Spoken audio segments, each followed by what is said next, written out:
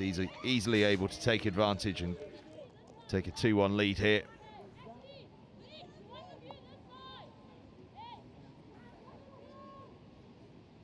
France very kindly passing the ball to South Africa. Might have been tempted to make them collect that themselves. Yeah, or you throw it to feet, which is my favourite. You're like, here you go, but I'm not going to be that nice. The old accidental overthrow. Oh, sorry, I didn't mean for that to go over your head. To be fair, I know a couple of people that in those situations just absolutely rifle the ball at the person and say how good are your hands. France going from deep here, making good ground, trying to get across their subs box, but they may in fact decide that there's enough space to just have a real attack. Chauffet thought about it. They're eating up the yards here. They're going to look to have a strike play, and there could be a bit of space out on the side here if they can get the pass away. They do get the pass away, and getting it down is Camille Martin. She had the first chance of the game, and now she's got a try to her name as well. 3-1 France lead. Yeah, superb transition, just always moving with purpose. Brilliant dump in the middle just to engage the defenders, and then everyone is always tracking. South African defender almost gets there. It's really marginal if the touch is in first. Superb coverage, but just not quite good enough. Well, if she went for the gap rather than giving the pass early, I thought, oh no, she's blown it, but such was the gas that she's got. Yeah. The defender was left scrambling. Yeah, just enough in the end. South Africa needs to reply.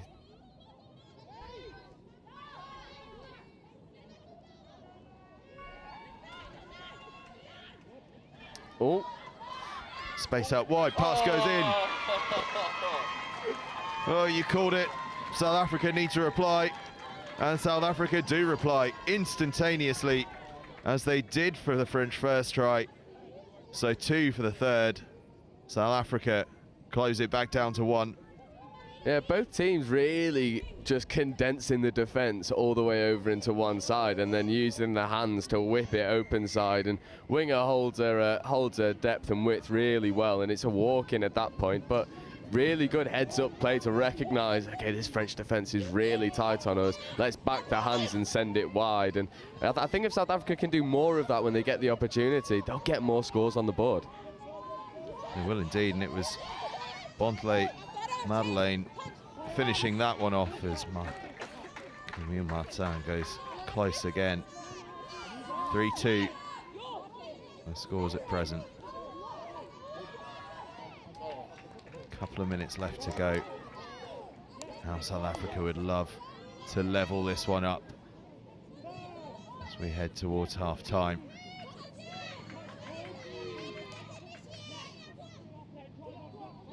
Having to work really hard to get to the right position to make their changes, but they've got them made, and there's a bit of space in the middle, but the pass doesn't go. And so it's a turnover and France possession. France windmilling their way over to that left-hand side so they can make their changes.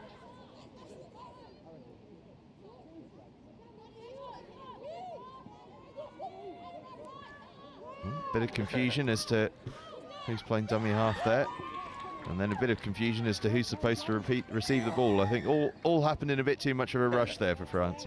Yeah, definitely, but you know, the ideas that you can see on the pitch are all absolutely correct. France are moving really direct in their transition. It seems to be the place that they're getting the most joy, especially when they're attacking the line. South Africa are looking to check the ball off in midfield. So as you can see, France are sending a couple individual players, but unfortunately some of the passes just aren't quite sticking. And yeah, if South Africa can up those little 1%ers, then they're going to be able to get to the line a lot faster with more touches to use. At the moment, this game is really in the balance, regardless of the scoreline having France up. You know, if South Africa can make some of these passes stick, then it's anyone's game. And they're playing with 6 more here. They burned a couple of them, but now they find a little bit of open space, and they've got a chance to launch an attack. They're on 3 touches. Now 4. 2 touches to play with, but in a good part of the field. Yeah, and again, France are condensed in that far corner. I'd take the dump and go open side. They do. Is the long ball on? Long ball is on, but long ball's put down. Defence have got across anyway, though. And that's the half-time hooter. One final play to go. In fact, the referee says that'll be that. We go into half-time. France leading against South Africa 3-2, and Joe, a very tight, cagey first half. A fair few errors, but I think we can put a lot of that down to the conditions here in the early morning kickoff. Yeah, definitely, especially with the way that the two teams are trying to play. They're trying to play very fast. They're trying to check off in the middle, you know, play the extra pass to get the extra meter. And maybe it's not the style of touch you want to play for the current conditions, because you are asking a lot, especially of the hands and of the and of your concentration. You know, first game, 8:30 tap off. Concentration levels aren't going to be where they are if this game was to be played at 12, 1 o'clock. But, you know, first half, cobwebs are off now.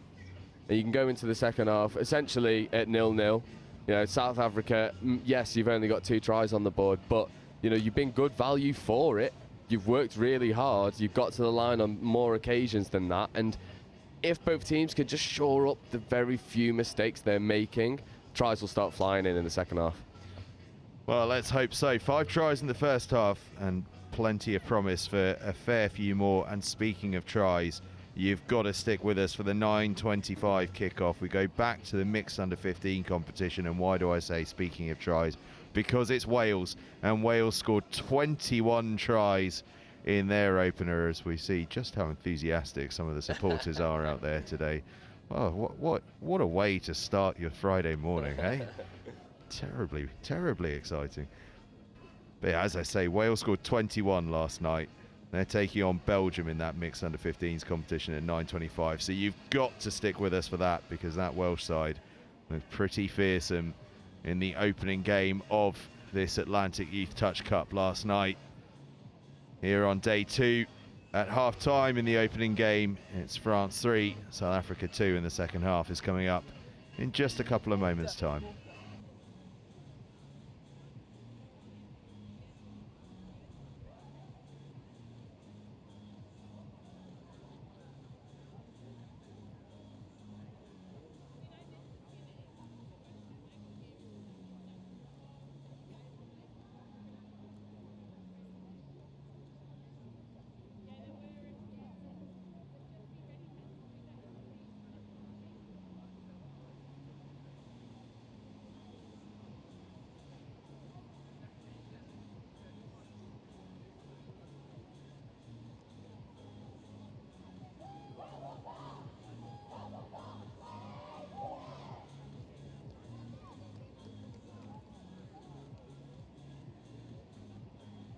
Ladies and officials, this is your 2-minute warning. Ladies and officials, this is your 2-minute warning.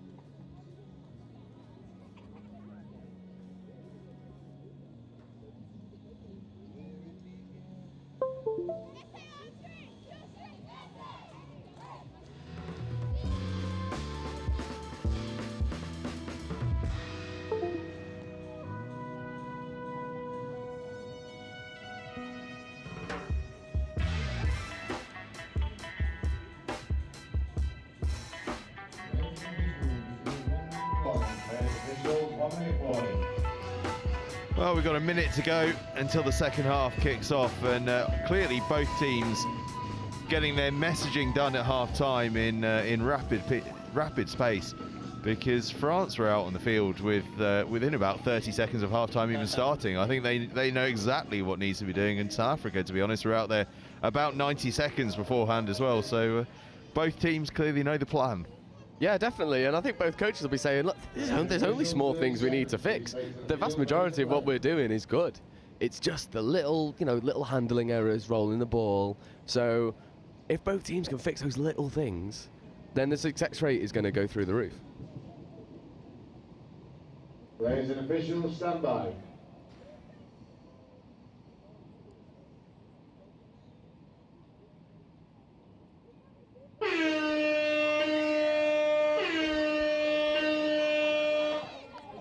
familiar hooter blasts off, and we are back underway for the second half with France leading South Africa 3 scores to 2, and of course for the uninitiated, France in blue, South Africa in green and gold. Well, in fact, just in green, really.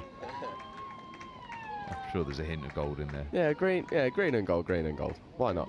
I think every other South Africa team for any sport ever is green and gold. And South Africa going close. South Africa going very close, so close that the try is going to be awarded. Sienna Hare, the perfect start for South Africa, and they have levelled it. Yeah, superb, and it looked like France was set for them to go open side, whip it back across and use the width. A big call came from the other middle for South Africa for the ball back on the inside, and ball carrier just goes, nope, you know what, I'm going to pop it out. The link's bit in too hard. Lovely try. She knows before the refs give it. And that's the dream start for South Africa. Well, we had to wait 10 minutes for the first try in the first half. We've had to wait about 10 seconds for the first in the second half. We're at 3 apiece, and a brilliant 20 minutes ahead of us, you suspect, as France launch into their attacking play, but spill the ball and South Africa get the ball back, and this is a very promising start to the second half for South Africa. Yeah, it looks like they've really fixed a couple of those issues. You know, the roll ball looks to be a lot cleaner so far. Attack is a lot more organised. They know what they're doing. They just need to secure the roll ball, because at the moment, once they do that, they're drawing so many penalties away from France. And France at the moment are really struggling to get the midfield press on. If South Africa start to play around just a little bit wider, then they'll find the space that's outside the single shooter. South Africa Good done. could find a bit of space. There is space on the left-hand side, but the touch had just come in. But it's the right idea, just trying to work on the outside to try and force that overlap. Yeah, South Africa have started like a different team. They really have. They look like they're running with a lot more purpose. They know what they're doing. Oh, I think they got the touch count wrong there, because that was 5th touch. They could have set a really nice strike. And now they're going to have to create something. No touches to use. Yeah, good shut down by France. Clever play from France as well. Squeeze the defence on that far side, knowing the big pass can't really come in at this stage in the game while the ball is as wet as it is. Yeah, and they know that that's the risky play. It might reward you on occasion, but it's a lot more risky than, you know, working the ball down the short side. And there are other options that will be safer for South Africa. So for that French middle just to get up and close that space, it's perfect defensive play. Promising signs here from France as they absolutely fly up the field. Could be a bit of space on the right-hand side. How's the handling? The drift on the touch is good. And South Africa close that danger up. I think it's just been given forward in the end. Oh, it's getting away with one a little bit there. Fortunately for South Africa, I think the referees had all turned their backs at just the right moment for them, so they've got a chance to play out. Can they take advantage of their good fortune? France actually do really well to get an early touch in and now get a second touch in, and South Africa having to work very hard on this particular set to get up to their box. In fact, so hard have they been forced to work that they end up making the error. And France with their best opportunity of the half now. Yeah, and hopefully they'll get their reward for their defensive effort, because they really put the shove on. South Africa couldn't deal with it. Now France are at the line. Lovely check-off back inside. Oh, I think the touch has just come in, but they'll get the repeat set for offside. Sarah Guitard absolutely gutted she'll be. She thought she'd got over. She'll have to go again. She may yet have a chance to. Doesn't quite receive the pass on that occasion from Huget. Yeah, it's really, you know, it's well-organised attack at the moment from the French. They're running their quickie sets, steps back. Good defensive shot there. And at the moment, France, you know, South Africa have got very tight defence. Maybe quickies aren't the right play, but we might see a variation. Oh! We did, and it just didn't quite go to hand. The space was there, and South Africa with another good defensive shot. They've been able to do that relatively consistently to this French team. They just need to secure the ball in their transition and get fresh legs on.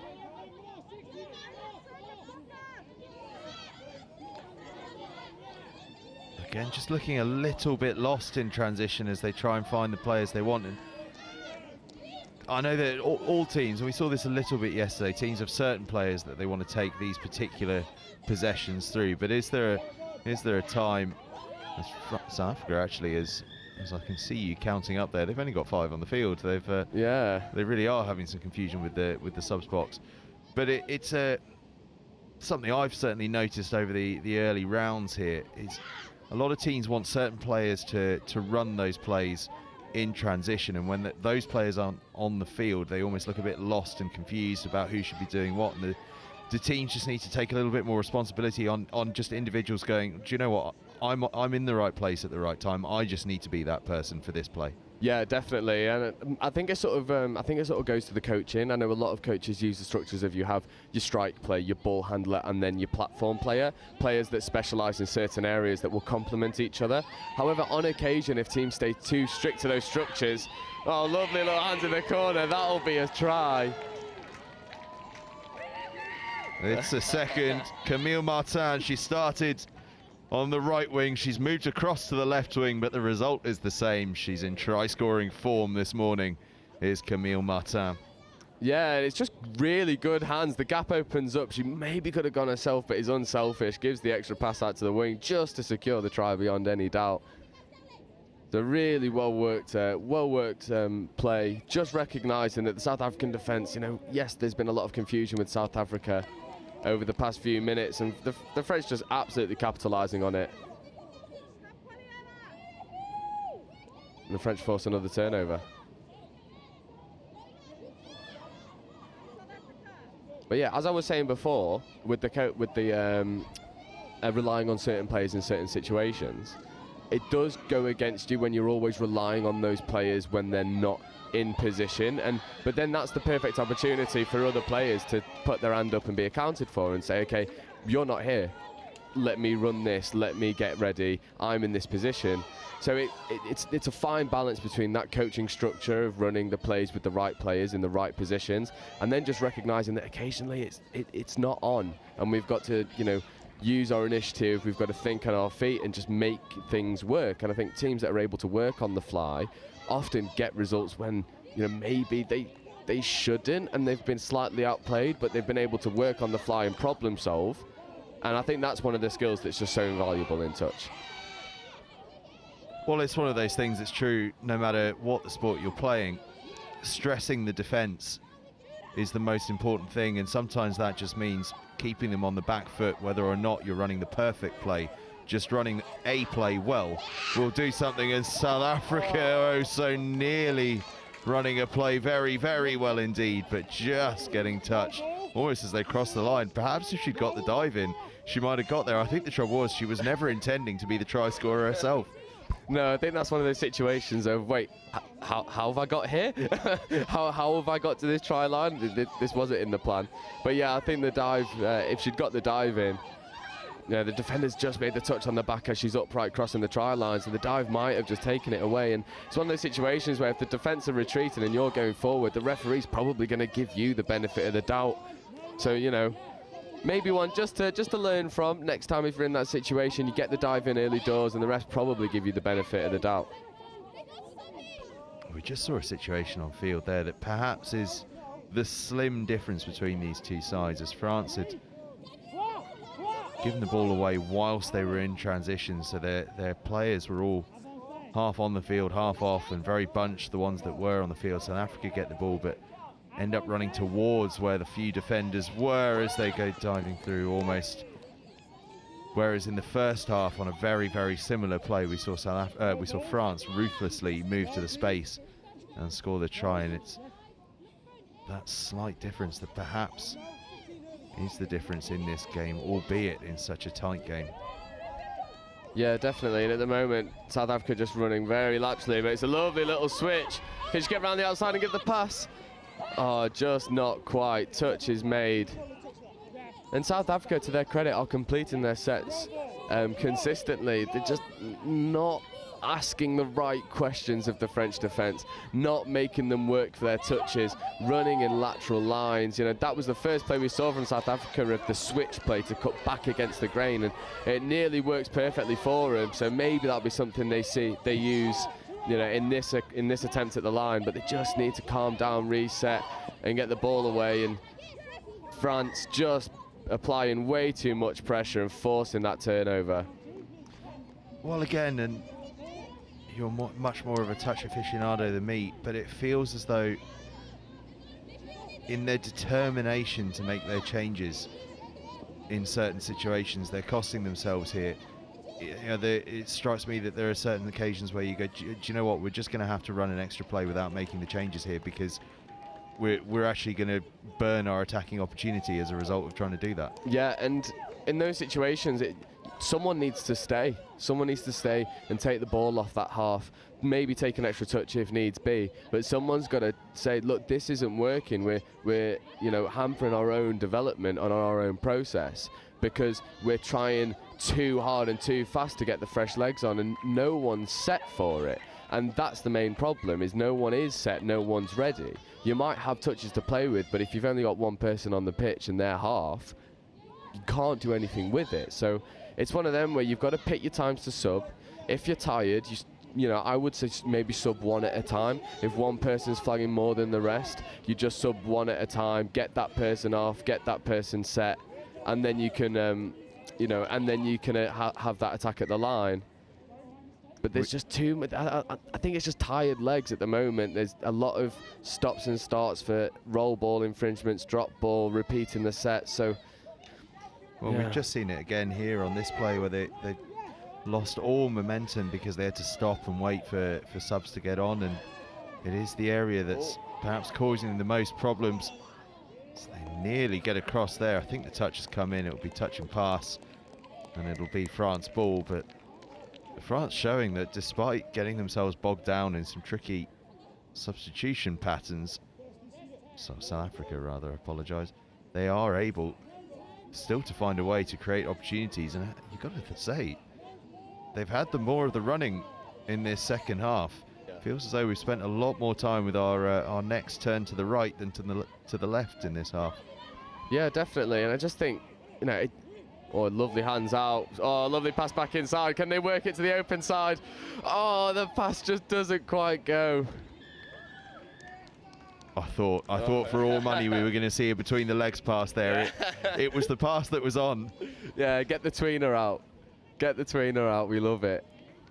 I do hope we see one of them this tournament, because they are spectacular when they go to hand. Well, you just see it where the body angle was there. It was difficult to get the pass away, but everyone knew where the space was, and if there was ever a time to pull it out, it was there. Touch is made as France. A little dabble at the line, still with this slender lead of France, 4-3.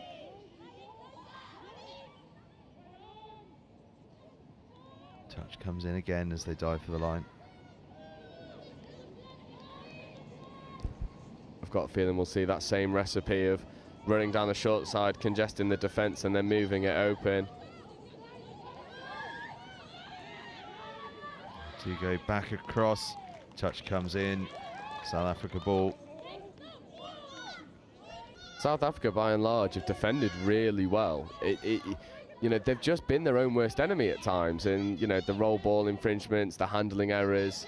You know, that turnover count for South Africa will be so high just from the first half that, you know, yes, they've made fewer errors and they've definitely drawn more errors from France, but because you made so many errors in the first half, you're always going to be up against it, and you can't help but feel like if France can, if South Africa can complete their sets and get into the France red zone more consistently, then, you know, South Africa could be the ones in the lead at the moment. And you know, it must be frustrating for the coaches to see all of the good work that gets undone by one or two handling errors of just trying to throw the extra pass when it's not necessary. Sometimes you've just got to hold on to the ball, take the ball down to continue your momentum, to continue your progress to the line.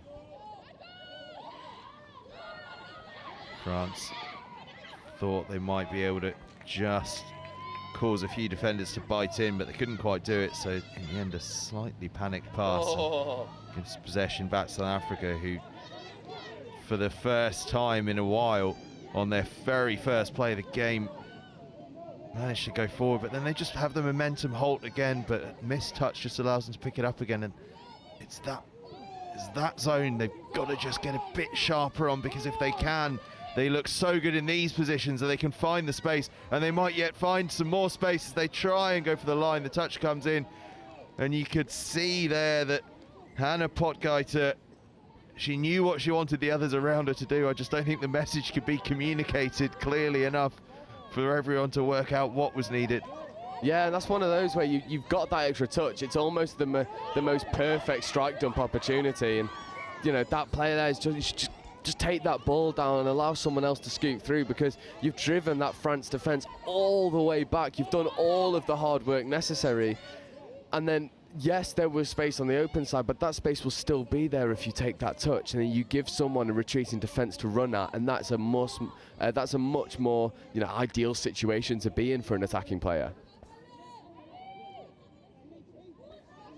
We tick into the final 4 minutes. France with this slender lead.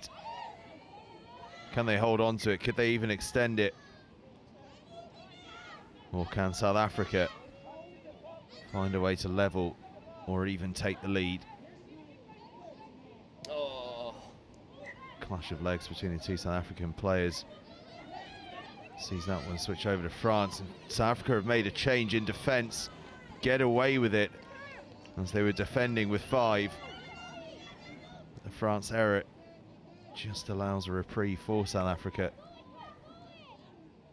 I feel like South Africa just need to, keep their eyes up a little bit more, because on those turnovers in transition, France are really rolling the ball quickly, getting the play started again and trying to catch South Africa off guard. They've already had one score from it, and they almost had a second there.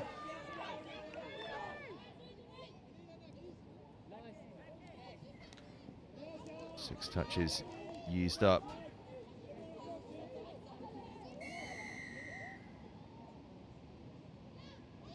Is the referee saying there that that ball wasn't given back nicely enough, basically? Yeah, definitely so. That's not one you see given very often, to be honest, apart from if it's glaringly obvious that someone spun that ball 30 yards away. But France essentially will get a crack at the line if they can move the ball nicely and get upfield, but South Africa making that touch behind where the previous one was made, so brilliant pressure. You could see that the France players weren't happy with how the ball was given back to them, but it was given back to them exactly where it should have been, just perhaps not as delicately as it might have been. Yeah, definitely. And I think that's just a bit of tiredness coming in. Ball goes wandering past you, like, yeah, let's kill a couple minutes. Oh. Opening here for France. Pass goes out. Martin with the hat-trick, but I think that pass has gone forward. It has indeed. Oh, South Africa player looks to be in a little bit of discomfort, maybe caught one in the cheek.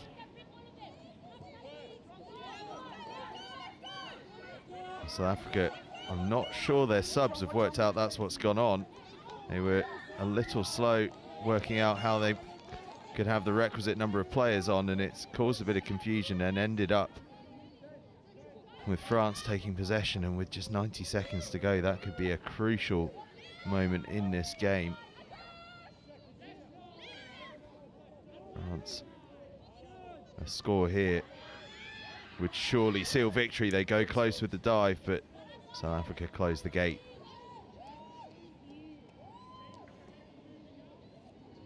We're down to about a minute. South Africa needs something. France just need to get through their phases. They dive again, but this is all seconds being used. They'll be very happy with this, France. Back they go. 45 seconds now, and France being very, very wise here in their use of the clock. Now they move the ball. Oh, good fast hands. They could finish with a score. They do finish with a score, do they? No, not quite. Not quite. There will be one chance of South Africa, but they are going to have to be snappy about it. There's a big old clock at the end of the ground here. They need to be paying attention to it. They need to think about how to work with this time. They've got 11 seconds. They know they need to create something. France know that too, though, and are just sending ones and twos up in defence to make these aggressive early touches and not allowing South Africa any progress. There is the hooter, and South Africa pretty much just stopped playing for half a second. What are you doing? Play! And France celebrate. They know how hard that was, how hard they've had to work, how good they had to be at certain times in that game. And France open the day's play up with the victory. A strong defensive effort just to make sure South Africa couldn't progress up the field in that final play. And a well-deserved, if very tight, victory for France in the end. Yeah, definitely. Really good value for the win. And I think the game was won in that game sense of, the fast turnovers, increasing the tempo of play, and then right at the very end, just slowing things all the way down, being really composed on the ball, just really taking care of it, not forcing any unnecessary turnovers. And South Africa could probably feel a little bit hard done by. They had loads of success in certain areas, but the error count was just too much. If you're constantly turning over the ball, it gives you everything to do. I think what we saw there, though, from South Africa was that if they can stay in touch with what looks a pretty good France side, when they're probably not playing at their best, we saw quite a lot of difficulties in transition. We saw a few sort of handling errors and things. They can iron those out, and they are ironable out things. They've got some real chances going forward throughout the rest of the competition. Yeah, definitely. I've got to say that I am very impressed, especially for the defence, which is something that I tend to focus on. The defensive spacing was really good, and it forced France to go wide. And if you're limiting a France side to 4 scores, then that's something you can take a lot of pleasure away from, because you've worked really hard defensively. Like I say, the thing that went against South Africa was just the error count, the drop balls, the infringements at the roll ball. It all stacks up, and you're just surrendering possession over and over and over again. And there was a period in the second half of 5 minutes where it was South Africa turnover, France turnover, South Africa turnover, France turnover, and you just thought if South Africa could secure that ball and then work through the pitch with the amount of turnovers that they were forcing, they were going to find the success, but it just didn't quite happen for them. And early doors, time zones might be playing a factor. Tired. First half, it was very dewy on the pitch. So a lot of external factors that will contribute towards some of the errors. And if they can iron them out, like you say, they're going to give every team a good run for the money. They certainly are. France with the victory. A strong performance from them. As we say, though, plenty to be proud of for South Africa as well. It was an incredibly tight game, and it all finishes up France 4, South Africa 3. Do stay with us. The 9:25 a.m. kickoff, we switch back to the mixed under-15s, and it's Belgium against Wales. Wales, who remember last night scored a whopping 21 tries in their opening game against China. This one not to be missed. Have Wales got more of that in the locker? We'll find out in a few minutes' time, so do stay with us for that 9:25 kickoff.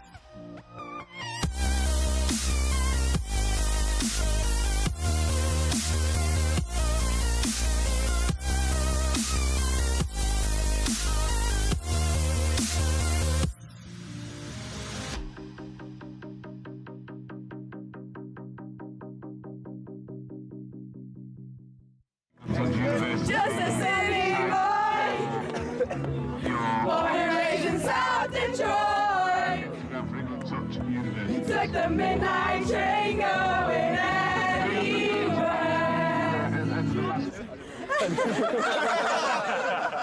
No, sport mode. That's how much I care about the threes. Even got them in sport mode.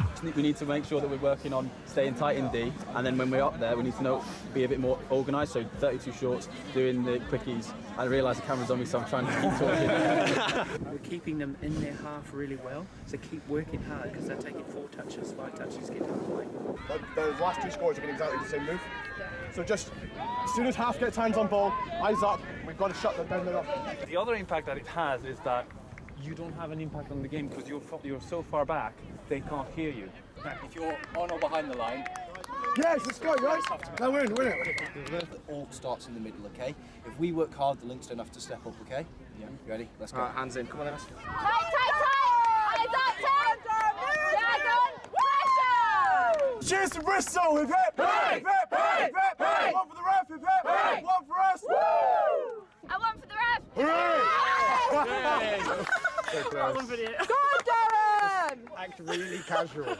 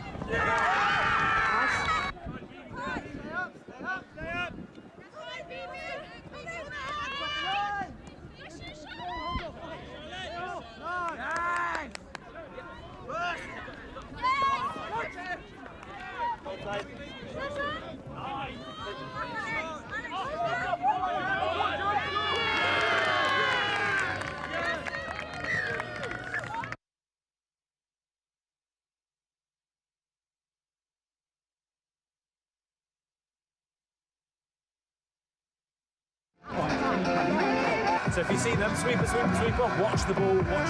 Rather than keeping an eye on your play, it's who's in your opposite position. Yeah, exactly. Because it's quite, It overlaps. including me, I will follow the player rather than the position. So if they swap, I'm swapping the player I'm But marking. also when we 2, 3. Yes! So just come up, if you're worried about being run around, come up and force them to do things. And then that way they won't be able to get all that space. Up, Sarah, get Brad, up, get toes on your toes! Get up! Take the space! Take the space! You work hard defense. Get onside early, help each other out, okay? You run quickies, you stay tight, push out, okay? Put a smile on your face, enjoy yourselves, yeah? It's a big game. Let's get it, yeah?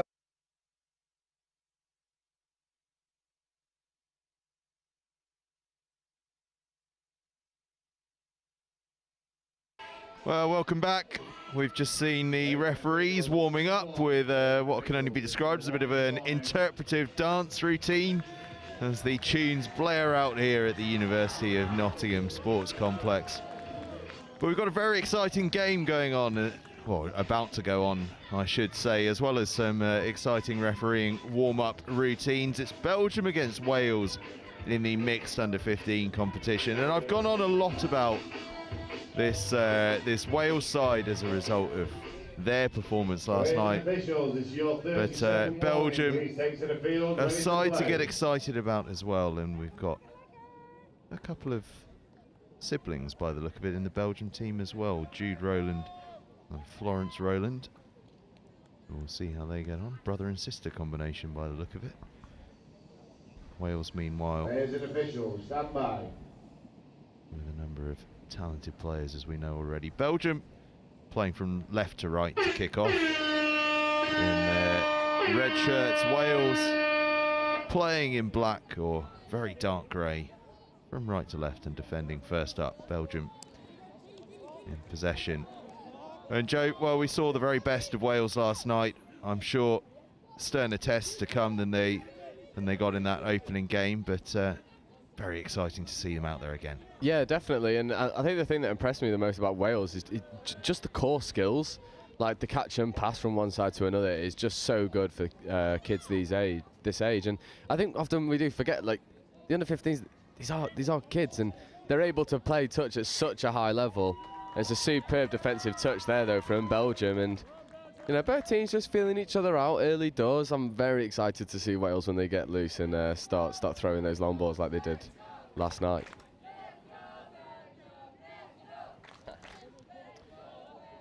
And of course, on Visor Watch, one of my side hobbies, we've once again got 2 referees out here who not only have they shown us their dancing skills, they've also shown us that their headwear and the weather bear absolutely no relation to one another's. We've got a cloudy, cold summer's day, and the referees have decided that a visor is the necessary headgear for such a day. I'd be out there with a woolly hat if I'm honest.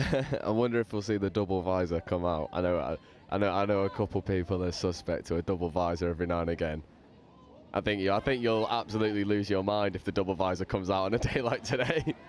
Sure, the only circumstances in which I will appreciate the double visor is if they're worn sideways rather than front and back. I want to see wingspan. That's what I'm all about as Wales work their way forward. We saw this from them yesterday, and that man in particular, Williamson, going with real patience. Unfortunately, they're just losing the ball as the touch came in. So Belgium already showing that they've got defensive solidity to work with, and strong facials as they get the pace moving.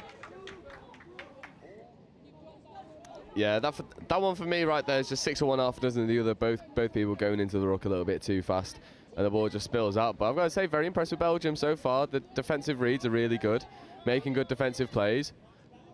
Wales at the moment just rolling through the gears, starting to increase the pace, especially in the transition now. And I suppose for Belgium, given what Wales did last night, the key for Belgium will be to keep Wales out for as long as possible, just to allow that confidence they probably gained from last night, just to slip away a touch. Big pass comes in but doesn't stick. But if they can hold Wales out for a period of even 5, 6, 7 minutes, Wales are going to start to just lose that little edge of confidence they got from last night. Yeah, definitely. And you know, I think if anything, Belgium will come into this game more motivated than Wales, because they would have seen the score last night and would have been like, okay, we've got to be on our A game, we've got to bring it. Wales, on the other hand, will probably be thinking, we did amazingly last night, we don't want to be complacent, but it's kind of hard not to just take a second and appreciate what you did. So, you know, at the moment we're seeing Belgium put loads of pressure up, Indy, really forcing hard touches at the roll ball, and Wales have to work really hard for their scores. A superb covering touch from the Belgian winger, just making a brilliant shot, shutting down the link. If the ball had been slightly out in front of the male link for Wales, then maybe that pass could have gone quickly. Wales inject a bit of pace, could be a chance here. They dive, but the touch comes in. So at the moment, Belgium defending brilliantly, closing down the spaces, moving together as a unit. It's like they're all on the same line of string at the moment, not allowing any space to come. And you know, Wales are having to resort to long balls early doors, and it's not necessarily what you want to see. You want to hold the long ball off for as long as possible, and if 4 minutes in, that's, you know, the place you think that you can find the most success in your attack, then I think that's just a testament to good defence, really. And in these early morning games where there is a bit of dew on the ground, the ball is still a bit wet from overnight rain, is it a little easier to defend in this early part of the day than it was perhaps last night, and as it might be later on today, because you can be that much tighter in the knowledge that the long ball is so much more difficult? Yeah, 100%. And, you know, for my defence, I would always say defend tight, force them to throw long, because it's just a higher risk option. And, you know, touch is sort of that game of percentages. You want to limit your opposition to the hardest possible chance. And at the moment, that is for sure the long ball. And Wales moving with more directness there, and they're going to get their reward. Finlay Britton with the score. Had a hatful last night, and he's the first person on the scoreboard today. And just to demonstrate that greasiness that we spoke about, just look at how far he slides as he dives in here. Yeah, it's a really good play. 32 short coming off the back of their transition, getting fresh legs on the field. They managed to do so, and you know, that's the benefit you have when you start to run really hard at defences, is you've got people retreating and you're going forward. I know I'd rather run forward than backwards, and you know, Wales get their reward, but Belgium come back. Good hands, and now they're going to have to create something without a touch.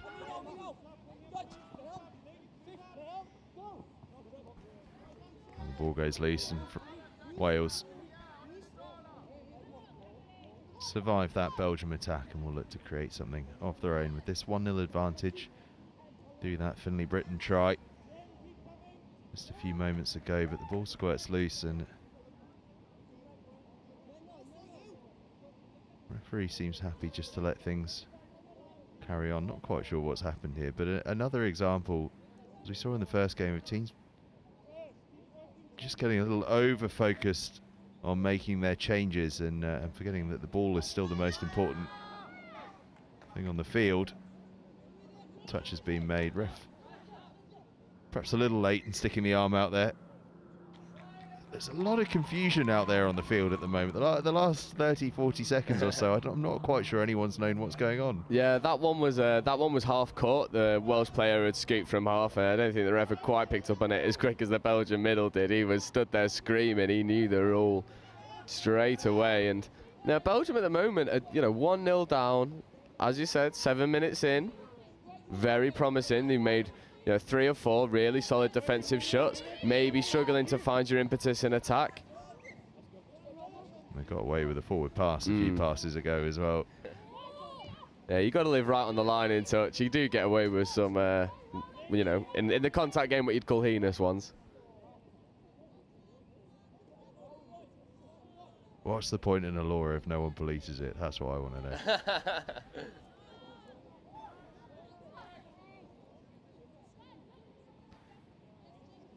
Wales going through the gears here. Nice passing, there's space. Goes himself instead. Oceanaires with the score, and it's 2 for Wales. And they are proving everyone who saw them last night and expected big things of them right here. They're just looking very, very clinical, very calm and composed when they get into that attacking zone. Yeah, definitely. And for all the good that Belgium have made in terms of their defence, it's just that transition. When Wales really get motoring in their attack and they're rolling into their attack with a lot of momentum, Belgium have found it really hard to defend. And it just makes the Belgium defenders' job so much harder, having to retreat against people running forward at you. And if Belgium can start to get some proper attacks at the line, I think they'll find a lot more success. Belgium throwing some wild passes. They were all working up until that moment, but that one just going down, and Wales get easy meters there. 2 touches and they're already up to halfway. And a chance here to really launch something, but that ball is loose. Just got to be that half a second more careful with the ball while it's just drying off here.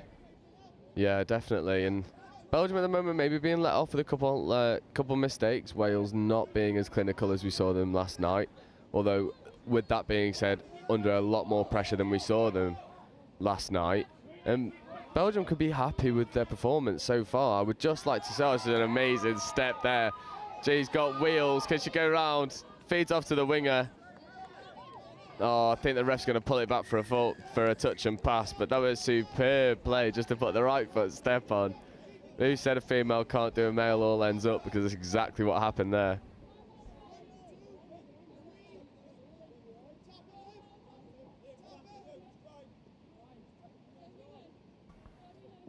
Williamson takes it in. Now they start to ease their way forward and back into the hands of Williamson. Enjoyed himself last night. What can he do this morning? They go diving for the line.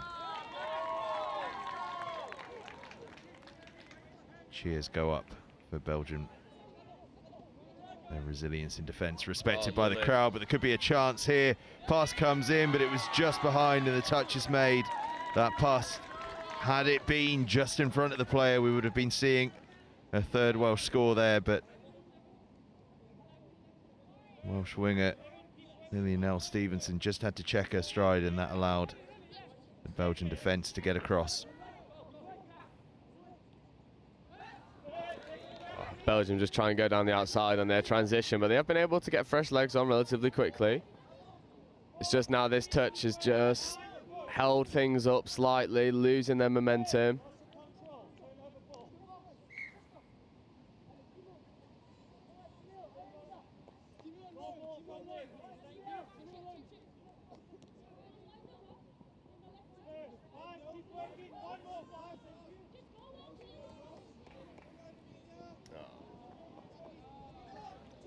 Again, it's a scrappy roll ball from Wales, and it gives possession to Belgium.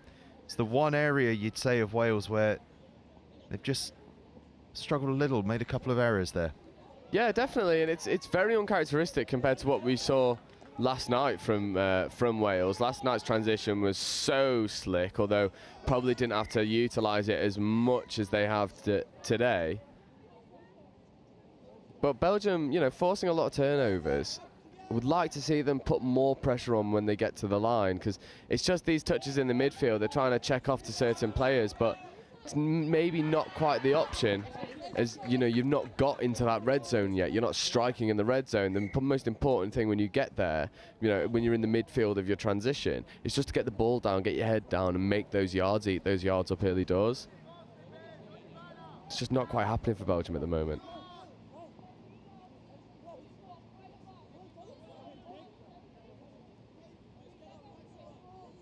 I'm loving the lethargic spin passes from Wales. It looks so relaxed. Just, yeah, there you are. Yeah, go on, you have the ball, no problem. That ball just going down, but that's that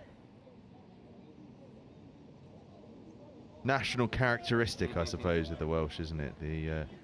The oval ball is deep-rooted in their psyche, and the intercept coming in from Wales. Finn Keeley gobbling that one up and getting across to their third score.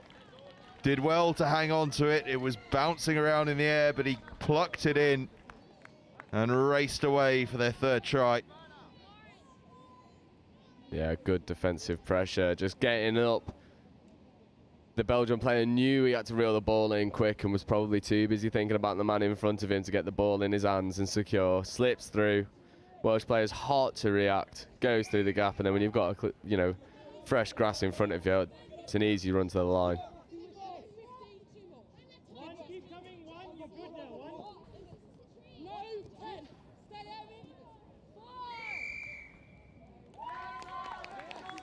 Six more for Belgium, and a chance here to get on the score sheet. What a difference that would make. Big cheers coming up from the Belgian crowd. Can they take some inspiration from that noise from the crowd just below us here? They're trying to find space. There's not a lot of space on that field at the moment. Wales have got their defensive spacing in such a way that all Belgium can see is a wall of black and grey in front of them, and Wales shut them out defensively. That's a really solid bit of work from the side that's got the lead at the moment. Yeah, and it was a much better last touch there from Belgium. I just thought that the pass could have gone one further out. Thought the male link was in a lot of space, but you know, if you're the coach for Belgium, you can take positives from that. You've got to the line, you've completed your set, and that last touch looked very dangerous. Williamson diving through. Has he got the ball down before the touch comes in? Yeah. He has indeed. Noah Williamson. Well, I said he was a box of tricks. And here he is, scoring his first try of the game. Wales is fourth. And they're starting to motor now. It was a nice pass from Thomas Priest-Evans. And no one stopping Williamson from there. No, definitely not. It's a lovely little ghost back on the inside. Looks to wrap around the scooping players outside, and then just checks his run back on the inside, finds the space, goes through the gap, and lovely little dive to get himself over. And Wales now starting to kick through the gears, starting to put Belgium under more pressure. And Belgium maybe just need to find some more impetus in attack. Oh. Belgium do really well to get the ball away, but Wales do well to get across and make the touch, but it was Really nice handling from Belgium.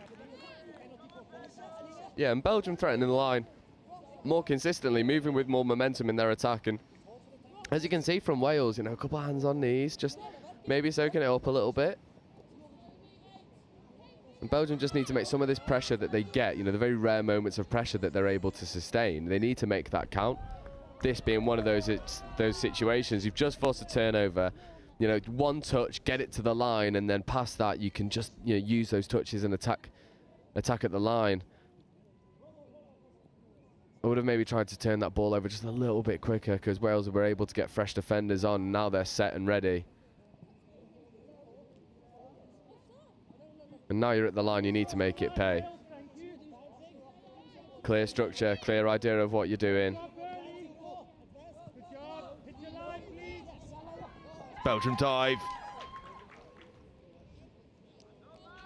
Not quite. No, good dive, good setup, but you know, Belgium are quite obviously they're trying to dump on the middle, and the link just got up and promoted to stop that from happening. Although they've got both middles up here, they step back, go for the dive. Yeah, ball down, both defenders offside, and Belgium get the reward for their pressure. And the Belgian supporters are loving that. Finn Keeley with the score, and it's the combination of Keeley and Henri Chantrain that does the damage for Belgium. Yeah. And that's a tidy bit of finishing from Finn Keeley. And Belgium are on the score sheet, 4-1 down, 2.5 until half-time. Yeah, Wales are going to look to reply, but just commenting on that score, it's the first time we've seen Belgium be able to get both of the Welsh middles up, and in that one instance they were able to capitalise, but Wales come back and reply almost immediately. Matthew Clatworthy once again showing the advantages of a greasy top on the ground, sliding home for Wales' fifth. Yeah, Belgium try and defend as a pocket, and you know what I mean by pocket is they're sending a middle to get to the line early to then fly off and get into space, but you know that pocket middle was just creeping across too much, and you know at that stage it's just a foot race to the line. If you're sending your fastest player on the sweeper, which is what the sweeper play is designed for you to do, then you know there's only really going to be one winner. It's a really good play to run by Wales to run against a pocket defence, and you know for this age group to have that level of touch knowledge, I think is just outstanding, really.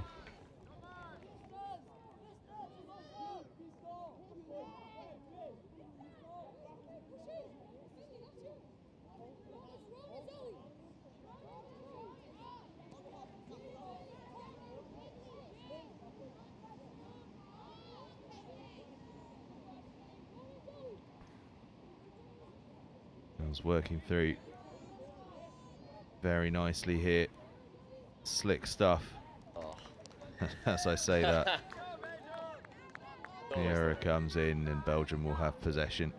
It's always the way. I was just about to say that Wales seem to have fixed that transition, but just off the mark as the refs call it, and now Belgium get an opportunity to run through their own, but 2 touches taken to go to the box, and it's just gone to ground, and they're maybe going to be able to get fresh legs on and set before Wales can roll the ball. Again, though, it feels like another example of teams prioritising making their changes over the most important thing on the field, which is the ball. Yeah. I'd always say just never forget the ball. Never, no matter how tired you are, no matter how much you want to stick to structure, never forget the ball. If that ball's not safe and clean, then you've got to make sure that it is. And unlucky that the long ball just doesn't quite stick for Wales. Just not quite getting the accuracy with that long pass. Otherwise, Stevenson was in for a certain try. She had so much space as the hooter comes in, and the touch comes in at the same time, and that's going to send us into the half-time break. Wales leading 5-1, and Joe, we gave Wales the big build-up, and they're delivering on that. Yeah, definitely, and I don't think that they've really, had to try and dive deep into any sort of playbook for their attack at the moment. The basics are serving them well, and 4 scores to the good at half-time is a very good place to be in. But Belgium aren't without the positives. They've made some good yards going forward. We're now starting to see some more directness in attack. Just whether they can sort the disorganisation in defence will dictate if they can get back into this game. 5-minute warning for the second half. Absolutely. So at half-time here, it's Wales 5, Belgium 1. Belgium giving a good account of themselves, but work to do. Wales showing everyone that they are just as good as we all thought last night.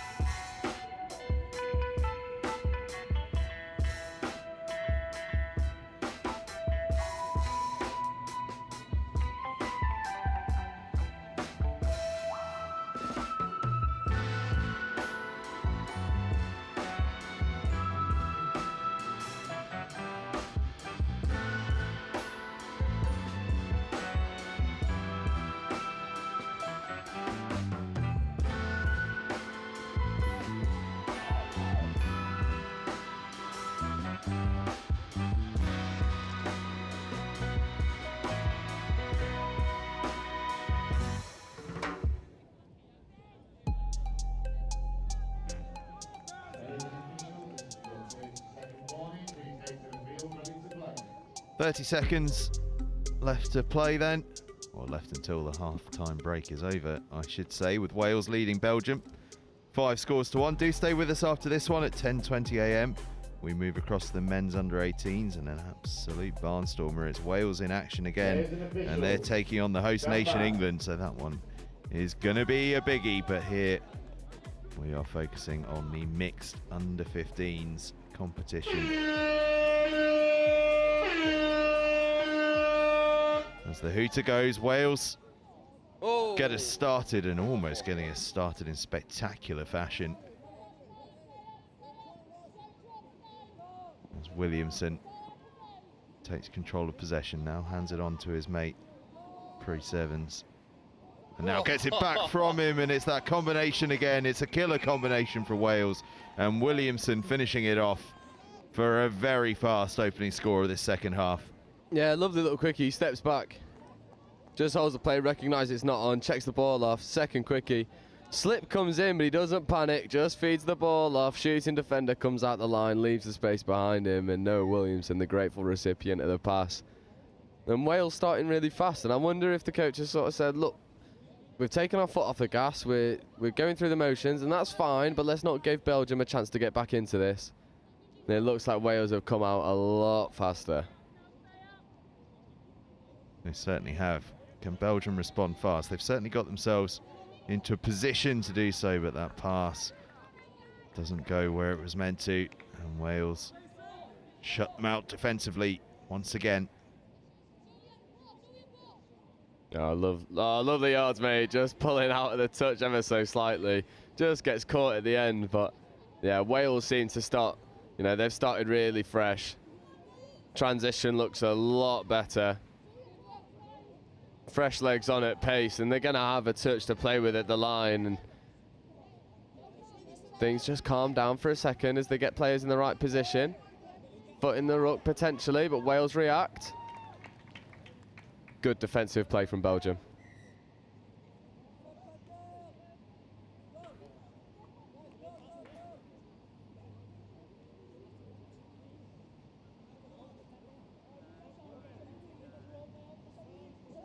Important play that from Belgium.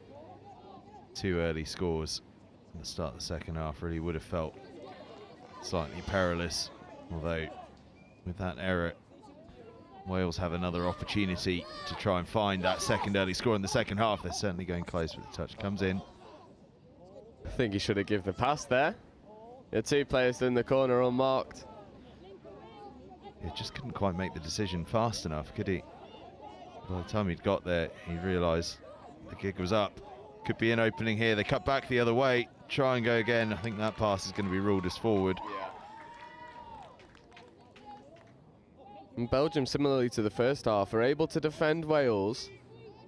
But when Wales really start to turn the screw and roll through in momentum, that's when Belgium really struggle. Another of the great paradoxes of the game of touch. Forward pass very much cared about once you get near the line, but no one seems to care until then. Yeah, definitely. It's one of those. It's the little nuance of touch. You can get away with it being slightly forward. As long as it's backwards out the hands, the referees don't really mind. But if it's too exaggerated forward, then the refs will be straight on it. Oh, that's a shame, because they'd worked that really well to send the doggy sweeper on the link. They'd exposed it really well, but just run out of touches to run it. But if Belgium can do that with a touch to use, then they'll find lots of space out there. Wales arriving at real pace here.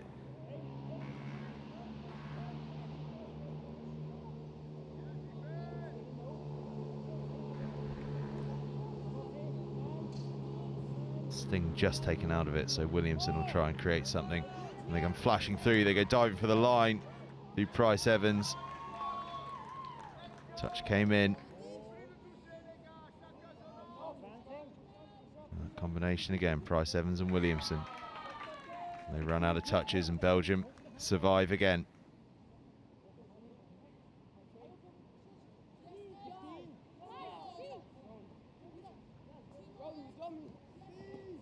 Oh.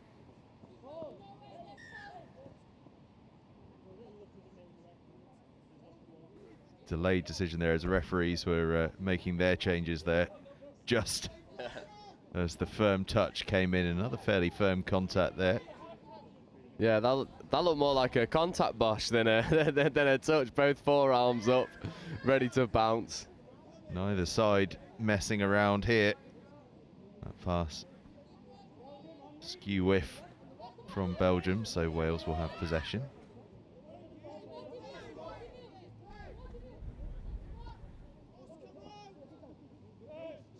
Williamson gives that one to Ross Rossi, and they move it out to Sienna McCormack, and they're just winding up here, Wales.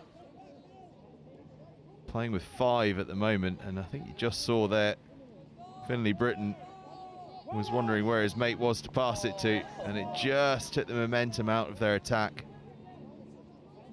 He actually ran a really nice passive line off the back of that then. Arrived into the space quite late, but the Sporting players didn't quite see him. Long ball goes. And that's 6 touches. And Belgium have sorted out some of the problems that they had in defence. They're hitting the line really nicely and getting off it. And it's just a case of if they can actually get to Welsh line and threaten them, because they're just forcing too many turnovers in this transition. And Wales are just able to sustain too much pressure.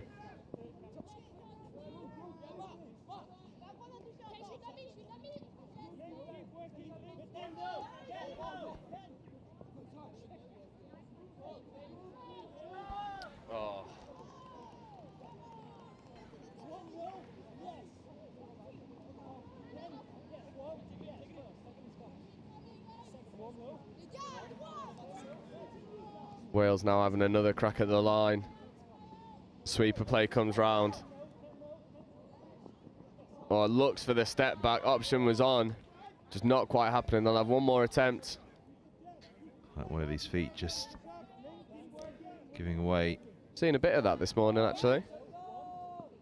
It's been quite greasy out there. The big pass comes out again. It's just behind the oncoming player, who then has to check their stride and spills the ball, but the defence have been able to come across anyway.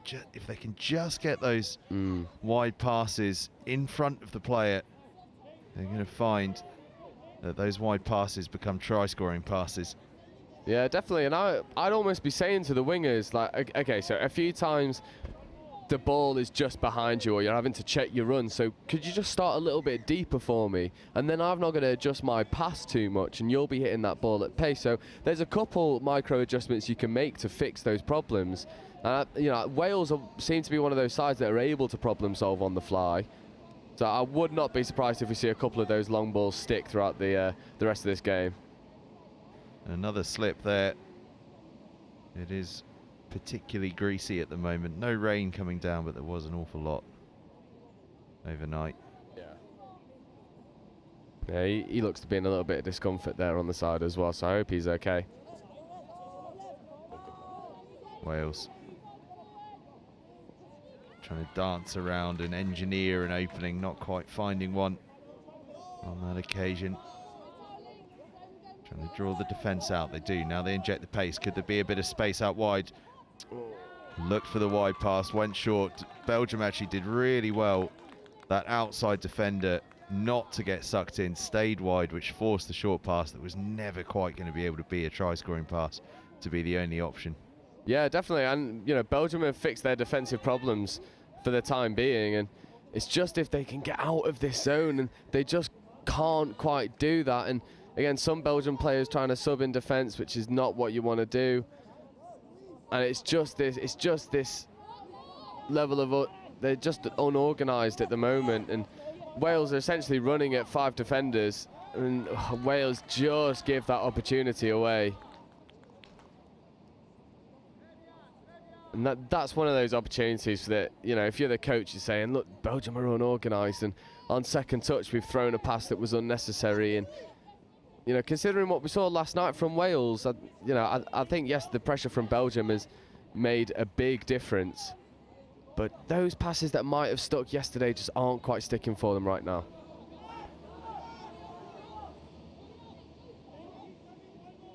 Nice step there from the Belgium 10, Paul Lee. It's back in possession again. Use up their 6, but for the first time really, Belgium had made decent progress up the field since this second half began. It's been all Wales, although they've only got one try to show for it, so the Belgian defence has been operating pretty slickly. It's just in attack where they need to just find a way to just hold on to the ball for a little longer. Yeah, definitely. And Wales maybe not making their opportunities count as much as they did last night.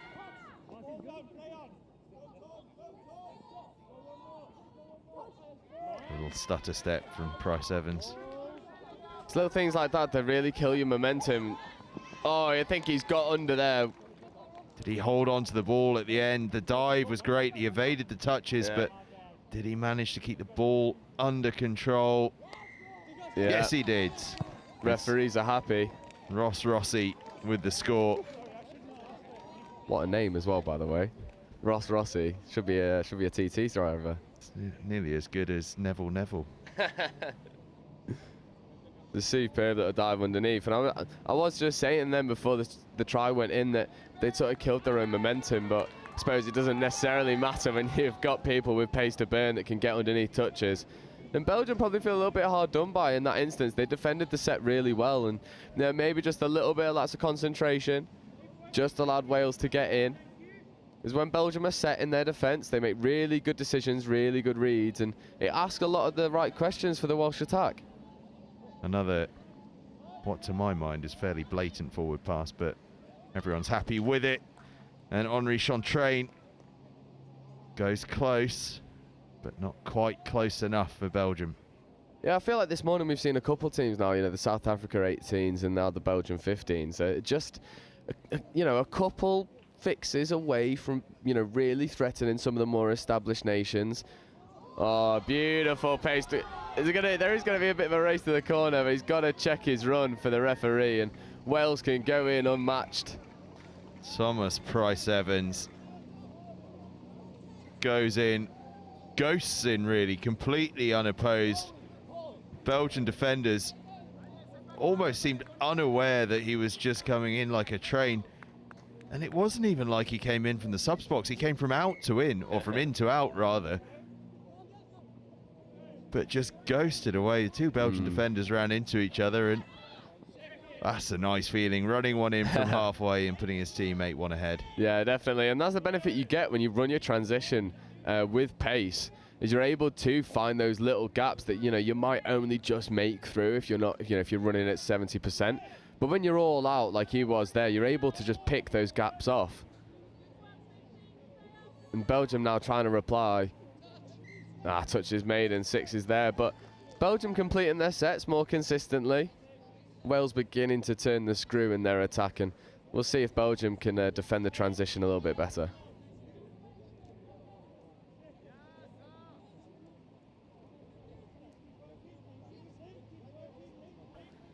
A reminder that coming up next, England versus Wales. Mixed under 18s, massive game. The hosts against their nearest rivals.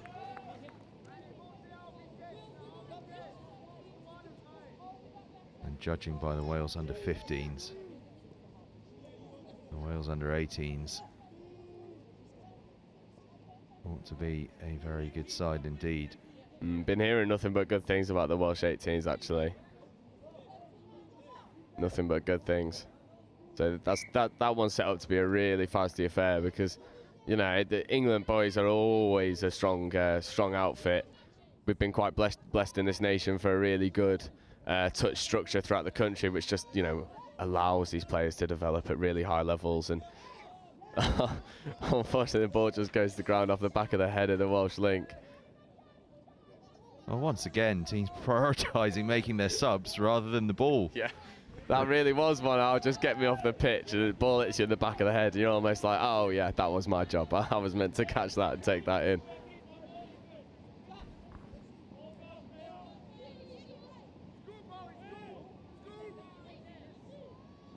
Chantrain has looked like the creator for this Belgium side, but just trying to create in the face of a Welsh brick wall.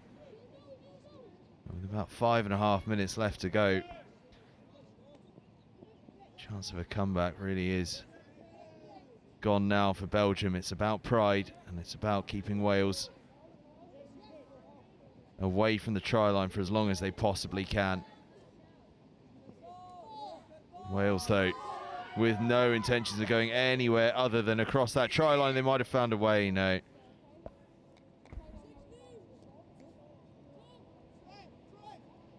Yeah, Wales will get a repeat set of 6 now. Offside called.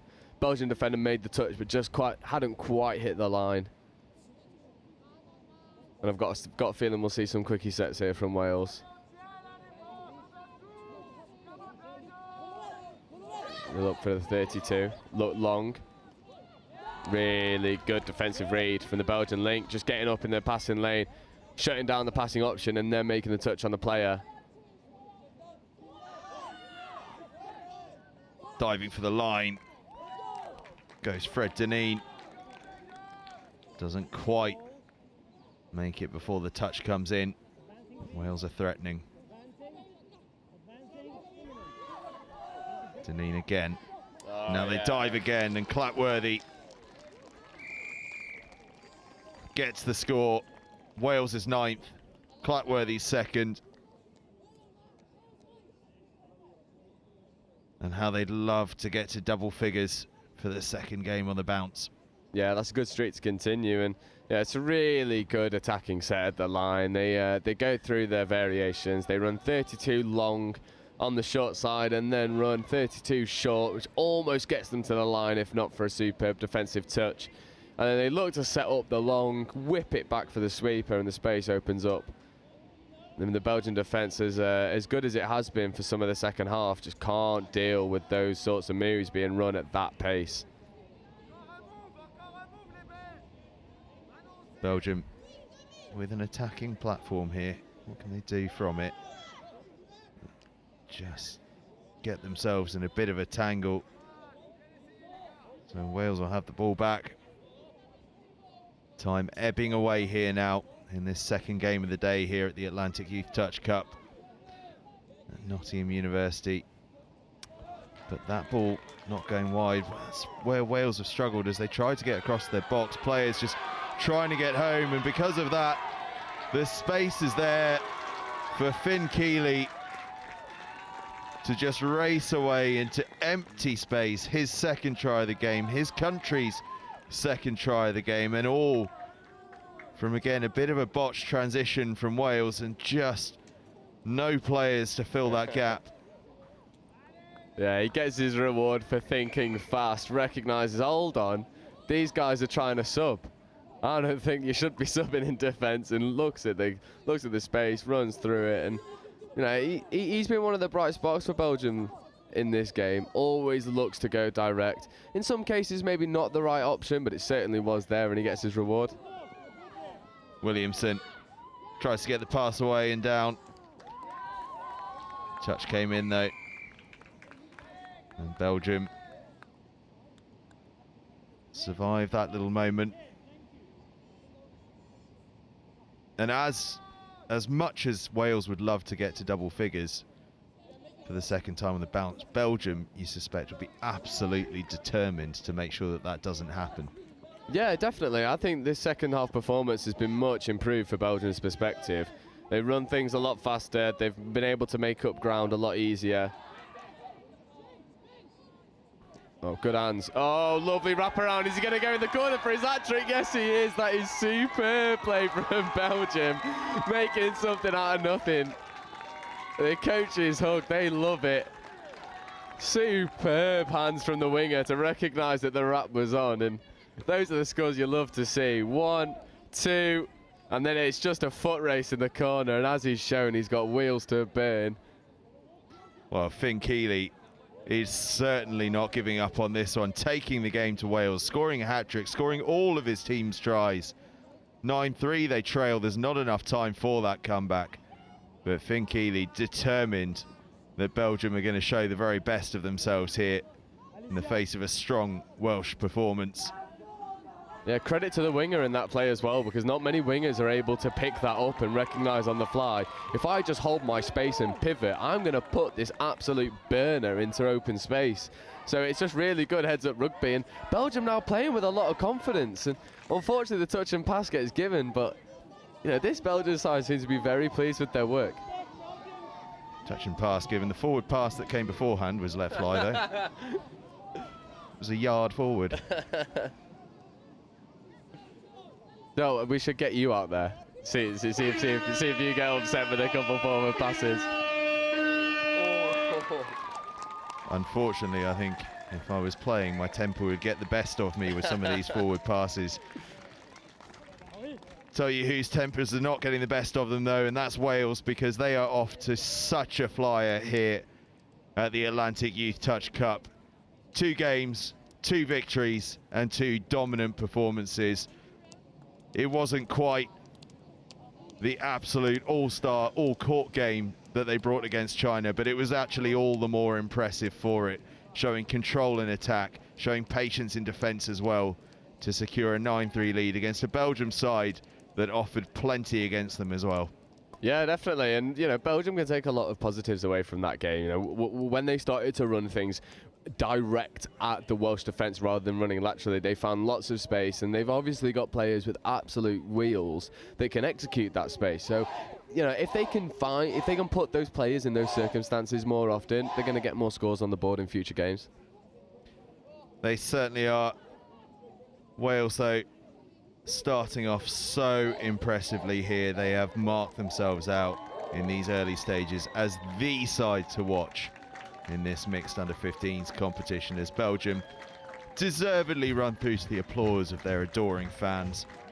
They gave every bit as good as they got in that game, but it all finishes up with Wales earning the victory against Belgium, 9-3. And do stay with us, because, as I say, that 10:20 kickoff coming up next. It's the mixed under-18s, and it is England against Wales. It is going to be massive, and it is coming up in just a few minutes' time.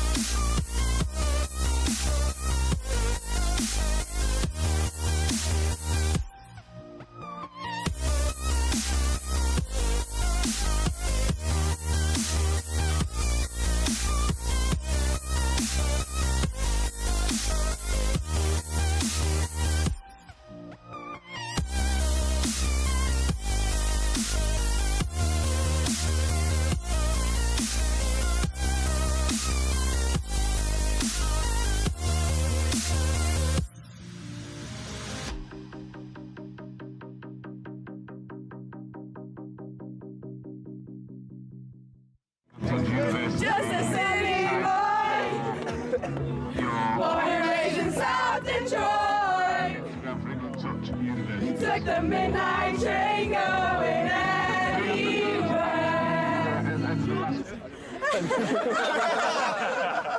Oh, sport mode. That's how much I care about the threes. Even got them in sport mode.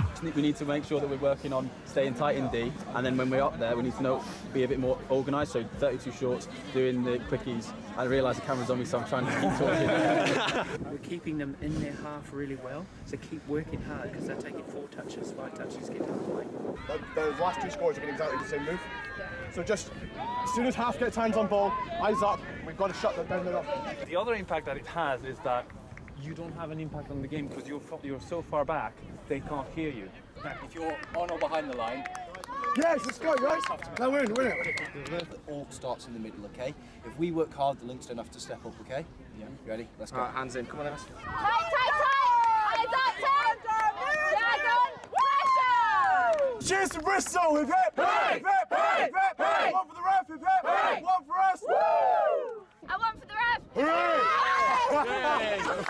so close. Go on, Darren! Act really casual.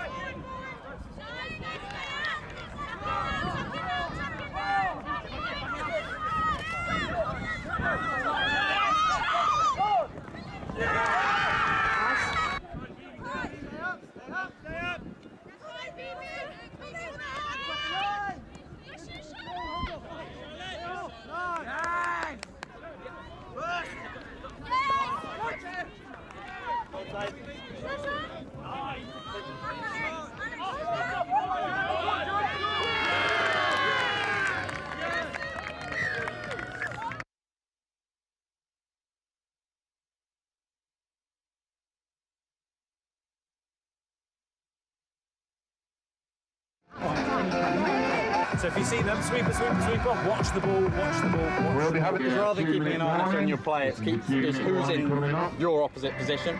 Yeah, exactly. Because it's quite, including me, I will follow the player rather than the position. So if they swap, I'm swapping the player I'm marking. But also when we 1, 2, 3. Yes! So just come up, if you're worried about being run around, come up and force them to do things. And then that way they won't be able to get all that space. Up, Sarah, get Brad, up, get toes on your toes. Get up! Take the space! Take the space! You work hard defense. Get onside early, help each other out, okay? Alright, quickies, stay tight, push out, okay? Put a smile on your face, enjoy yourselves, yeah? It's a big game. Let's get it, yeah?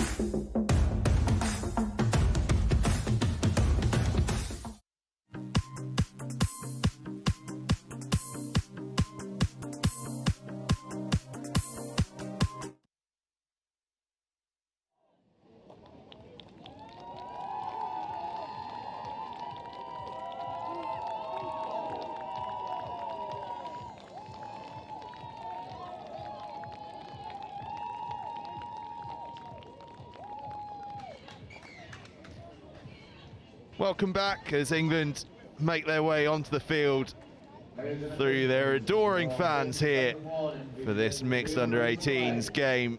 England against Wales, and this one, well, we've been giving you the big build-up all morning. That England side that looked so impressive last night against a Wales side that we've heard so many good things about, and very excited to have Jordan Melling alongside me to help guide us through this one. And Jordan, this is a big and exciting game, isn't it? Yeah, really looking forward to this. Thanks for having me. Good to be back in the commentary booth. But yeah, really looking forward to this one. Two really good teams. They played some really good touch last year at Junior Euro, so yeah, this one's going to be a cracker. Wales straight down to the 7 already. Just a real fizz of energy about their play in this opening set. Lots of control at the ruck. Good start from Wales. They've obviously got a tap-off move set up that they want to run that hammer down on the England middle. So that 33 short, middle down for middle, short coming from the link. Smart play, good setup, getting the girl into the middle, just gives them a little bit more of an attacking option, and that's Jake Rigby, Wigan player on the ball, making some good yards. England in a good position to strike here on 5. Bit of a shame from Sam Dixon. Another error at the ruck, and we've seen a bit of that this morning. It has been greasy, as we've said, and perhaps just causing teams a little bit of difficulty. Yeah, I think that's something you kind of got to accept a little bit. I was watching a few games on the backfield this morning, and yeah, there's quite a lot of drop ball from both teams, and I think, you know, you're not going to be absolutely perfect in these conditions. It is a little bit greasy, it's a little bit cool, and you see it already. England are trying to get off, and Wales can go straight into essentially a tap-off setup here. They should be able to strike off touch 2, which is going to be quite interesting what they go into. They don't, but you'd like to see a play off this, and they go into a quickie. Step back. Good defence from England.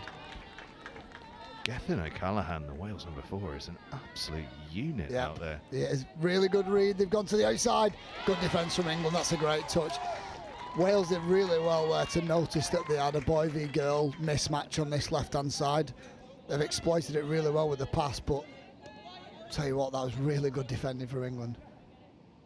Certainly was, denying Ivy Jensen the try-scoring chance. Again, no ball spilled. It's a really scrappy opening salvo to this game. It is. I don't know whether they're just putting under a little bit more pressure than they would other teams. I think England against Wales, it's, you know, normally a good little tussle, especially in the mixed division, you know, opens and juniors. So I don't know whether there's a little bit more going into the touches, but England should get a shot to go here on 5. And they've lost it at the ruck again. That's 2 in a row now. I think England have got to look to capitalise on that. They are making really good yards, so that's the positive for England, that they are getting towards, you know, the 15-20 metres out on the 5th touch to get a good scoop on 5, but they've got to execute on the next one. The little amateur working theory that I've got at the moment for a few of the handling errors is, well, it is cold, and players out there won't have played in the cold for about 3 months now. I reckon there's some cold fingers out there, and they're struggling on getting the coordination quite right with them. Maybe, yeah, a little bit of that. I think, you know, I think the mixed players as well. Obviously they played yesterday, but this is the first game on Field 1. Field 1 games, you know, you're on the live stream, a few more people watching. You know, the intensity goes up a little bit, and it's England v Wales, so it's gone up a little bit again. So there's always that as well. But Jake Rigby on a 32 short here. Oh, that's good. It's back to 1 though. Good shot from the wing. Much needed. She's had a busy opening few minutes. Yeah. As Ivy Jensen. She did really well to read that. Space on the outside. They go back to the short on the other side, and I think he's not stepped over the ball on that roll ball. Incorrect roll ball, I think. So Wales have got off. Lucky again.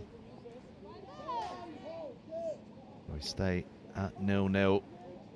It is a bit of a cagey start, this. They've neither side have really got going yet. I think you'd like to see. Oh, straight through. Good defence, good recovery. That was ghosting through. See Johan Aris, but the touch comes in, but the pass doesn't stick, and it's Ivy Jensen again who's saying, just get it in front of me, I could score here. Where did that space come from? Like, I know it was a good chase back from England, but it's like they all collapsed in field and then forgot to readjust. They'll work their way back towards the box again. England have been pretty good at this so far. So that's 2. You want to be around halfway on touch 3, and that's really good. So now England can go on 4, drive in there, and then this is the touch you want to go off. Wales have done well to recover from that, but Sam Dixon will go to the short side, stutter, go again. They've got the 2-on-1. Well recovered from Wales. Forward pass, surely. Great covering from Johan Aris for Wales. It was him that made that scything break through the middle, and it's him that at the other end of the field just shuts the space. He's done really well there on both sides of the ball, but I think there's a couple of positives you can take from that little passage of play from both teams, that England are able to generate something from nothing on 5th, but Wales, good scrambling defence. O'Callaghan As the ball back in his hands, finds some space, and we're going to have the really opening nice. try. That's really nice. Cyan Davis with the score created by Callahan. Good and play. Wales, well, they've engineered a few chances, haven't they? And they probably deserve that opening score. Yeah, they just generated a 4-on-3. So it's basically what England did on their scoop. England went to the short side. This time Wales stepped back off that right foot, and it gives them a 4-on-3. And that's what most touch moves are created to do. You're trying to get a 4-on-3 option, and then it's up to your ball player to make that correct decision in a split space of time. Short side quickie, straight in. England respond. Exactly what you'd want. They do indeed. Ben Luckraft with the score, instantaneous response. Yeah, smart play. They get to that. I think it's actually a bad play. So it's a same as a quickie, but you're actually going on your opposite middle, splitting infield. The Wales defending middle was just tucked under a little bit too tight, which allowed the England splitter to just get outside. And you saw Ollie Simon with the gesture there as the try was. Oh, what a pill. That's outstanding. They've worked to that hammer play again. They get that 4-on-3. So yeah, Aussies himself to the link. Hammer comes on their right foot step, 4-on-3. The right option is a really difficult pass to the link, and he's hit it perfectly. It's actually not that bad defence from England. They've opened that link channel a little bit. The link stepped up to allow that difficult pass to go over the top, but wow, what a ball. And it's a clever line from Scott Bennett, the try scorer, as well, isn't it? From out to in, as the defender's looking to cover the outside. Great dive. Again, England just responding instantly. Sam Dixon with the try this time, but where Wales are scoring, England are just finding ways to reply instantaneously. Wales are scoring on the outside. England are scoring in between the middles. So out of the two, I would definitely take how England are conceding the scores, because they're the more difficult scores to get. The worrying thing for Wales is both England's scores have been straight through the middle or outside the middle. So they should be the easy ones to fix up. What Wales need to do next time Sam Dixon gets on the ball, for example, when he does set back, you can't give him the chance to dive. You want to make him throw over the top, because that's the more difficult pass. So it'll be interesting to see, you know, that game of chess that touch is, that you've got to react to how people are attacking. It'll be interesting to see if Wales do that. England go to the short side, England getting the lead. That's so smart. So the play they've set up here is really similar to the one they scored off last time with Sam Dixon. This time they don't give it the quickie, and they kind of give essentially what's called a fire up. So he looks to give the quickie, rips to his link. Wales are tucking under, which gives that space to the link on the outside, and it's just pace for your pace. And if you've got that mismatch, it makes it so much more effective and easier to run. And Ollie Simon delivers the assist. Sam Dean with the finish, and for the first time in the game, England have the lead. They've had to come from behind to do so, responding every time to Wales's tries, but Wales are going to try and respond again themselves, and they're going to manage it. Smart little setup from Wales. So it's a move that they've not run yet. 9 minutes into the game, and we're going straight into our playbooks, and it's a 32 short, but he's going to give it early. And because England have tucked under, they just end up getting outside the middle. But England recover really well, they scramble really well, and Wales react to it and respond really well to that as well. Yeah, Samuel Williamson with the pace just to get on that arcing run and finish it off. And we are, after a cagey start, we're now into a real cracker of a game here. This game has just taken off. We had a really slow start, and then it's all of a sudden 3v3, we've got a shootout already. Big wide pass out from Dixon, but Wales close it up. Last touch.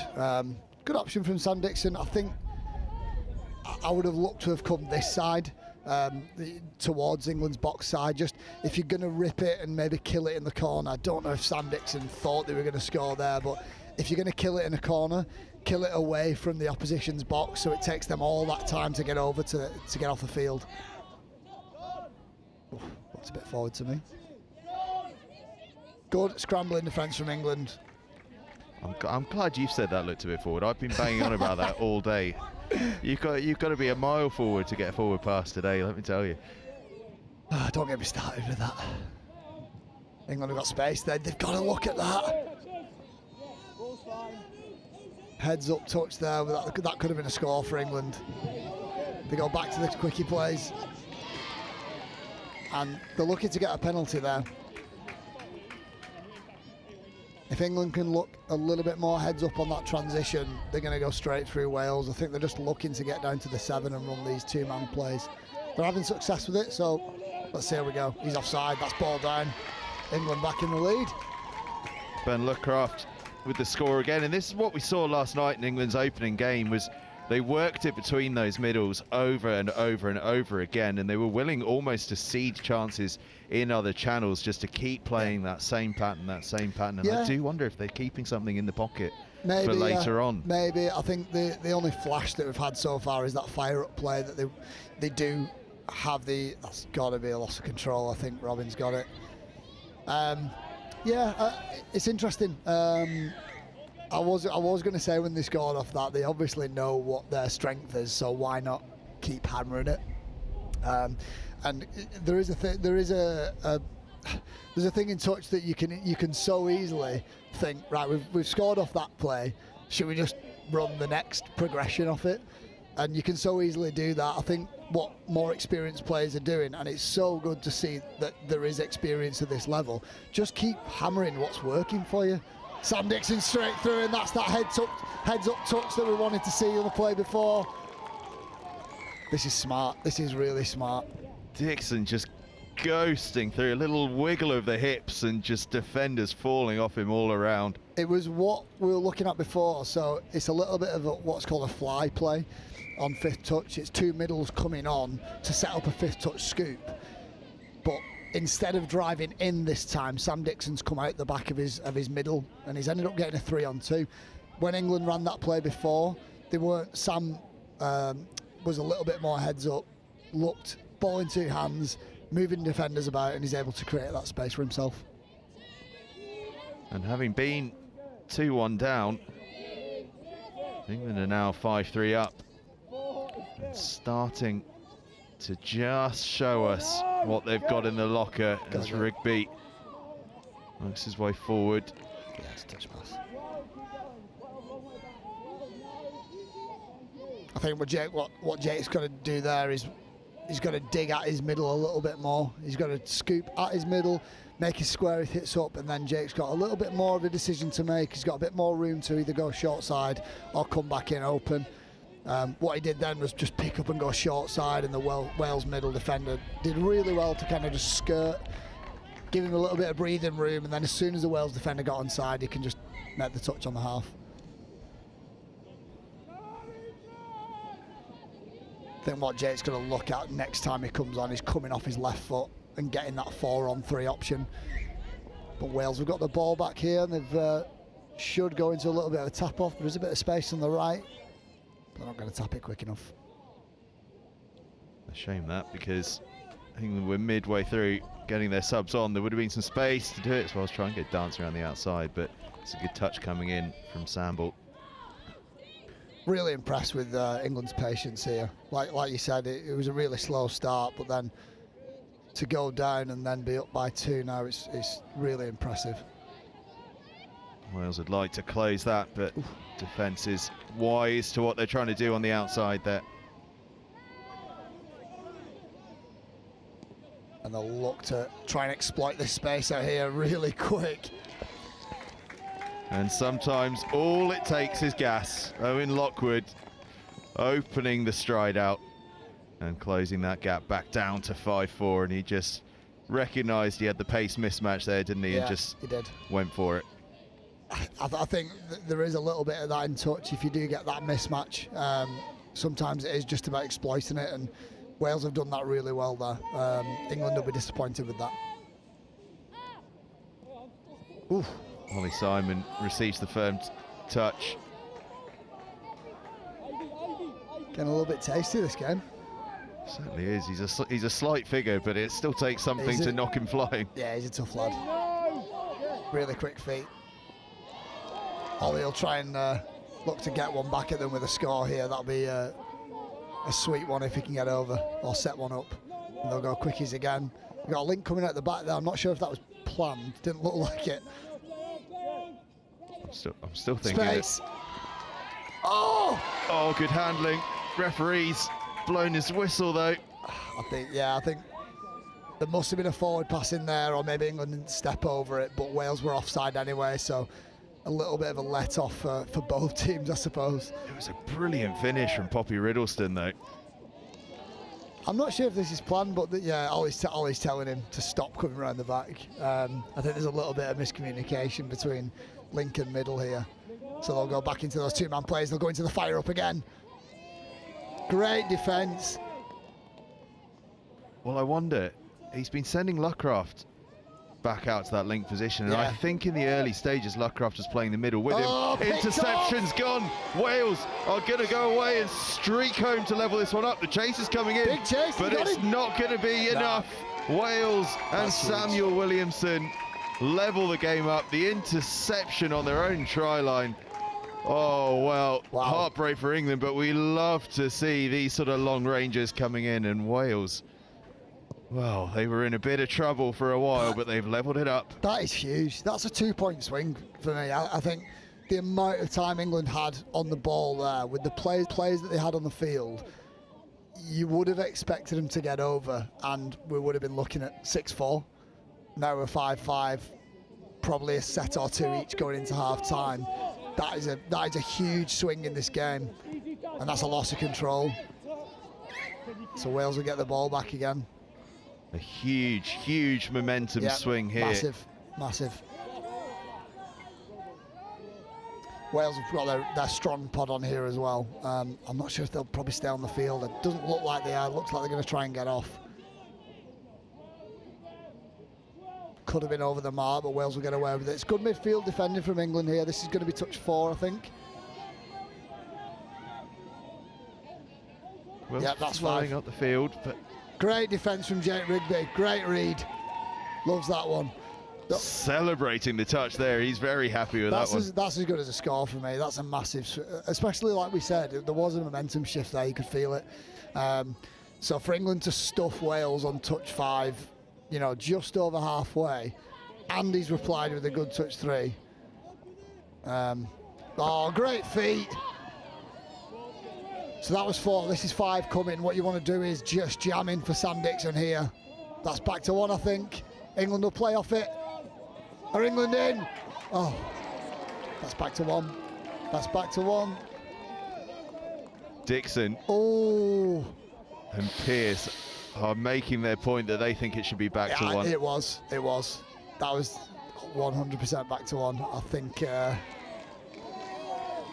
little bit of honesty required there, but yeah, that's a shame. Big heavy contact. I think the referee's just going to let things play there. So if England can just get... Oh, that's forward. Offside, so Wales should just play at the half here. I think if England could have got their midfield D up then a little bit, they might have had a couple of touches to play with, but it looks like Wales will close the half out.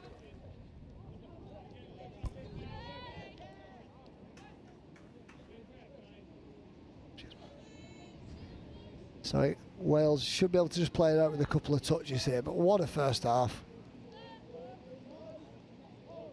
It's been an absolute rip-roar at the slow start. They'll come back to that 4-on-3. Smart play from Wales, really smart.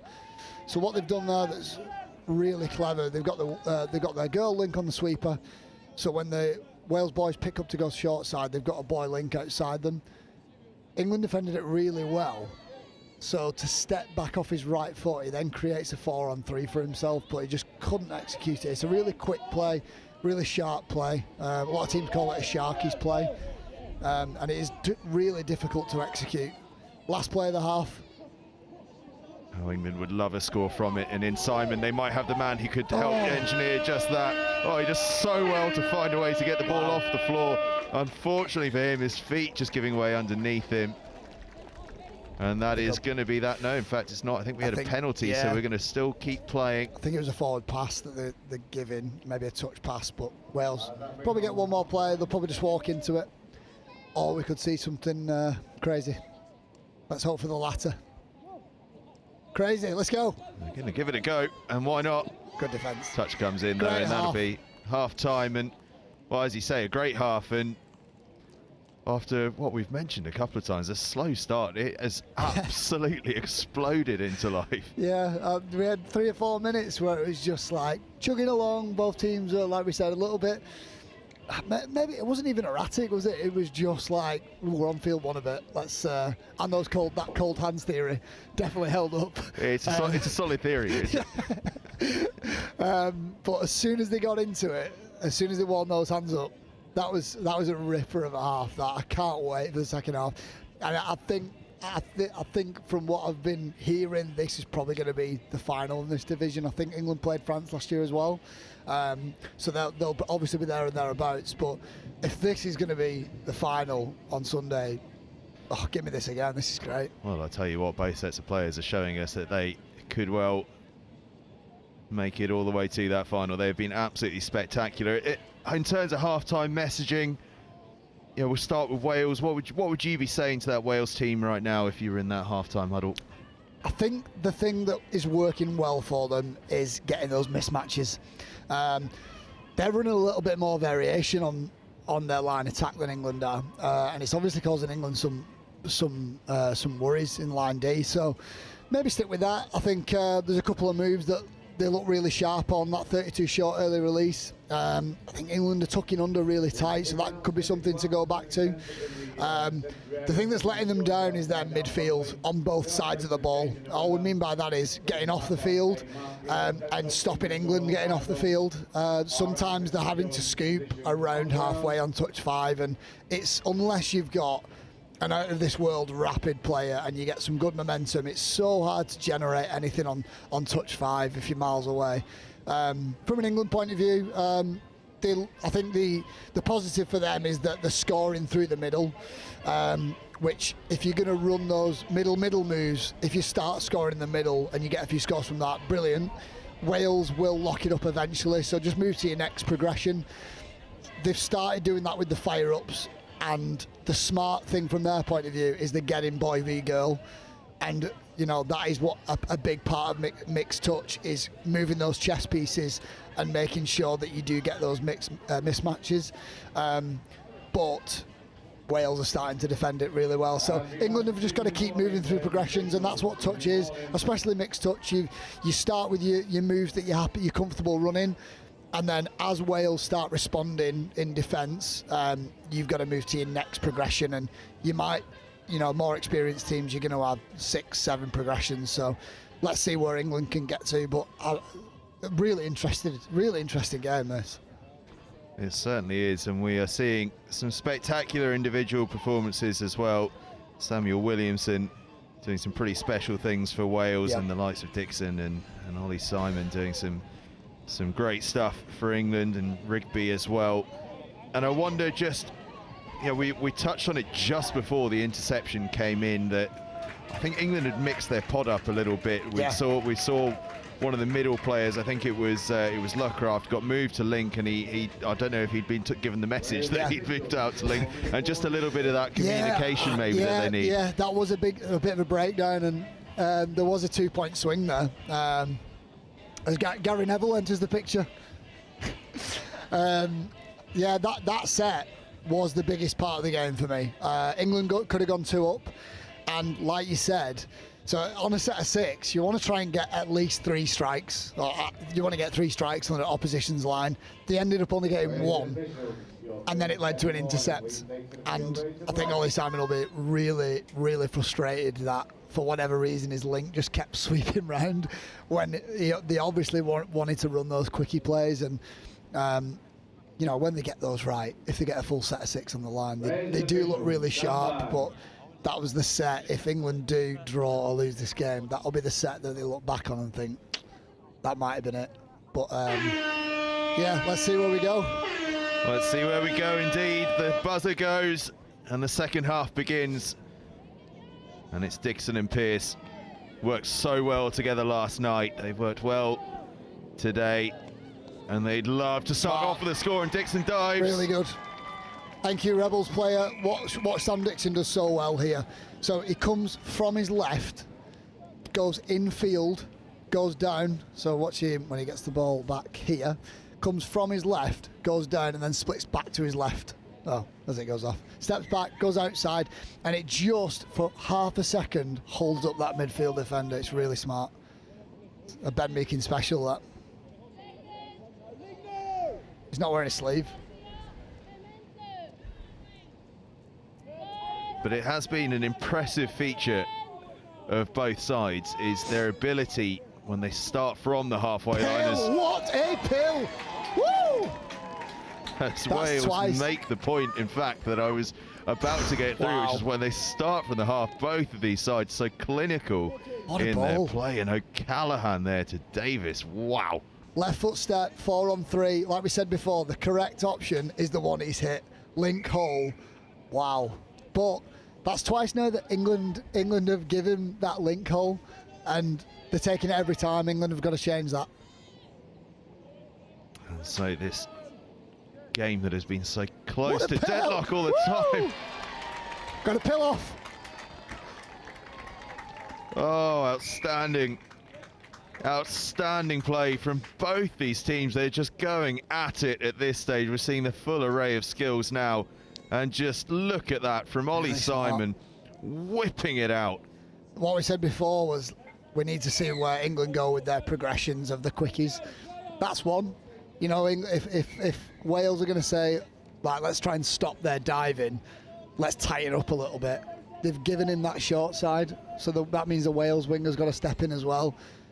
If they hit the right option there, that's just so smart. It's really patient. And Alex Ahad here on the near side did really well to take that ball above her head and get it down nice and quickly before any cover could get across. This is a great game. 32 short, early release, good defence from England, called offside. Great read from England. So what a lot of mixed teams policies, and same as men's and women's as well. When they run that 32 shot with early release, you want your link to come and snipe it, to come and hit it really hard, which England did there. They were just offside though, and offside again, I think. England have got to be a bit smarter here. An interesting thing for me, just in the way these two teams are shaping up against each other, and it'd be good to pick your brains on this. You know, there's a fairly firm understanding as well as just hit the deck with that ball. There's a fairly firm understanding that in mixed touch you want to try and be girl v girl, boy v boy to as great an extent as you can. But the way England was set up in defence here, and they left 2 attacking women on the far side against a male and a female, and here on the near side 2 female defenders defending against a male and a female, and you wonder if is that a comms thing or is that just a setup thing? I think it's a setup. I think Wales might have been might be how Wales want to set up an attack. So obviously you can't change it from a defensive point of view. Forward pass there, was as well. So yeah, Wales have obviously done that on purpose. England can't counteract it because that's how they're set up, that's how their shape is.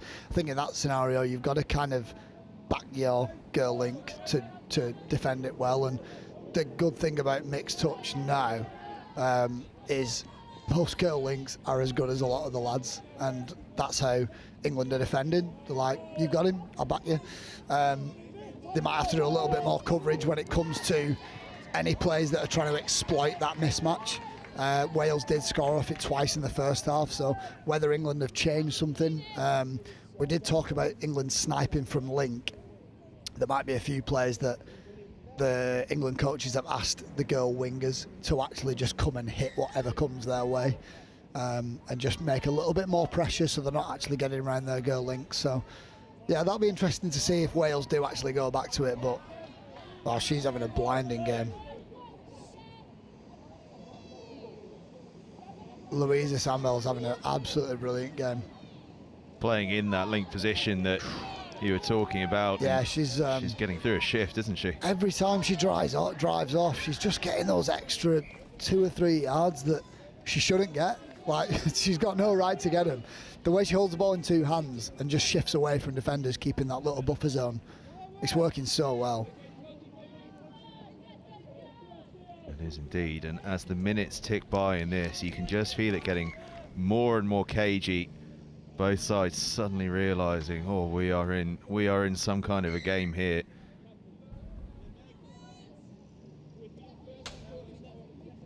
Could have gone with hands there just to get to the box a little bit earlier, but England will be okay with that.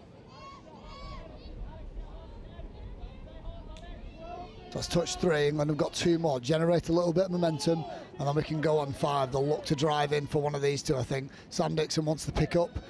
He'll go back to the open side, pump once. Is that back to 1? It is. The Pearce-Dixon axis getting results for England again. It's given them a great opportunity here. Yeah, this is a big set. This is really similar to the one they had in the first half. It was a different pod, but England have got to convert here and then they can go 2 up. So they'll go back to those 2-man plays.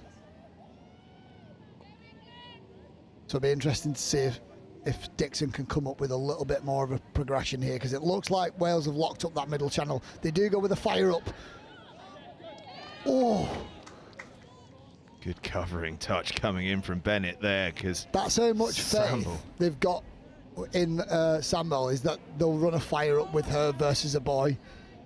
That's great to see. If you can use your girl links as much as you would with a guy, then that's where you want to be as a mixed team.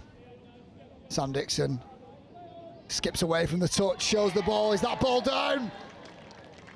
Great defence from Wales. They've done so well to recover there. Last touch.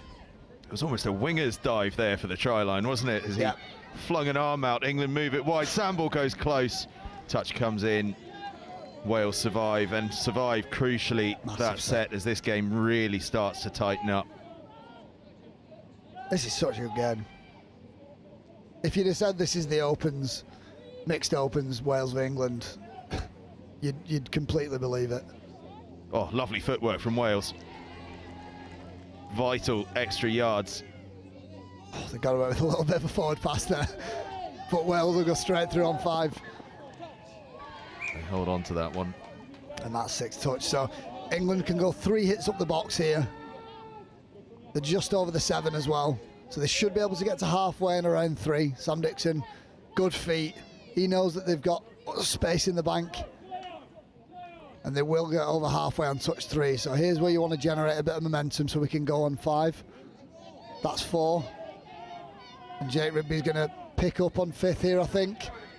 He goes short side. Oh, yeah, had him on toast. England with 6 more to play with here, as Rigby had the defence forced into making that decision there. Yeah, Wales are doing really well to recover here. Like England could be up by 2 or 3, but too short from Rigby. Good defence. Diving well, Rigby. He's got a hell of a wingspan on him. Yeah, he's like Mr. Tickle. Rigby goes again. Massive set again. You know, we're in that point in the game. You know, with nearly 10 minutes to go, England can go up by 2 if they get over this set. But we had that 2-point swing before. Wales have done it before. Good feet. And that 6 touch again. Wales' line D has been really on it, especially in the second half. England have got to, you know, we talked about it at half time, that could be over the mark. Big decision. Yeah, we talked about it at half time. England have got to go to the next progression, but Wales are defending so well. And it feels as though we're moving to a part of the game where every decision now is so important. Yeah, that's the great thing about really good level touch is when it does, you know, when you got 10 minutes to go and you're either level or there's one score in it, everything matters. Callahan goes through. In. Wow, huge. Referees look happy. What a huge moment in this game. England have had so much time. They had 2 or 3 sets on Wales's line and not able to convert. But again, a bit of a 2-point swing like we had in the first half. England could have got up by 2. We're now level. 10 minutes to go. Gethin O'Callaghan with the score, and it's that pod we talked about that's looked like the bit of the danger pod for Wales, and they come up trumps again, levelling the game at 7 points apiece. 10 minutes left to go. We are in it. He's been massive for them. Literally. He is a massive lad. Massive on all counts, as Ollie Simon There's a little dabble. Nice progression again. They go to that QB play, but it doesn't work this time. They don't burn a touch. Really smart play from England. Ball over Simon the top. finds space. Oh, Ollie Simon. What a score. Ollie Simon. That is outstanding. That is so patient. They run a quickie play, but the next progression is a QB. He gives it straight back to his half, but then they don't burn the touch. Goes back into a quickie, stands his middle up, pill over the top. What a score. And it's the combination we've seen before. Ollie Simon over the top. Yep. And Alex Ahad with the finish saying, thank you very much, Ollie. I will take that all day long. And oh, big moment in this game. Wales had their attacking pod on. Not only have they lost the ball, the referees have just thrown it away. 8-7 England lead, and they're that bit closer to their box as well as a result of that. Another big moment. We keep saying it, but like you said, everything matters now. And is that ball to ground? It is. Wales get the ball back. You can just see a couple of errors creeping in for sides now. The tension is building. They know how big this game is in the context of this competition overall. Firm touch. Oh, yeah, tasty. He's given it as well. That's that inexperience. You know, we talked about that England are being experienced and patient on line attack, but those are those little penalties that you just cannot give away. You've just given Wales' attacking pod a fresh set of 6. Space wide if they can get it to it. They're looking for that link hole again, but Elizabeth Davis locks it up, and it's England ball. They needed someone who could throw that 30-yard pass, but it just the thing wasn't there. England have been giving Wales the link hole, which Wales have taken 2 or 3 times now, and that time, whether they've changed it up on purpose or Davis has just hit the link, that time they've locked it up. So yeah, they need to go over the top, but if you've been given that link hole read all day, you've got to take it. Space on the outside. O'Callaghan with a rugby union tackle. I don't know if can you give that as a hard touch? Like he was just chasing him. That was a bit harsh. But big set again. Another massive moment in this game. Well, Wales will just be happy to have kept England out there. I suspect they won't mind the penalty too much. Pill. Oh, what a take. I think she's gone into touch. Yeah, she has.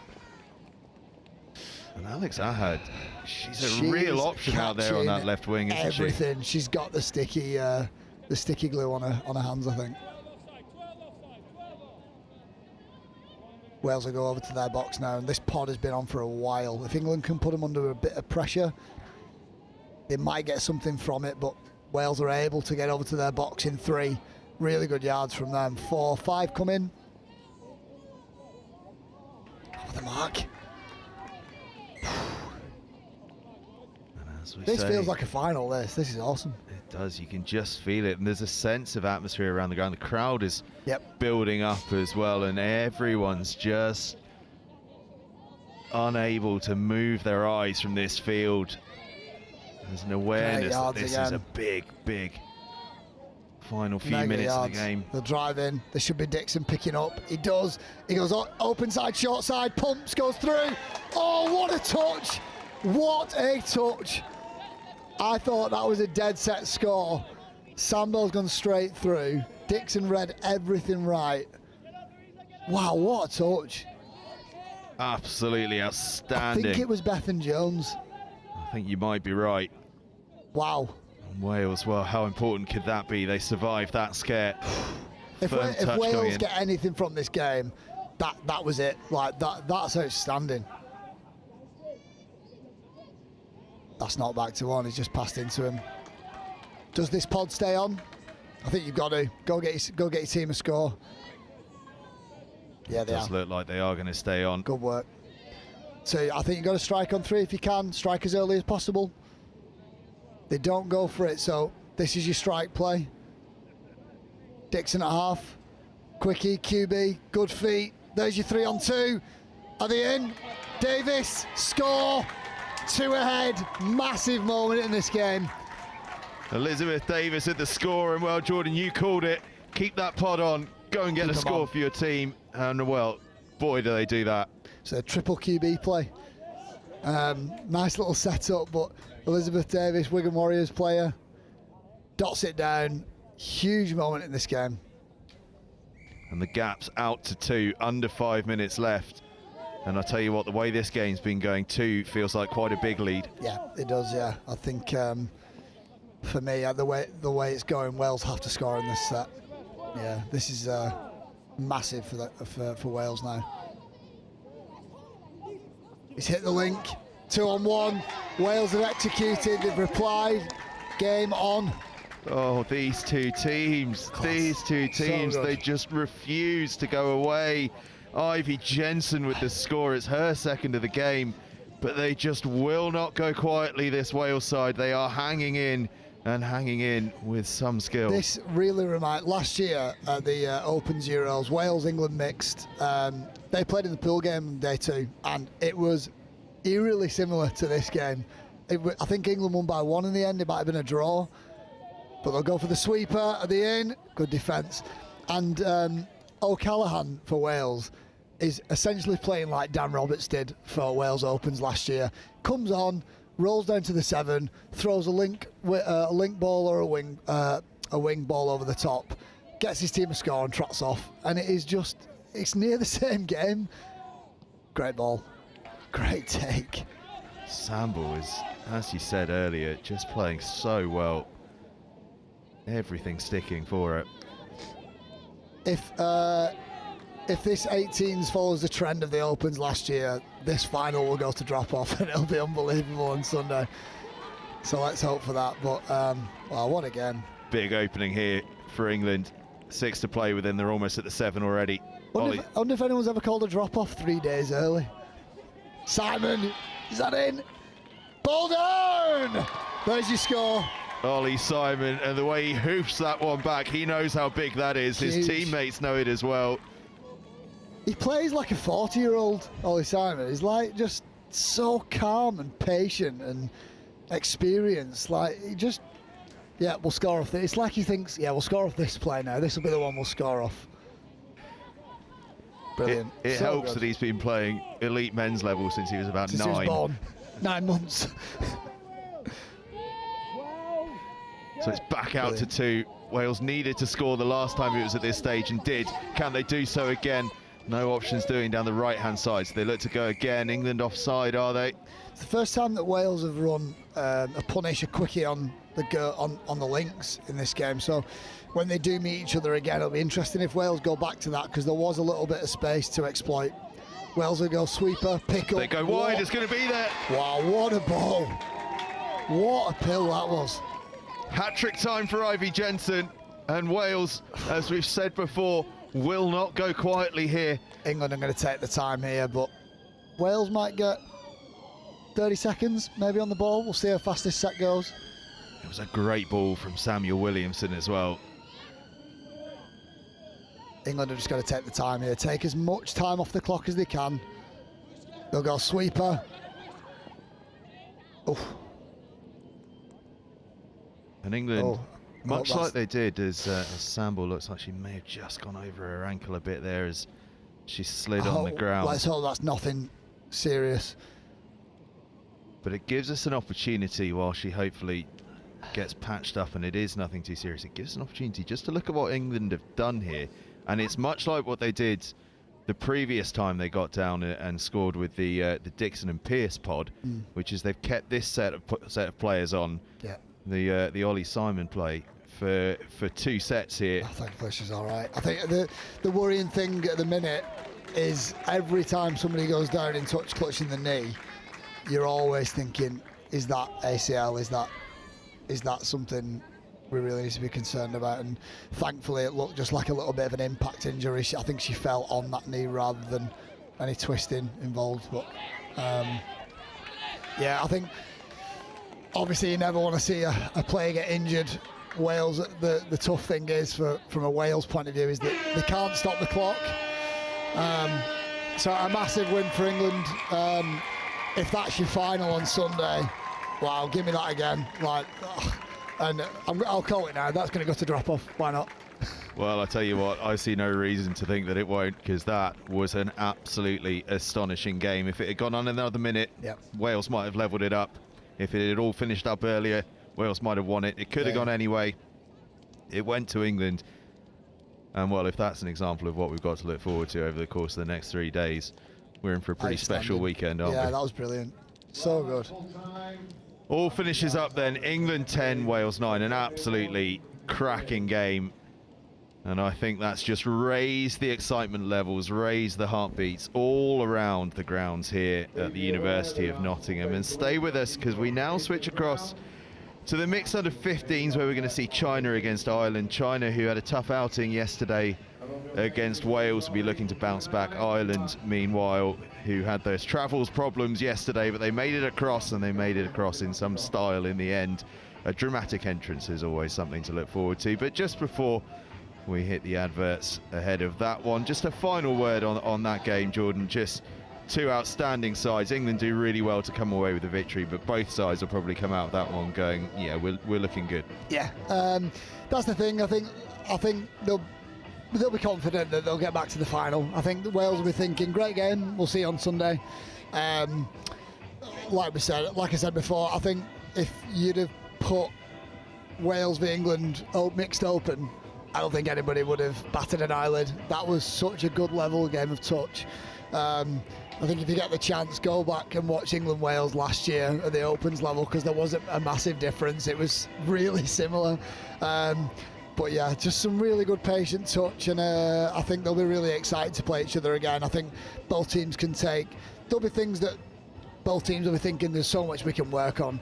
There's, like you said before the game, whether England are holding a few things back. They probably are.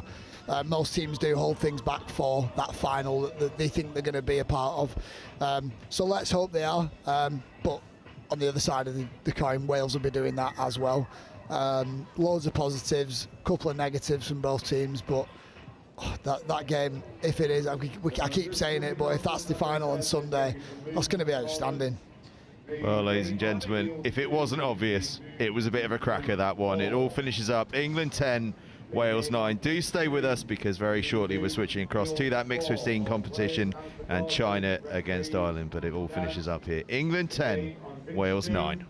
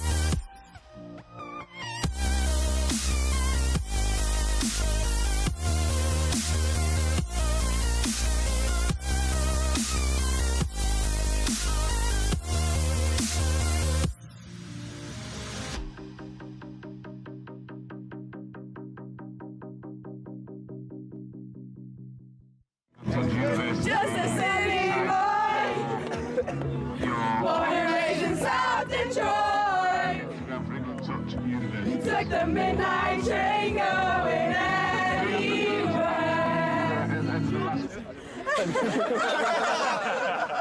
No, sport mode. That's how much I care about the threes. Even got them in sport mode.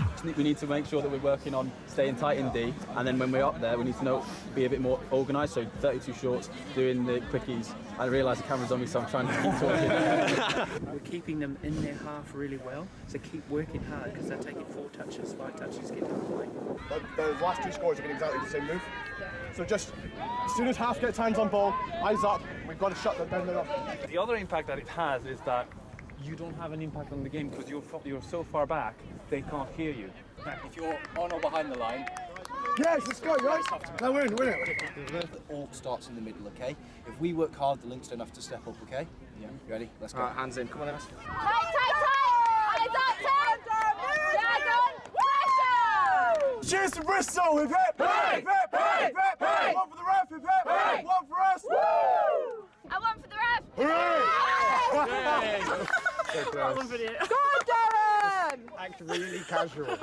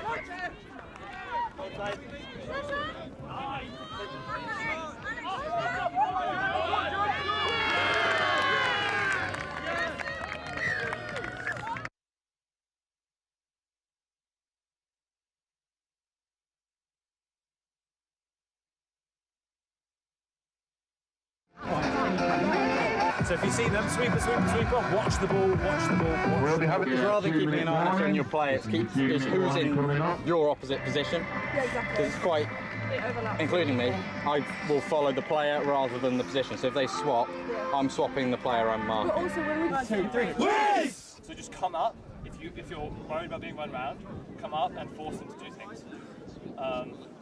And then that way they won't be able to get all that space. Up, Sarah, get Brad, up, get nose on your toes!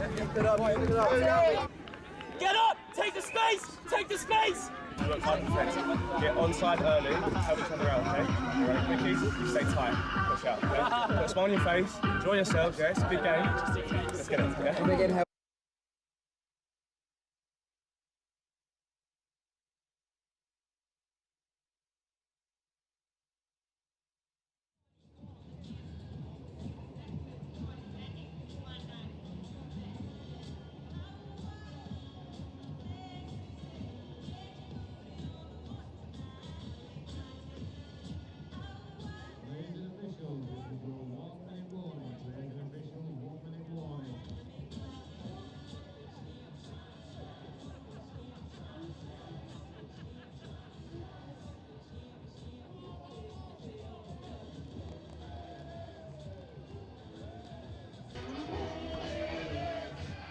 Welcome back, everyone.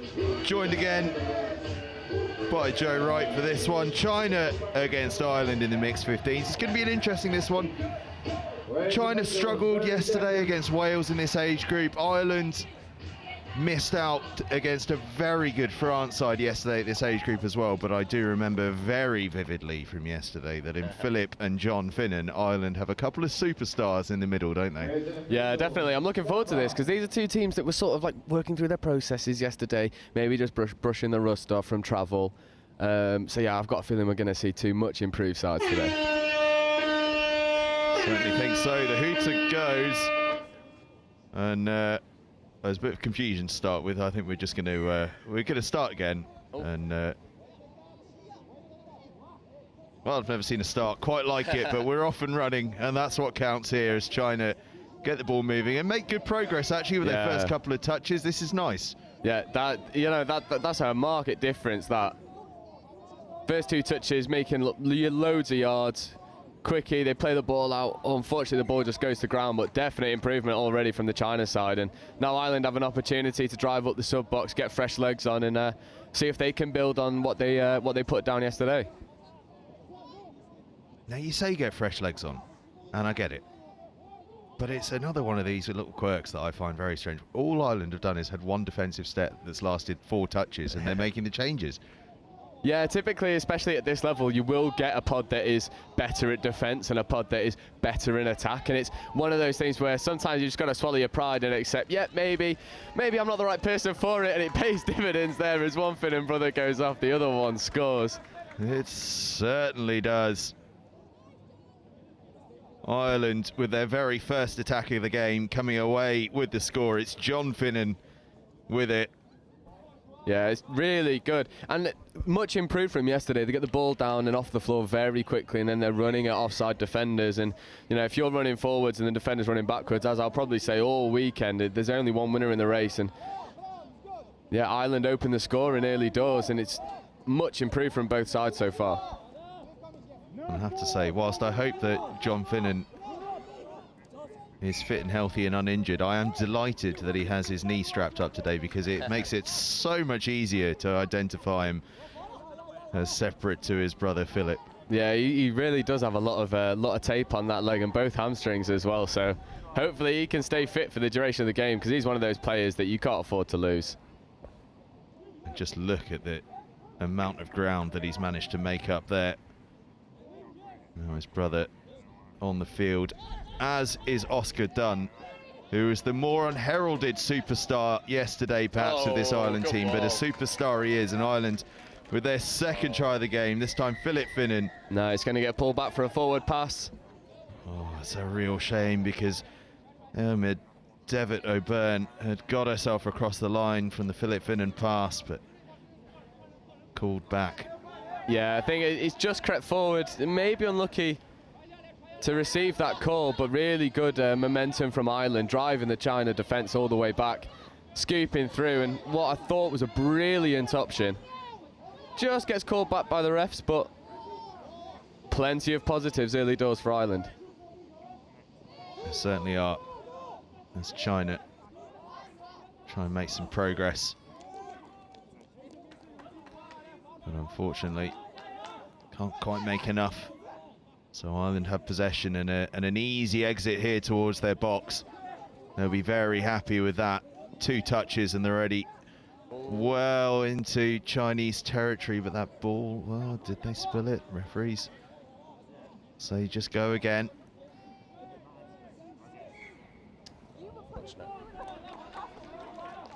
Slightly scrappy little possession there for Ireland, which is a shame for them, because they'd made such good ground to get into their subs, and then just all fell apart a bit after that.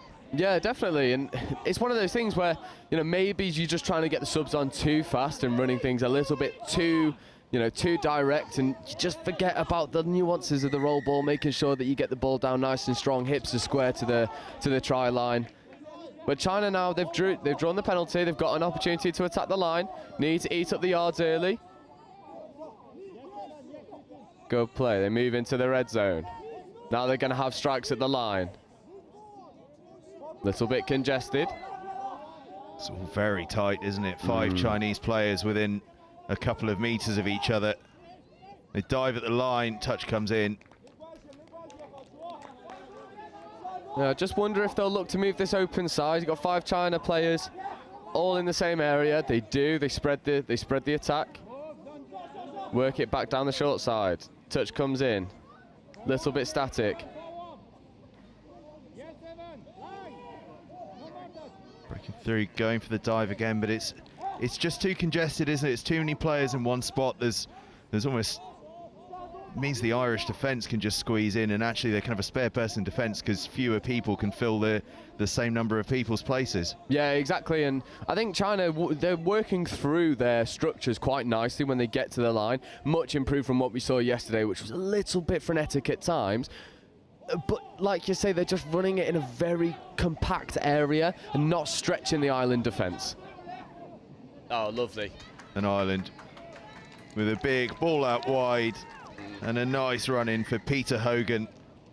to take the score out to 3-0. It was John Finnan with the big wide pass and Peter Hogan finishing it off with aplomb. Yeah, Ireland just waiting for the defence just waiting for the defence to meet them at the line. And yeah, as you say, John Finnan just recognises, hold on, there's lots of space out wide. Why take the touch when I can just whip it out into space and back my teammates to go and make the offensive play?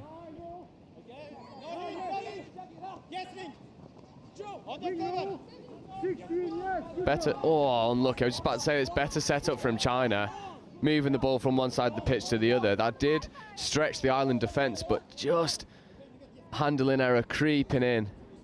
Ball goes to ground, it just undoes all their hard work. Oh, feet. Feet. Finnan dancing this way and that. Ireland lucky to get away with 7 on there. I was going to say, because no one seemed to come off as Finnan moved across, and they get a score for it.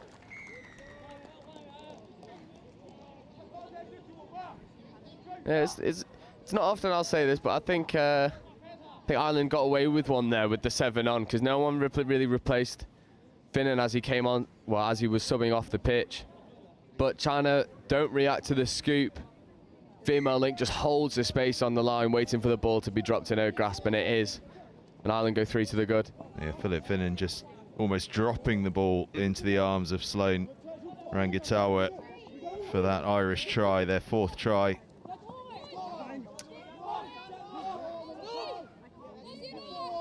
Or in fact, their 3rd try. Both our scoreboard and the official scoreboard saying 3. Yeah, good defensive play there from Ireland, just holding the space, not biting on what China trying to do.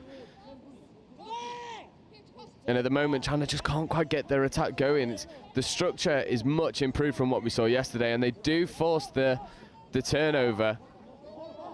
Just want to see them use their structures a little bit. Move the defense, play the ball in the middle, and then look to use the width. Touch made. Jiang Chen's son wearing 7 for China was the spark for them in that tough game against Wales yesterday, and he might look to be the creator here in this one as they go into the corner. Bit of a clash of bodies, but all accidental. Yeah, really good take in the corner actually under pressure. This is 5th coming, so they'll have one more attempt. They look to scoop. Half is a little bit slow there. They look for the wing. Finds some space. Touch comes in.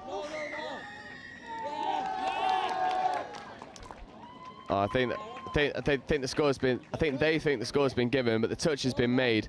Offside defender, so they will get a repeat set of 6. And this is a golden opportunity for China.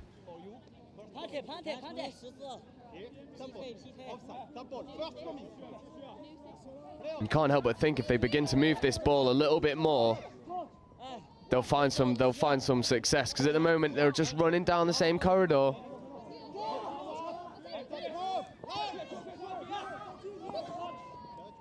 Sun dives again. I think China perhaps needs to just recognise sometimes when that space is congested, there's no point going for the dive in that tight space, but it means there must be a space somewhere else. Yeah, definitely, and I think if they can begin to recognise that actually, you know, hands down the line is very effective, especially once you've made that initial touch, defence is retreating. You just give that early pass, put someone with speed into pace and see what they can do. At the moment, just running through the same corridor repeatedly, which allows Ireland just to close up defensively and really stop any progress that could be made.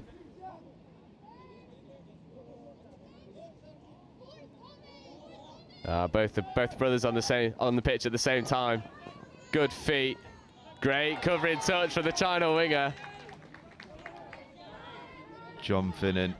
Oh, he's going to go all on his own, and he's going to get that one down.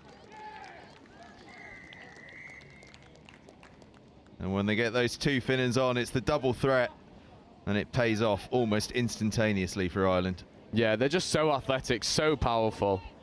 Don't need to take the touch, just right foot step, dives at the line. So long, could dive from 10 metres out and he'd slide over. Superb score. And we're halfway through this first half, and Ireland have the 4-0 lead.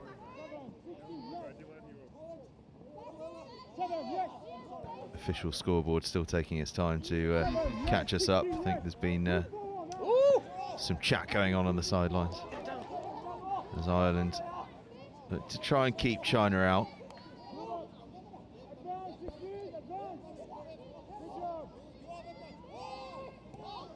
China once again getting into this slightly bunched setup with 5 players all stacked in a 5-10 meter corridor.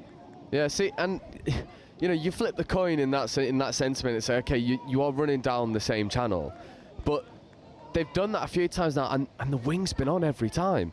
And you just think, you know, coaches in their box should be saying, look, if we're going to persist with this tactic going down this same area, we've got to then start to look wide, because there's a few circumstances where if that ball goes early, the winger, all she has to do is pop the ball down. Very similar to what Ireland are doing to China in reply, just working the ball round the outside. Hands down the line is good enough, and they get the score in the corner. They do indeed, and it's try number 2 for Peter Hogan, try number 5 for Ireland.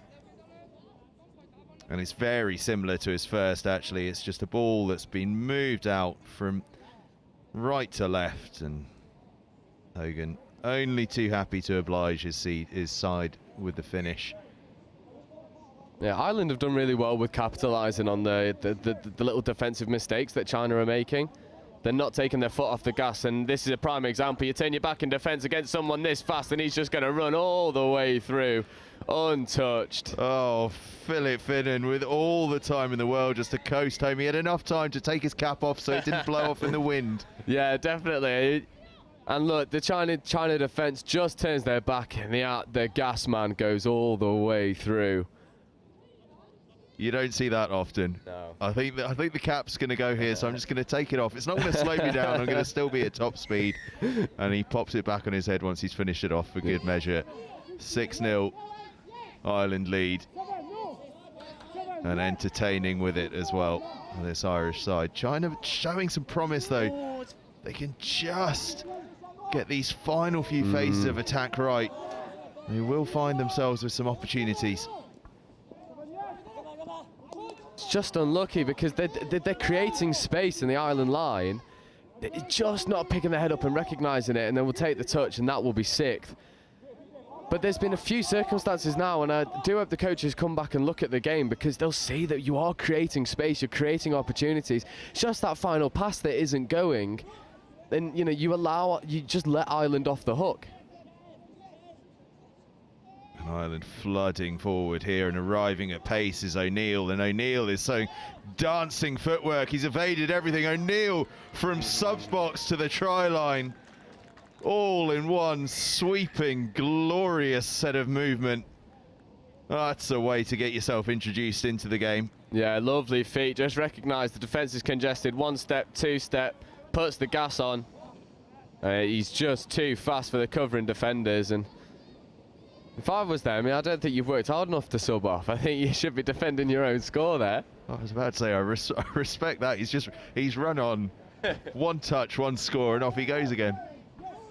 You know what? If you're going to do it every time you get on the pitch, why not? China. Oh, they'd love a score. Promising build-up play here. Actually, ball doesn't quite stick, but they'd engineered some space there. It was a half a chance, but ball goes loose, and Ireland able to escape up to their box, and they've got all the way to the box on just 1 touch. And in fact, they've not even had the second here, as Finnan just toys with the defence, and now Dunn happy to do the same. Wide pass comes in. Hands. Oh, lovely. Good hands, and now Philip Finnan only just onto the field, scores immediately and gives Ireland an 8-0 lead. Yeah, it's a little wing pass back, and Finnan just hits that line at pace. He's able to ghost round the outside of the covering defender. Lovely eyes up play then again for the winger. We complimented was it the Belgian winger earlier passing for the wraparound? And Ireland taking a leaf out of their book. And yeah, it's a skill that can go underutilised as wingers, you know, keeping your eyes up when you receive that ball, who's running around you, and, you know, Finn, the grateful recipient of the little pass back inside. China going close there. Unfortunately, just the angle of the dive meant the ball was up in the air in the right hand while the left hand went down. But getting close, China. There they go again. Nothing doing there though. Sixth touch comes in and Ireland will have possession again. I think a China player is hurt and will sub off. Yeah, a good spot there from the referee. We love that. It looks like he's hurting a little bit. Well, I think it was as he dived for the line a couple of moments ago, he landed awkwardly on that left-hand side, and hopefully it's just a bit of an impact injury, but we'll keep an eye on that one as Ireland look to threaten this defence again. Dunn has it. Oscar Dunn. And John Finnan. There's a bit of space here if they can get the pass out. Oh, it's a beautiful pass. Oh, good touch. As the touch come in, touch has just been made, but it was a lovely pass from Ireland's Emmett David O'Byrne. Yeah, superb pass, and they disguised the sweeper play really nice. So they actually used John Finnan as the ball handler rather than the strike player, and I think China just fixated on him a little bit too much, and it allowed all of the space. And I've got to say, whilst we've got a little bit of a break in play, China are much improved in terms of getting the ball from A to B. I think they could just thread together some, you know, sequential attacks and really start to stretch the Ireland defence, then they'll find so much more success in this game, because, you know, getting the ball from A to B in their first game proved to be a little bit difficult. They were just running too laterally, and at the moment they're running really hard and direct, making good yards every time they take a touch. It's just the finer margins in touch, and it does make all the difference. And teams who get a really clean roll ball and the ball off the floor really fast do often benefit in both attack and their transition. Ireland in a good attacking situation once again, as Philip Finnan just feeds it in to Alex Connor. Touch was just made. In fact, no, touch wasn't just made. Referee was just explaining to China why he was giving the try, and Philip Finnan with another hit. In fact, sorry, it wasn't Philip Finnan, it was Philip Finnan playing provider to Alex Connor. Alex Connor with the score. It's out to 9-0 now for Ireland.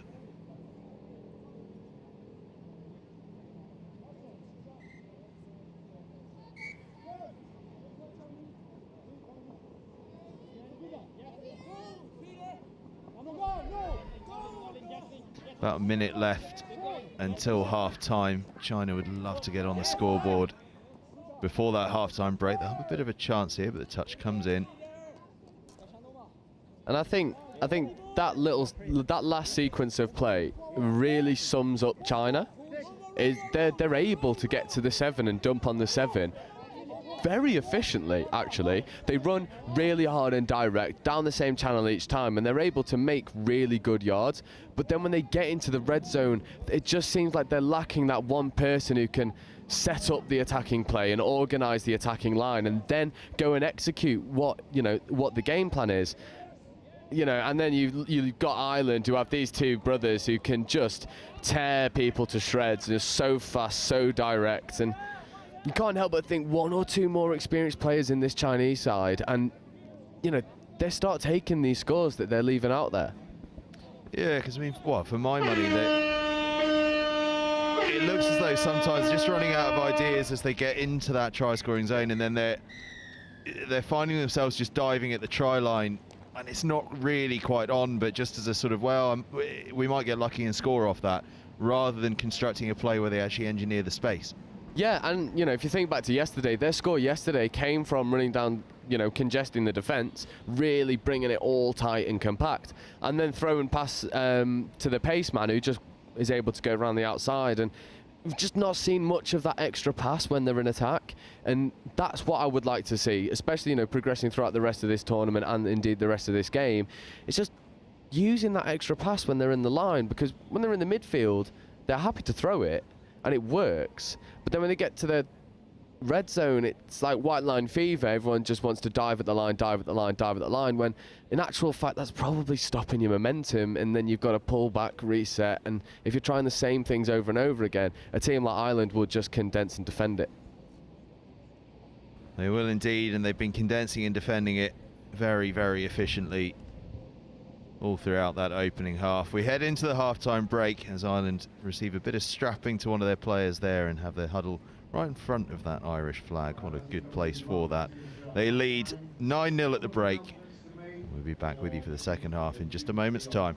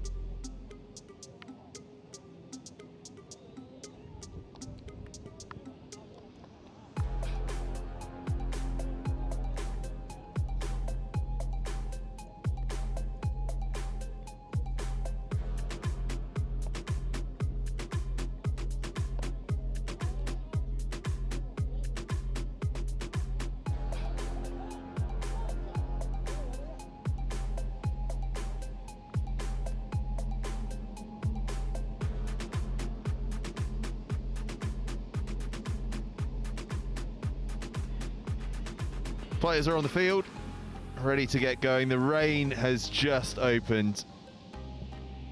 Let's hope it stays away from Old Trafford for now, hey? We've just been following what's been happening over there during the half-time break. Ireland enjoying life in the rain, though. 9-0 up here at half-time against China in this mixed under-15s game. And by the look of it, John Finnan is absolutely itching to get going. Yeah. He's practically bouncing out there on the halfway line. Well, I think he wants to pick up where he left off, because the first half performance was convincing enough, and looks like an Ireland team that just wants to put the icing on the cake, and they do it almost immediately. Noah O'Neill with the score, and that is how you start the second half. Oh my word.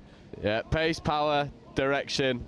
That's all you need in touch. If you do the basics well, you get scores, and that's exactly what they do. They drive hard, they go straight, head down, lovely dump, and then both defenders just backtracking, and the They part like the Red Sea, and it is easy pickings for Ireland.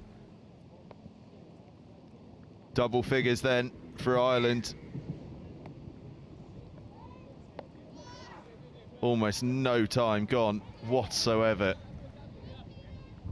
in this second half. An astonishing start from Ireland.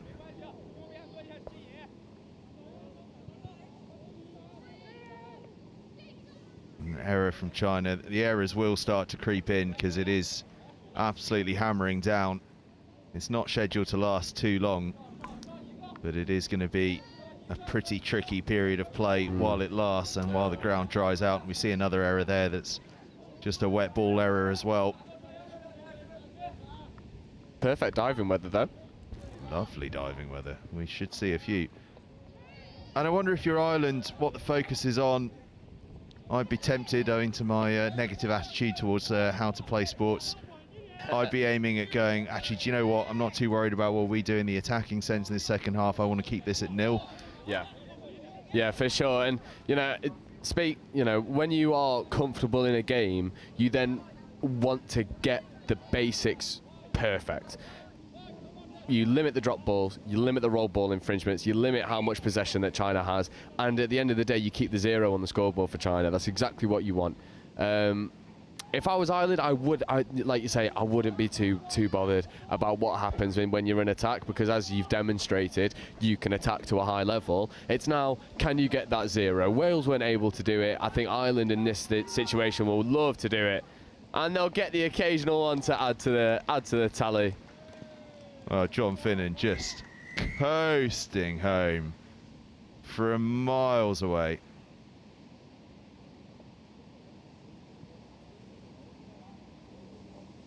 Just look at him strolling his way in. That strapping not holding him back one little bit. That's John Finnan. Makes it 11 for Ireland, and an error comes in. But as we said at the start of the half, we will see a couple of those as the weather closes in on us, and the temperature, which I thought couldn't drop any further, is dropping really low. I know we're banging on about it, but trust us, it's ridiculous. We're in July. What is going on? I had the internal battle this morning. I was like, shorts, no shorts. Well, I've gone shorts, and it's a regrettable choice. It has to be said. Yeah. Really regrettable choice. Where's that El Nino thing when you need it?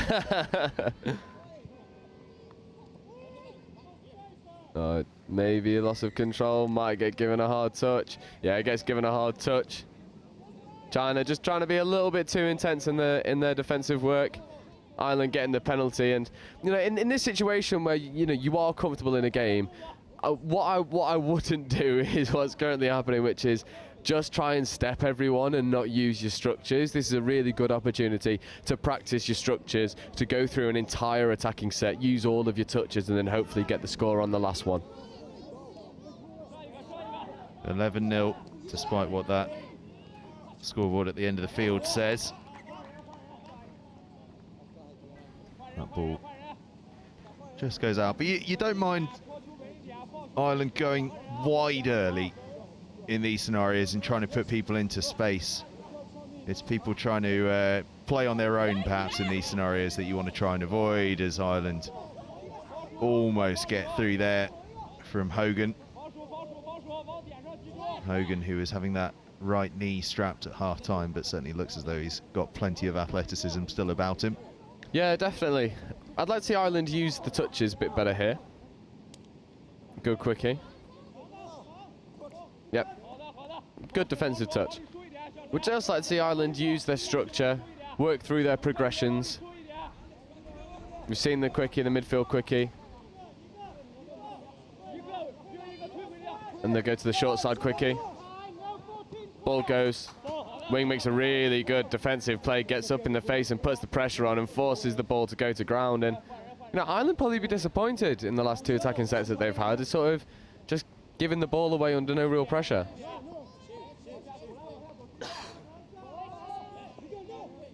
Yeah, and without any of their sort of key attacking trio of Finnan and Dunn on the field at the moment, and perhaps just losing a sense of whose role is what as they run through these plays.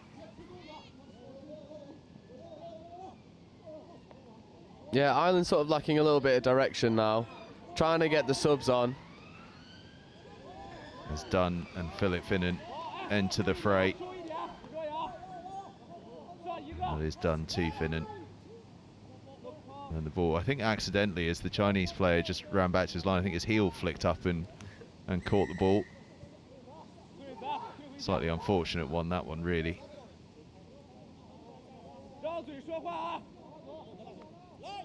Finnan and Dunn working together, but the ball just squirting loose as it made its way to Rangatawa.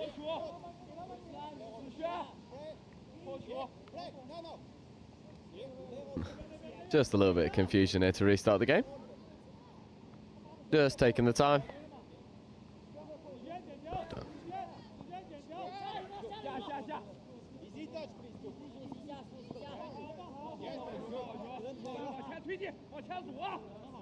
Trying to get towards their box. And then Sun gets on the ball. He's going to be important for them through this second half. Can he create a bit of magic? Better. They move well up to the 7, but they're out of touches. But that was good progression up the field, particularly given that they'd conceded quite an early touch there. To make it the full length of the field was a good effort. Yeah, definitely. And, you know, they took 3 touches to get to halfway. And, I mean, this is just, well, we've seen this too many times so far. Finnan goes through, puts the ball down, doesn't matter on the first name. It's a safe bet, both of them getting in. And it's just too easy for Ireland. They just drive up the box side. If you hit that ball at pace, you're going to find space.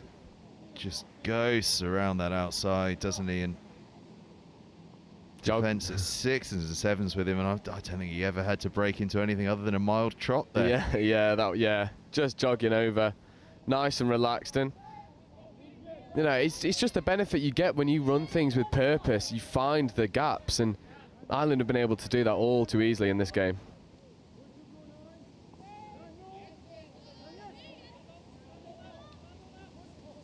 We spoke about this yesterday, though, in their game against Wales. It's it's another tough outing for China, but yeah, particularly as Mark was saying last night, actually from the Federation of International Touch, they've come all the way from China. This is about experience for these young people as much as it is anything else. Yes, there is action on the field, and yes, it might not be going how they want, but they're coming over for the experience of a lifetime. They're going to learn a huge amount about the game of touch alongside it, but they're also gaining just a life experience that so few people get the opportunity to have, to be part of an international tournament thousands of miles away from home. It's a special thing to be a part of. Yeah, and this is what we were saying yesterday, this is just a festival for touch. This is just celebrating touch all across the world. And you know, China traveling so far to come and put a really good, honest showing in. And you know, let's not forget the scoreline might, you know, flatter Ireland, but China have come close a lot of, you know, on a lot of occasions. It's just the little 1%ers that they could improve, and if they were to do that and then, you know, come back in a few years' time having worked on some, you know, attacking composure, I think is the big one, they'll be a really, really, really good side. It's just, I think the experience that the other nations have is just proving too much at the moment. Well, yeah, if you look at them from an attacking perspective, they're achieving the sort of first goal of attack, which is to get yourself in position to strike. They just perhaps haven't yet developed those strike plays and those strike structures to be able to capitalize on where they are, but you can learn that for sure. If you can get yourself into position, that's half the battle. Yeah, 100%. And one of the key things in touch is completing your sets of 6, not surrendering the ball needlessly on touches 2 and 3. And you know, China do that more often than not. So if you talk about the basics and you know what is absolutely needed to be a touch team, China have got it. That they can complete their sets, they can drive, they get from A to B very effectively. I think it's just like the final 25% of their game, and once that is developed, you know, these guys are going to be really solid. And you know, a couple of guys that we've seen have really good feet, really good hands. It's just having the composure and game sense to use them in the right areas. And if you look at it, the other end of the game, the defensive aspect, yes, they're conceding, but actually quite a lot of these tries have been long range ones out wide in channels where actually, I mean, just to casually observe on the field, you can see there's an athleticism difference between some of those wide players for Ireland and the wide players for China, and that's just a quirk of the age group where some people are more physically developed than others at that age. And so if you're conceding tries where just a physical difference is the problem, well, actually you can probably chalk away half the scores just to that mere fact. Yeah, definitely, and you see it so often in age groups. You get people really small and slight stature at under 15s, and you see them 3 years later at under 18s, they're 6'2" and broad as anything. And it is just that physical development. And Ireland seem to be blessed with 4 or 5 really physical players, very fast on their feet, very big, and I think that's just one of the main differences. I mean, you saw it in the game prior with O'Callaghan for Wales. I mean, he doesn't look like an under-18s player. He could be a Fiji Sevens player and you wouldn't bat an eyelid at it. And you do get those mismatches, and Ireland have just been blessed with more than China in this game. They have indeed. They've stretched the lead out to 13 now. And China, again, getting themselves into that position of being able to have a strike, just not quite being able to finish it off. But as we say, they'll be pleased that they're able to get themselves there, and it allows them to focus on what the work on is. As Ireland and Finn just dancing, skipping away. Oh, that's magical. Magical at any level. Oh, he's in touch. Oh, no. Oh, let it go. Let it go. Those dancing feet. Refs killing the joy of Finning. Oh, I thought he'd done everyone in a phone booth there, but just steps out in touch. China will get the roll ball. And if we talk about the positives for China, I mean, the glaring one's the scoreboard. At this stage of the game, conceding fewer tries than they had last night. So, and market improvements in terms of getting the ball from A to B. And Ireland, don't get me wrong, Ireland have not been able to walk over all of these scores. A lot of them have had to come from hard work. And if you're doing that to a team and they're scoring through really hard work, you can sort of give yourselves a pat on the back. Yeah, absolutely. And if we look at that first half, we went in at the first half, half time, Ireland leading 9 scores to nothing. Well, in the next 14 minutes, China have only conceded 4. About 6.5 minutes left to go. Yeah, I think a fair few of them have just come from mismatches on the wings as well, getting around the outside. So, as far as I'm concerned, and in this half especially, China can give themselves a pat on the back.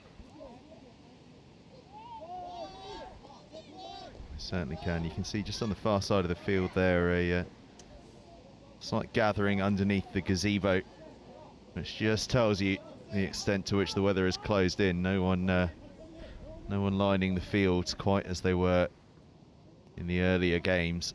Well, I've got a feeling if this was France, the stands would be packed and they'd all be chanting and waving with the horns. Well, not least because it's 42 degrees in France currently and bright sunshine.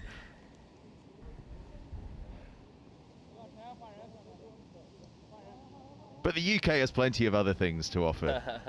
Fish and chips. We might not bring the weather. But we're certainly bringing the atmosphere. Yeah, we do our best. We do our best. China just slow to get to the middle. I think this is just a bit of fatigue creeping in. Like you say, I think I'm right in saying had the furthest to travel out of anyone here. They've come here to show that they can play, and in every game that they've played so far, there has been real moments to shine, and I just hope that they can get their well-deserved score in this game, as they did in the Welsh game, because that score was met with almighty applause. China diving for the line, touch comes in. Thought just for a second you'd opened the door for them. I'd really hope that'd be one that'd be getting clipped up, put on the Instagram, predicting scores before they happen. We love it. And again, it's just, China in that attacking set, maybe just run that play one person too far in. if they'd run it one out, there was space there.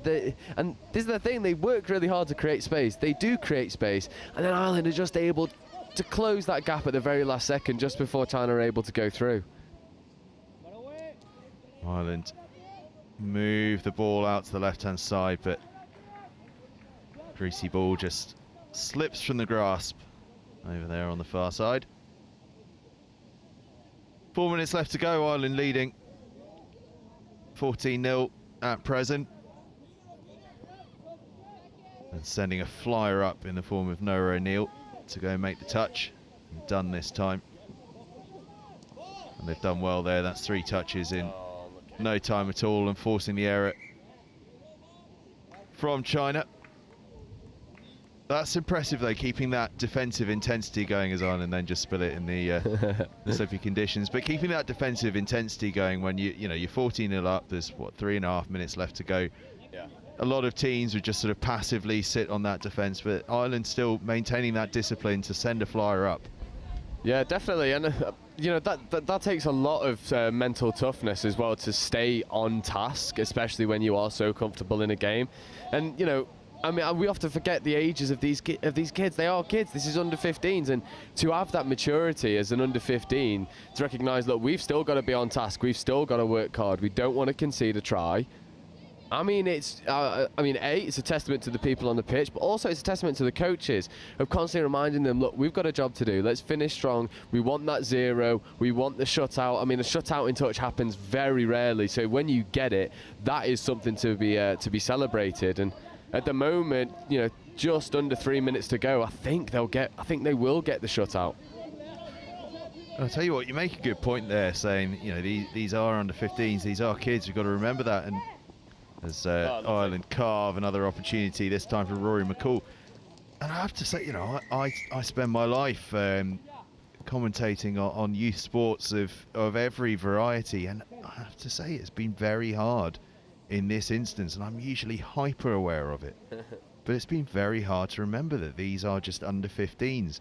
And that's a testament to what the players are doing out in the field across all the games in this under 15s age group. The skill sets and the play have been such that you don't think you're watching 14, 15-year-olds. You feel like you're watching something much more advanced than that. And that's a huge, huge nod of respect to all the players out there. 100%, and you know, I think it's a testament. Oh, China might go in for the score. I think they've got the ball down, and they do. They will get their score. 90 seconds remain on the clock, and they get the score. Zhao Yang with the score. He's gone close a couple of times. He hurt himself diving for the line earlier, and he got a touch of the ball 3 times in this build-up play. Went for the dive. Almost had his feet go out underneath him as he went for it. And China get on the scoreboard with 1.5 minutes left to go. Yeah, and you know what? That is a much improved attacking set because they ran with purpose, sucked in the defender, and then gave the extra pass.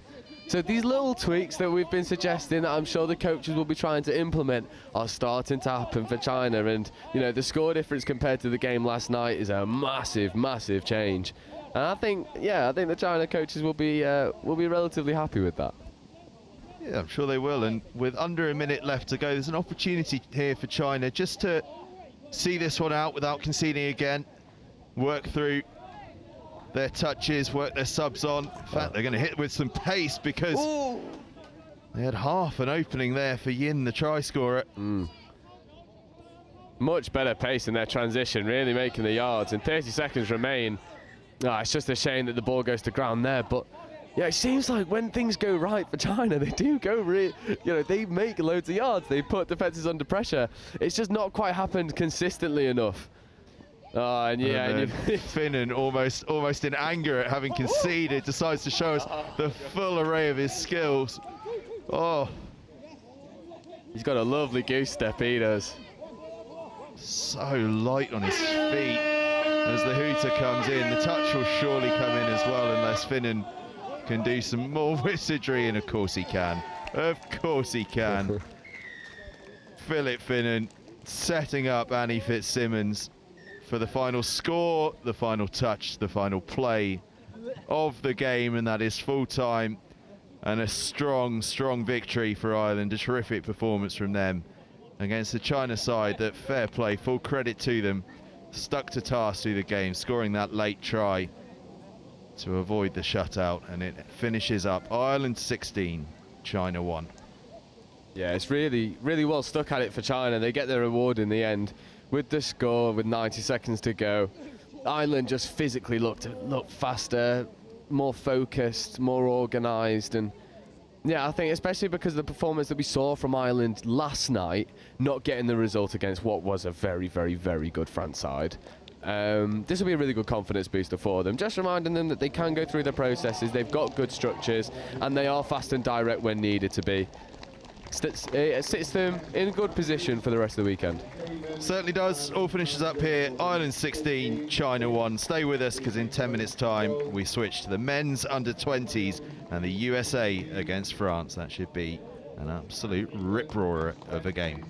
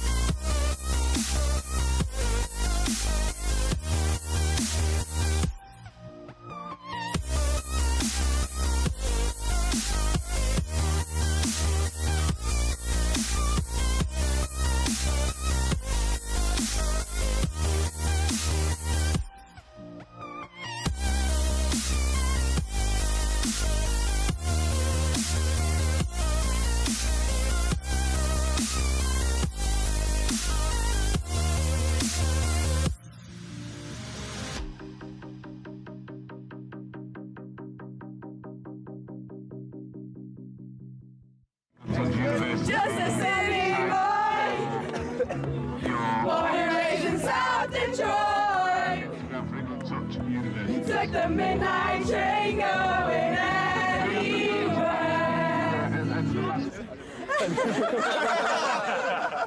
Oh, sport mode. That's how much I care about the threes. Even got them in sport mode.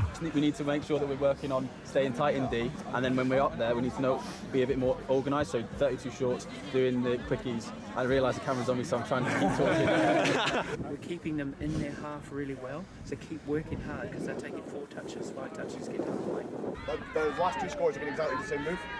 So just as soon as half gets hands on ball, eyes up, we've got to shut them down there. The other impact that it has is that you don't have an impact on the game because you're so far back, they can't hear you. If you're on or behind the line, yes, let's go, guys. Now win it. it all starts in the middle, okay? If we work hard, the links don't have to step up, okay? Yeah. You ready? Let's go. Hands in. Come on, Emma. Tight! Eyes up, Tim! Dragon! Pressure! Cheers to Bristol! Hip hip! Hey! Hip hip! Hey! Hip hip! Hey! One for the ref! Hip hip! Hey! One for us! Woo! I won for the ref. Hooray! That was brilliant. Go on, Darren! Act really casual.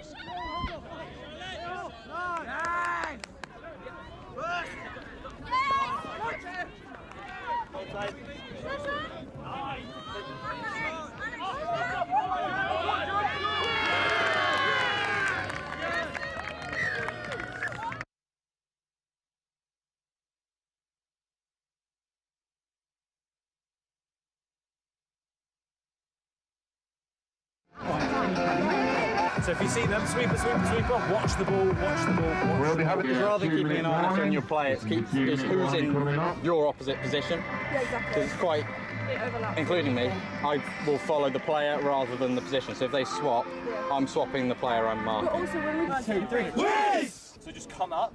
If you're worried about being run around, come up and force them to do things.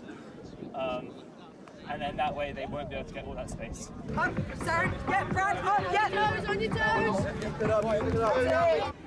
Get up! Take the space! Take the space! You work hard in defence. Get onside early, help each other out, okay? Alright, quickies, you stay tight. Push out, okay? Put a smile on your face, enjoy yourselves, yeah? It's a big game. Let's get it, yeah?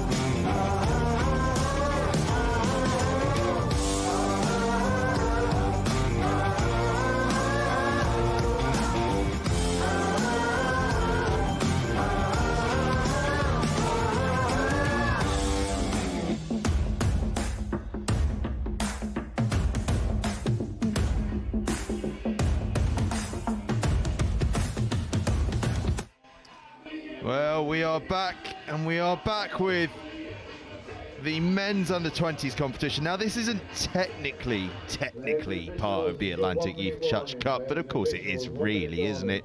It's friendly games in the men's under-20s competition, but it's friendly games that we are going to enjoy rather a lot, because we kind of fancy that these are going to be two very good sides. The United States of America up against France. And the music is blaring ahead of this one. The Americans looking ready for action. The French ready as well. And Joe, you reckon you've played against a couple of these American lads in the past? Well, potentially. I was not fortunate enough to grab names, but this looks like a very athletic side. I've got a feeling that the American wingers, if the Sevens team is anything to go by, are going to be blisteringly fast. It looks as though a couple of brothers in this American lineup, in the form of Jake Catchpole and Seth Catchpole. We will see how it all unfolds over the course of the next 40 minutes. The hooter goes, and America into action, and I think a sign there of just how slippy underfoot it is. It's been a heavy downpour. It has stopped now, the rain, but I think already early on we're seeing the difference in physicality perhaps that comes with a bit of age and maturity. Yeah, definitely, and the pace as well. The pace has definitely picked up. Both teams running very direct. Very good transition there from America. Able to get fresh legs on nice, and now they're in the red zone. Can take a minute just to organise the attack. Quickie set. Looks open side. Lovely hole. Ball is away. And America open the scoring. Lovely link. Hitting the hole at pace. Liam Gray bouncing through to score.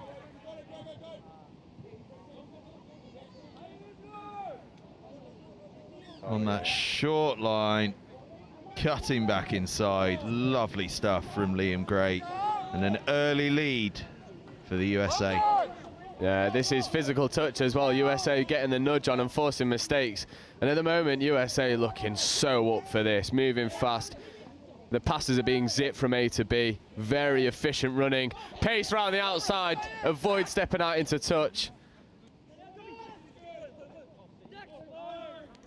And they are on it from the word go, this American side.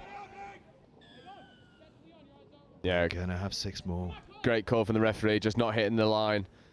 America are able to, well, they're gonna have a repeat set of 6. Link is hanging out there, similar hole as he hit earlier. USA will burn a touch. Just getting their offensive line set.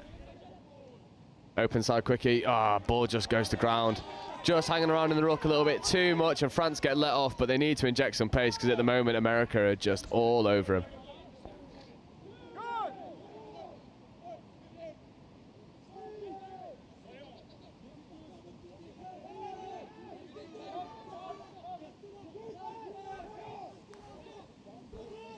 An athletic dumping of the ball there from France.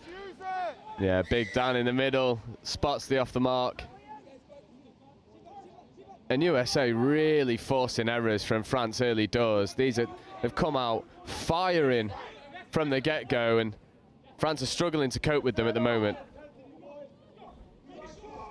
He did everything he could to not be off the mark. Threw himself to get the ball down, but not quite able to. US could be an opening here. They get through. Can they find a spare player? Searching desperately for one, but the touch comes in. Possibly the early pass out wide might have been the option once he'd burst through, but just couldn't quite find someone. Yeah, France are struggling to get into gear at the moment. The USA are putting on an insane amount of pressure, just shutting down their transition at any opportunity. But now France starting to roll through and will have their first crack at the line. And that 6 touches turnover. France unhappy with some of the physical nature of some of the touches from the USA. Yeah, Dan's got eagle eyes. He spots the forward pass from the base of the ruck. No one knows yet. Whistle's now been blown. Good call, Dan. Well done. A forward pass given. He's going to be your best mate in this game because he's hot on those things. I like that. I like that a lot. Yeah, I've got to shout him out. Actually, he is probably my favourite ref. For England, he's mine too now. Just gives nothing, takes nothing. Very stern. Can spot a forward pass. Makes a big difference. He can spot most things, Dan. He's a good ref. France then, can they take advantage of this extra 6 from that forward pass? They can indeed, and they've evened it up. And well, fair enough to France as Thomas Bonheur scores the try. Been under the cosh for the whole of the opening 5 minutes, but they go in 5 minutes into the game and they're one apiece. Yeah, definitely, and it's the first real pressure that they've sustained on the line, and they're able to make it count. Just a really nice open side quickie. It's just a race to the line, and the dive is good enough to beat the retreating defender. And USA looking a little bit fragmented on the line, flying up probably when they don't need to. Maybe better to stay connected with your defenders and hold space, but you know, they look so potent in attack that I've got a feeling that their game plan isn't to shut France out, it's just to score more than them.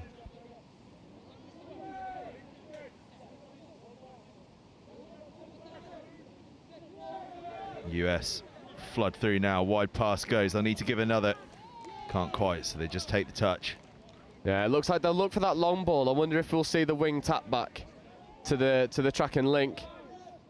Scoop coming, looks to go wide, ball just goes to ground. Maybe the ball to the wing was on rather than the link, but USA every time they get into the red zone looking very dangerous. Certainly are. France, how much confidence has that try given them? Looks like plenty as they start flooding through on this attack. We haven't seen the move like this so far, but just as we start to say it, the error comes in.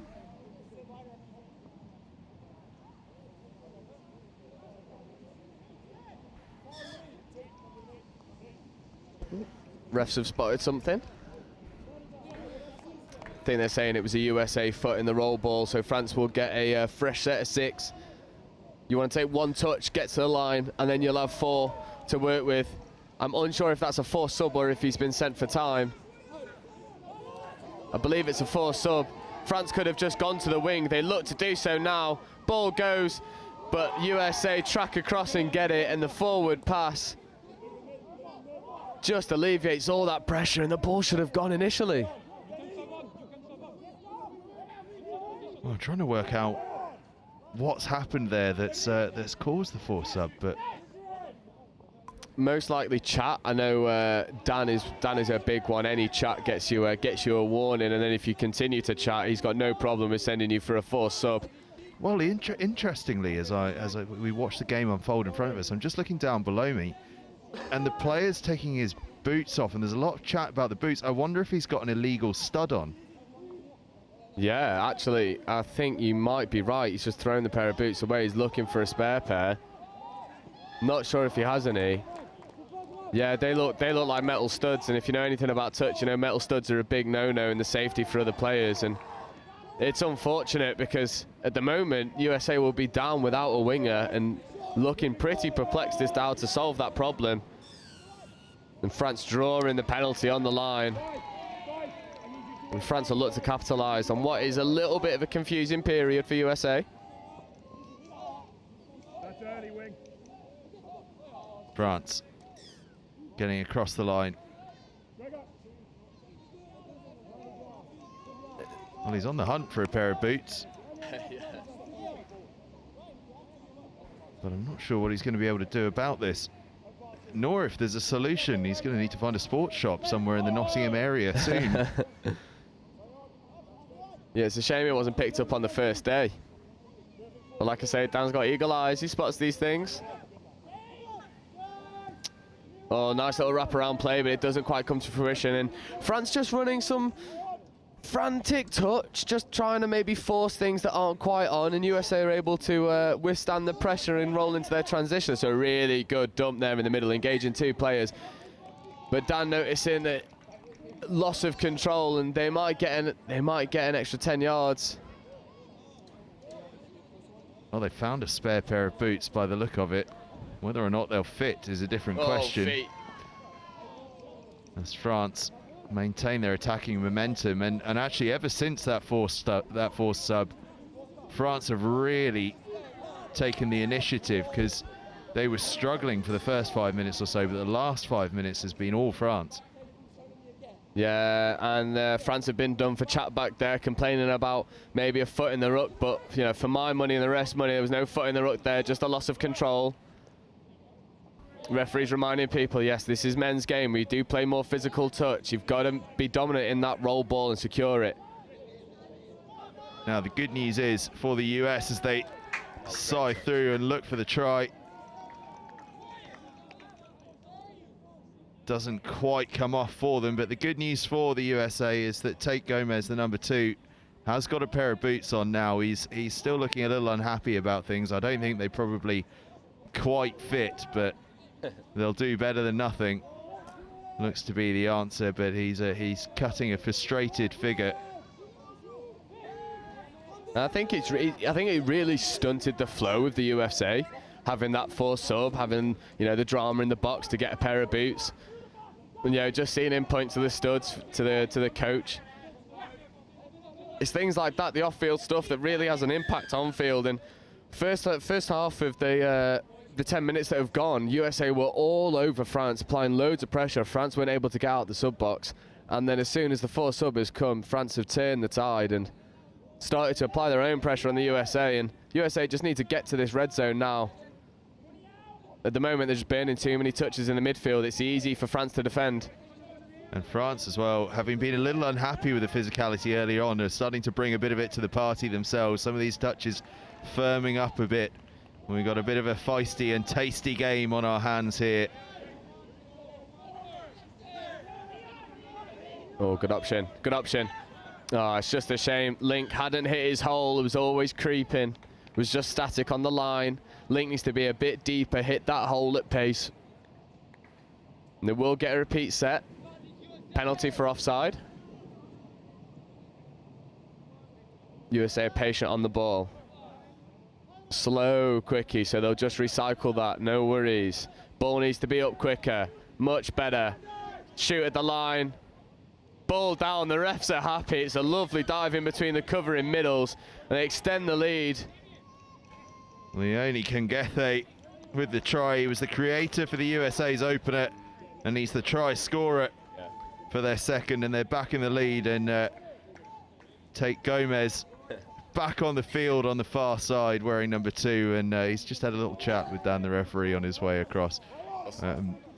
Obviously managed to keep himself under check because he's been furious on this near side touchline, but obviously just demonstrating that he's got the correct equipment on. Yeah, and do you know what? It's one of those nuances of touch. Is a lot of people do try and wear cleats, especially when the ground is, you know, maybe just crumbling underfoot and you want to get that extra bit of purchase. But if that foot then slips on someone else, that's big damage. And Dan is well within his rights to reinforce that point. But USA, since he's come back on the pitch, are looking a lot more dangerous. Try line's begging. Touch has been made.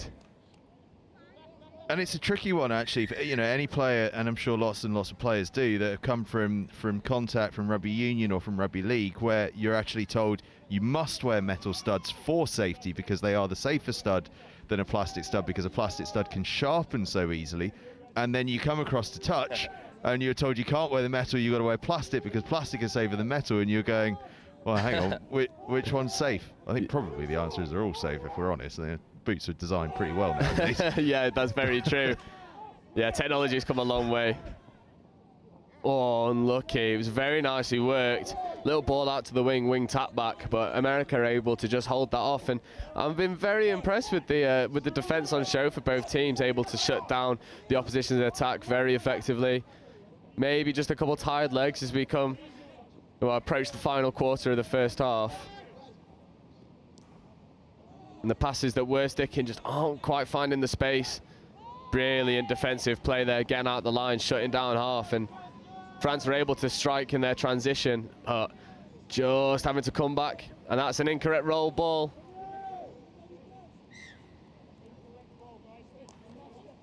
Prime opportunity now for the USA. You've, one touch, get into the red zone, make it count. And they sub whilst the ball is being rolled, so they've got fresh legs on without worrying about having to drag the ball over to the sub box. And we'll see if they can make this work. Checks back on the inside. Picks up. Not on. Goes for the quickie. Looks for the ball. Gives the ball. Brilliant touch. Really tight game this. Both sides showing their skills. Look at that pass. Beautiful stuff. Defense just able to swing across though and stop Trask from going any further. Oh, good touch. Really good touch. Nothing wrong with that. You've got to get the ball down. And again, 2 touches now the USA have made. That's 3, and the France aren't even at the sub box. Ball goes, slips, 4th touch. They have 1 touch, and they're going to have to scoot from about halfway. Touch is made. I think there's more inconspicuous ones that haven't been given. But France get let off with a really poor transition. And now they're able to strike from halfway.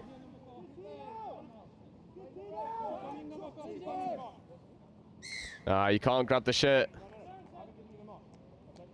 And USA just alleviating all of the pressure that they'd put on France. and he's been forced up for chat, and the France will react quickly. The USA player doesn't really know where he's going. Ball goes, touch is made, and the USA scramble once again. At the moment, masterminds of their own downfall. They are, but I do wonder if there's sort of irritation with a couple of the decisions might just rile them up and fire them up and kick them into a real performance as this game goes on. Yeah, definitely, and you know, it is very easy to get dragged into that frustrated style of touch where you feel like a couple of calls haven't gone your way, you feel a little bit aggrieved, but you can't let that affect the way that you play. And at the moment, you know, USA are above,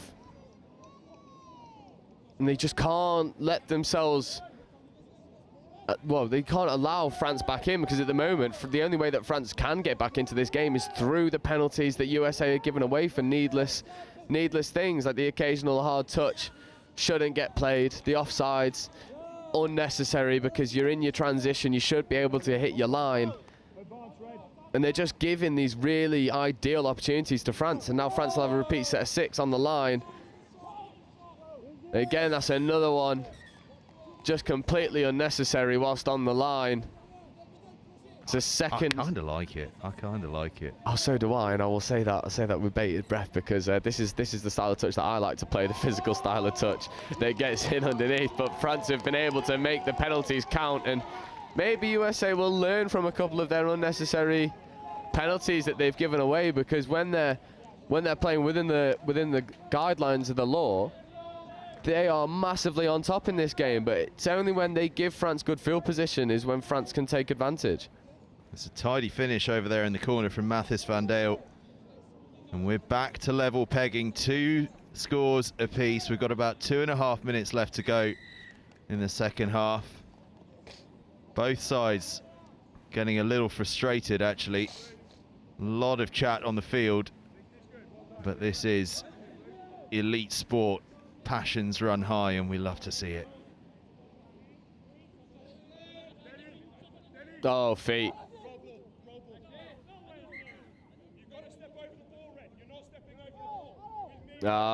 Good spot there from Dan. I was wondering, a few of them have been right on the line, but foot just not travelling over the ball as they dump, so you gain an unfair advantage, able to get out of that dump a lot quicker than someone who would pass their foot over. And there was a couple that were right on the line, and Dan spotted that one that was a little bit more obvious. Forward pass there. It's almost like a swear jar for you. You get a forward pass counter. Well, people could just blow their whistle when there's a forward pass. That would deal with the problem.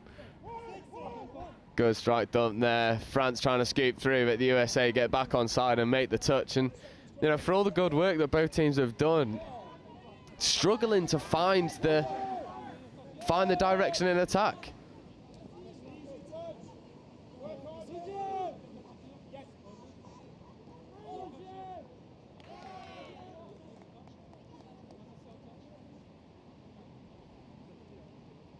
Just being told to take the roll ball again as things slow down.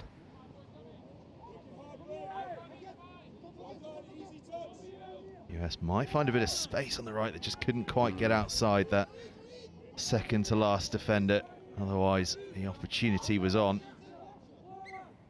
Yeah, just not back in the hands in that situation. Rather than trying to run round your opposite number, maybe just give the pass and allow a faster player to take the space. Just as France have done here, making loads of yards, but I think that's just a loss of control. Yeah, just releases the ball before the dump goes. It bounces off the pitch, and USA really winning the roll ball at the moment.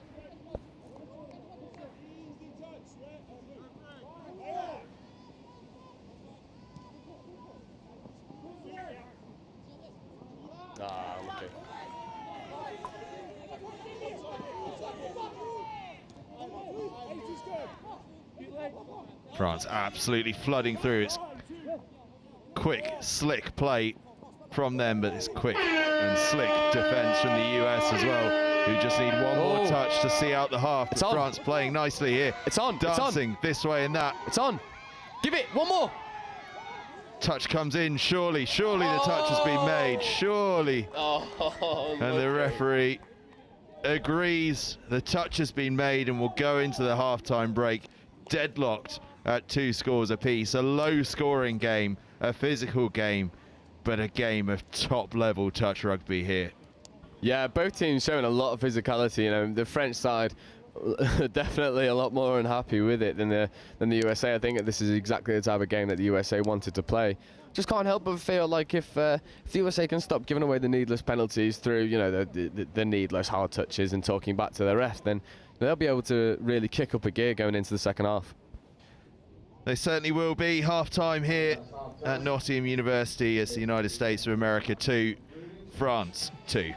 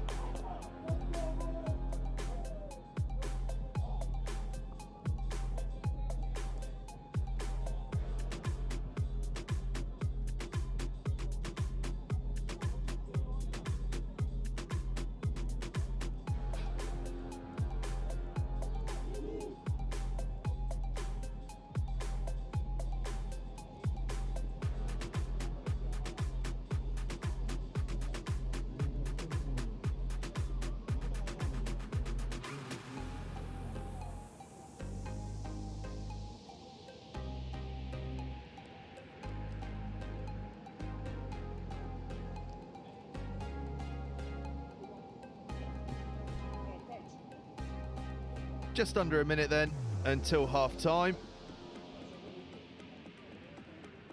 We are 2 scores apiece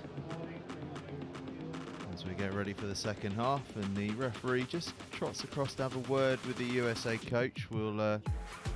Joe Wright's been leaning over to see if he can pick up on that conversation. What was being said down there? Yeah, so he just said, he was like, "Coach, can you come over?" He was just imparting the statement of both teams aren't passing the foot over the ball, and anything that's ambiguous gets pinged immediately now. He said it's the same for both sides. So yeah, we saw one get called, probably some more could have been given, to be honest, and it's something that the referees have highlighted, and now both teams have no excuse to not pass the foot over the ball. You know, especially on your quickie sets when you're trying to get in and out really quick. You've got to pass that foot over the ball, otherwise you could just dump it and run off. Well, you said he's eagle-eyed. Oh, he's been eagle-eyed. France go close. Yeah, good play, good quickie play, just feeding off. Long ball goes, looks to beat him around the outside. Big touch in the middle. That's that difference in physical development you've seen. That's a big winger. Big shove on. Really good dump in the midfield to generate some momentum, and now the USA are really cannoning into their transition. Fresh legs on, really smooth. Best transition of the game so far. This is fifth, they're gonna have to scoop. Defense is set, they look long. Oh, I don't think the ball was meant for the link. Wing was on. Didn't get the call from the outside that he had space. France survive. Yeah, and you know, it goes back to that, you know, the wing play that they're trying to make. If that ball goes to the wing, the tap back to the link is on, has been on all game, and might be something that the USA have spotted. See if they can expose the French defence. Lazy defenders not tracking on the inside. Another big physical touch coming in. I love it though. Oh, I'm enjoying it. I love it. I'm enjoying it so much. It's why I absolutely adore playing men's, because men's touch is super physical, and that's what you want. You want to have to win that roll ball. Really have to work hard for it, and then when you do, you feel so much better for the hard work that you've put in. Well, and if you think about it, you want a game where people are having to work hard, because that's how space starts getting created, is when people are working hard. There's a brilliant diving touch comes in there from the French number 8, Timothée Berton. Yeah, I think he's going to get done for offside though. USA thought he was going to play advantage, could have got the ball down, but Dan pulls it back. I think France had, sorry, the US rather, in an attempt to get the try awarded to them, claimed they scored it and launched the ball back all the way to halfway, and it was a long trot back there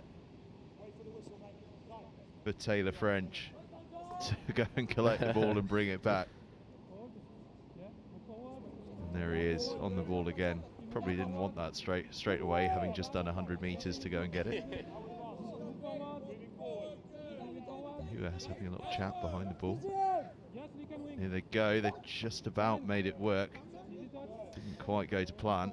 It's something I've noticed in the French defence is some of the links are really lazy to get back onside, so if they just dump that ball and pick it up early, they'll be able to catch them offside. Sometimes, you know, when the play doesn't come to fruition, they get touched. USA just take a second, and if they react quicker, they'll be able to find the space in behind the lazy defenders. They go through their 6, and France will have possession again. 2-2. It is tight, and it is tetchy out there.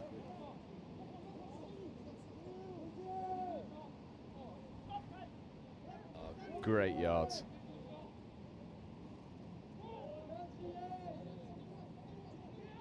French have really warmed into this game, now starting to play expansive. They've got the scoop on the 23 channel. Ball goes back to short side. Lovely feet. Can he feed off? Can't quite. Touch gets made. Much better from France in their transition. They then move it open side. And unfortunately on that occasion, it doesn't quite come with a score, but you've got to think if they keep moving this USA defence as they were then, the gaps will appear. And in these 40-minute games, you can afford to, you know, condition some defences to, you know, move a certain way.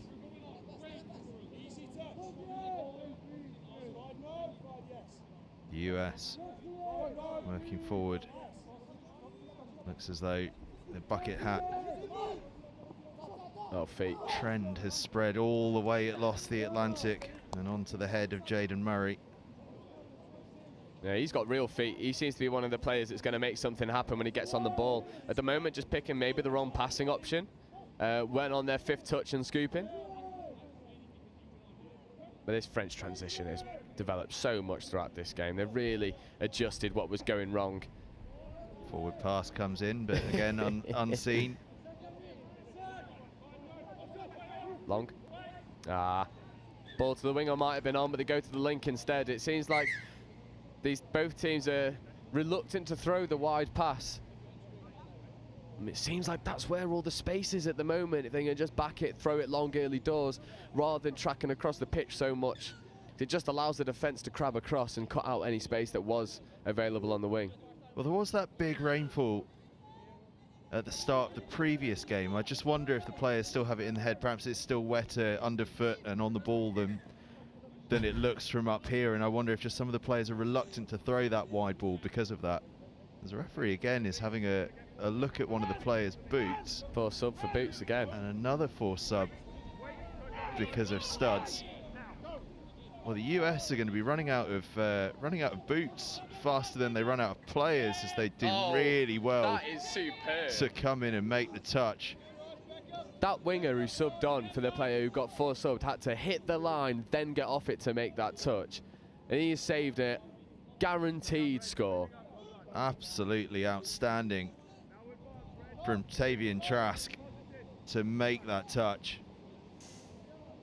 But the US have got a problem here with their boots. It's Deacon Benham who's having to make the latest change, and well, I'm not sure if they're going to have enough spares for that to be able to happen. There's certainly none forthcoming as we speak. I'll keep an eye on that one. Oh, well, they've got the boots from earlier. They definitely have at least one spare pair of boots that they can use. But that's not overly helpful as he tries to go around the outside, but just loses footing and slips into touch. 7 metre roll.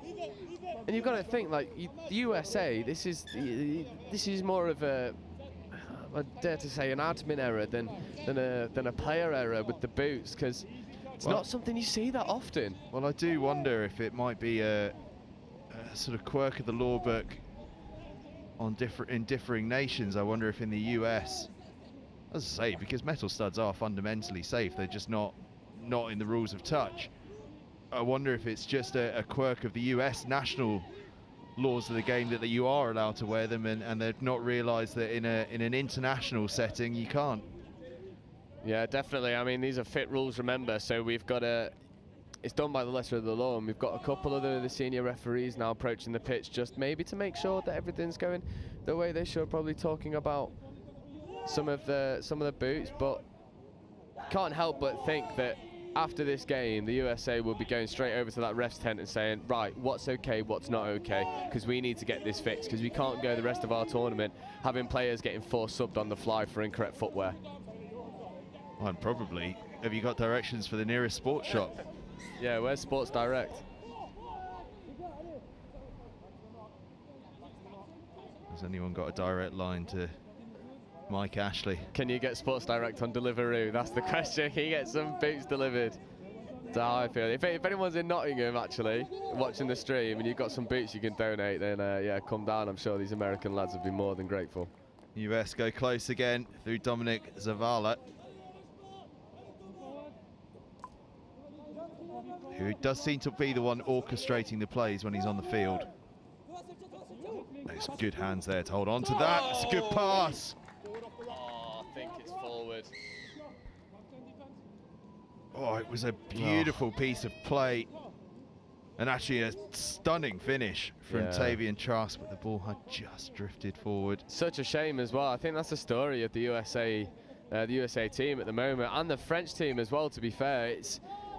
It's just too easy to defend, and then when the moments of magic come, it's just the 1%ers that are letting them down, whether it's not putting your foot over the ball or the forward pass. And you know, when you've got through extremely experienced referees, they're going to pick these things up. You just can't afford to have this lapse of judgment. Here's an opening though for the US. Now forward, Blue. Or USA get away with 7 on there. Steady, 7 on. Oh no, Dan spotted it, Dan spotted it. Good lad, good lad. And if you're not aware, 7 on is a penalty from where the players are meant to come on and off the pitch. So the USA will essentially get a tap off now in the middle for 7 on. France will get a tap off, sorry. And again, it's just these little errors that are just stopping any USA development in the final third, just surrendering possession to France all too easily. Well, you told us he was a stickler. He certainly is as France go close. Andres Schoffel diving for the line, but just touched.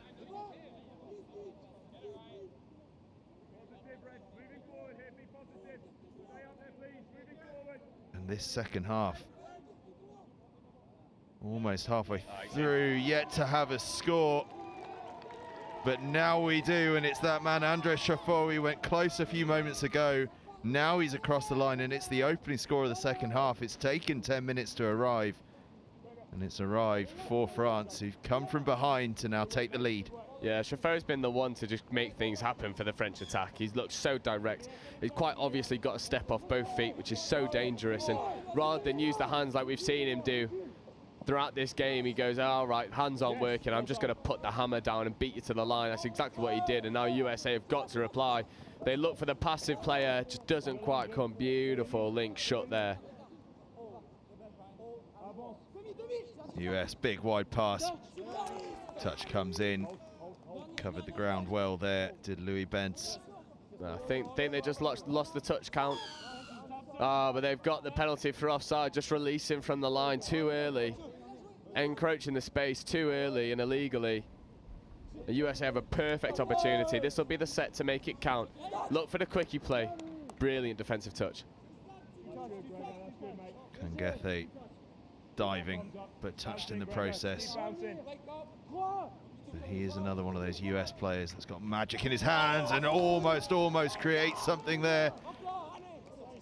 Inches away from leveling the scores. Yeah, that trail line on the quickie's been on for a while now, and I was about to compliment the USA setup in saying that when they do run the quickies, the two middles are very close together, but then the links are set quite far away in space, ready for the fire up if it does come. Unfortunately, doesn't quite go to hands there, but it's really promising signs. And you know, just under 8 minutes left to go, and USA have got to feel like if you get some more repeat sets on the line, you will get over it again. Brilliant defensive touch.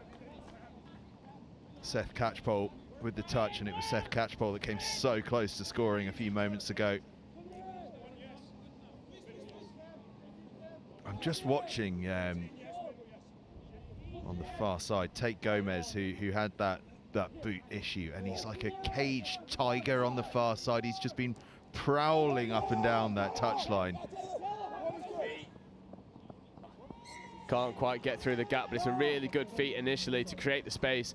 Just looking for the support. And if I was to make a critique of some of the USA attack, especially when they get into their final third on fifth touch looking to scoop, is there's not many options for the scooping player to look for other than the roll ball. And it just creates complete separation between the ball and the supporting player, and it's then very easy to France to come up in that umbrella-shaped defence and snuff out any opportunity.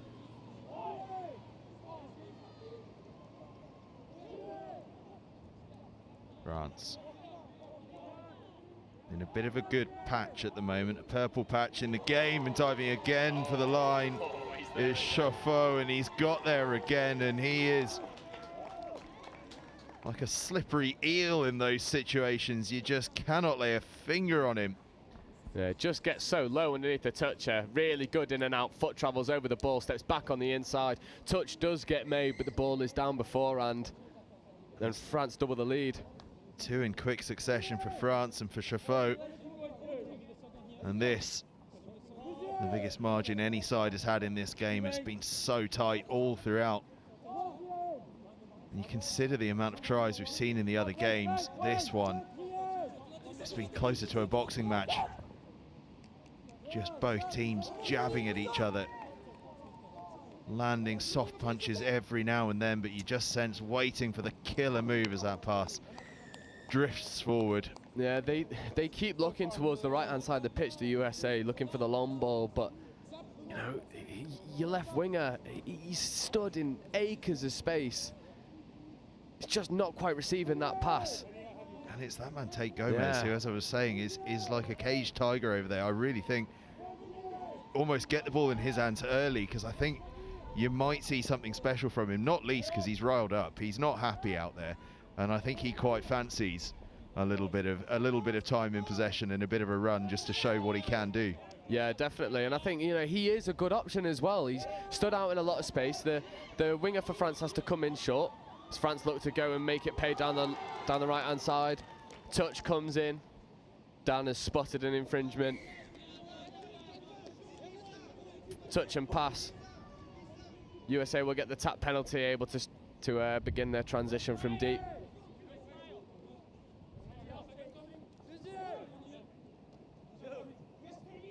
US up to halfway, flowing nicely at the moment. Flowing very nicely at the moment. If they can pass around this touch, they'd be going very well, but they get a set of 6 again anyway. So they're going to be very, very happy with that, and a big opportunity here as we enter the last 5 minutes to narrow the gap to 1. Yeah, you can just see on your screen there the space on the left-hand side of the field. Are they going to look for it? They look to go through the middle. They get the second penalty. One more and a player will get sent for time for the rest of the USA possession. And the way this game's gone, you wouldn't bet against that, would you? Not at all, not at all. But again, you can see the 2-on-1 on the left-hand side. Do they look for it? Not yet. They don't need to. Ball is down, refs are happy. They come back to the short side and they work it really well and close the gap back down to 1. Well, why look left when you can just go short right to Samuel Farbert? And all he had to do really was just catch and fall. And that's exactly what he did. And we are back down to a 1-point game, 4.5 minutes left to go. And we're in for a pretty grandstand finish here in this men's 20s game. As the magician. I think he said that he dumped the ball outside the 7, so the USA defender was onside. Chauffeur, though, weaving his magic spell, and he does it again. Oh, it's a hat-trick, and he is just toying with the opposition. His feet are too good, feet are too good. Recycles the play, thought he'd got round, defender made the touch. There he goes, okay, you may have got me once, but you're not getting me a second time. Steps inside, bang, right foot whack, steps outside. Lovely touch, could walk it over in the end. And no sooner had the US narrowed the gap to 4-3 than France score again to bring it back out to 2 and up to 5-3. US surge through, big wide pass, there is Gomez, and Gomez scores. Immediate response from the US, an important response. No, there's been an infringement. Oh, forward pass. It's unlucky because USA had worked that really well, but just the forward pass, and they did look left for the first time, and unfortunately the right option just didn't result in what they wanted. Oh, and it's beautiful from France. France really turning the screw. It might have took them 35 minutes to turn on the flash, but we've got there in the end. We have indeed. Erwin Levesque with the score. And France have just grabbed this game by the scruff of the neck.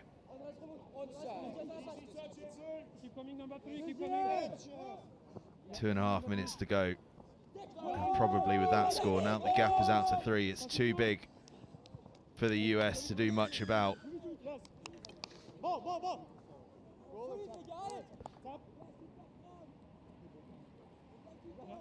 Offside again. They're going to go back to the quickie play. Half's not there quick enough. Good ball. They look left. Ball goes early, but offside again. Second penalty. The third comes, someone goes for time. Bit of a debate here amongst the referees.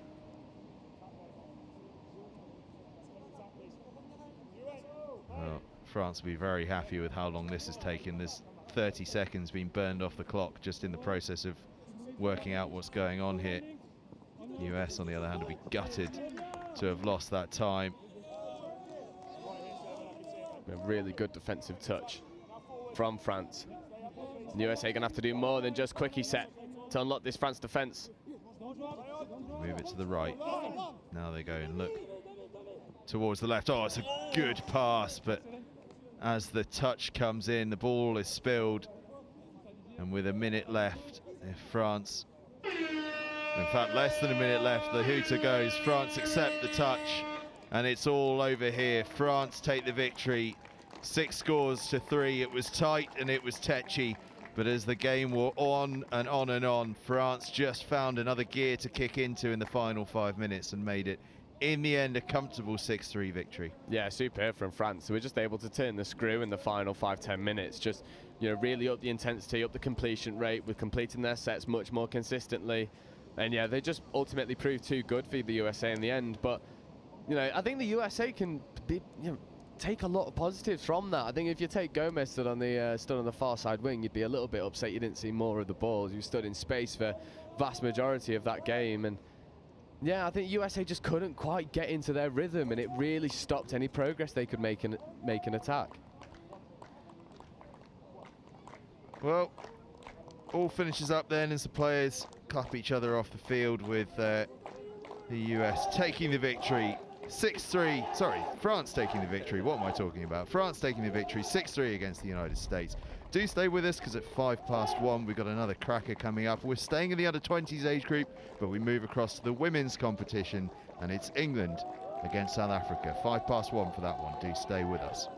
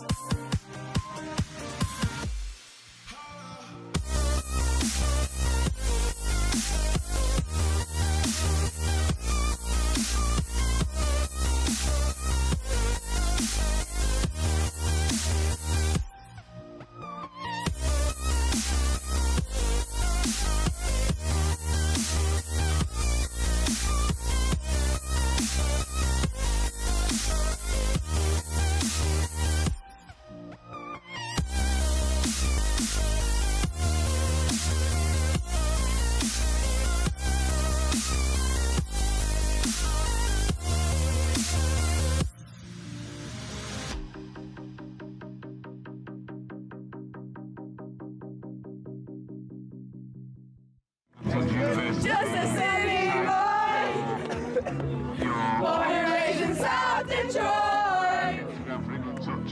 He took the midnight train going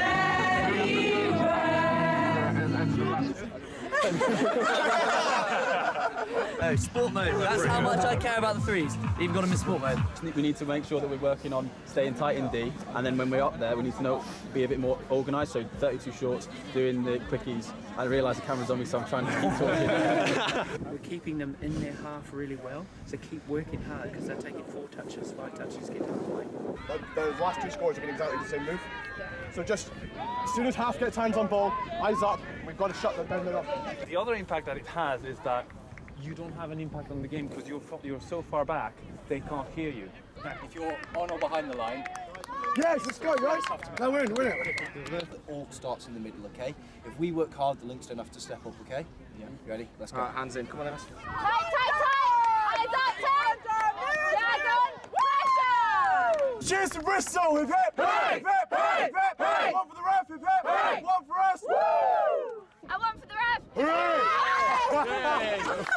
That was video. Go on, Darren! Act really casual.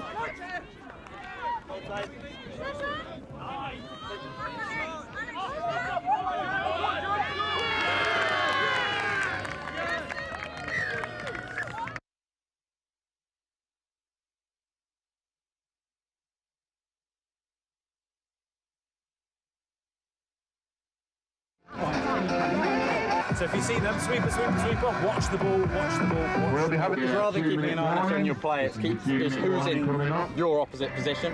Yeah, exactly. Because it's quite, including me, I will follow the player rather than the position. So if they swap, I'm swapping the player I'm marking. But also when we 1, 2, 3. So just come up. If you're worried about being run around, come up and force them to do things. And then that way they won't be able to get all that space. Up, Sarah, get Brad, up, get nose on your toes! Get up! Take the space! Take the space! You work hard in defence. Get onside early, help each other out, okay? You ready, quickies? You stay tight. Push out, okay? Put a smile on your face, enjoy yourselves, yeah? It's a big game. Let's get it, yeah?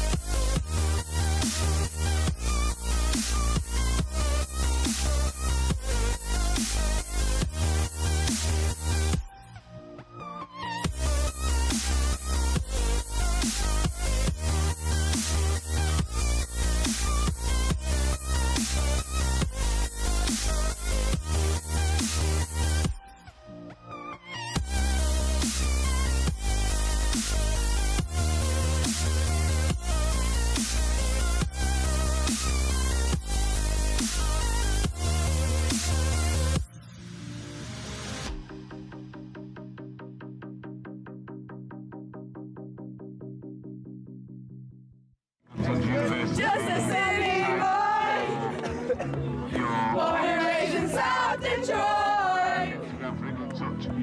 Took the midnight train going anywhere.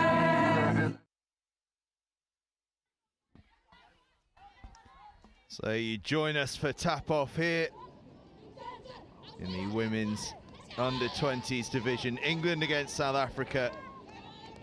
And Joe, always exciting when the host nation takes to the field. Yeah, definitely. I've got a feeling this is going to be a really strong game. I mean, we've seen South Africa once now on the live stream and they look really good. But this is a different test in itself, coming up against an England side, very well-drilled side. Got to shout out the coach, Adam Brimlow. He certainly knows what he's doing. He's a very well-experienced coach in the women's division, and we'll see a very organised England side here. You've got to shout out Alice Summers there, wearing 10 with the heavy shoulder strapping and unfortunately the bucket hat as well. She's done a good amount of work in the commentary box alongside us last week over in Burton upon Trent, and now she's showing us that she's as good with the ball in hand as she is with the mic, headwear choices aside. Though she did warn us that the bucket hat would be coming out, so oh, we love a good bucket hat. There's a lot of strong use of the word "we" there.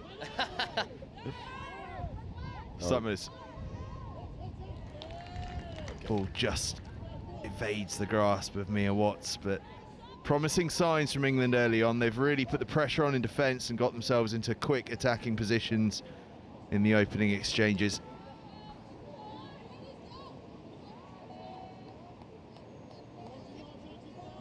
Good, strong touch in the midfield there from England, just putting on the pressure. But South Africa are able to eat up some yards around the outside.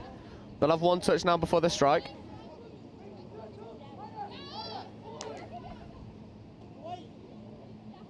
What can South Africa show? They've not had much attacking possession thus far.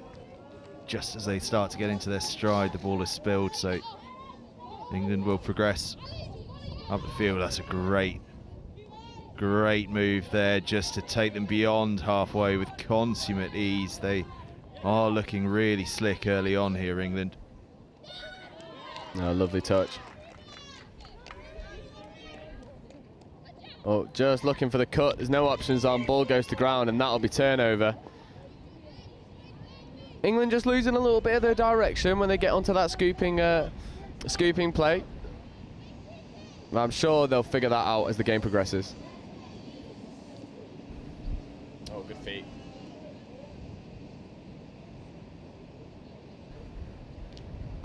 South Africa having to make their subs ahead of where the ball is, which means it just takes a little bit of time for them to get round.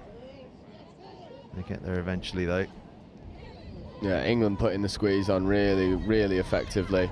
But South Africa end up making good yards, and you can't help but feel like if they can just increase their tempo when subbing, they'll be able to get those fresh legs on behind the play so they can hit the ball at pace. At the moment, it's just too static when their fresh legs enter the field.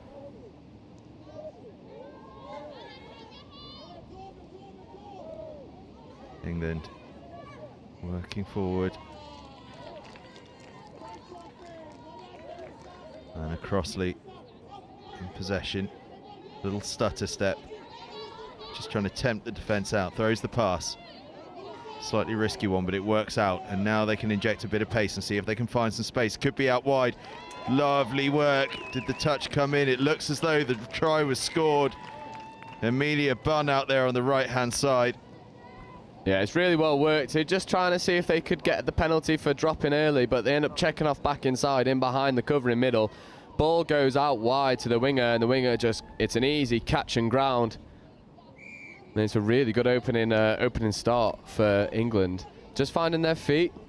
Maybe lost a couple of opportunities that they thought they could have executed from, but able to force good turnovers in the South African transition, and able to make those turnovers count. Yeah, a tidy finish from Bunn on that right-hand side. South Africa now making progress down that same wing and levelling up instantaneously with really their first attack in and around that 7-metre area. Yeah, it's really good, and the England link gets called offside, hasn't hit the line, so she's got to stay off, and then the wing has to bite. Lovely heads-up play, tip over the top, and that evens it up. South Africa's first crack at the line, and they're able to convert.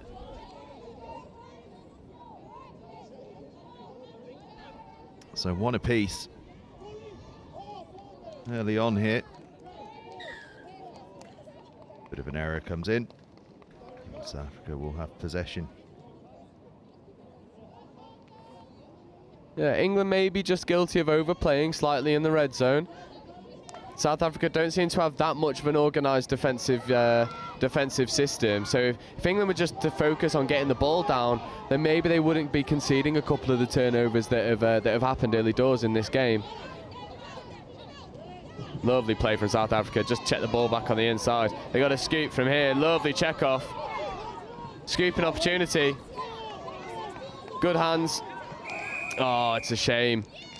Yeah, they've drawn the penalty, and at the moment when South Africa get moving, they are really putting it to England. They certainly are. And we saw their 18 side struggling to flow. Some good technical play, but they were just unable to get that flowing pattern to it. Here though, the 20s able to really flow through and just absolutely flood through the play with pace and a bit of panache, and very nearly getting the score there. Yeah, it's very impressive. They're running phase play when they get caught within the 7. Only critique I'd have is maybe spent too much time outside of the red zone, just trying to set up their play. But they'll have one last opportunity now. They look for the short side play. Ball goes back on the inside and ball goes to ground. But if you're South Africa here, you are so enthused by what's just unfolded. You've been able to really stress this well-drilled England defence, and at the moment, South Africa seem to be getting a lot of joy when they get the roll on. Yeah, South Africa enjoying themselves. Conceded but levelled quickly, and now playing some nice stuff. They're playing 3 up in that defensive pattern, so they're having to work hard to get them back. They managed to, although Summers is just dancing around, and space on the right-hand side. The touch was made. Touch was made to be given touch and pass.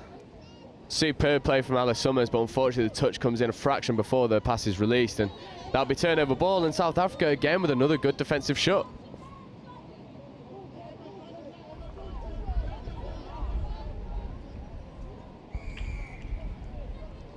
Yeah.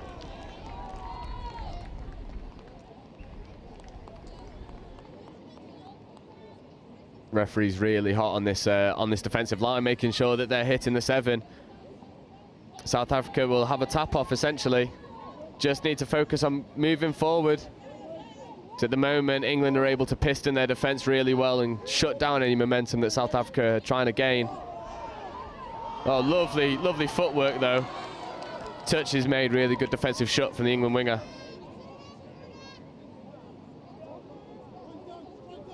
It's a tight and even game, though, in these opening exchanges. Oh! Interception, England.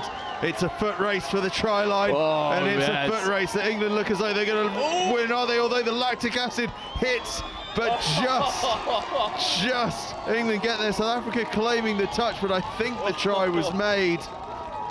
Clara Oki with the score.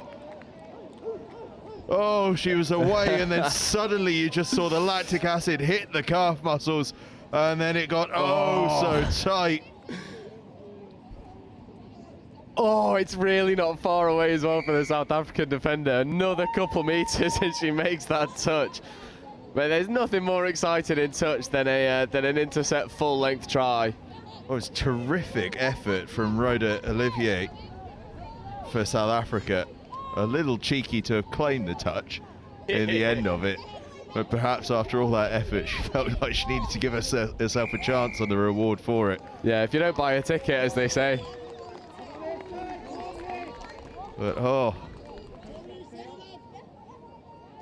you felt for Oki there. That was a real case of the lactic acid just hitting in an absolute flash. Yeah, for sure, for sure. And, you know, at the moment, South Africa are finding loads of joy, especially drawing offside penalties. And although South Africa are trying to run their strike plays from probably what I would say is too far out to really threaten that line, it's almost confusing the England defence, and the England piston players are releasing too early and the referees are hot on it.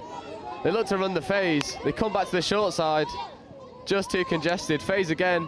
Ball goes. Interception made. That's touch 0. And that's first.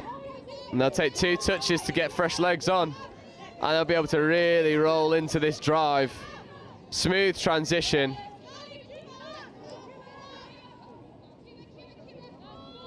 They've got one more to use. They don't have to go through on this. They recognise, take the touch. That's fifth. Link punish. Can they get on the outside? Yes, they can, and the ball goes down. Superb score. And that is a textbook transition. Well, the Simon dynasty continues. Phoebe Simon crossing the line. I thought for all money she was going to pass this one out wide, but so did the defender opposite her. So she just hovered the dummy out there and just made her way home. Yeah, it's a superb read, superb read. Pump the ball, winger has to go. He just goes through the gap, and for all of South Africa's impressive touch, scoreboard is really favouring England, although they look to go around the outside again. Just doesn't quite get there.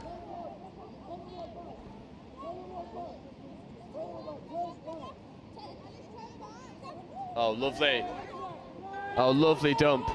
She's done so well. She's in behind there. That player's offside. Play on. That'll be score given. And that is just superb touch. The little Aussie to buy both of the England defenders. Well, I tell you what, you think this means something to this South African side?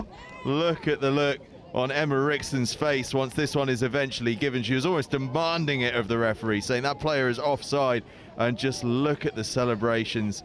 She absolutely loved it. Yeah, superb dummy, and the England defender buys it, all ends up. It's able to go through the gap. It brings the deficit back down to 1, and you know, England have really got to tighten up defensively. South Africa are running some unconventional plays, and it is hard when you come up against what isn't traditional touch, but at the same time, this is an experienced enough England side to be able to deal with that. And I believe that's Alice Summers and Mimi Baton just passing the ball between each other and going under. Well, that's one way to respond to conceding the score. Just go and strike back immediately and stretch it back out to a 4-2 lead. And England, as you say, they're looking good in attack. They've just got to tighten up on defence. It is an unusual attack that's being presented to them. Yeah, definitely, and with that it does present its own set of problems, and at the moment the England players are just releasing from their press too early and the referees are calling them offside consistently. So maybe you just want to set that press from deeper, and then you can afford to maybe release at the same time, but if you're coming from a deeper position, then you're still going to be on that offside line. I think there was a turnover called, and the on-field ref has overruled the decision. Hard touch given. So South Africa, if they can use a couple touches to get to the line, they're going to have 3 attempts to bring the deficit back down to 1.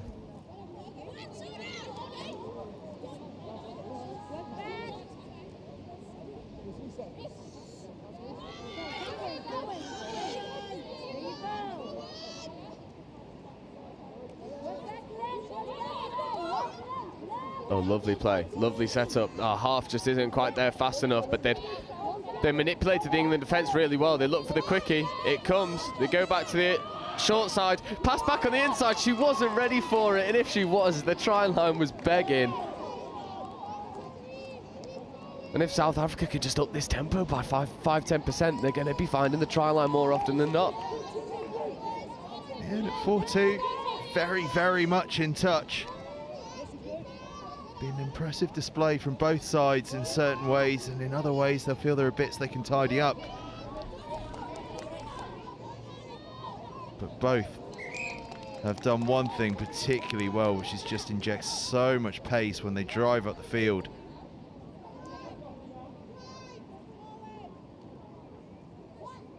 And I've got to say, the ball manipulation, that player's offside surely. Yeah, again, same problem, just releasing too early. But I've been extremely impressed by the ball manipulation skills from South Africa, just engaging defenders, throwing switches, and then throwing dummies that people buy, all ends up.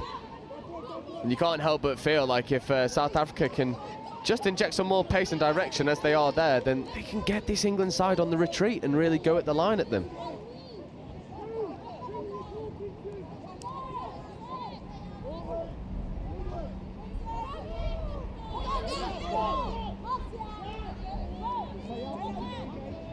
Again, South Africa happy to cede the touch, quite a long way short of the 7. Looking as though they're feeling a little more comfortable with it this time around, and then forcing the error from South Africa. and perhaps just a sign there that England have worked out what to do about this South African defence. Yeah, so, well... attack, rather. All I would do if I was England in defence is just hold space, move together as a unit, force them to throw long, because at the moment what's happening is individual players are biting on the little bits of manipulation, and then that opens up a dogleg in the defence, and this cutting back against the grain that's working so well for South Africa is just exposing all of that space. If I was in the coaching box for England, I'd say, look, just hold your profile, hold your space, force them to move you. At the moment, you're getting moved too easily, and it's just allowing South Africa all the space in the world. South African subs a little slow to get on there, so it's just stymied the momentum a little bit, but they do well to get to the middle of the pitch before they get touched.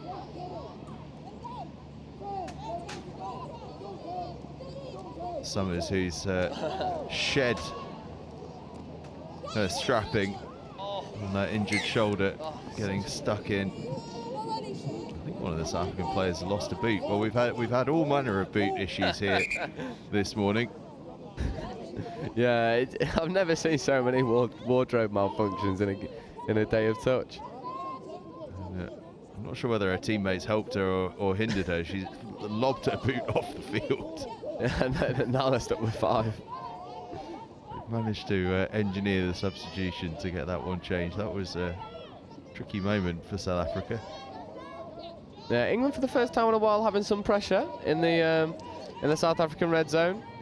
Now trying to get around the outside. That will be, I'm unsure if it was played at. But so as much as we say if you slap the ball down to a floor as in the defence, you get the repeat set of 6 for the attacking side.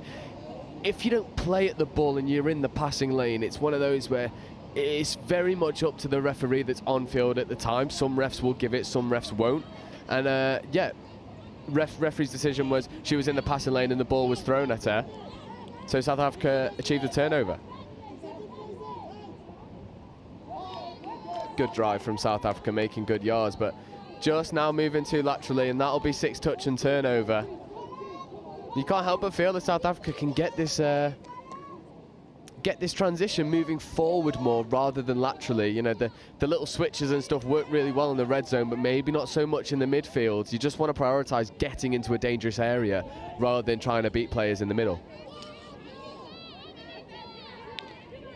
England a little slow to get their 6th player on, but now they have all 6. Now there could be some space out wide, but the touch comes in. The attack. In fact, the attack will have 6 more by the look of it. They will indeed. Offside in the midfield.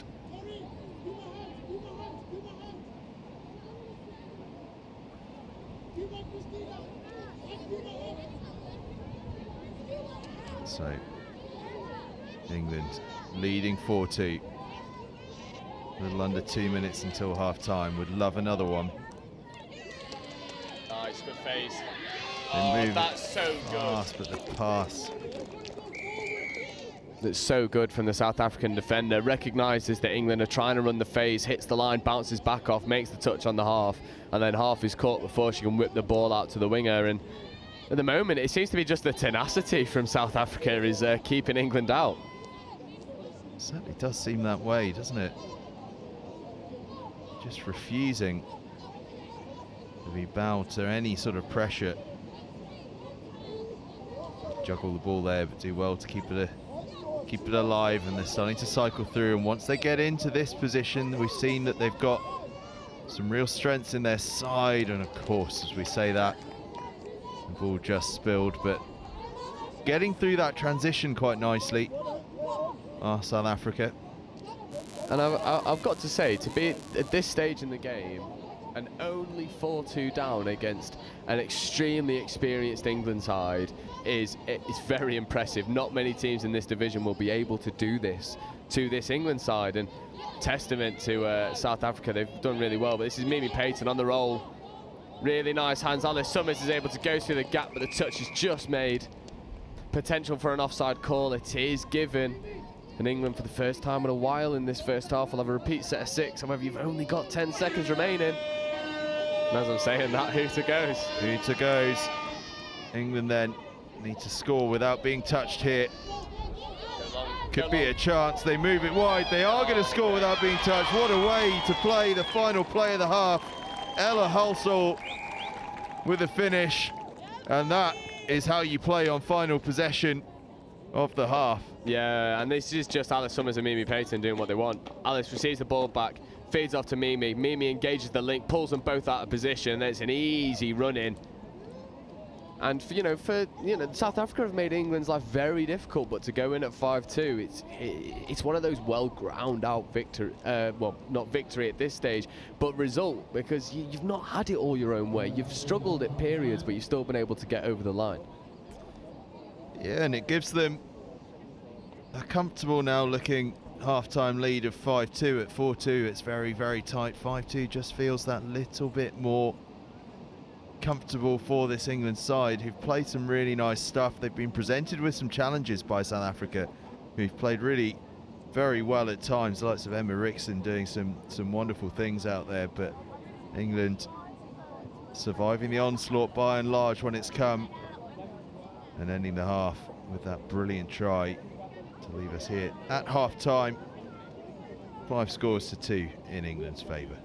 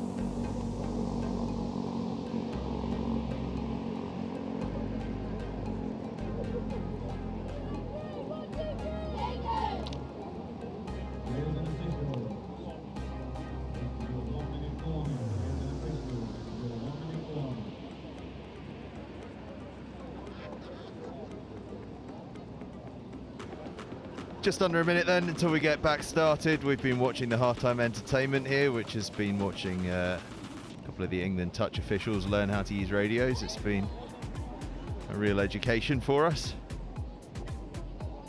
England players making their way out onto the field nice and early. South Africa still taking the time to talk through a few things.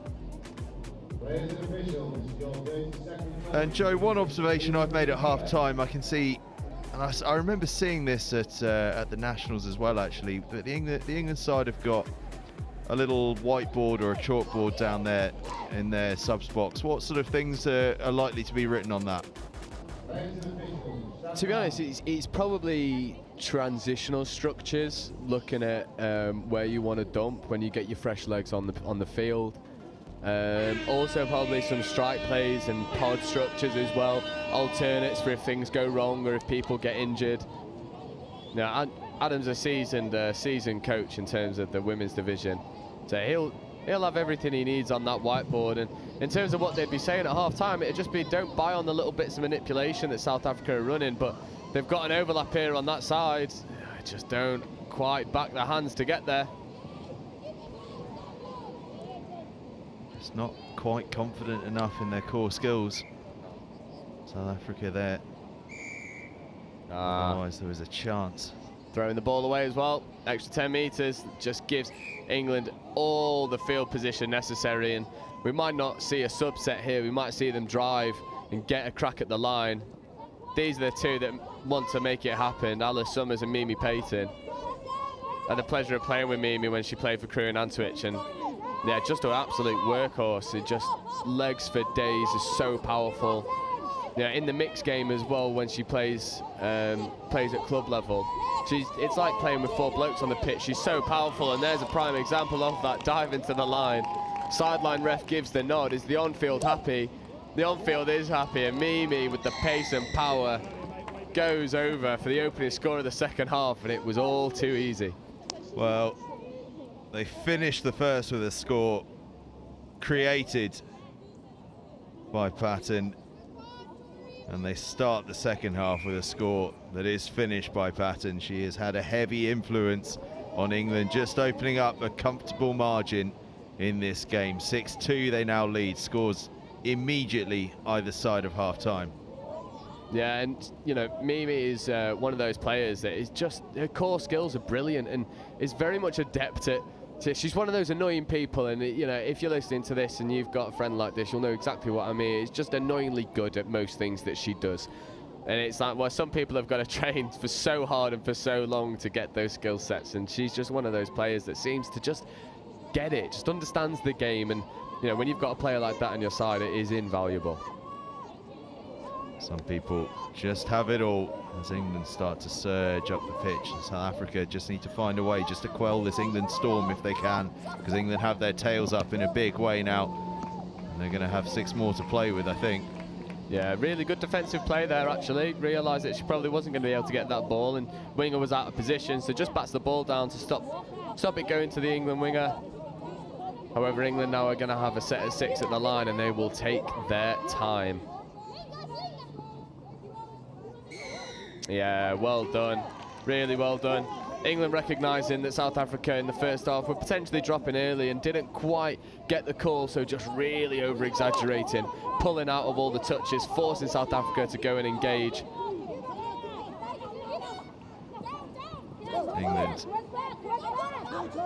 they score here, you feel it really is an uphill task already for South Africa, such has been the momentum in the last few moments. Yeah, England have really come out firing since the second half. I think Adam was unpleased with what he saw in the first half and has told them, look, come on, we're capable of going up another game. We may be winning, but I want to win this convincingly. And that's exactly what they've been doing. Unfortunately, they just forced the pass, but again, they get the second penalty for dropping early. Yeah, big wide pass from Anna Crossley, just dying as it floated its way out to the far side.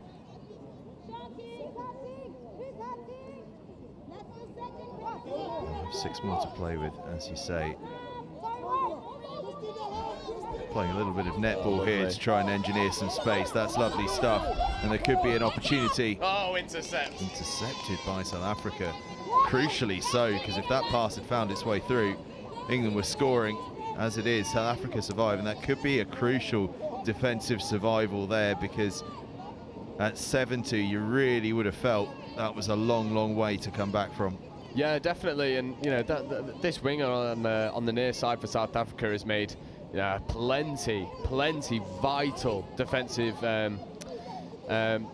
plays just to save South Africa at the last. And South Africa at the moment seems to be relying on a few individuals to make things happen. And when you've got that sort of game plan, you do struggle to stretch defences because you're relying on certain people to make certain plays. And England just have quality all over the pitch, and that seems to be where England are winning this game.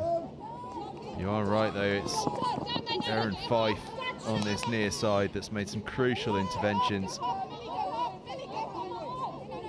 Working hard despite the headwear choice. Particularly popular headwear choice actually in the South African ranks, the visor. Yeah, we love it. You see it a lot in the Southern Hemisphere teams, the big visor. I want to see a double visor. South Africa again with the deliberate knockdown just to allow the defence time to settle and reshape. Been a tactic they've used more in this second half actually. We didn't see a lot of it in the first half. That's something we've seen from England a lot in the second half as well, is almost netball passing their way around as the touch comes in there on Veronica Rojek. Yeah, I think Adam has highlighted to the women's side is, look, we can play around these more effectively. We're not backing our hands, we're not trusting our ability, and they're just trying to drag all of the South African players up off the line. They're finding the success more often than not. The wide pass goes. Brilliant covering touch from the South African winger. Just needed that fast hands, almost a little ship-on pass there. Would have made it stick. Unbelievably difficult skill to execute, but that was the time to do it. Firm touch comes in. And England have the penalty and they ghost through, but there's no one quite there to give it to. And possession is handed back to South Africa. Yeah, that's what South Africa need in that situation. If you've got two people passing around, you send two middles up and just shut them down. You know, in those situations, especially if they're on first touch, you don't mind giving a penalty away because you've only got to defend one extra in that context. So get up, get the big shove on, see if you can walk that fine line with the referees, and then you'll find some momentum off your defense as they have now rolling into their transition. It might have been static for a moment. Brilliant hands there from the link. And good meters made. They've got one more touch before they need to scoop. Good pass. That's fifth. They now look to ship it open side. Oh, the wraparound was on, but just goes to floor. And when South Africa have their opportunities, they do look dangerous, but England have definitely tightened up defensively since the break. Yeah, it's been a strong showing so far in the second half from England. But South Africa showing well in defence as well, restricting them to just the one try and what has been some pretty sustained England pressure through this second half to date. Patton, the try scorer, works with Summers, back to Patton. Big contact there on Anna Lofts. But a legal contact. Two players just rather ran into each other.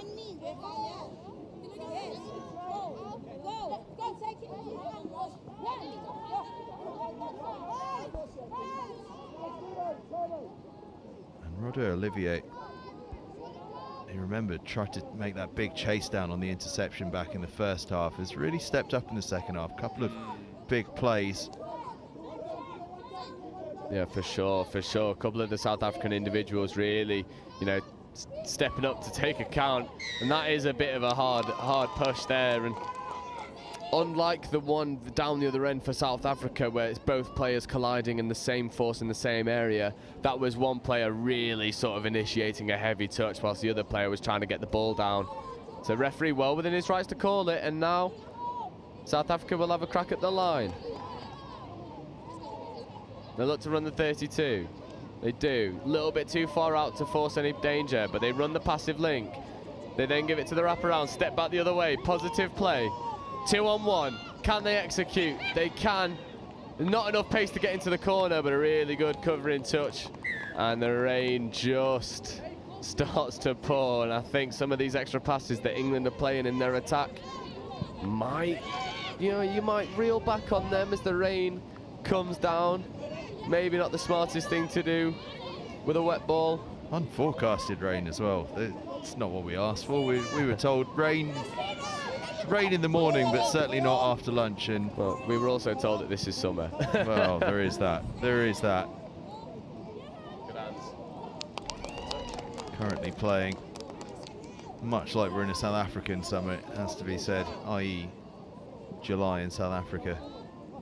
Their winter. Oh, Anna Crossley just goes over, but a brilliant diving touch has been made. Yeah, cracking touch there from Cuba Melissa Arenze, I believe. That's a cracking name as well. Oh, such a shame. It was last touch, and the South African player goes for the interception, knocks the ball down. So England milk a repeat set at 6.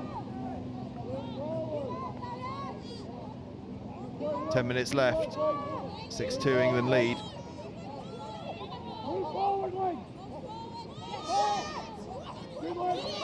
Space out on the left-hand side. If they get the fast hands going again, they're just not quite fast enough. Needed that just ship on pass, but it's such a difficult skill to execute.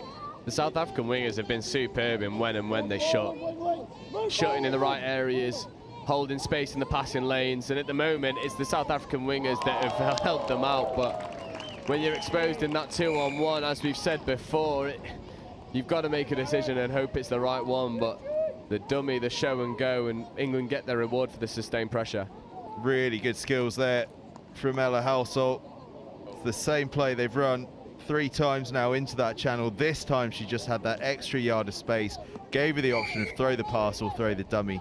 She went with the dummy and gets the try, and England have a 7-2 advantage now, as we now have both sun and rain all going on at once, and it would appear wind going in 2 directions. If you look at the flags out in front of us, we've got the green flag blowing to the left, we've got the yellow flag blowing to the right. I don't know what's going on out here.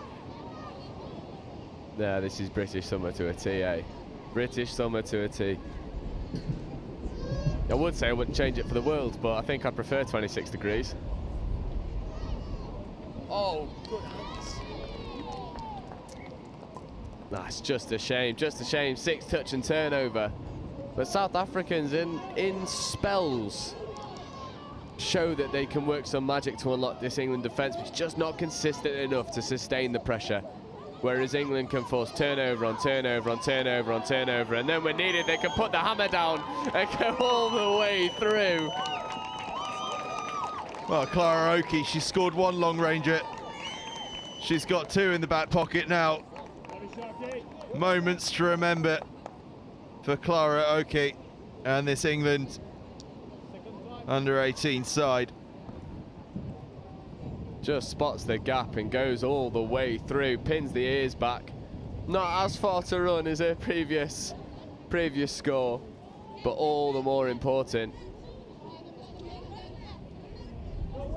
8-2 they now lead, a commanding lead now. It was a tight game for a long time, but England have just put the squeeze on. Yeah, and England will be happy with the way that they've shut South Africa out in this second half. I think if they can keep this South Africa side out for the second half, it'll be a brilliant result, especially considering the fact that England did look under a lot of stress in the first half with the South Africa's unusual approach to line attack. But in this second half, England have been much improved, and yeah, Adam Brindler will be very satisfied with what he's seen.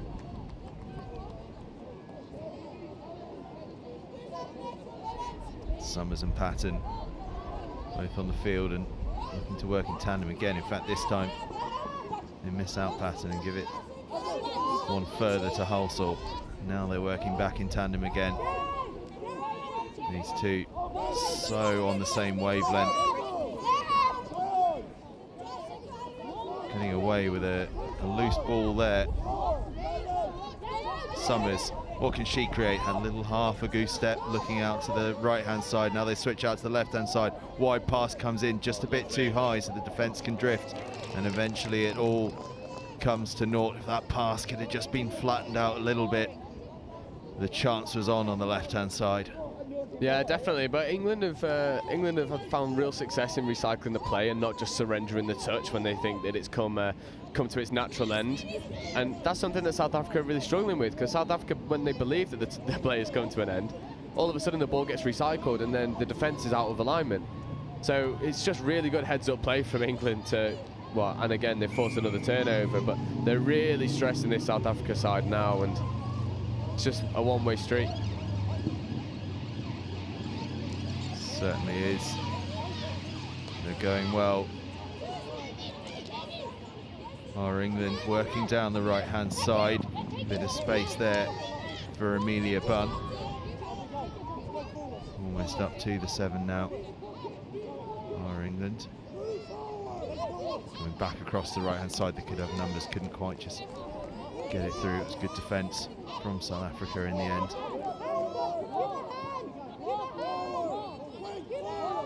And Crossley back in possession again, goes to the line herself, gets down. Anna Crossley with the try, and it's out to 9.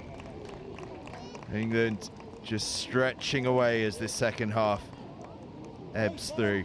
Yeah, bread and butter for Anna Crossley there. Takes a touch, splits left, and then you've just got a foot race, little show and go. Winger has to stay on her opposite player, and Anna takes it very gratefully. Lovely dive under the covering touch. And it's something that Anna does all day. Oh, lovely dummy.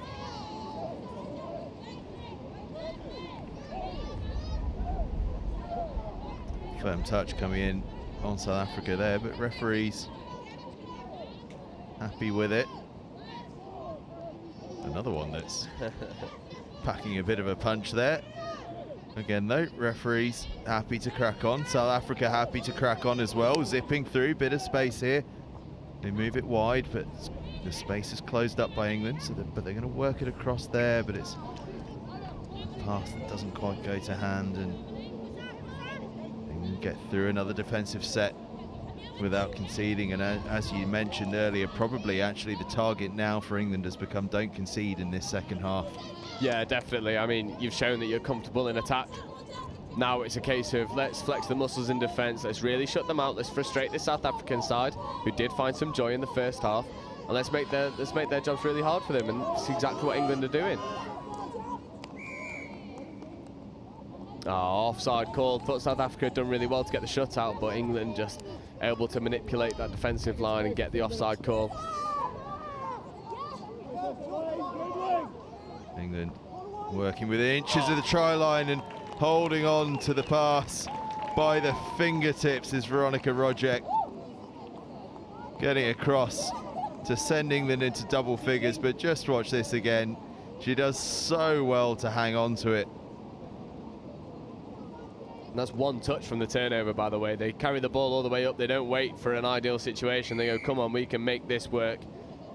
Step on the outside, back inside, feeds the covering, feeds the inside player. And amazing hands to reel that one in. England are up to double figures. 10-2 they lead, 2.5 minutes left to play. South Africa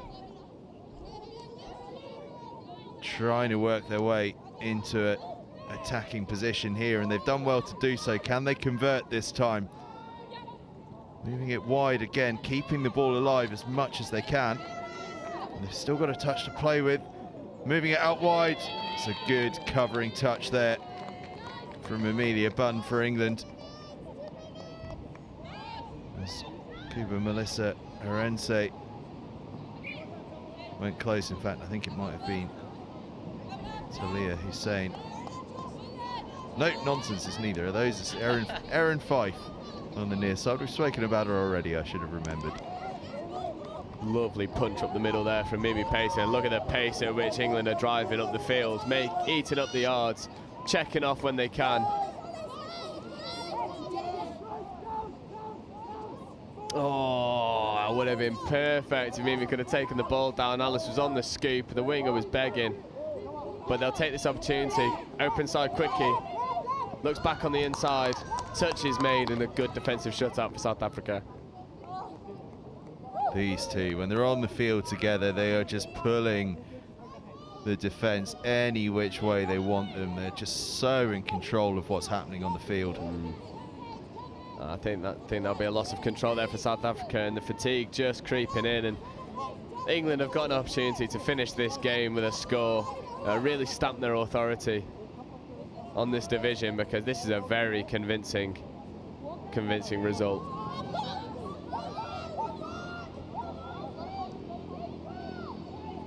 Not wide they go. Do they get it in? I think they do. Defence just couldn't race across fast enough, and Ella Loveridge, I think it is, on the far side there. In fact, no, it's not, because Ella Loveridge is there wearing 13.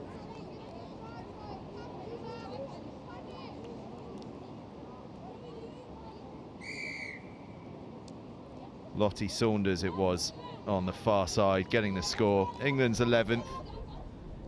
And that's what happens when you've got such threat through the middle, is the defence tightens up extremely, too worried about what's going to happen through the middle, and then you've got the option for catch and pass around the outside, and England are too experienced not to use that.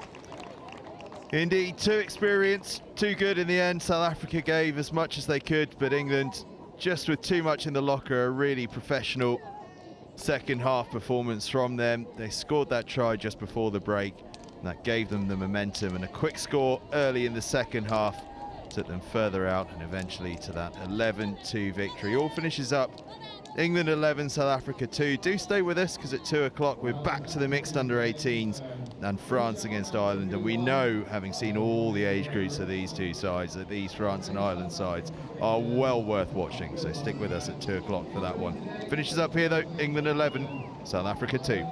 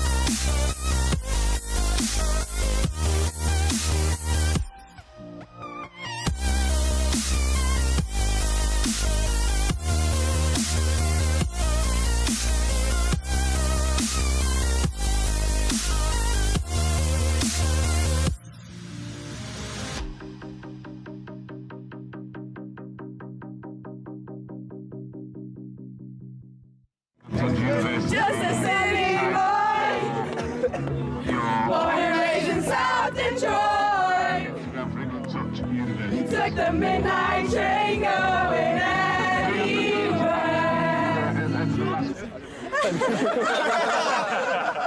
Oh, sport mode. That's how much I care about the threes. Even got them in sport mode.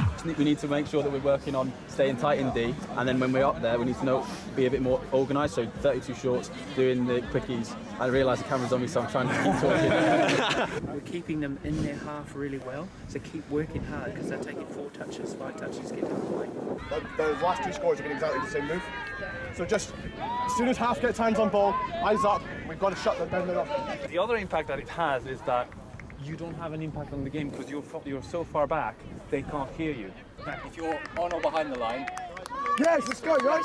Now win it. It all starts in the middle, okay? If we work hard, the links don't have to step up, okay? Yeah. Ready? Let's go. All right, hands in. Come on, Ems. tight, eyes up, pressure! Cheers to Bristol! Hip hip! Hip hip! Hip hip! Hip! One for the ref! Hip hip! Hip! One for us! Woo! And one for the ref! Hooray! Well done, video. Go, Darren! Act really casual.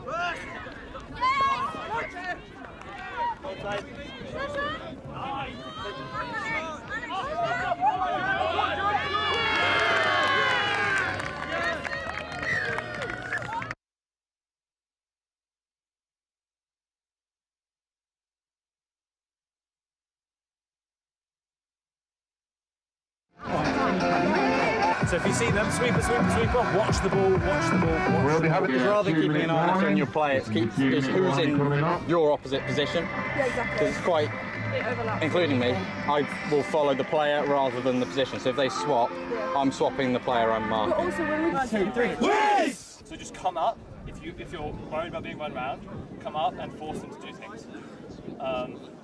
And then that way they won't be able to get all that space. Up, Sarah, get Brad, up, get nose on your toes. Get up! Take the space! Take the space! You work hard defence. Get onside early, help each other out, okay? Alright, quickies, you stay tight. Push out, okay? Put a smile on your face, enjoy yourselves, yeah? It's a big game. Let's get it, yeah?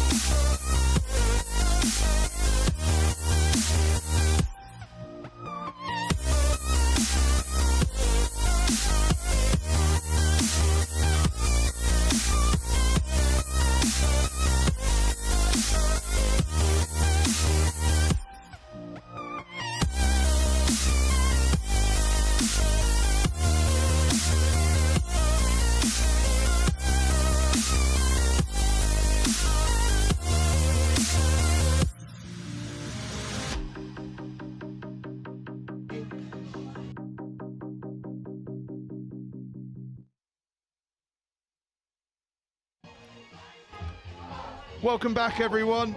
Atlantic Youth Touch Cup continues. We are just about over halfway through day 2, actually.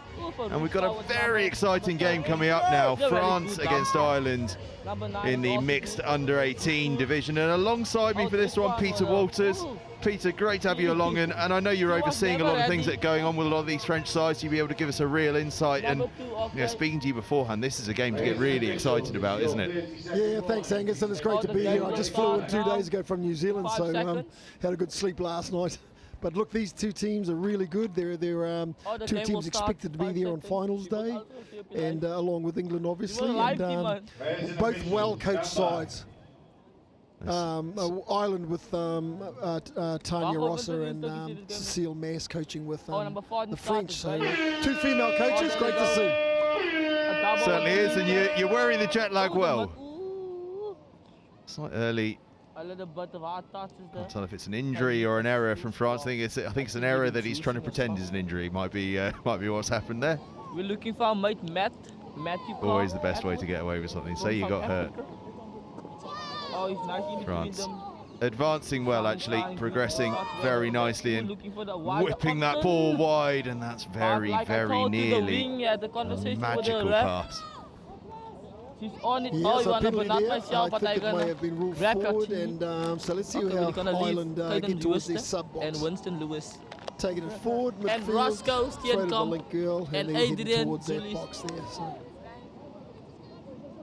There's Kieran, the guy that just makers on attack. Kieran Byrne wearing 2. One to keep an eye on. Ireland just spotting a little bit of space on the right-hand side, but we're going to come all the way back. Yeah, just a ruck error there, side on play. It's a roll ball to France. France head towards their box. And there's a really good drive there. Ireland not moving forward on this set. Just happy to roll back. This is going to give the French 3 touches on the line. Another heavy touch coming in. The physicality has been ramping up through the day. That was nearly very good. There was an opening there for Charlotte Tonzo to get through, but just, I don't know if she was expecting the ball because it came so late. Yes, you see one of the far side link for Ireland front running across the face of the defence. There's a few teams that do that, and you sort of get away with things, you know, but it's not a good habit. Ireland here advancing forward. Comes Kieran there.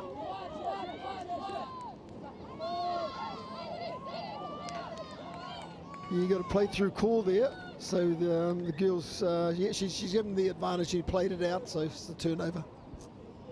For half a second there, Kieran Byrne, I think, thought that all his dreams had come true as the field opened up in front of him, but everyone else had just worked out we were coming back for France ballers. France, oh, they're driving really nicely here, aren't they? That's 2 or 3 now we've seen where they've progressed really very cleanly up the field.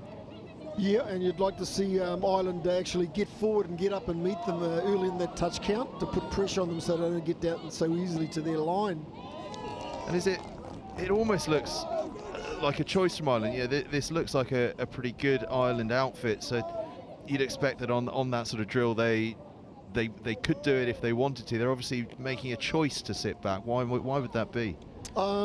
It could be just, I mean, look, I don't know, it could be it could be part of their coaching strategy that they're not willing to head forward and you know, attack the attack. Whereas you look at the French, they're coming forward to make those touches.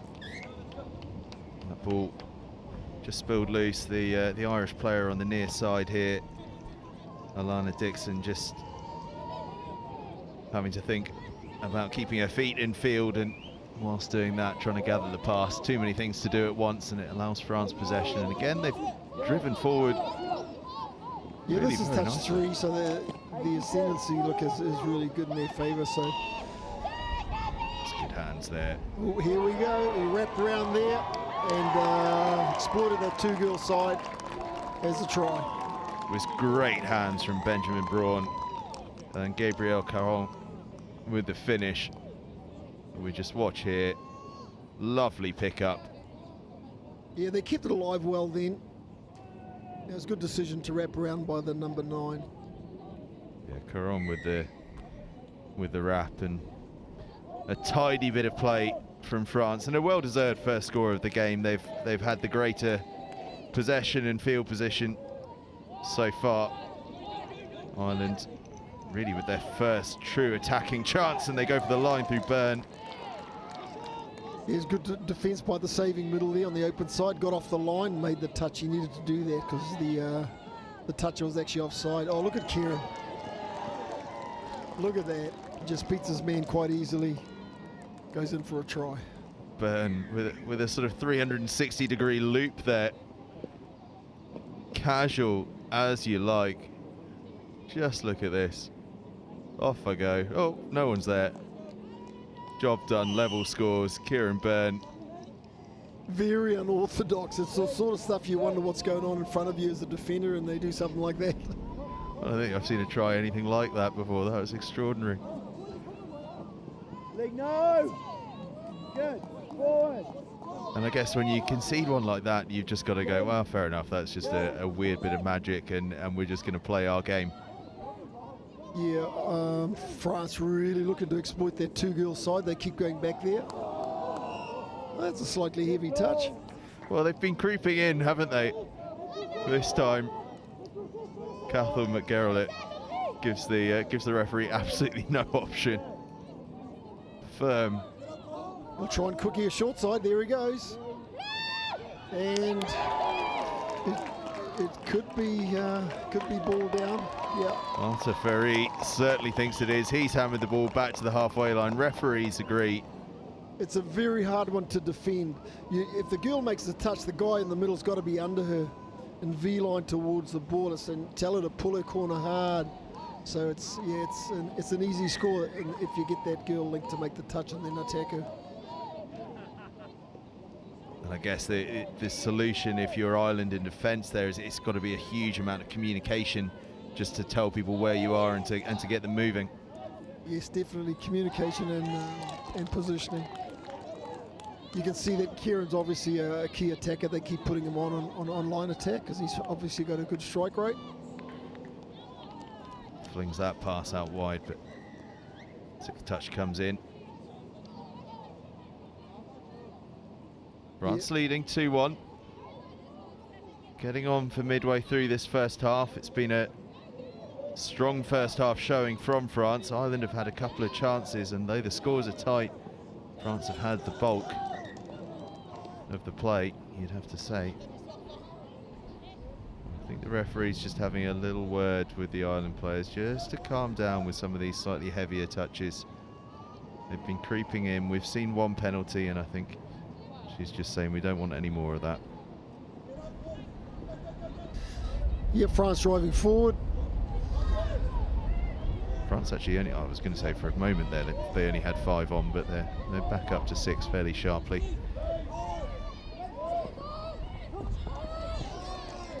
It's a shame. It had the potential to be a decent scoop through from Joly, but supporting players ended up kind of ahead of him, and then he had to make a decision, and ball ended up going to ground. Looks like off the mark there. Looks like he stepped over the mark. It's a penalty tap.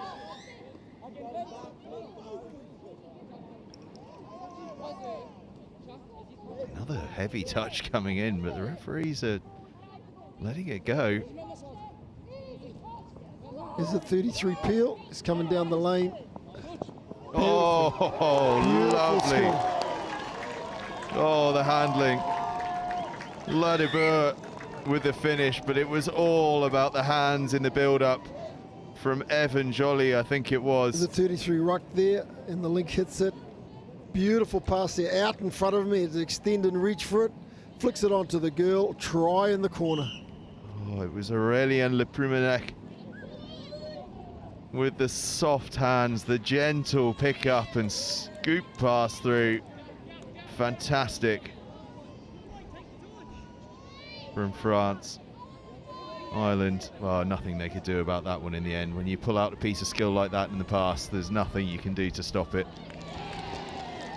What you can do is respond in frenzy, and they've done well to almost get themselves across the whitewash. In fact, they have scored the try. I thought for a second the referee was going to say the touch had been made, but that is a perfect response from Ireland. Let's have a look at that. So he drives over and he just runs around the link. Girl's in a bit too far. She doesn't quite make the touch before the attacker gets the ball down. Well done, Ireland. Instant response. Amelie Birrell over in that far corner, and Ireland doing really well just to keep this one close. 3-2, France leading deservedly, but Ireland staying in the hunt. And France now respond in kind. Yeah, referee calls it down first. Ran a, it looked like what was a 32 Peel. Girl wrapped around, fed her the ball, and she got it down quickly before the defender made the touch. Try there. Sharp work from Blue and Levesque to get down. And actually, in the end, she had a fair bit of space. Yeah, it's a good platform there. Kieran back on with the attacking pod here. Punching their way down. Let's see what they run here. Okay, it's a Rooster or 32 peel. Wow. That was once again Kieran. He just pulled his body away from the outreached hand, got around, and there was no touch made. That's just good body control, good footwork, isn't it? He just pulls away from the defender. Yeah, good agility there. Kieran Byrne with his second score, his second superbly skilled score as well. And as I keep saying, it's just keeping Ireland in touch here. Skill error there by Ireland, that could prove costly. They're still in their half and they've got 6 touches now. France, they'll come towards their box, get a fresh pot on. I like the little check-offs France are doing, and Cecile has got that where they play there. They're quite happy and skilled to throw the ball around. They've got confidence. Oh, and another simple looking try in the end, but it's constructed so carefully and so well. Yeah, they seem to have a simple game plan, and that's to attack that two-girl side. Most of the tries have been down there in that area. And the defence just needed to move across quicker. Gabriel Caron with the try set up by Benjamin Braun, but lovely, lovely stuff from France. And every time Ireland just chip back at this lead, France have the answer and steer it back out to 2. It's 5-3 they lead. Plenty of time left in this first half.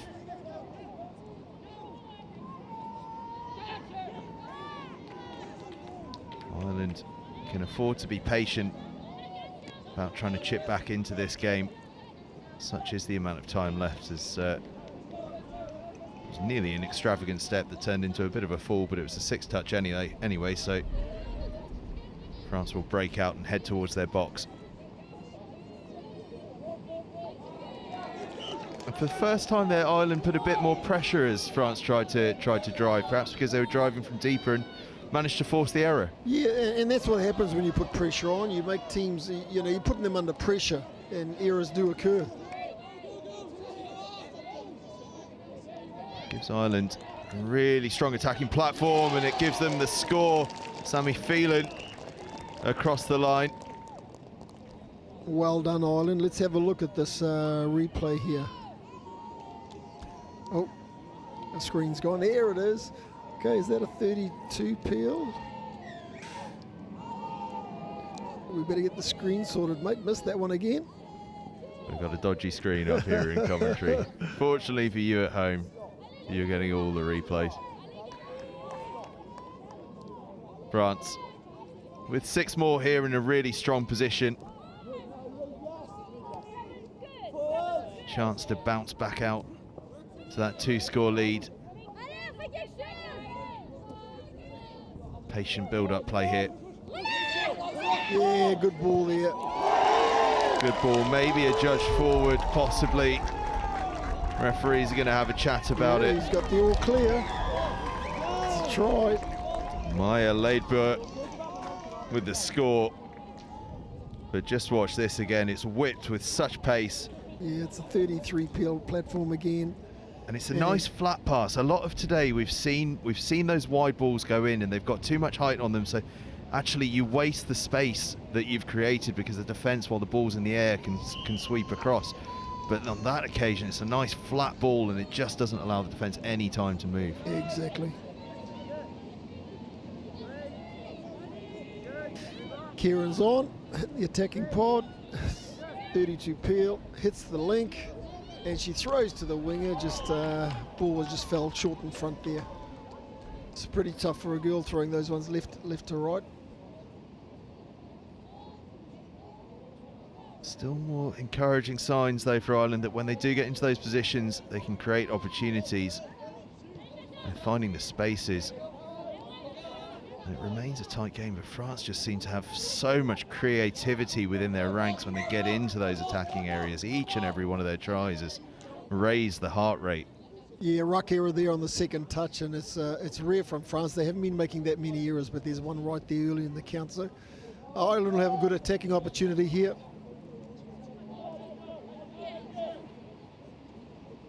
Kieran Byrne toying with the defence once again, and now he just goes on an arcing run around the outside, decides nothing's going, so accepts the touch. I think the referee's done him for giving him a bit of chat, and do you know what, I'm not that surprised. He's complaining about a heavy touch after Ireland have been throwing in some of the heaviest touches we've seen all day.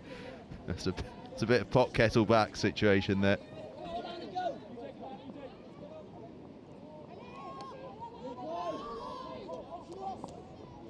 That's better from Ireland, getting forward to meet the attack, making a nice touch.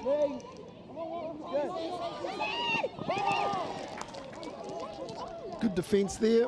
Ireland's ball, they'll be heading to their box now. This pod's been on for quite a while. In fact, they try and make a couple of changes before they even start the possession, such as their eagerness to change this pod over. To Byrne, 3 touches, get up there, and France get a 4th in not long before the halfway line. It's a lovely scoop pick up though, and the pass just all a bit rushed and spilled by the receiving player. France have possession again.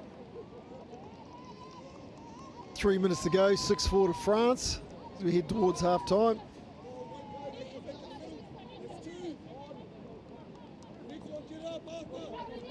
France they're just getting to their box with such consummate ease.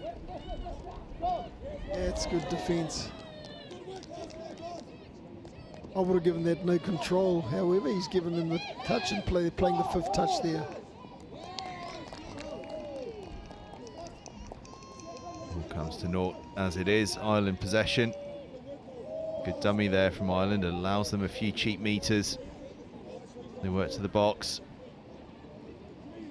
Now they'll look to spread the play a little bit, see if they can find an attacking platform here for Byrne, and he ships it on one more, and they're moving through with pace. That looked like a suspiciously forward pass, but referee's all right with it. There's 6 touches there.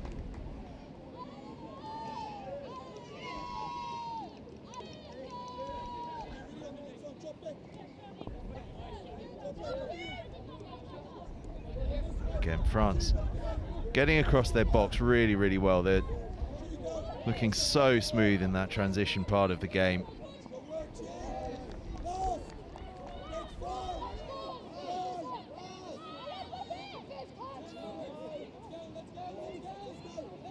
Not a great finish from France there on their 5th and final.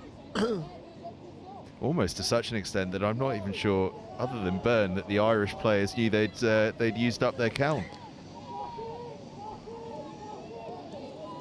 Another skill error there from Ireland, so you'll see France come towards their sub box and get these interchanges going on. There's 2nd touch there. It's the rain. Yeah, another error there, so the error rate's really crept up in this game. Well, I think as the rain started to come in, it's just starting to affect a bit of the handling. It's one of those slightly strange days where just every now and then you get these showers and you just hope that they pass through. In fact, it may already have passed through. It's swept in and out in a matter of moments. Just about a minute left to play here in the first half. That pass unexpected, I think, by Phelan, and just goes to ground. So France will have what could be the final possession of the half if they play their cards right. In fact, it could be a very exciting final possession. They've really swept through on that drive. Yeah, they look intense now and focused. They obviously know they've got a clock there, and they've been told by the coach there's only so many seconds left. So they'll be looking to have a crack and score off this last set.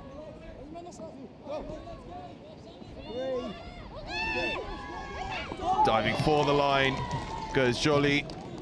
Yeah, good touch there. Link looks like he stepped off the line, made the touch. And Ireland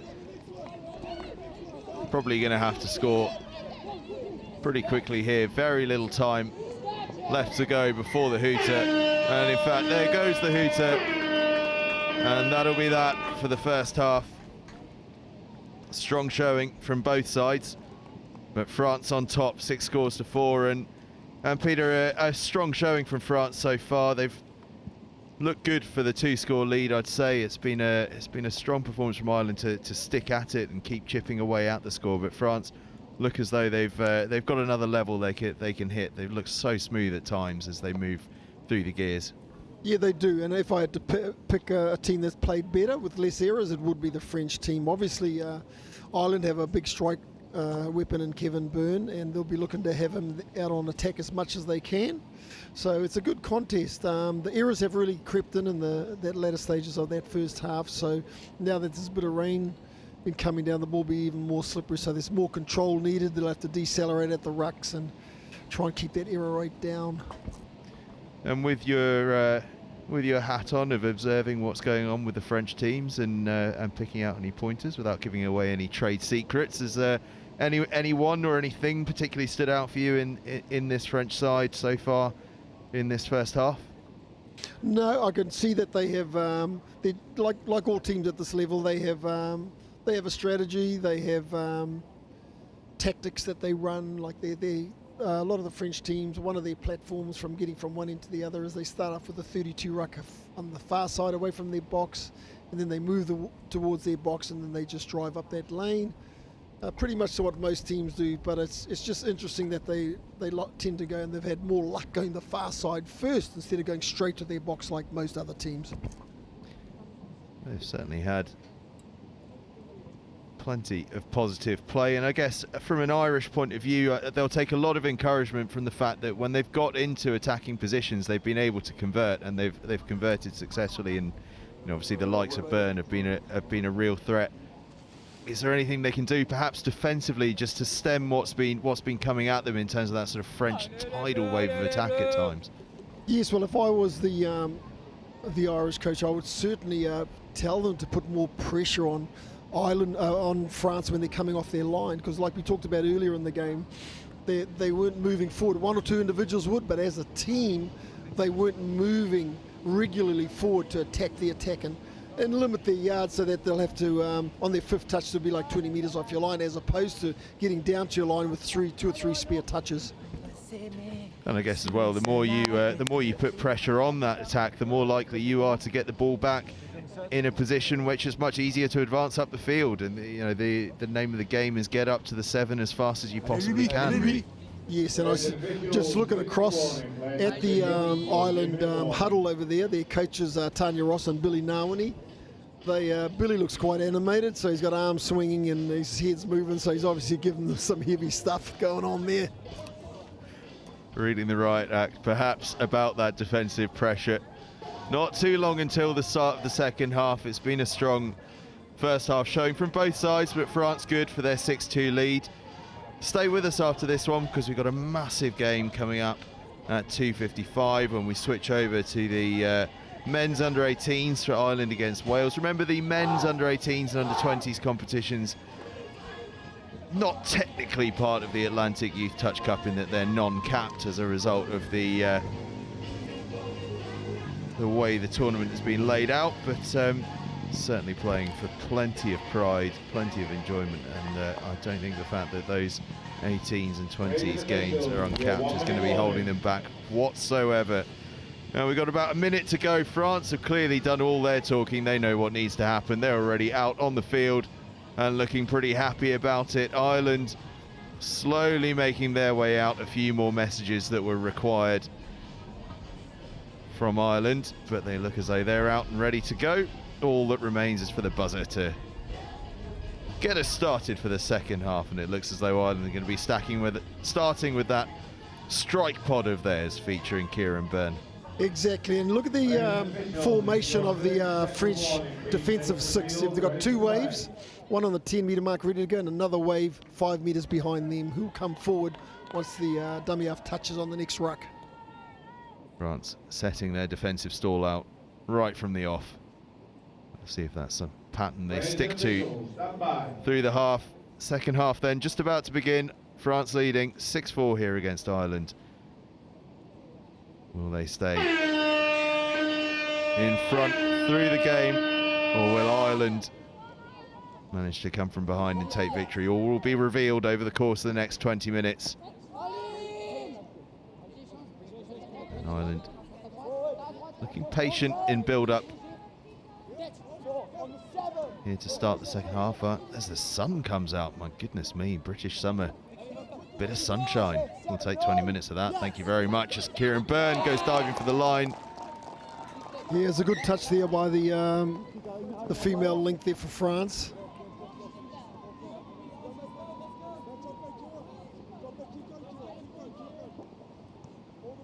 France, as they did in the first half, getting to the box well, but then a bit of an error in handling just as they'd got to that crucial part of the field. So Ireland will have another great attacking opportunity.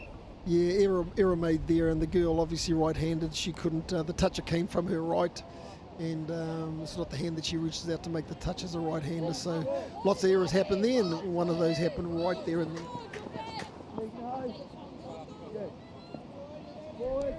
Ireland then. And they create something. Byrne goes to the right-hand side. Touch comes in. Just ran out of options a little bit. Yeah, their platform needs to be a little bit cleaner. Their lines, their positioning, so Kieran can get more opportunity there. He's having to do a lot of work to make it work. And in saying that, there was a beautiful long ball, and they've called the touch there that the touch was made. Well, he did well to see that the option was on, but I guess it's what we were saying actually in the first half, isn't it? Sometimes when you get too much loft on those passes, it just allows the defence to just scoot across, and France did so in the nick of time, but it was touch and go.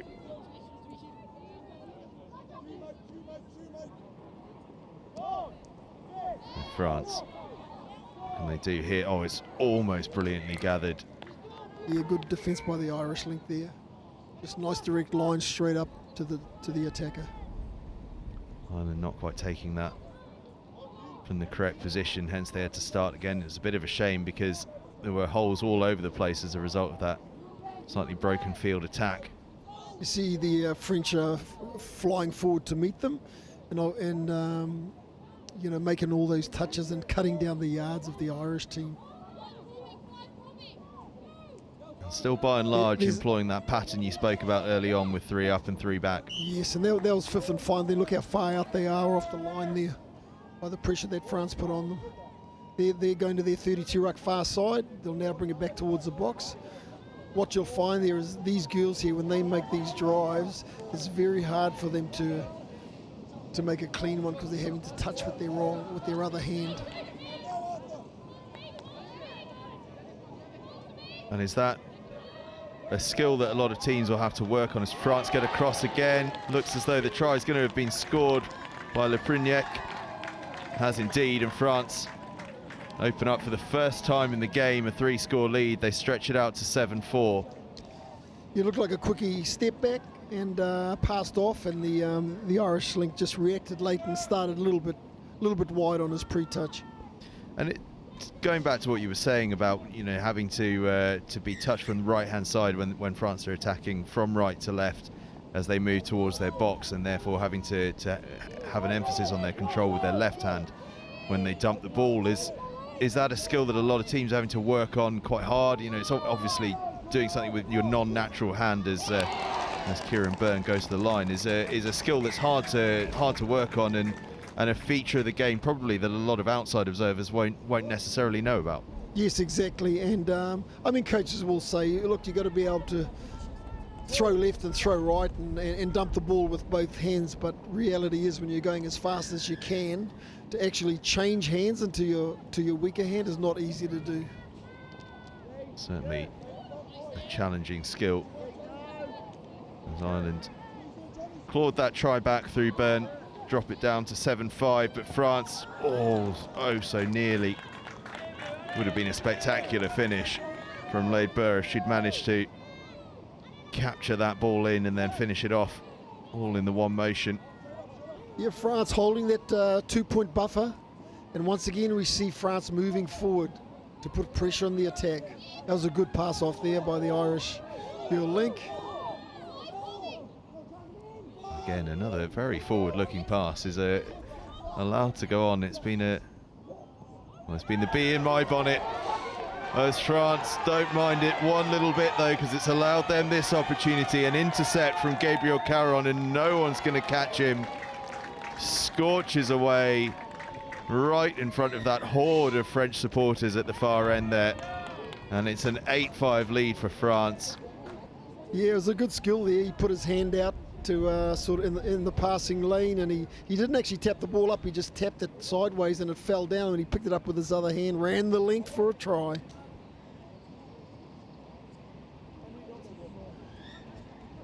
France now with a 3-point buffer, 8-5.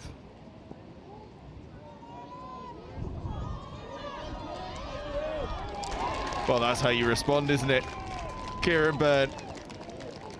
No sooner have France stretched the lead out to 3 again than he goes, well, I think I'll just have to take control of this one myself then. And I notice he stayed on to defend the set. So obviously, when you're, when you're a good player, you're good on attack and defence. It's just that his value to the team is obviously attack, and they would normally take him off if the game was close, but it isn't close, so they keep him on there because of his nous, and hoping that he'll help to diffuse this attack and keep France from scoring. It was an extraordinary try, that, wasn't it? Straight from the tap off, and he just bounced off the right foot and then had the stride length and the pace just to surge away from the defence. Very quick, very quick. Well, France have struck back, a try of some controversy, in that Ireland were convinced that they'd got a hand on, but the referee's not having a bit of it. He looked offside. And it must have been the offside call that came in, and Audric Nicole only too happy to just flop over the line, bring it back out to 3 again. And as was the pattern in the first half, every time Ireland chip away, France just respond and keep that advantage at that comfortable level for themselves. Yeah, we've just got 12 and a half to go now, and France up by 3, so that's quite a good buffer. They'd be wanting to consolidate, not make any errors. Oh, and just as I say that, they make an error on the first touch. The curse of the commentator strikes again. When you're in that position with a good lead, you really can afford to slow things down a fraction, not play at 100 miles an hour, and just slow it down to maybe 90–80%. Ireland go wide, but the ball goes to ground. Yeah, they had a good overlap there, and the pass didn't quite hit the target. Sort of went in between the two girl players. So France with a bit of work to do to get across their box. This is probably the hardest they found it, and yet still within 3 touches, they're over the halfway line and able to make their changes. It has been such a slick part of their game. And now they've got a great attacking opportunity. So great, in fact, that they're going to score off it. Aurélien Le Prunec with his hat-trick. Shame about his kicking, but we'll forgive him of that, because that was an extraordinarily good try from France. Yeah, the other link at number 6 had come all the way from the other side to try and pick him up, but the speed was too good. Well, it was impressive in the most part, because for the first time all game, really, France got themselves in a bit of a tangle on their transition as they tried to get to their box. They sort of burned through 2 touches far earlier than they'd wanted to, but on that 3rd touch they managed to find the space, just surge away as Kieran Byrne turns supplier for Roisin Ridge, and Ireland again just strike back. He has a good ball, looked about 20 to 25 metres width, and hit the girl. She had done well to really catch that, and yeah, try. Look at that, great work. So 10-7 the gap. Ireland still staying in contact, and we've got just a shade over 10 minutes left. There's still plenty of time left to go. Ireland will be thinking, if we can just stay in contact, you just never know. France will be thinking, If we can just stamp on the accelerator a little bit, get an extra couple of scores, and suddenly Ireland are looking at a deficit that they're not going to have enough time to come back from. Yeah, refs call them offside. Renan Richardot scoring the try. That's a couple now with Ireland offside. And is that a bit of tiredness creeping in, or is that just a bit of worry at what this French attack is throwing at them? Yeah, he was unlucky, the number 6 defender. He had both feet behind on the line there, but it's a very tight call there by the ref. So could have gone either way, and he gives the try to France. 11-7. Ireland have been striking back almost instantaneously throughout the entire game whenever France have scored. And they do so again here. It'd be a good time for them to do so, and Kieran Byrne dives to the line. Nothing doing this time, but once again he is just such a threat, and he is getting through an awful lot of minutes in this second half.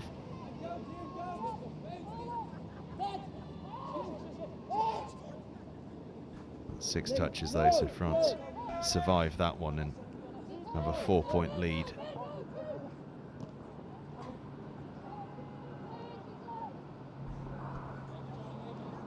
Lovely footwork again from Lepruniak.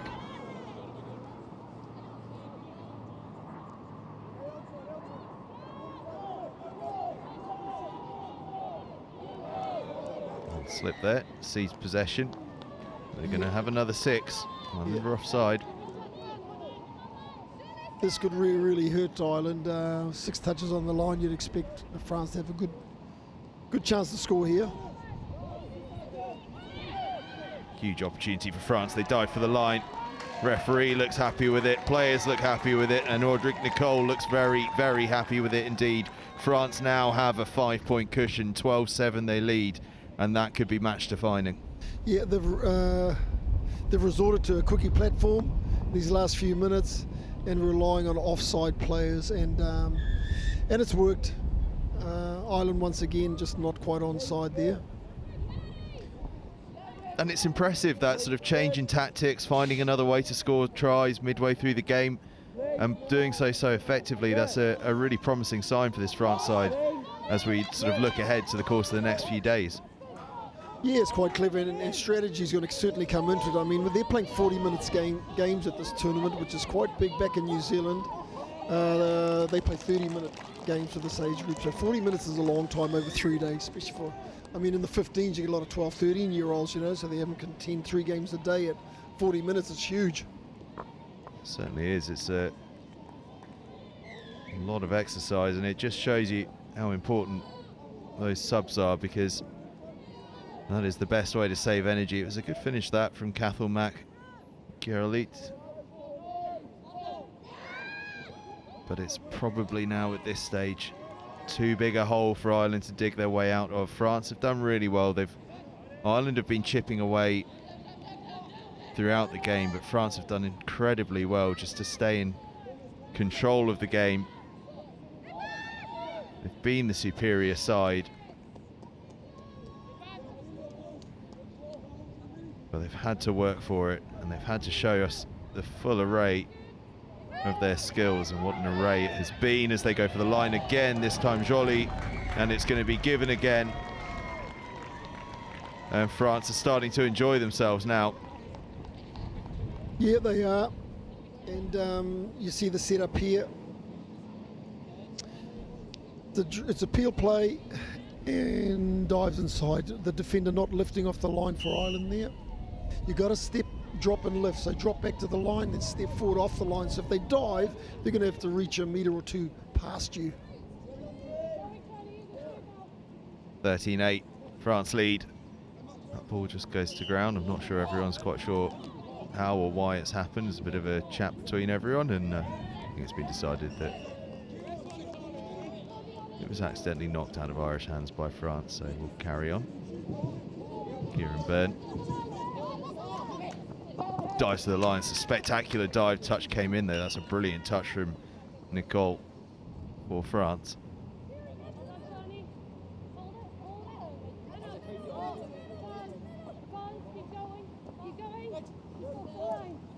Byrne soft hands, but the touch comes in on Gilmore outside him. Yeah, good touch winger there. She lifted off the line well.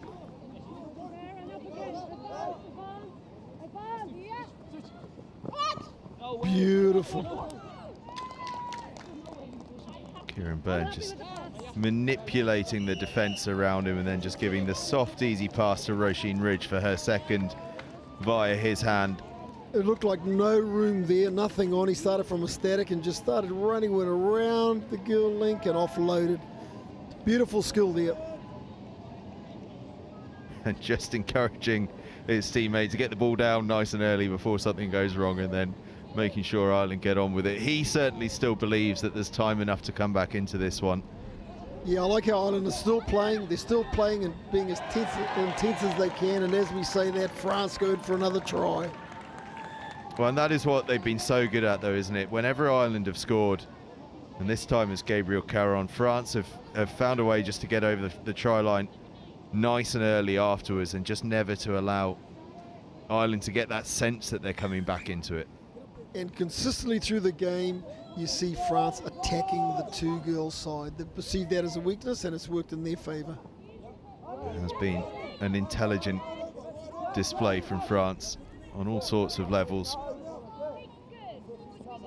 Ireland have given a good account of themselves. Evidently a very good France side that they're up against, and they've competed well, but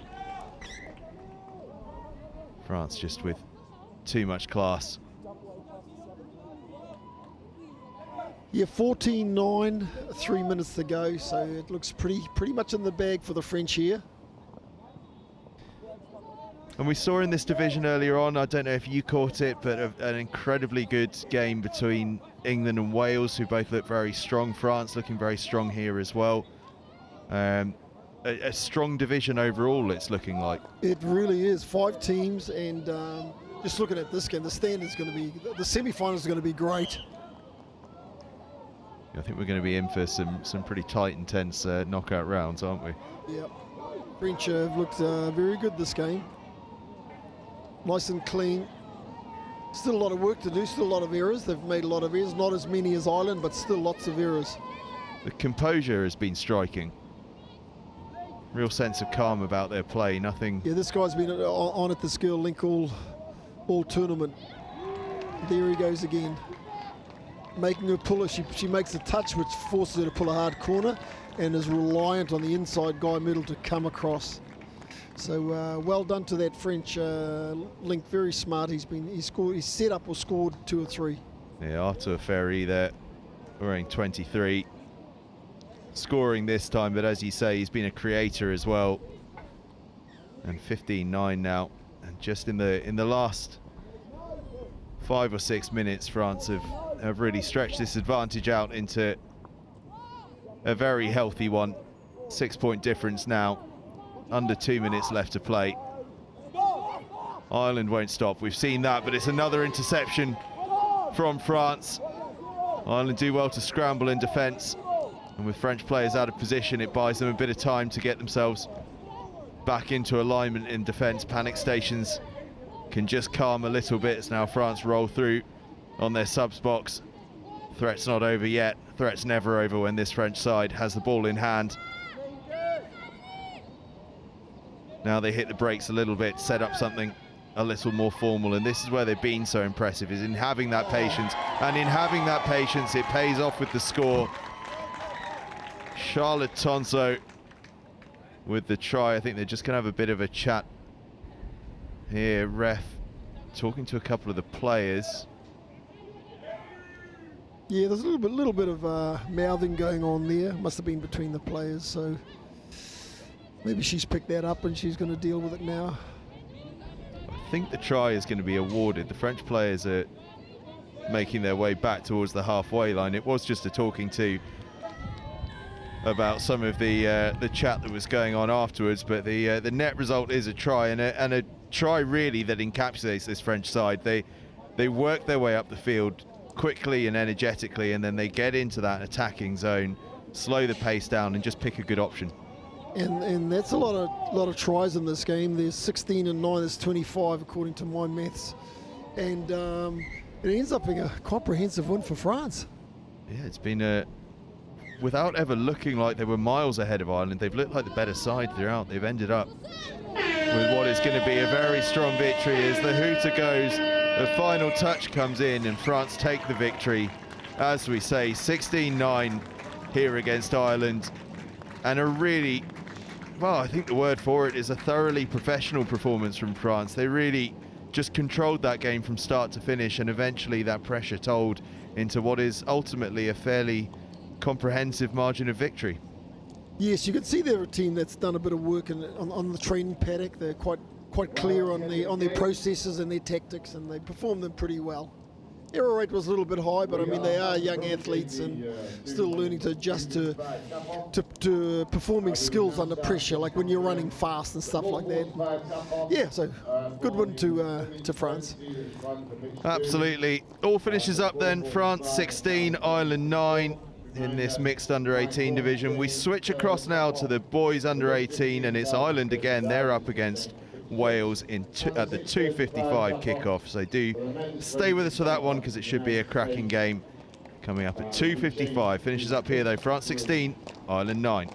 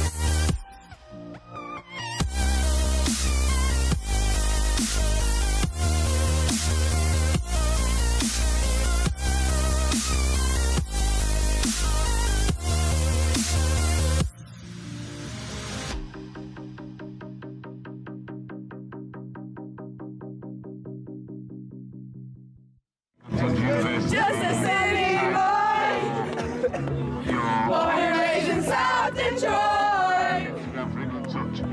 Took the midnight train going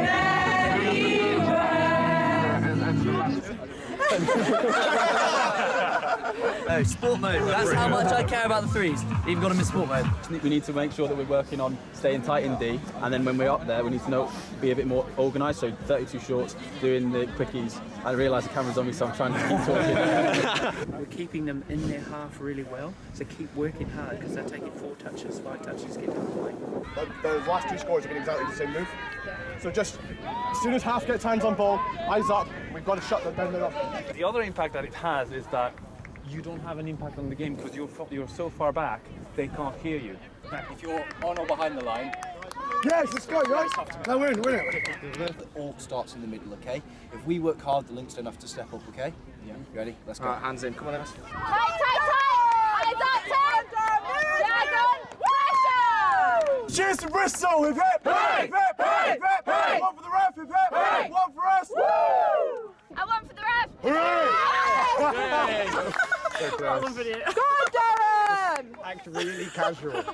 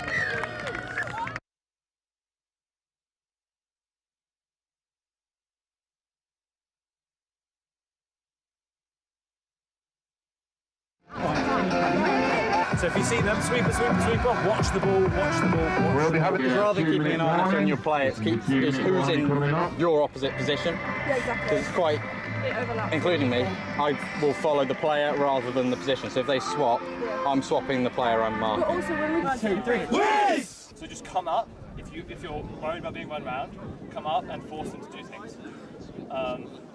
And then that way they won't be able to get all that space. Up, Sarah, get Brad, up, get toes on your toes. Get up! Take the space! Take the space! You work hard in defence.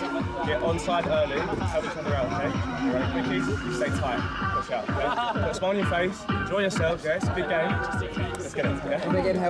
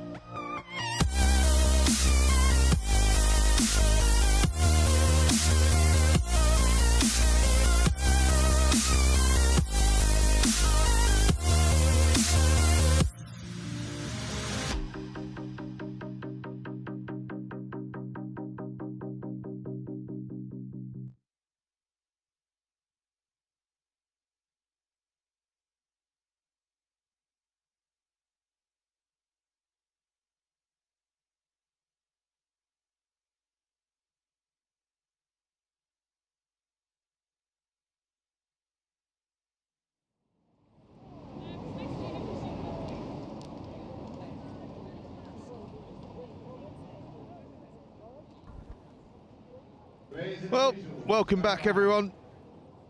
We switch across to the men's under-18s division. Ireland against Wales. A game that always produces plenty of excitement. As sunshine is over the pitch. I look out ahead of me and I can see grey clouds, but over the pitch, sunshine. It's found the small hole in the clouds, and hopefully these two can serve us up a bit of a treat in the sun. Wales with first possession. Fizzing the ball out wide. Oh, this would be a good finish, but the touch comes in from Matthew Cockton. Yeah, good initial feeler there for Wales. They look to run expansive and then come back to the short side, but the Irish defence is more than capable of dealing with it. And these two nations are really competitive teams in the mixed division. So the men's is hopefully going to hold the same amount of intensity. At the moment, Ireland just struggling to get out of their own half in their transition. Now there's pace injected. Oh, wanting to show the skills early, and well, I suppose it is worth remembering in this boys 18s division. These aren't capped internationals in this particular division. They're not technically a part of the Atlantic Youth Touch Cup. So probably is a bit more scope to try a few more things and have a bit of fun with your skills, because they are in effect just friendlies, these boys under 18s, although there's not been too much that's friendly about them, as we see there with a fairly firm touch coming in.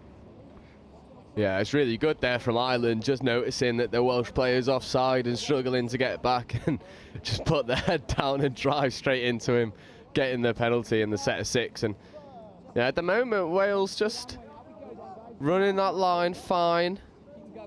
In defence, not trying to drop early. Links promoting, trying to make the touch. Oh, good feet, good evasive. Hard touch given, another set of 6. See if Ireland can make it work. There's been a real variability today, hasn't there, in what is and what isn't a hard touch. We've seen some fiercely hard ones at times, and then we've seen others that haven't been too bad, being well policed. All depends on which combination of referees you've got. Of course, it's not really a fault of anyone. It's just different styles and different horses for different courses, really. Yeah, exactly that. Some referees enjoy it, some referees don't, and you know, you've got to figure out that balance very early. You know, you've got to understand what the ref is willing to let go and what isn't. So early doors, you want to walk the line. Oh, Wales trying to go through, but it's lovely interception, and he'll go full length. No one's catching him. Ben O'Connor goes the length for the interception. The lungs will be screaming, but Ben O'Connor won't care a jot. He's just put his side in the lead. Really good skill as well, because he tapped it up for himself so that he could regather. Yeah, a lot of people would just tap that out into space and accept that you're going to give away the 6 more just to hold it down. But no, taps it up in the air, backs his speed to get on the end of it, and then once the ball's in hand, it's too easy for him to eat up the yards. It's a beautiful start for Ireland.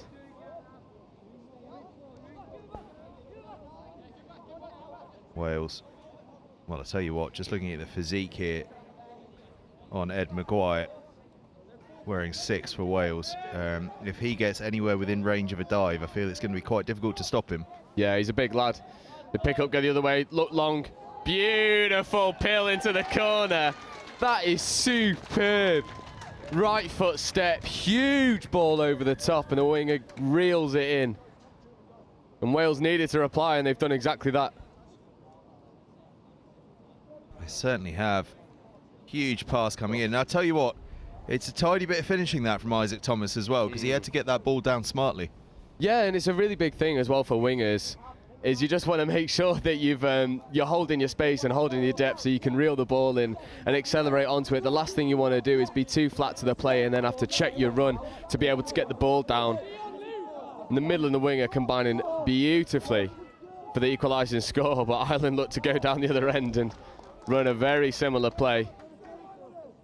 Another physical contact there, but more a case of 2 players just arriving in the same place at the same time than anything else, as Ireland flood through. But Nothing doing there. Yeah, 6-touch turnover, just losing track of the touch count. So we stay locked in at 1-1.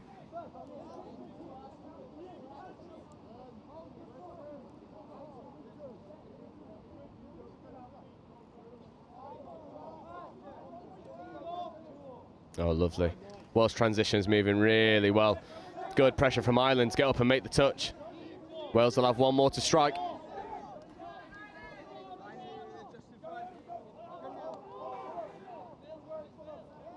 Oh, good touch. Great cover in play. Oh, and he's tried to give the ball back, but you can't fling it. Can't fling it carelessly, and that gives Ireland an easy out.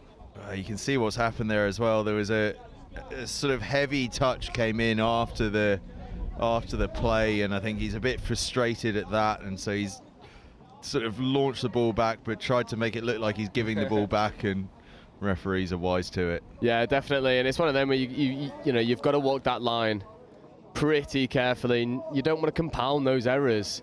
You know, if you set is done, set is complete. As long as you're killing the ball deep into opposition territory, you've got a good chance to get a defensive shot. But if you throw the ball away and give them a needless advantage of 10 meters, then you know you're taking away that chance of getting an early shutout. Oh, good speed. No one at half. Just slowed down for a second, but they're back into their transition. Lovely ball skills to move it expansive, and now they're back into their flow. And oh my word, not only is the sun out, I think I can feel the temperature rising. It's incredible. Don't jinx it. Don't jinx it. I don't know what to do with myself. I mean, it's still not hot. Wales, good chance here. They get the ball down, and it is the lengthy Ed Maguire that gets down. Actually, in that instance, he had quite a long way to get down. It wasn't so much the long dive as having to just get down nice and fast.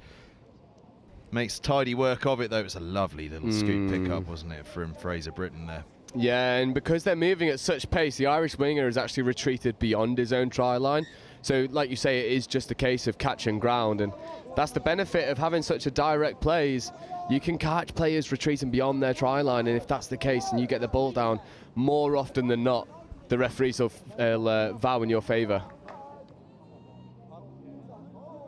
Ireland now trying to equalise the scores.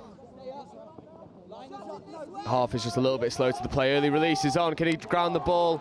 Brilliant covering touch, but I think Ireland are going to get an offside penalty. Brilliant shot there from the link, just recognising that the hole is too big. Needed that vital intervention, and they get there.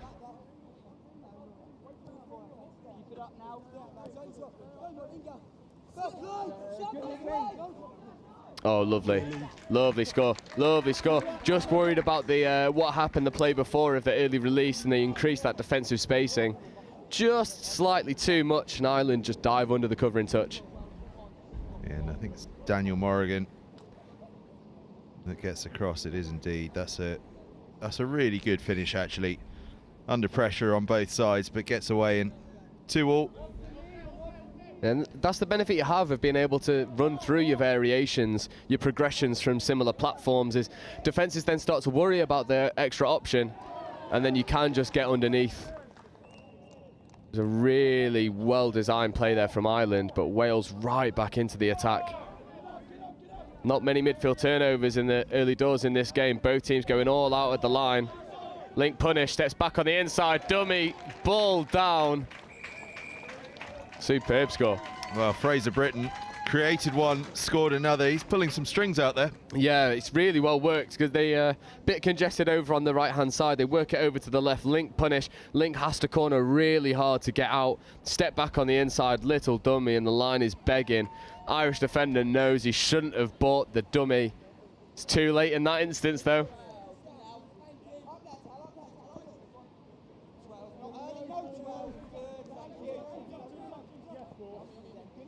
Wales doing a really good job of frustrating the Irish attack, not allowing them to get into their flow.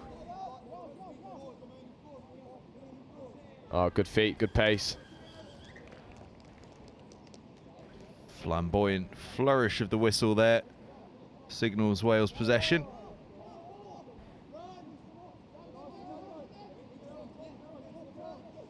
Yeah, Wales have grown into this game really well. We may only be 10 minutes in, but Wales at the moment seem to have found their rhythm early doors. And this transition is murdering Ireland. They're too fast, too quick. The ball goes. Think it's going to be given a touch and pass, and if that's the case, then it's a superb defensive intervention, and it is. Brilliant individual play, a little bit of afters on the far side, but a brilliant individual play there to stop what was a for sure score. Yeah, great touch, but Wales just look so threatening when they move at pace.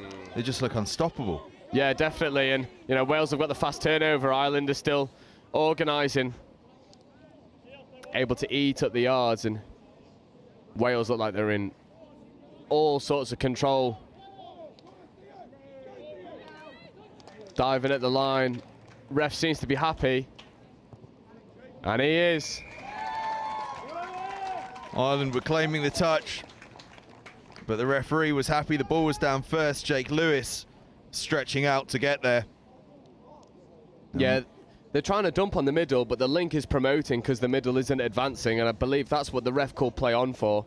They're able to just get the ball down before the link gets back onside, and Ireland need to just shore up a bit of these, some of these defensive errors. The spacing's too wide and Wales are too good, and they just pick it apart every time. Just ran out of road there, Ireland. The defence drifted nicely for Wales. Yeah, good defensive touch from Tal Nurse there. Crew and Antwich cohort. Very solid player is Tal. And he gets the defensive shot for his country. Wales then. Can they get another one of those electrically fast breaks out? It's actually really well dealt with early on by Ireland. Yeah, but it's when you get into touches 4 and 5 for Wales is where they really start to punish Ireland, because they're able to check off, but that's 5th. And Ireland have defended that much better. Much better. Really strong defensive set from Ireland. Can they provide an equally strong attacking one? No, unfortunately not. That ball just dropped, and now Wales have a really promising attacking position. They looked to the right-hand side, thought they were going to give the pass, but instead they decided to just play the more patient game. We've seen them go full gas most of the game, but now they try and ease off it. Big wide pass comes in, and well, whether they go full gas or they ease off it, they still find a way. So impressive from this Welsh side. The left-handed ball is just superb. Look, he's winding it, bang. Beautiful release, and the winger just has to grab it and ground it. And at the moment, Wales are able to do what they want when they want to do it, and Ireland are struggling to put them under any real pressure.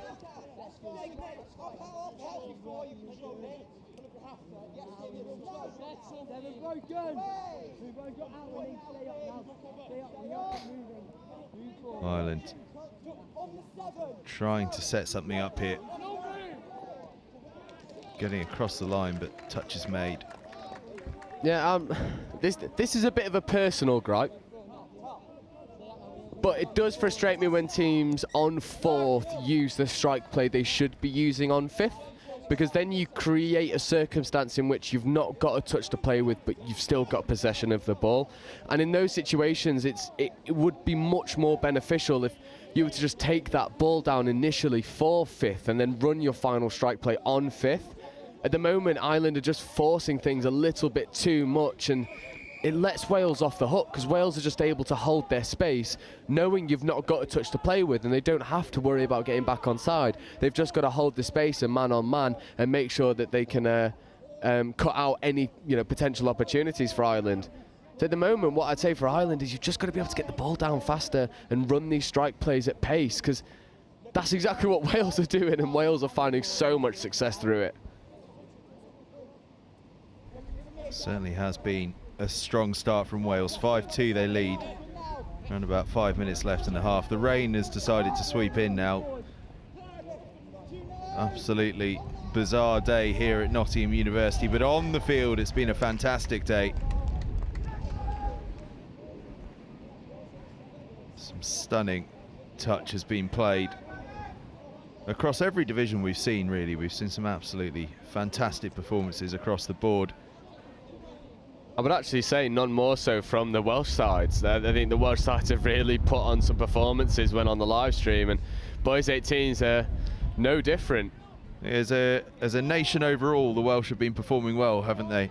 Yeah, definitely. It's a testament to the structure in Welsh sides as well, because a lot of the Welsh players do then come and play in England for the NTS, and they're able to test their mettle against some of the best players in the UK. And I mean, it's paying dividends here. The Welsh sides have really enjoyed themselves on live stream. They certainly have, and rain is really starting to blow across now. It's not quite what anyone wants. No, it's going to make this ball greasy, but Wales will be happy with it. I think no touch has been called, but the referee hasn't. Yeah, now there is just a little bit of confusion there, but no touch. Turnover ball.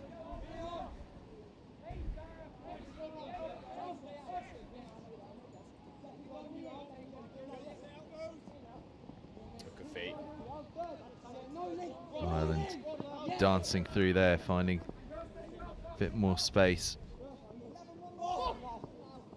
And they work close to the try line. This is better. They'll have one opportunity now. Platform needs to be good. Quickie picks up, goes wide. Lovely catch. Touch has been made. Superb coverage there from the Wales player. Ireland winger thought he was in. Well, it was an ugly looking pass, but it made its way there and almost resulted in a score for Matthew Coxon. Not quite, but Ireland showing that they can be a threat.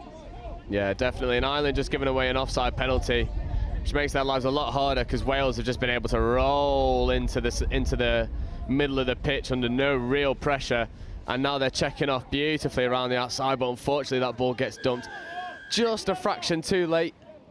And Ireland are let off the hook from what was initially a superb transition from Wales.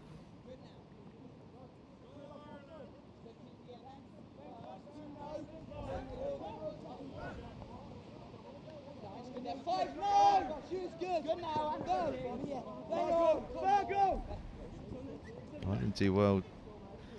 I was going to say they've done well to get away with a bit of a fumble there, but they didn't get away with it. No, not at all. They half just stepped into touch as he's played the ball. Really good spot there from the referee. Then Ireland at the moment just struggling to find their feet in this game. That'll be a touch and pass maybe. Nope. Referees have a better vantage point than we do.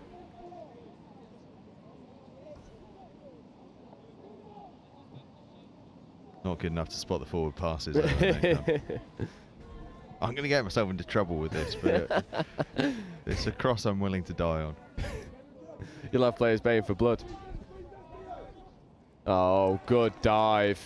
Really good dive. That's that long and strong dive. Getting low underneath players.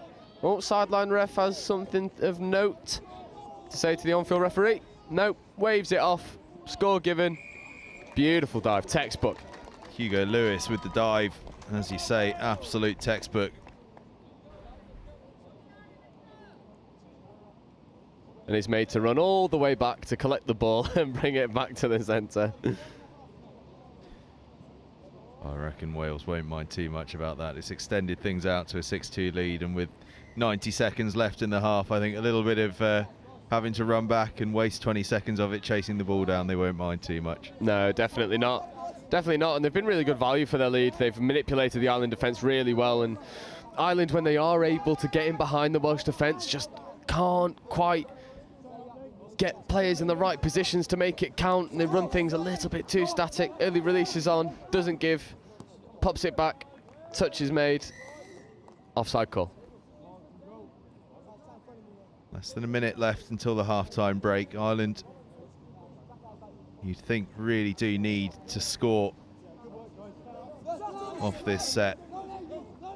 They're going to give it a good go. It's a lovely, oh, I was going to say it was a lovely pickup, but it was just dropped. But they're going to have 6 more, so barring any sort of error, Ireland will have all of the possession in the remainder of this half. The question is, can they make it count? And look to the left-hand side. There's a bit of space out there. Pass isn't accurate enough.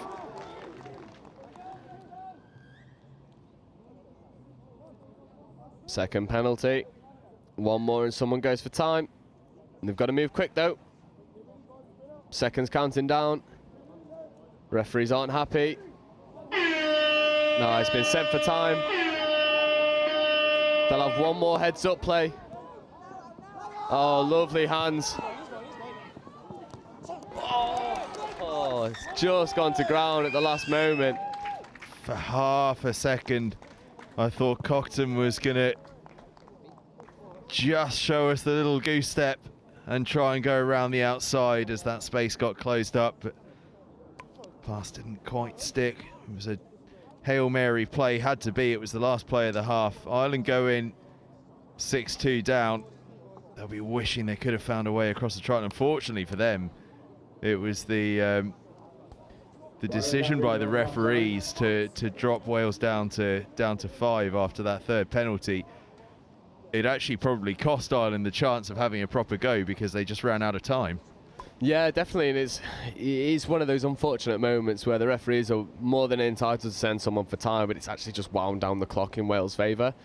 I do think though for Ireland they've done they do really good work in the midfield, and then when they get into their final phase of play, trying to attack at the line, it's just too stop-start. They think they're past someone and they get a glancing touch, and they've got to pull it all the way back to get the ball down. It just stops every bit of momentum that you're trying to achieve. And Wales are complete opposites. When they go past someone, they're checking shoulders, communications coming from the players off the ball saying touch is coming, touch is coming. They're able to get the ball down sharp, half is there ready, and then that's all you need to be able to get in behind the defence. It's been an impressive showing from Wales. They've been, well, as we've been saying, throughout all the divisions, they've been impressive, but this has been a top performance from the young Welsh side. Going very nicely. 6-2 at half-time, they lead against Ireland. We'll be back with you for the second half in a few moments' time.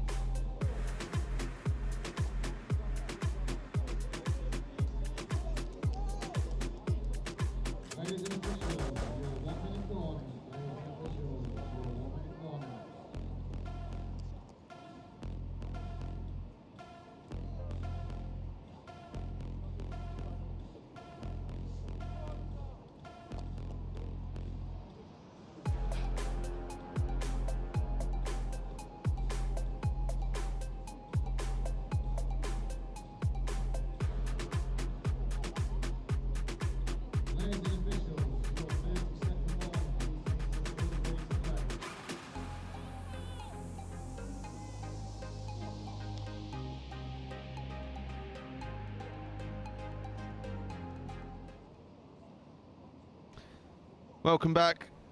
Wales lead at half-time against Ireland, 6-2. Ireland are going to get this one kicked off. Playing in white, Ireland, here against Wales in red. And rather than their traditional green, you might think, wearing white. However, very good for the colourblind amongst us. 14% of the population is colourblind, would you I know, believe? it's insane. Huge number of people, and apparently Wales versus Ireland, one of the most challenging games for the colourblind. Yeah, red and green. Two of the main colours. Saw a stat somewhere else, and if you're tuning for Touch Rugby and you're listening to this thinking this isn't touch, well, you've got to give us a minute. Seen a stat somewhere else that said something like 60% of people who are colourblind don't even know that they are colourblind. Well, I suppose, how would you? Yeah. If someone tells you that what you're seeing is green, you're going to go, fair enough, that's green. Yeah, to be fair. They're not to know that you're seeing brown instead of green. Yeah, I'm thankful I'm not amongst that not amongst that group to the best of my knowledge. Well, yeah, I was going to say, you don't think you are. You might be.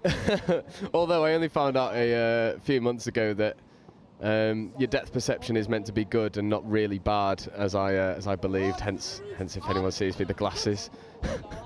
Yeah, made for interesting. Well, when I found out, it was a bit suddenly seeing things in the distance that other people have been telling you about all these years. Well, it was one of them where it was like something's really far away and it was slightly blurry, and occasionally there was two of them, and I was like, everyone's the same, right? And I can't just be me. And I was told I need glasses. Well, yeah, fair enough. Probably should have figured that one out for myself.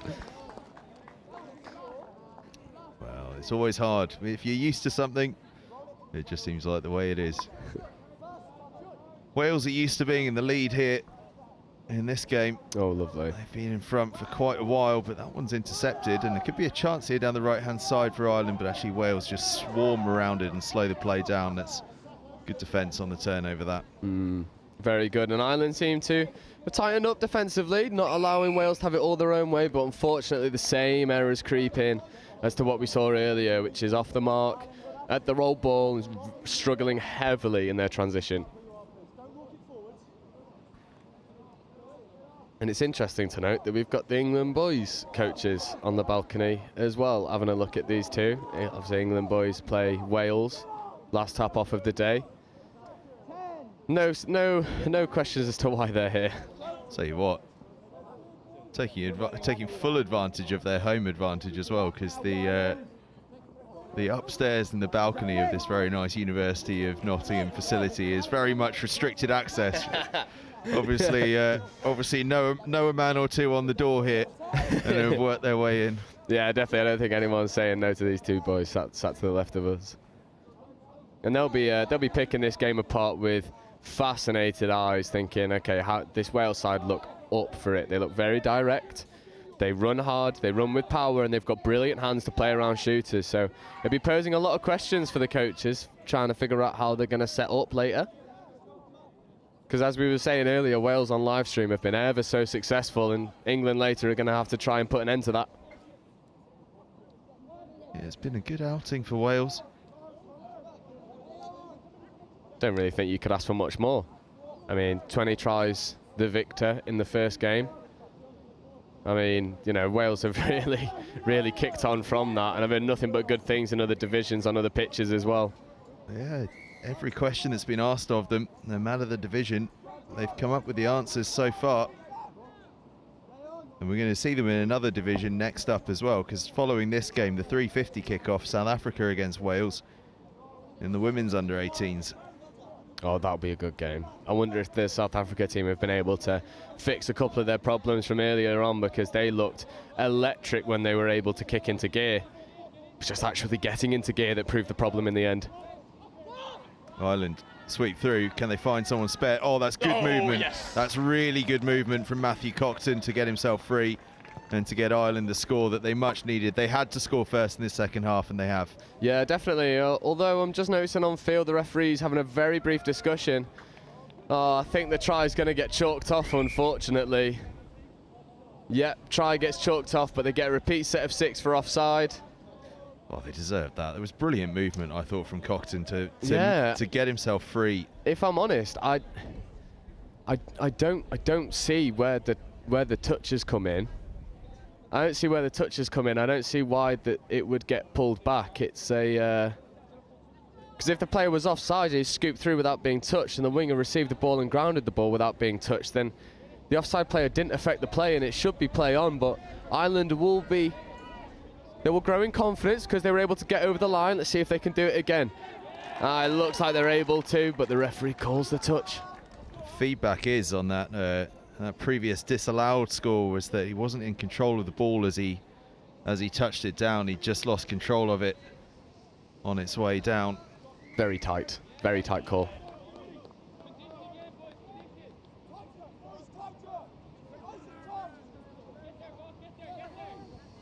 So Ireland, they've had one chalked off in the second half. Can they engineer another?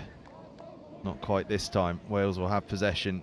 Yeah. But Ireland do need that first score, you feel, don't you? The difference between 6-3 and 7-2 is a big one, and it probably is going to be 7-2. Oh, that's a fantastic diving touch. Superb diving touch, and they're the interventions that are worth just as much as a try. Absolutely superb wheels to get back in defence and make that covering touch. But again, Wales are just able to play out with this Ireland press way too easily, and you know, they might have a couple touches now on the line. Another diving touch coming in. Rhys Rutley thought he was away. He thought he was scoring for Wales, and a score that really would have, even at this early stage, put the game to bed. Yeah. A fantastic intervention from Ireland. And again, making the touch. 3 in a row there from Philip Doyle. In a minute, he showed his worth in defence. I think they're 3 superb defensive interventions, and he trucks off the pitch. Lactic acid in the legs. Quite right too. He looks about ready to keel over as he comes charging off the field, but fair play. Yeah. Philip Doyle. In fact, it's not Philip Doyle because Philip Doyle's just come on. I'll confirm the number though because he's just in front of us and he deserves his shout out for what was an absolutely epic defensive 100% set. He's receiving high fives from all those around him. And the great tragedy of the whole thing is he's wearing number 16. And we don't have a number 16. He'll never get his shout out. An absolute disaster. Well, you know who you are. Yeah, you know who you are. He knows, his family know. If they're watching, tell him we think that was a fantastic defensive intervention on 3 counts, and also tell him to wear the shirt he's been allocated. Yeah, get yourself on the team sheet, please, pal. Wales strike. And they've got that crucial first score in the second half. Ed Maguire, the lengthy Ed Maguire, making it count. Yeah, and Wales just seems to be in the driving seat. They avoided some early pressure from Ireland, soaked it up, and are able to go down the other end and extend the lead out. And Ireland really do have it all to do. It's a shame they had their first score chalked off. However, it does show that when they're in good positions, they get over the line and they really do threaten Wales, but just not consistently enough at the moment. Oh, lovely catch and pass. You can't chalk that one off. Top work from Ireland in response. It's lovely core skills. Engage in the pass. Defender comes out the line to engage. 1, 2, bosh. Dive in the corner. Superb grab, superb finish. And you can't help but think if Ireland can do more of that, this game will finish tighter than it currently is. Yeah, it's a good response from Ireland. But they do need to score from these positions, as well as from the shortened tap-off positions when Wales have scored. They've got to find a way to close this gap up. They're making good ground, advancing well.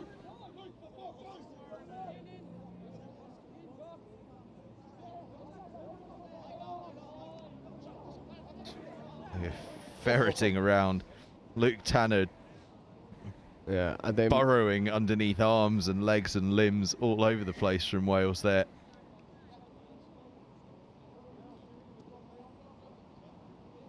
Wales ball. The referee has advanced them for throwing the ball away. I thought they were just trying to finish the play. Like a pass, but yeah. Perhaps we missed something. Oh, who was it? Robin van Persie sent off trying to score a goal. It's one of them. Tough break for Ireland. Wales could have a little bit of a chance here. Oh, it's tidy work. Won't be a score, but it was sharp footwork and a sign of some of the skills that a few of these Welsh boys have in the locker.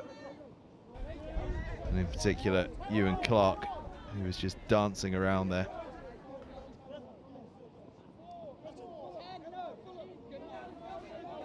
Our little balcony is getting ever more populated. I know. Oh, it's such a shame. Ball goes out to the winger, but the winger just loses his feet, and Wales are able to capitalise on a reorganising Irish defence. And if the hands go, then there's space. Touch is taken, and they're able to roll into a very dynamic transition.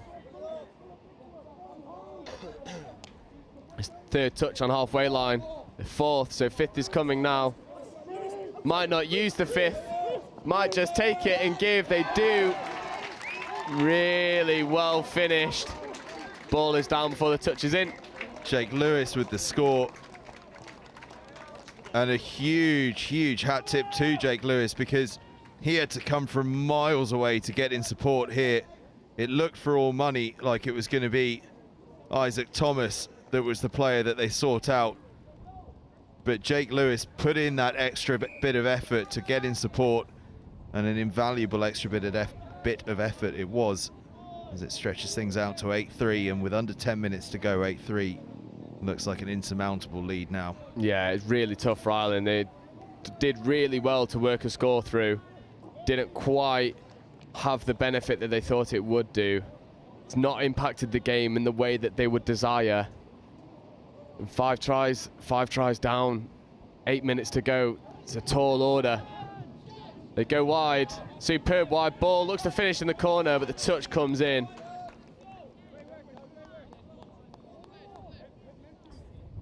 I just feel like some of the Ireland players maybe not on the same page as one another. The tap back was on, didn't quite come to fruition. Ireland now have got to create something from nothing. They work it back to the short side, step, touch is taken, and that'll be turnover. And they've actually turned over the ball in a very advantageous position for Wales, as they're able to take one touch up the box. One there, that'll be off the mark though. Small errors creeping in. Well, I'll tell you what, you've got to thank the wonders of the modern world, because on the YouTube chat function, someone has come and saved us and told us number 16 for Ireland is Diego O'Reilly. So oh yes, Diego O'Reilly, you're finally getting your shout out. Yeah. You had a minute from heaven. A minute from heaven. 3 crucial defensive interventions. He can take a bow. He can take a bow. The result might not end the way that Ireland want, but him personally, got to be happy with his work. Absolutely. Kept his side in touch for longer than they might otherwise have been. Wales, though, still just sweeping through in ways. There's no sense here of them thinking about taking their foot off the gas. Maguire.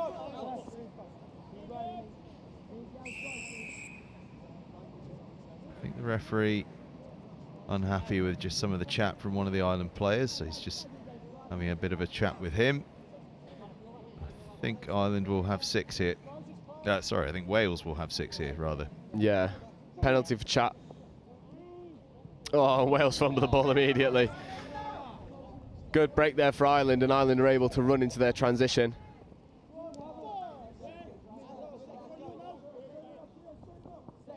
Diego Bailey is on again. Can they get the ball to him in an attacking sense? We've seen his defensive prowess. I mean, he's obviously got wheels. Good scoop. They look to come this side, but you know, they've come to the same side the vast majority of the game, and Wales are able to just crab across as a unit, snuff out any space that was available. And in the end, it just seems a little bit too easy for Wales. Seems like we've said that an awful lot over this past 2 days. Yeah, they've been very, very impressive, and it wouldn't surprise me. Oh, this is slick. This is oh so slick from Wales, and that's a lovely, lovely try. Reece Rutley finishes it off, but it was classic Welsh handling. Actually, it was a throwback to 1970s rugby union, as Wales just moved the ball from left to right, teasing defenders out and opening up holes. So good, it's so good. And what's so impressive about their transition is the players that are coming onto the pitch are sweeping round at depth and with pace. So when the ball does go, they've not got to break stride, they're running onto the ball gets popped into space. And you know, if you're running against a retreating defence and you're always hitting that ball at pace, there is only ever one winner. And Wales in their transition have just been too good for Ireland. Pick of the bunch there. From an aesthetic point of view, that's for sure. Yeah. And a 9-3 advantage it's handed them. What can Ireland do? It's a good pick. He's half, unfortunately. Can't score as half. Half court. Ball gets turned over. A funny one, that, because you'd think he'd know it. But in their desperation, just making a bit of an error there.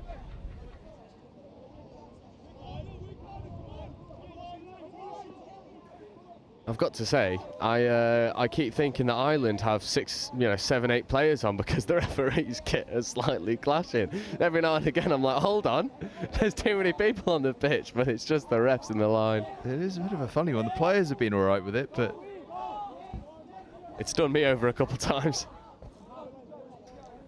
And you've got your long distance vision sorted. Yeah, I know. You'd think with glasses I'd be able to make that distinction, but apparently not.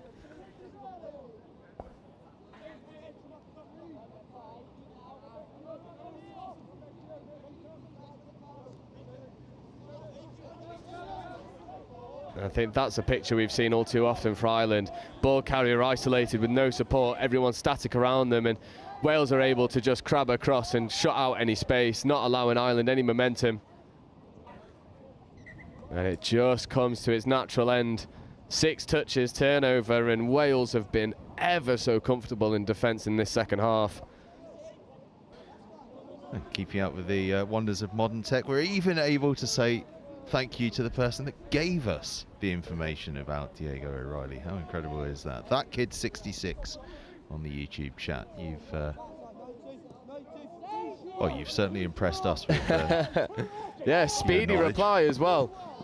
Oh, unlucky. Tough one to reel in. About 2 minutes left. I think Ireland here would love to keep Wales under 10, and they'd love to finish with a score or maybe 2 of their own. Wales, well, probably thinking exactly the same actually, except we'd love to get over 10 and love to keep Ireland out. Let's see which side succeeds. Yeah, I think forward pass. I knew you were going to pick that up. I was about to start speaking and I was like, hold on. Forward pass is coming. It's just so simple to police, you know.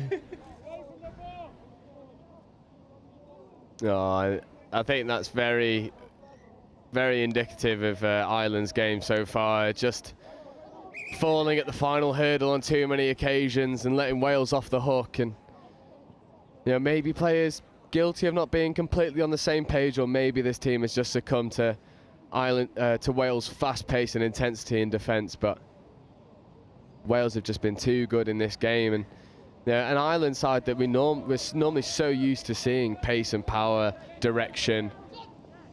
Wales just having a forced sub here for that slightly firm touch after the ball had gone. Referees had a bit of a chat and forced the sub, and back up to 6, so nothing too bad. Yeah, it was just one of them unnecessary ones. It's just not needed, and refs are very hot on if it's completely unnecessary and not within the spirit of the game, then it gets pinged very quickly. Particularly when you're 9-3 up. Yeah, exactly. Exactly. No need for it. No need for it. Heat of battle and all that, but last few moments of the game, Ireland would love a score here. They've succeeded in job 1 of keeping it under 10. Just get touched there. There's probably not going to be enough time for Wales to do anything about that. So job 1 done for Ireland. Can they do job 2 and get another score for themselves? Yeah, it's a better dump. They've been able to get people up. They go long. They are going to be able to finish positively. Lovely score in the corner. Right on the hooter. Matthew Cockton with the try. He had one chalked off earlier, but he's got another one to his name now, and that's a solid finish for Ireland. We set them the task, not that they know we set them the task, but we set them the task, didn't we, of keeping Wales under 10 and going and getting one for themselves, and that's exactly what they've done, and shows the spirit that this Ireland side have to be able to finish off like that. Yeah, they kept going right to the end and, you know, got the defensive shutout, was able to go down the other end and get a good score to finish, but Wales just too good for Ireland in this case, and I'm very much looking forward to the game to round off the day.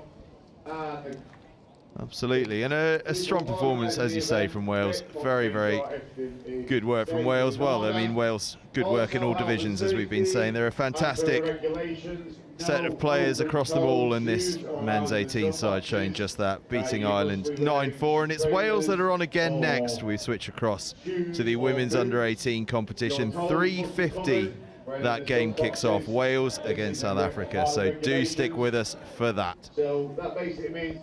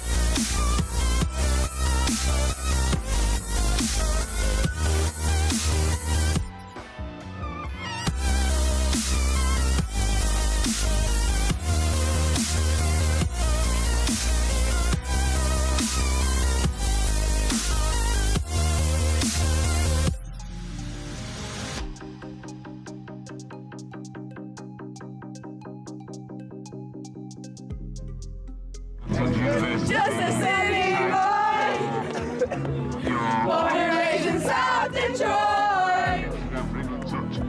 Took the midnight train going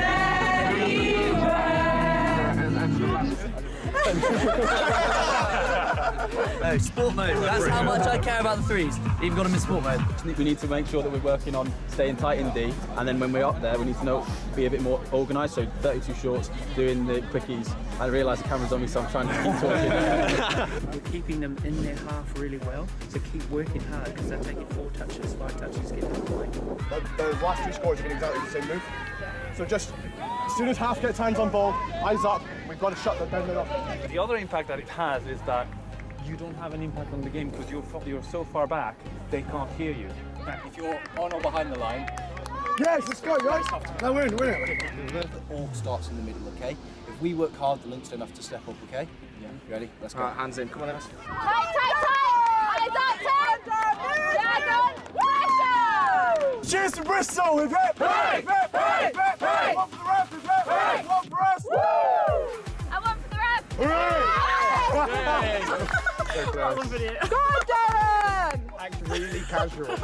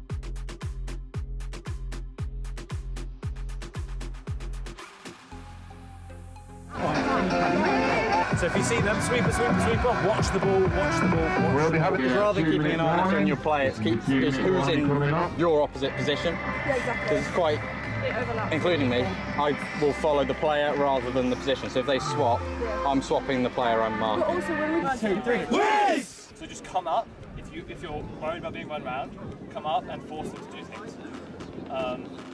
And then that way they won't be able to get all that space. Up, Sarah, get front, up, get nose on your toes! Get up! Take the space! Take the space! Work hard and defensive. Get onside early, help each other out, okay? Alright, quickies, stay tight. Push out, okay? Put a smile on your face, enjoy yourselves, yeah? It's a big game. Let's get it, yeah?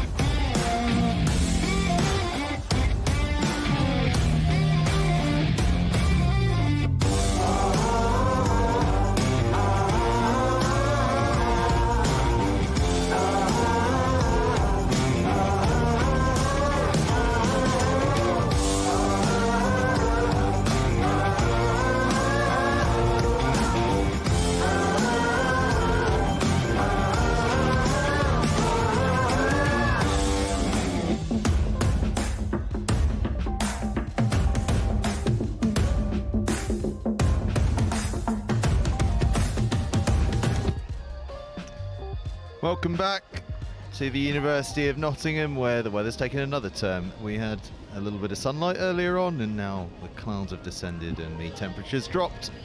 But on the field, the excitement is there, and you might just be able to see creeping below us the Springbok flag, and that is because it is South Africa against Wales here in the women's under-18s competition. Well, Joe, we've seen a lot of Wales today in various different guises, and I think we're pretty excited to see them in action now in the women's competition at the under-18 level. Yeah, for sure. And if all the other age groups are anything to judge by, this Wales side will be very well drilled, very fast, very technical with good core skills. We've seen the South African side before. Very good natural ability, just maybe lacking a little bit of structure in attack, and we'll see if the coaches have been able to fix that in the break and see if they can really take it to this Wales side. And the thing with South Africa to keep an eye out for in terms of whether they have over the course of the day, just being able to tweak a couple of things, is the way that they work through on transition and getting those subs done, because that was where they found the going tough earlier on. Yeah, definitely. And you know, transition is one of those areas where, although it is such an influential part of the game, it is also one of them where sometimes it is just little fixes, people staying on for an extra touch, being able to recycle the hands better. So we'll see if they've been able to put the time off to good use. I mean, first look at the transition, it's looking a lot smoother, able to take drives up the box very well, and they draw the offside penalty. So if that's anything to go by, then that transition has been sorted by the coaching staff. Certainly looks that way in the early stages, doesn't it? South Africa had 7 on, but seemed to have kind of got away with it. Yeah, I think if that winger had tapped the ball for the penalty, then it would have been given 7 on almost immediately. But because the play was stopped for the penalty, she gets away with it. But this is what we saw too much of South Africa doing, just playing the ball around in areas where they probably shouldn't be. Just need to take the ball down. You need to get to that 7 first, and then you can start messing around with it. We've got a referee here, actually. He's got a bit of strapping on the side of the right knee, so hopefully she's okay. Refs get hurt too. Never nice to see an injured ref. You always think of them as infallible. South Africa at the moment making some very good touches on the line, although just a little bit unorganised.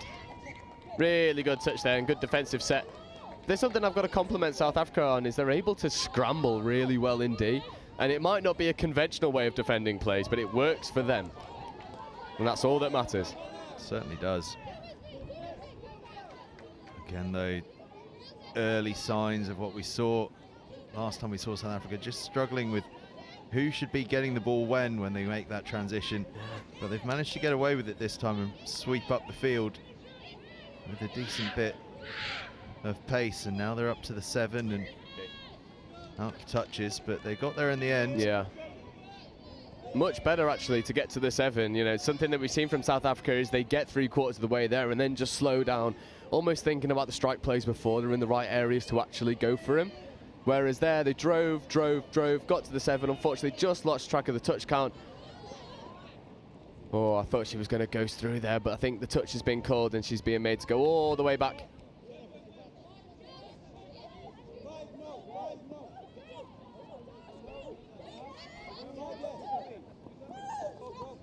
Good touch. And again, the defensive spacing from South Africa seems pretty solid. This is 5th touch, so they've got no touches to play with, do Wales. That South Africa just have to hold the space. And they do so well.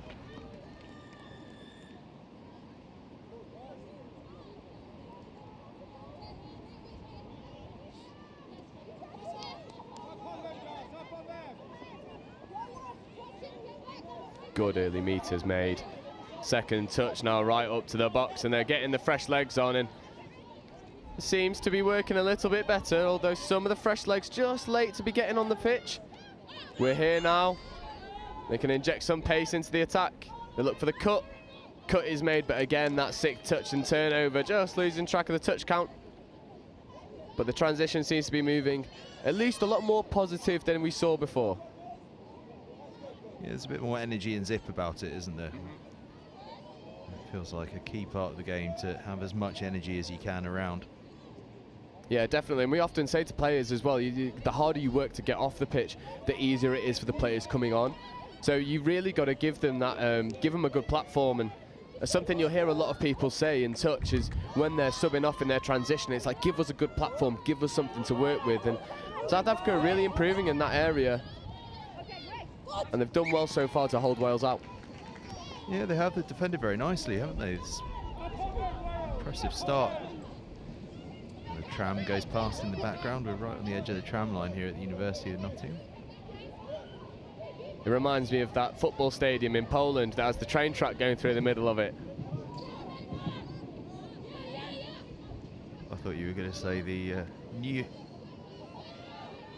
Premier League club, Luton Town, and their entrance through the housing block. Oh, lovely. Good hands. 2-on-1. She doesn't need the extra player. She goes by herself, but it's going to get brought back for a touch and pass, unfortunately.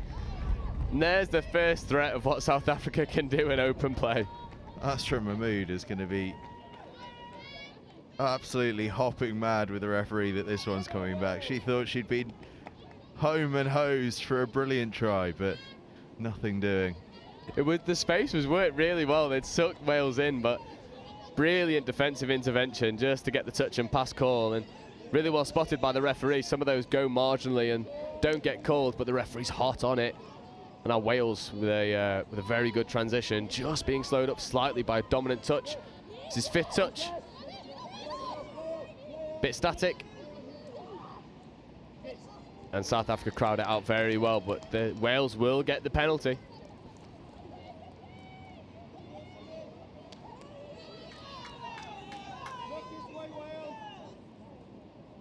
First real opportunity here for Wales to stress the South African line. 32 short runner at the line. Ball just goes to ground. And South Africa get let off there. And a very fast turnover to get them into the transition. Good display so far from South Africa. Yeah, much improved to what we saw, really does. Brilliant meters made up the box. And again, now they'll have a touch. Someone needs to scoop. Scooper comes, pops it up. Defenders are retreating. Oh, if that ball could have gone to the wing, then the winger was in all sorts of space. But South Africa showing they're here to play.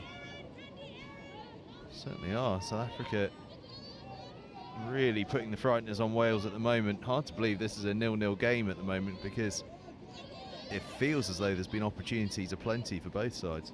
Yeah, definitely, and both defences just scrambling really well. I mean, South Africa obviously got over the line that was brought back for a touch and pass. Wales yet to really have that clear-cut opportunity. South Africa defending really well, especially against the scoop. That'll be a touch and pass. And South Africa again, just much improved and showing how much work you can do in a day. From, you know, a game this morning to now, I mean, the side looks completely changed. Much more direct, much more speed in their transition, and now the fresh legs come on. And again, one touch to Scoop. Lovely cut, getting behind the middle. Scoop is there. Winger's on. Can she find the winger? Yes, she can, and South Africa will open the score, and they are ecstatic for it. Kylie Barrow with the try. And South Africa demonstrating just how much they have picked up from their performance earlier on this morning. And now they are putting a side we know have a lot of quality under real pressure and have the 1-0 lead thanks to Kylie Barrow. Yeah, similar to what we saw the girls' 20s do to England for South Africa, is those late cuts just before the touch to create the extra metre of separation, and then you're able to dump in behind offside defenders, and you've got 6 metres to run to the line, and they've got 9 metres to run backwards, and you know that's a recipe for disaster for the defending team. And as long as South Africa can keep Wales out here, they've put themselves in really good stead.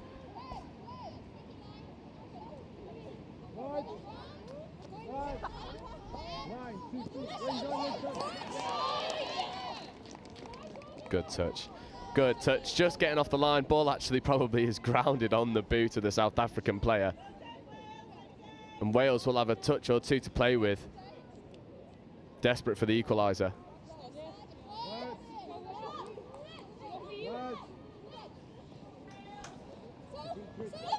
Wales close to the line, but to focus on the first task, and that was just holding on to that ball that was in danger of spilling away from Amy Garrett. She did well to reel it back in. 6 touches made though, so South Africa continue this impressive first half display. It's a really brilliant heads-up play to recognise that the middle's offside, and she plays right through. I've got to say, the South African side is very impressive so far. Oh, lovely speed. Can she go all the way through? Good covering touch. And they're threatening every time they get into this final phase. And, you know, we said at the start of the game, the transition was the area that South Africa really struggled with in the first game. And now it seems to be the area that they're finding all of their success from. And this is 5th touch. They'll have no touches to play with, but I've got a feeling we'll see a fair few cuts. It was Erin Venter that went close, and I think they all thought they'd use them up, but they've got one final go in this possession. Comes to nothing, but they won't mind that too much. Still 1-0 to South Africa, and Wales working towards their box, but just needing a little bit of invention in their play, probably. Yeah, at the moment South Africa are able to just send single shooters up to shut down Wales, and Wales don't really have the confidence of hands to play around them. Then South Africa just enjoying their work in defence, engaging defenders, engaging attackers, and then making the touch and really backing themselves to not get passed around. And at the moment it's working for them. Unfortunately, they just give away the ball. Hips not square at the base of the ruck. It's a golden opportunity for Wales.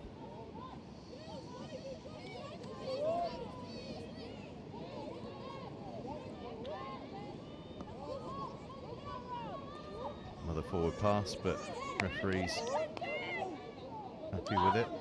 Wales on the attack. Oh, great touch. Spilled. It's a really good defensive read there, getting out the line, putting the shove on. South Africa really do defend with their hearts. Throw themselves at absolutely everything. Oh, good option.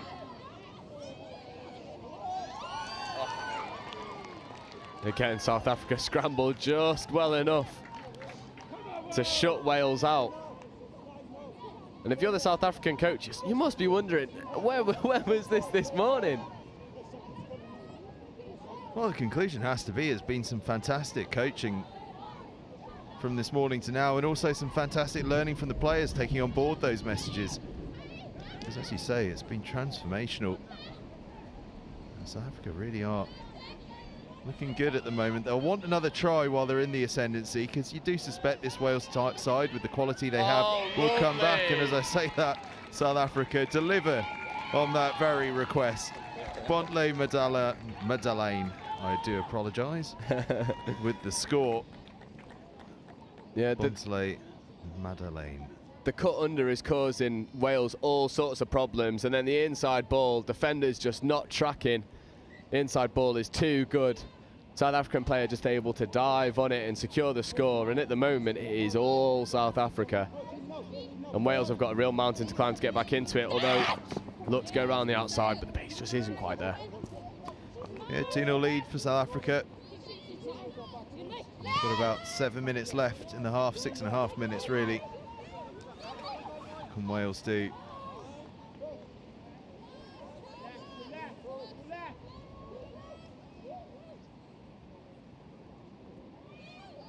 Well, I should ask you really, actually, you're the expert. What can Wales do? So I would begin with the... So when Wales are in their transition, they're only really resulting in, you know, at best a touch on the line to be able to strike from, and it's because they're just running into the South African defenders. What I would look to do now is, as the rain, yes, it has been on and off all day, but there are opportunities to pass around the single shooters, and South Africa do it so well to Wales, and Wales probably should just take a leaf out of South Africa's book and start checking off around the single shooters. It'll save you touches, it'll make you meters, and then you're able to move into your attack with momentum, such as South Africa are doing. They look for the wide pass, has a beautiful flat ball out. Does she have the pace in the corner? Yes, she does. They are 3 to the good now. 2 tries for Kylie Barrow to give South Africa a 3-0 lead, and it's a lovely, well-worked try They threw a risky pass over the top around here, but then the next pass flying in from Lola Grace Klingistra was absolutely fantastic, and Kylie Barrow with enough pace to finish it off, and it's a 3-0 lead for South Africa, and this has been a very, very tidy performance from South Africa so far in this first half here. Yeah. Credit the ball as well. The pass was perfect, exactly what it needed. Flat pass, efficient, A to B in the quickest way possible. And it means that you can put the speed merchant out in space. And South Africa are able to just keep Wales out consistently. Wales at the moment looking for that long ball out to the winger, but the pace of the South African players is just too much. They're able to track across, cut out the space before the winger can get down in the corner. And Wales at the moment are really up against it. Oh, unfortunate. The confidence is flowing. They want to use the hands as much as possible. Even when it probably wasn't the right option, they want to back it. They want to go full length.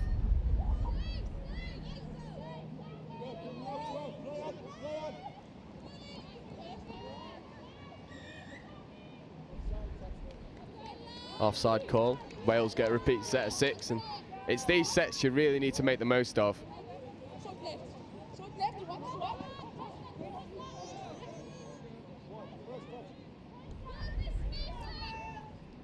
Crucial moments for Wales.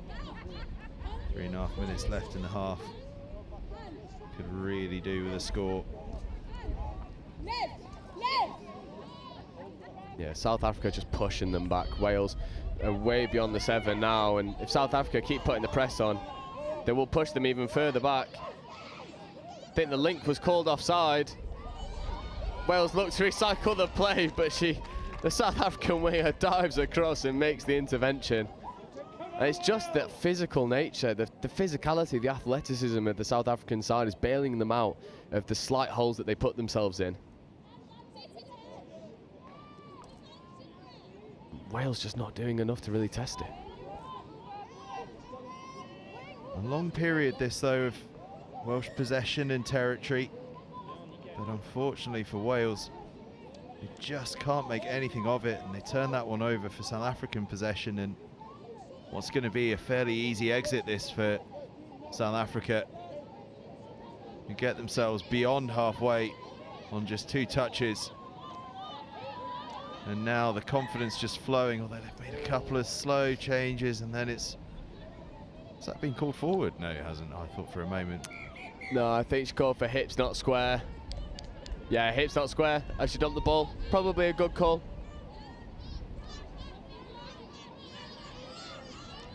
So Wales in a reprieve from what could have been a very promising South African position. Now it's Wales who just need the players to get on a little faster, and because they were arriving under the cosh a bit,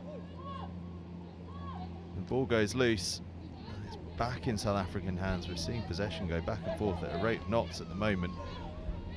South Africa therefore just keep it tight and up the jumper, almost just going straight, but now their old nemesis has come back to haunt them. They just cannot get the players on the field, and sometimes you just perhaps have to go, now's not the time. Let's keep the players on. They've rescued the situation fairly well though. They may yet find an opportunity. They are going to find an opportunity. Well, how to recover a bad situation?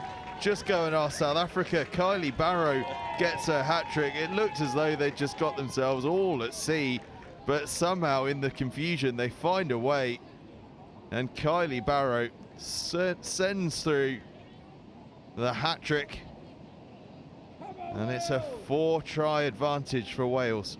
Yeah, and it's just superb recycling. They were in a really big hole, half stood isolated, no players on the pitch around her. She just buys her time, checks the ball off. They use the pace to whip it round the outside, and yeah, the recycle is just too much for Wales. And I think this is the first time we've seen a Wales side really struggle against their opposition. I should of course say it's a 4-try advantage to South Africa, not Wales. But fortunately you've all got the score in front of you, so you know what the situation is. Ignore the big scoreboard you can see in the back right hand corner of your screens. That's Incorrect. Clock's wrong, score's wrong. In fact, score's just become right, but there we go. Clock's definitely wrong, I'll tell you that much. We're in the final few moments before half-time. Around about 10 seconds left until the hooter goes. And Wales, well, the score before half-time would be crucial, but they just take the touch, and that's that. And Wales go in at the half-time break, 4-0 down against South Africa. South Africa have been playing the best we've seen of them on pitch one, that's for sure, but very well in the overall context of the competition as well. Wales with a bit of work to do. They'll be looking to score nice and early in the second half to set up a chance of a comeback, but as it stands at half-time, it's South Africa 4, Wales 0.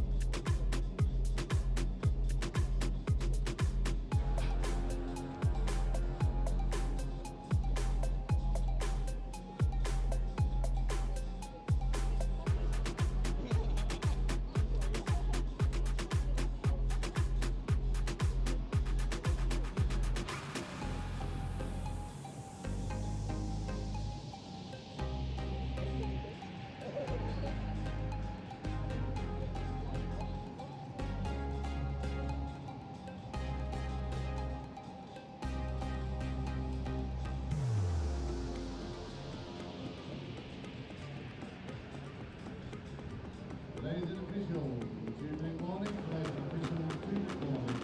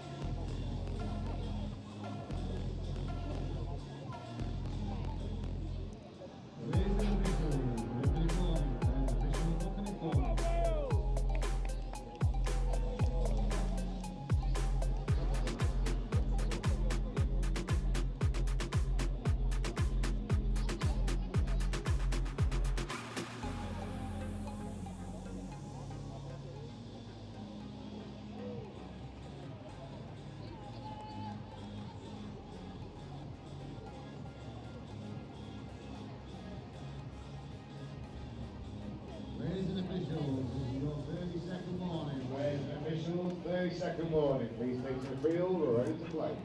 Just about ready for the start of the second half. Both sets of players have been on the field for a while. I think the Well, the task at hand is fairly obvious for both. More of the same from South Africa, and for Wales, sharpen up that attack and get on the scoreboard early, really. Yeah, definitely. Wales really need the first score of the half. If they can do that, then, you know, you can find the momentum and you can really come back from a 4-try deficit, especially in 20-minute halves. But South Africa just looked too fast for them in the first half. Wonder if we'll see more of the same. South Africa with the early possession in their green shirts, Wales in black. I've got to say that, I mean, even early doors, you see this ripping pass. You might not be able to pick it up on the live stream, but the rain is coming down and ripping pass from right to left. The course girls of the South African girls are just superb. Superb. Certainly are. Wales get across their box. It's a heavy coming together there. Big contact as she wins the turnover as well. Superb shove there. South Africa have possession again, and almost from a tap-off situation, they progress towards their box. Fresh legs need to get there, slowly making their way onto the field. And like before, they'll have a touch. Oh, what a dive. For me, she's over. For the rest, she's over. What a dive from 7 out. Long and strong, low to the ground, and you can't stop them. Well, their inventor had one chalked off earlier on. She wasn't about to let this chance go begging. Diving full length from miles out. She's got springs in those feet. Gets herself across the line, and well, we said Wales needed to score first in the second half.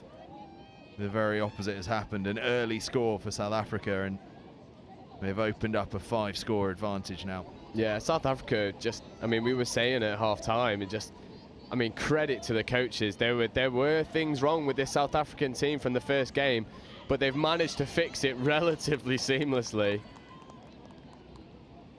And I mean, you know, I don't even think you could convince me that this was the same team that we saw earlier. It is complete night and day. Early morning kickoff. Oh, she's always through. hard, and South Africa are going to be 6 up. Surely the chase is coming in. It's a strong chase, but she just arcs a run. And Kirsten Stead with the try. 2 in quick succession for South Africa. 6 in total. Kirsten Stead, no relation to John, getting the try. And South Africa are running rampant now. Yeah, it's just superb recognition. Defence had turned their backs, and she's obviously got gas. Goes all the way through, shows a clean pair of heels, and doubles up for South Africa in this half. And might be a little bit of a hard touch there, just wrapping the arm around. Nope, offside given. Regardless, Wales will have a fresh set of 6.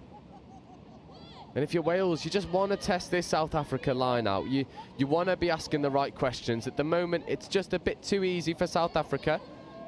Nice 32. They look to go long. Touch is made and ball is away. Referee calls touch and pass, and another brilliant defensive shot for South Africa. Oh, they called play on. Defence was offside, and they might go full length again. Chase is good from Wales. Nicole Armstrong, sorry, Hannah Potgieter. South Africa just taking a breather going backwards because none of their support was up. That was a real case of on you go and finish it. Yeah. Wales chase. Impressive. South Africa make a couple of changes on defence. Still making them, but Wales have taken their time over getting this one going again, and it's allowed South Africa to make those changes.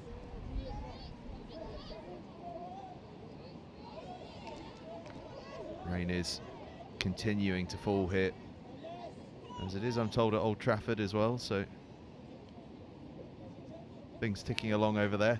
Yeah, who needs to watch the cricket? We'll keep you updated on this live stream all day. All day. Kawaja gone, happy days. I should imagine if it's raining here and it's raining at Old Trafford, it's probably raining at Hoylake as well for the Open Golf.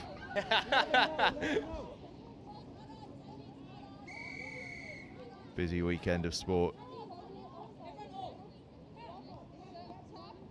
Should have 3 or 4 screens on. We could get it all broadcast from here. Well, we've got Tour de France going on as well. That's going down, stage 19. 2 more days until they're along the Champs-Elysees.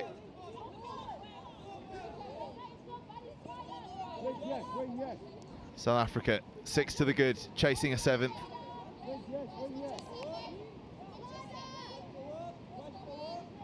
And almost, I'm tempted to say playing for time a little bit already. Now they stamp on the accelerator. Yeah, I think they're just aware that they can go through the motions now. The spaces will come, and they can just sort of coast throughout the rest of this game. And it's something we've not really spoken about, is sort of that game management side, because, you know, this is a 4-day tournament, 40-minute games.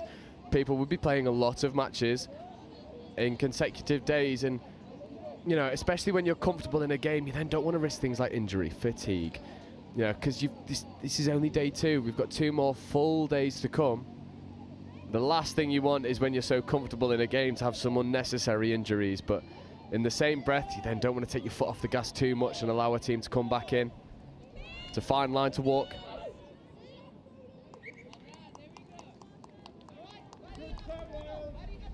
Wales run out of touches. South Africa will have possession again.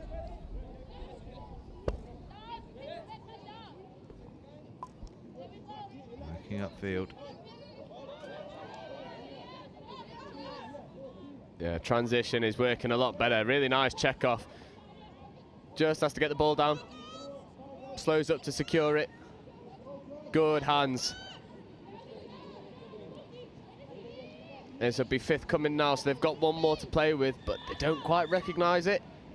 However, they get the penalty for offside, and they're able to have a fresh set of 6 and a crack at the line. Real opportunity here to try and engineer a chance for their 7th score. It has been, so far, a wonderful display from South Africa.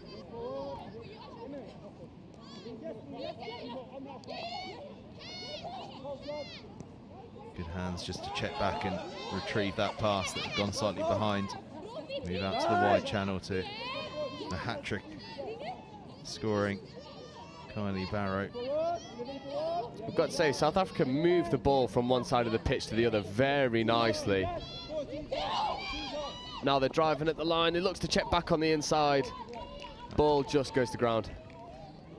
That's just given blind. I actually thought the pass to the wing could have been on. Instead opts to go back on the inside, and Wales forced a turnover.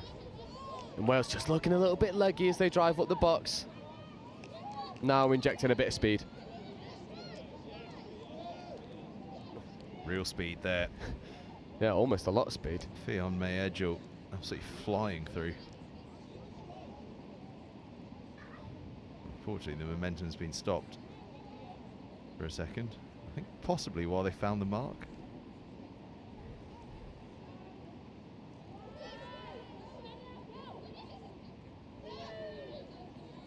Fionn May-Edgell having a couple of exciting moments there in that passage of play. Yeah, she seems to be the player that's going to inject some pace into the Welsh side.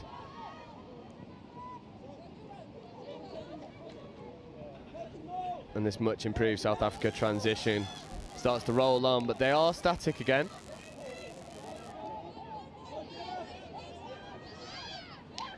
They're able to recycle and adjust. Got to scoop, got to go through. No touches to play with now.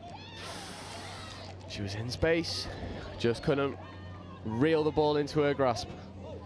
I think what I've noticed on the South African transition, to my uneducated eye, it kind of goes back to what you were saying about players needing to work hard to get off. It works well when players make that effort, but what they've had a couple of times is where players have come off in quite sort of tardy fashion, and it just means that the player coming on is having to wait and wait and wait, and you end up with a player isolated on the field, holding onto the ball with no one to give it to. Yeah, and that's the problem is, you know, South Africa in the first half, the transition was perfect. They were working really hard to get off, to give their teammates a platform to go and strike. However, at the moment, because they are sort of coasting through the game and they've sort of checked down a gear since the first half, and now they're not working so hard to get off the pitch, that half is isolated. And you know, if Wales start to recognise that, what I do from a Welsh perspective is send one of my middles back early so she's onside as soon as that ball gets dumped, and then you flight the half and you catch the half and you force her to throw a pass that she doesn't want to throw, or you force her to try and step you, and then if you do make that touch, you get the turnover for half court.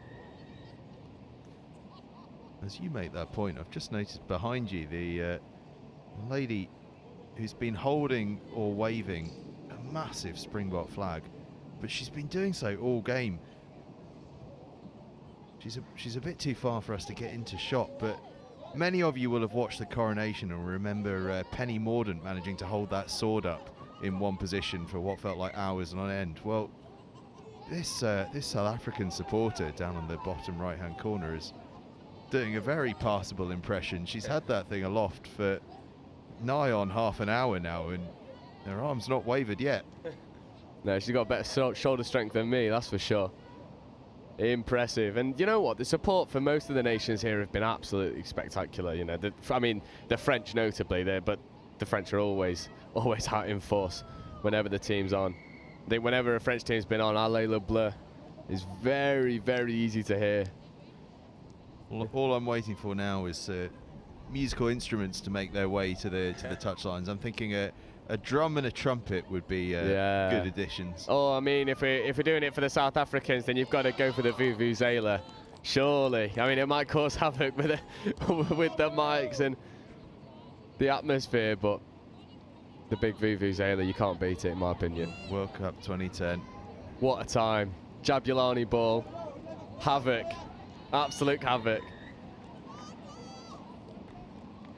In my opinion, the best World Cup. I remember day one of that World Cup. I was at university at the time, walking back from one of my lectures before the opening game of that World Cup, and all I could hear was, through every street that I passed, it was summertime, windows open, it sounded like a swarm of hornets just flying around. I was terrified. Got home into my house, and of course the football was on the TV, and finally the dots connected. It was the sea of vuvuzelas blaring out of everyone's TVs that I could hear. I'm going to show my age now. I was in year 7 when that 2010 World Cup was on. I remember watching it in school thinking, what is that noise?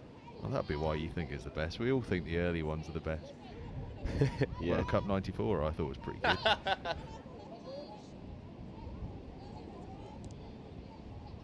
Diana Ross missing that penalty, and Roberto Baggio for that matter. Now there's some names. Baggio, what a player. He certainly was. 1, 2, 3. Yeah, 7 on. Really good call there from Hebel, the far side referee, spotting the 7 on. Might still have 7 on. Nope. Very quick adjustment. South Africa turnover. 6-0 still to South Africa. Wales still to get on the score sheet. South Africa, ever since that 6th, they've sort of, I guess, adopted a kind of casual approach, haven't they? They're just biding their time, not using up any excess energy. And, I think we might have the double visor you've been speaking about appears to have made an appearance. Yes. I'm not entirely sure what we've got going on there. It's like a sort of... It's like a duck's mouth. Yeah, I was going to say, it's like a bird with an open mouth, isn't it? I'm not quite sure what that's providing. I love it. I love it. A useful bucket, in effect, for the rain that's falling to fall into. If this was over 18s, I'd be saying someone get her a pint. Superb fashion. We love it. If she goes and scores now with a double visor, it can't come off for the rest of the tournament. I tell you again, you're playing fast and loose with the word we here. Fast and loose. By the end of this tournament, everyone's going to think you love a good bucket hat. They can think what they like. South Africa searching for a 7th, but not putting themselves under too much pressure to do so. Yeah, just going through the motions now, South Africa. Not worried about playing too expansive, not worried about playing too fast. This is just one of them where you want to secure the victory, keep that 0 on the board, have that shutout. It does not happen very often. And then you're able to go home, you've done your job for today, you get ready for tomorrow. Yeah, 3 more live games after this one for today's action. Starting first of all with a 4:45 game in the women's under-20s, and it'll be South Africa again in that. South Africa against the USA. Should be a well-supported game, you'd think. If that 20 side can improve in the same way that this 18 side has, South Africa are really going to take it to USA. It is verging on unfathomable for me that this is the same side we watched earlier. The direction is so much better, the pace is so much better, they look so much more organised, and if both of the age groups are training together, then you can't help but feel that the under-20s will be improving in the same way. It's just been so good, this game, from South Africa. They've worked so hard for each other. They've got the scores that they deserved, and you know, the only thing the coaches will be asking now is you keep Wales to that 0.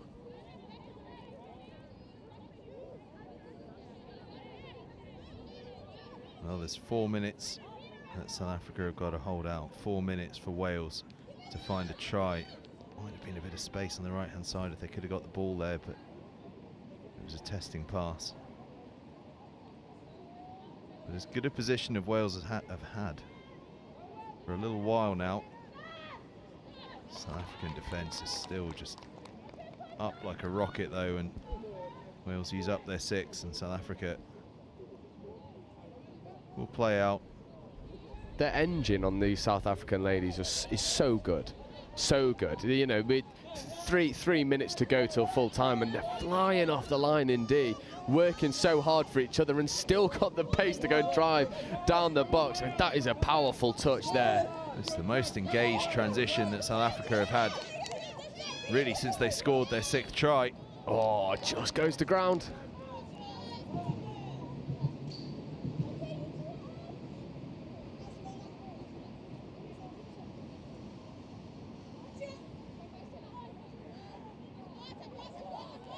Shabalala with that first goal for South Africa in that 2010 World Cup. I've just remembered. Peter Drury. Shabalala. Forgot about that. Super. What a goal that was as well, by the way. It might be the best opening goal to a World Cup in my memory for sure. Absolute screamer. Yeah. I have been paying attention, I promise. I've not just been thinking about that for the last 10 minutes. It just popped into my head there. Oh. What was it he said? Bafana, Bafana. Yeah, celebration for Africa. Oh, what a time, eh?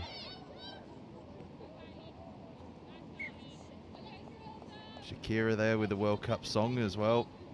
One of the better ones, to be fair. Yeah, I'm waving flag. That was an anthem over the South African World Cup. What a time to be alive! What a time to be alive for these South African under-18 women as well. Huge transition from this morning's play. They were not at their best in their opener, but I'll tell you what, they have been at their best here. They've been clinical against Wales, and actually they've showed a real maturity in just basically shutting this game down in the second half. Yeah, it's just a shame that there's a couple like hips not square calls coming in now, but I think it's just a little bit fatigue creeping in, and the South African ladies say no, they've done their job. 90 seconds to go.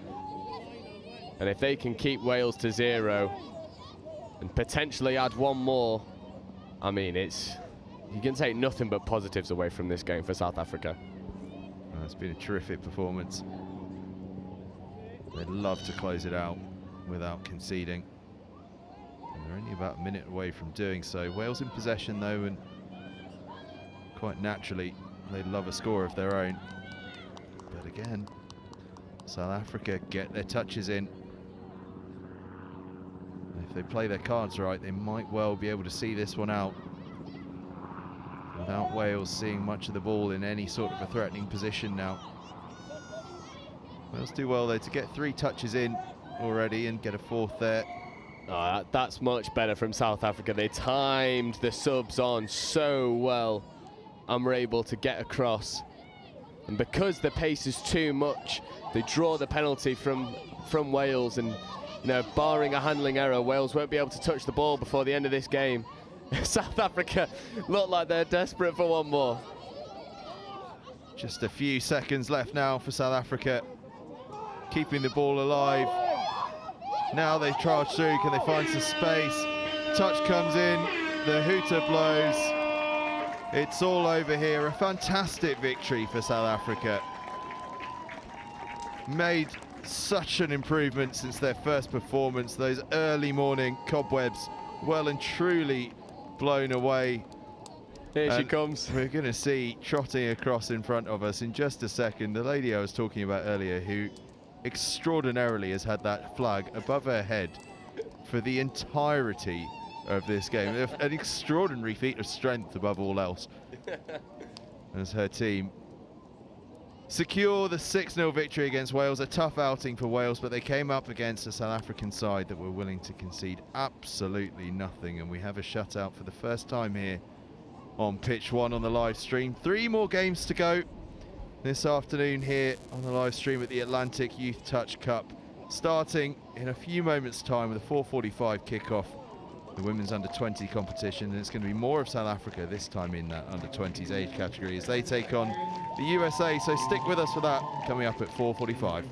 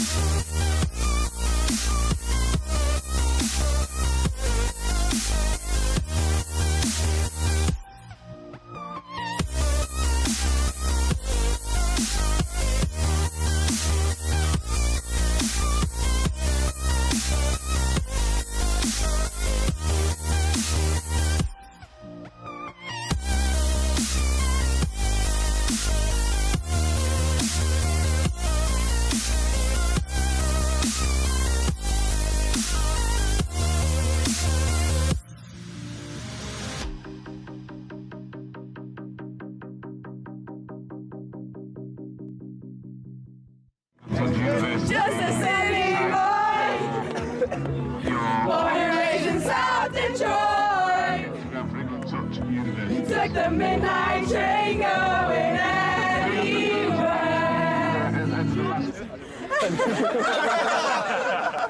Oh, sport mode. That's how much I care about the threes. Even got them in sport mode. We need to make sure that we're working on staying tight in D, and then when we're up there, we need to be a bit more organised. So 32 shorts, doing the quickies. I realise the camera's on me, so I'm trying to keep talking. We're keeping them in their half really well, so keep working hard because they're taking 4 touches, 5 touches, get them playing. Those last 2 scores have been exactly the same move. So just as soon as half gets hands on ball, eyes up, we've got to shut them down. The other impact that it has is that you don't have an impact on the game because you're so far back, they can't hear you. If you're on or behind the line, Yes, let's go, guys. No, win it. It all starts in the middle, okay? If we work hard, the links don't have to step up, okay? Yeah. You ready? Let's go. Hands in. Come on, then. Tight! Eyes up, tight! Pressure! Cheers to Bristol! Hip hip! Hip hip! Hip hip! One for the ref! Hip hip! One for us! Woo! And one for the ref! Hooray! That was brilliant. Go on, Darren! Act really casual.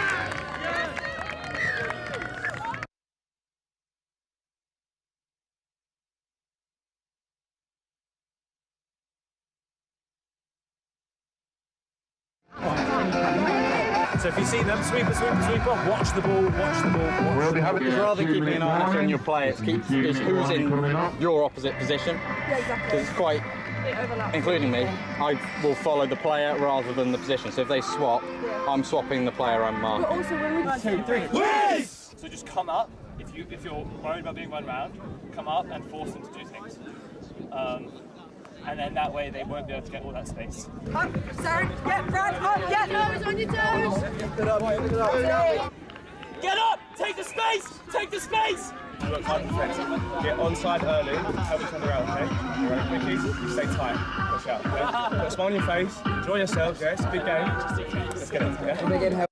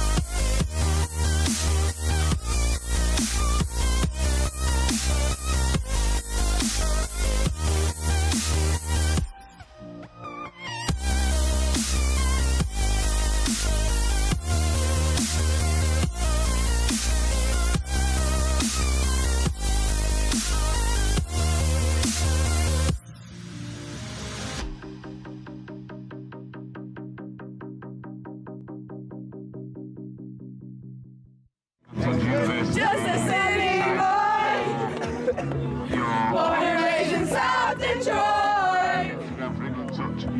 Took the midnight train going anywhere. Oh, sport mode. That's how much I care about the threes. Even got them in sport mode. We need to make sure that we're... Welcome back, and we move on to the women's under-20s. We stay with the South African side, but it's the South African under-20s, of course, playing up against the USA. We're into the final 3 games of the day, which possibly explains the hooter going off and many of the South African players not quite being ready for that one to get started. It's that time of day. Everyone's just easing into that late afternoon, early evening period of play. It's a strong start though, this from South Africa, although that pass nearly going awry. They make the dive for the line, but USA will have possession. Small squad, this USA women's 20s side. Small in comparison to some of the others, but I'm sure all the more cohesive for it as they start to move their way up the field. Pass just bobbling free. As I say, 3 more games. We've got the mixed 15s game at 5:40 coming up after this one, USA against France. And then we finish the day off with an absolute cracker of a game. It's going to be the England under-18s men's against the Wales under-18s men's, so that one should be fairly tasty, but a long way to go until then. Ooh. South Africa playing some nice stuff. We saw a great performance earlier from their under-18s, Joe, and we've seen the under-20s put in a pretty decent performance as well. And just starting to find their stride, you feel, South Africa? Yeah, just warming back into it. 2 good sets there, been able to complete the touches. Unfortunately, maybe just losing track of the touch count ever so slightly, taking that final dump when it's 6 and turnover rather than when it's 5th. But all good signs so far from South Africa, and you know, we've not seen this USA side before on live stream, and they look very powerful, very fast, very direct. So if South Africa want to come away with a victory, they're going to have to be hot on their work, and at the moment showing that they can handle the pace and power of the USA. As South Africa roll through their transition, we saw the 18s fix their transition. South Africa looking a little bit fragmented, and penalty given for hips not square, so it's USA ball in a very good position, and South Africa again subbing in D. Cardinal sin, if you ask me. Well, they've been quirky in the way that they do these things across the age groups, though, haven't they? They do things their way, but their way hasn't proved too bad, it has to be said. South Africa, by the way, the only team from the Southern Hemisphere that are here. All the other sides from the north, although far and wide from the north. We go as far and wide as the Cayman Islands, the USA and China. So not exactly keeping it local by sticking by and large to the Northern Hemisphere. South Africa, oh, lovely interchange of passing, almost so good that the players didn't realise it was going on. Yeah, South Africa just looking to dump on the link and then scoot back on the inside. USA able to just track across. What I might be intrigued to see South Africa do is move the ball open side initially and then run that play, just so you can spread the defence a little bit more. At the moment, they're always running in the same direction, which allows the USA just to crab across and close out the space.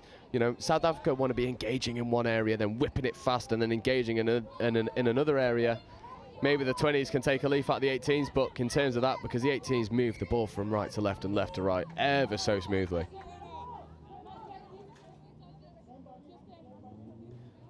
Very true.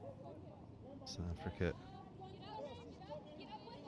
work the way out the left-hand side. I have to say, I've only just noticed the referee's drinks bucket, and I do mean bucket. We've all seen water carriers come onto the field before, but unusual to see them with what you'd describe as an under the kitchen sink kind of a bucket to carry the water in. Yeah, if it works, it works. I'm sure the rest won't be complaining when they're absolutely dying and they need a drink quick.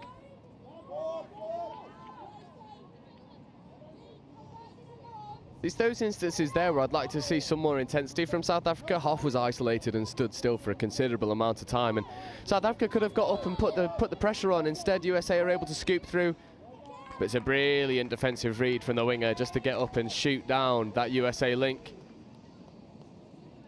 It was a good bit of decision making, wasn't it? It's something that the South African sides have been really, really good at, is that decision making at wing. Unfortunately, they're just trying to overplay in their transition, and you surrender the ball to USA, give them an entire set of 6 to work with. Oh, I do apologise, excuse me. Yeah, I guess it's one of those where if you are going to make that kind of a play from on your own try line, you need to have everyone on the same wavelength, that's the sort of thing you're going to be trying, as a beautiful pass comes in from the US and earns them their first score. It's a superb long ball. We've seen this set up a few times. Check off. Quickie doesn't give it to the quicking player, steps back the other way. Big long ball. The winger is the grateful recipient for it. And at the moment, USA, you know, you might only have 11 players, but if you can run hard and you run direct, it doesn't really matter. Yeah, it was the score from Jade Andrade, but it was all about the pass from Kaya Little. Lovely pass. And the US first on the scoreboard. 1-0 they lead, and nearly there for South Africa.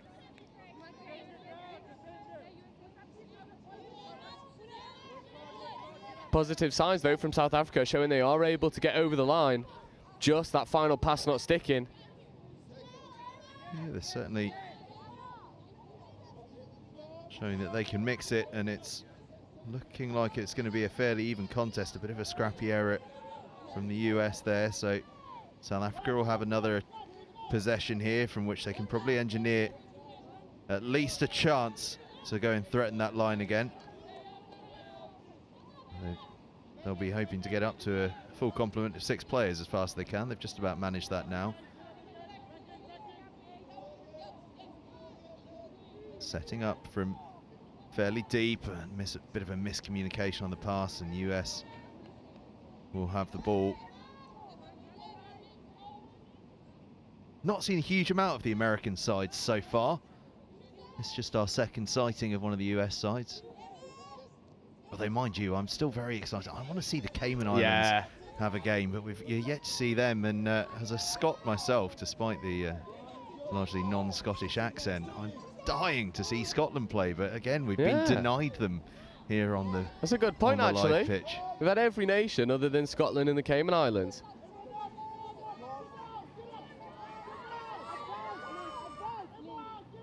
The US happy to just move the point of attack where they can.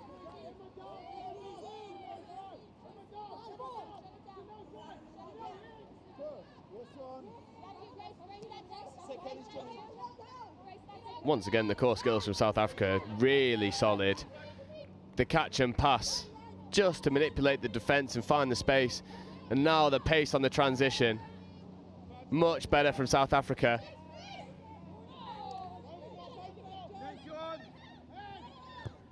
Rejecting an overlap on the right-hand side. South Africa. Go long. Moving it left, past just forcing the player to jump to receive it, so that just allows enough time for the US to come across. Nearly for South Africa. But ever since conceding, they've looked strong. Yeah, definitely. It's almost like they needed to concede to kick themselves into gear. Where South Africa, since conceding, just finding extra gears to roll through, but fortunately just being a little bit too intense in their D and giving away the offside penalty. But I think if South Africa can put the press on, you know, they'll be able to find success. And you know, you've got to think logistically as well. If you're from the South African point of view, USA have got 11, you've got 14, so you can work twice as hard in D to force turnovers, to force the USA to work really hard for their success. And then the deeper you go into the game, the fitter your side are, because you've got more subs compared to the USA. At the moment, USA have come out really fast, firing on all cylinders. But the longer the game goes on, the more opportunities there will be for South Africa. They just need to weather this storm, equalise, not worry too much about doing anything too special. Just do your basics right and create the overlaps.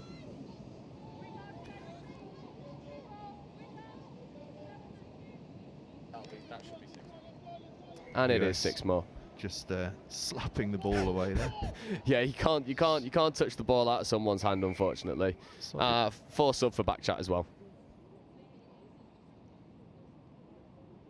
Still an expression of slight disbelief and 4 sub. She still doesn't look like someone who thinks she's done something wrong, but referees. Oh yeah, know well best. done. Well done.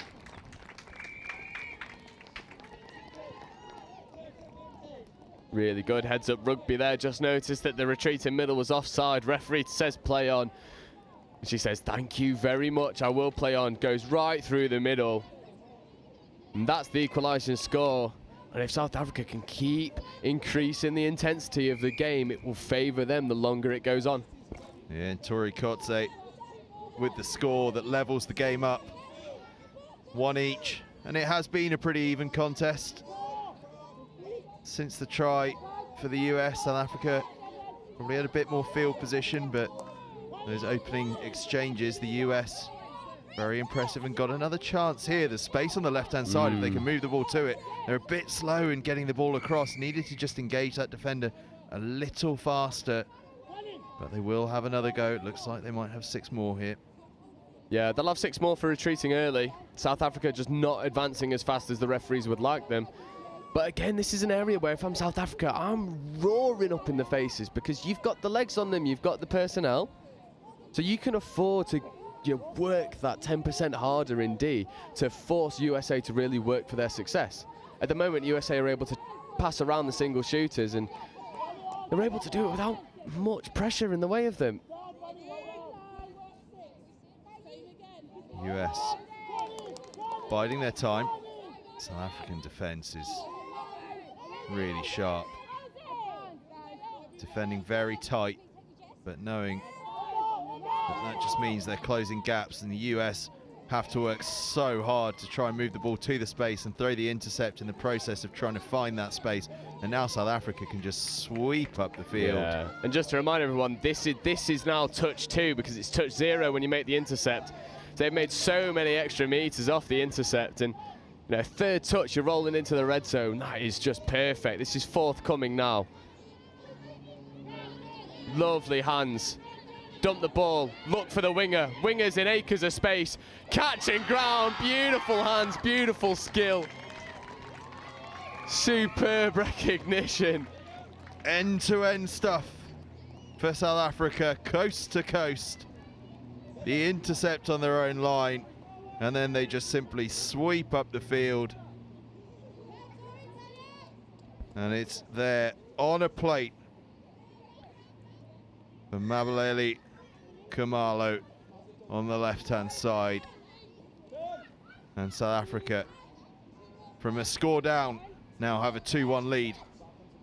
Yeah, it's really good from South Africa. They're just able to turn the screw, force the USA to work hard, and then making the interception. They didn't even need to make it because they had an extra touch and they didn't play with it. They just need to be able to shut out this USA attack, and they're able to do so very well. It's half court, turnover ball. And South Africa at the moment just look like they're chucking through the gears. Started a bit slow, now increasing the pace. Drive is very good, and they decide to save the touch and move the ball. Very nice play.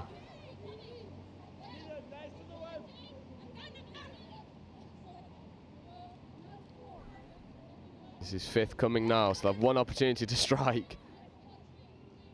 Little bit far out. The feeling you get with South Africa is that whether they have 1 opportunity or 5, it doesn't make too much difference to them, as we see just there. South Africa. Oh, that was a beauty. So good, just floated into the space. It's one of those passes where you're not aiming for anyone, you're just aiming for space, and you back your teammates are going to be there, just floating into space. Emma Rickson finishing it off and bouncing for joy afterwards. And South Africa, well, the last 5 minutes or so of play, they've just been outstanding. So precise in what they do in that period. And very similar to the under-18s is, you know, the transition wasn't good in the first game that we saw for both these South Africa sides. I hate to be so callous about it, but it just wasn't. It is now, and they have fixed all the problems that they had. And, you know, they're now also, because they're completing their sets, because they're completing their transition, not having to be in defence for so long. So they're able to get on the ball and use the natural skills that they have to the best of their ability. Similarly, the USA are stuck in D, where they can only really get shots to the line through their transition, whereas South Africa, through the pace of their drive, are forcing a lot of midfield turnovers. And they're able to do things like this, which is save the touch up the box and able to get it, make extra meters through the middle. So even though they've moved laterally through there, you're creating more opportunity because you're dumping in the middle and allowing the scooping player a clean run at the defence, rather than dumping in on the side and then having to move it through the middle. It's his fifth. Gonna scoop. Ball to the winger. Back inside. Oh, it's so good. The wing tap back is just too good. Well, they've exploded into life, haven't they? Absolutely exploded into life, and Christina Martins scoring the latest, but from 1-0 they've responded so well, and now with this 4-1 lead, South Africa starting to look like the dominant side here. The US need a fast response. They've shown us what they can do at times, particularly early on in this game. The key for them not to get too dispirited by this sudden burst of South African accuracy in their play. And it's the creative nature of it as well. It's not conventional touch. It's touch blended with, if that's a covering touch that's been made, it's superb, but I believe the inside ball is gone, and it has. The USA do bring the deficit back down to 2. Well, just what they needed. Just what they needed, this USA side. And Nai Merrill getting the score. Lovely ball back inside, but quality almost by the by in that try. That was all about the mental aspect and the need to get on the score sheet here, because it's been all South Africa in the last few moments or so, and the US desperately needed a try, and they've got one there.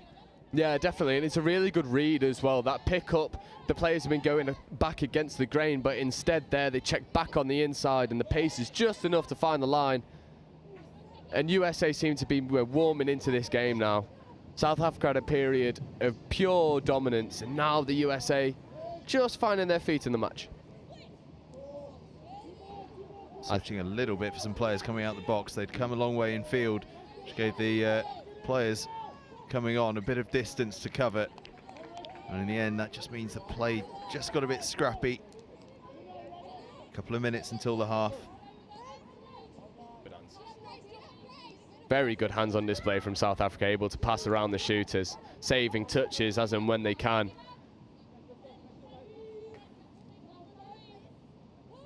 And they're able to move the ball through the midfield really positively to create opportunities for players to scoop through, and if she looks left, the winger is completely unmarked. She goes to the link instead.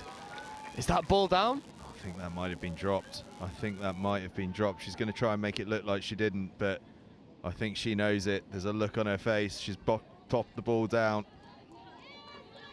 Oh, it's so nearly brilliant from South Africa. The scoop through from Christina Martins. Just told all the South African players to run back to the halfway line. And the refs have got it. Very nice. Well, there you go. If you believe in yourself enough. Tori Kotze with the score. Oh, wait, to be fair, I reckon that's down end on end, to be fair. Yeah, I'll give it to her. I'll give it to her. She deserved it. But is it downward pressure, even if it's a little finger? Yeah, downward pressure. Something like that. It reminds me of that Louis Rees-Zammit score in the Six Nations a few years ago when the laws had changed. Fingertips. Oh, wheels. Oh, but the touch has been made. Brilliant flying touch there from South Africa. The commitment in the defence is so good. Flying all over the place to make touches. The fitness just to bounce straight back to their feet as well.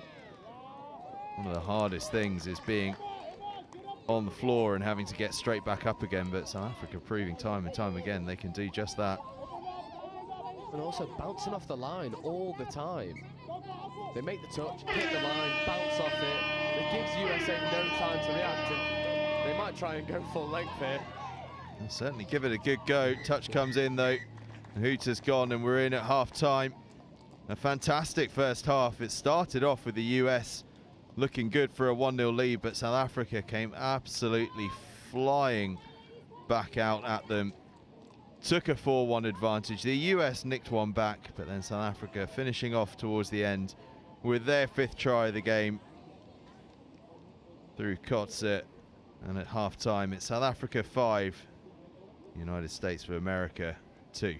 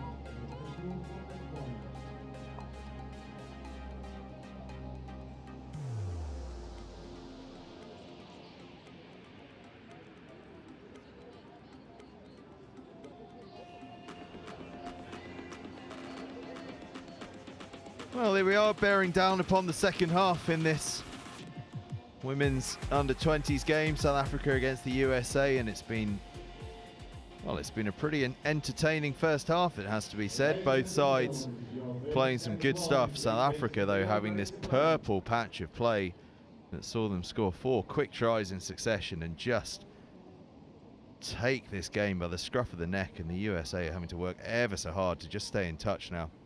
Yeah, South Africa just looks so much more organised compared to when we saw them earlier. They're all on the same page, they're running really direct plays, and you know, when you're running direct and when you're organised, holes start to appear, and when you've got the raw speed as some of these players have, they can go through those gaps, and it's something we didn't see in the game earlier. I mean, look, maybe, you know, first game syndrome, you're just worried a little bit, nerves, not warm. Now South Africa are definitely warm, and they're putting USA right up against it.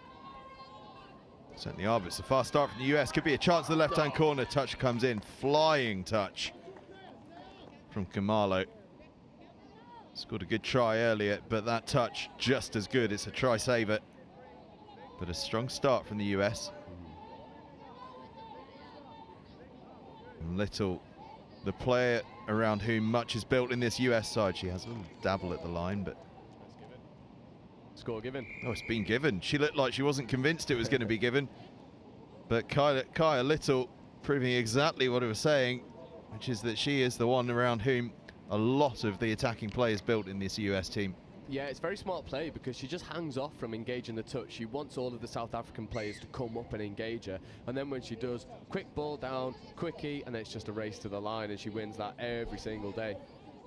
Important score that for the US as well. You felt they needed to score first in the second half, and they have done. Can they now shut South Africa out on this play? They've made rapid progress up the field. Yeah, for sure. And now South Africa looking to reply. USA not quite engaging. South Africa got to recycle the play, go for the line. That's 5th.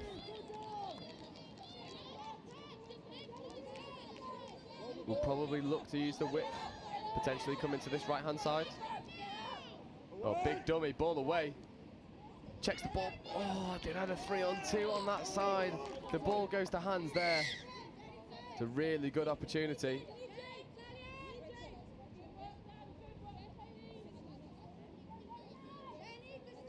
We might have had a referee substitution because Big Dan is on. You're not wrong there. Yeah. Oh, I love seeing Dan on the pitch. So I won't complain too much about that. I always try and butter him up when I'm on comms because then he's nicer to me in NTS. Well, what I will say is his choice of headwear is one of the better ones. Brownie points in your book then. Absolutely. If he could just blow his whistle for a forward pass, he'd be getting full marks from me. Lovely play from South Africa. Oh, ball just goes to ground. I think they'll get a penalty. No, taking the touch first. South Africa very eager to get the play back underway.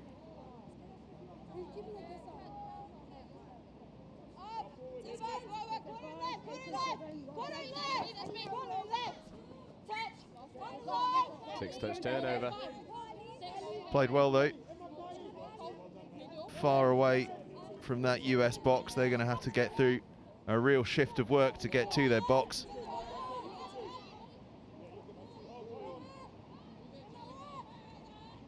Oh, good speed. 3 touches to the box is really good. Fresh legs are on, but South Africa defence is back up. Same again. This is 5 touches on the halfway line.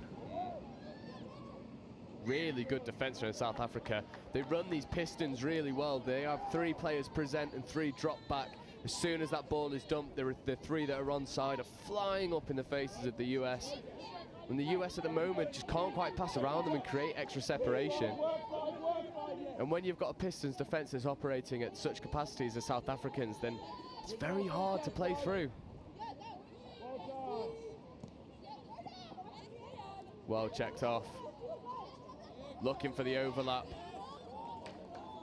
And they'll take the ball back for the roll.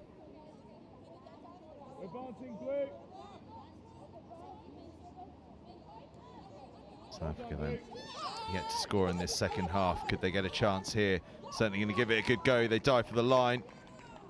Touch was made. Just needed the extra pass there. One extra pass as she was in acres of space. Positive from South Africa.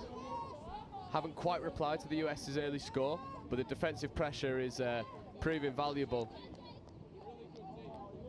And that's a really good defensive read, getting up at the line and making the touch, and the US dumped the ball off the mark, and seems that there's a couple tired legs out there for the US.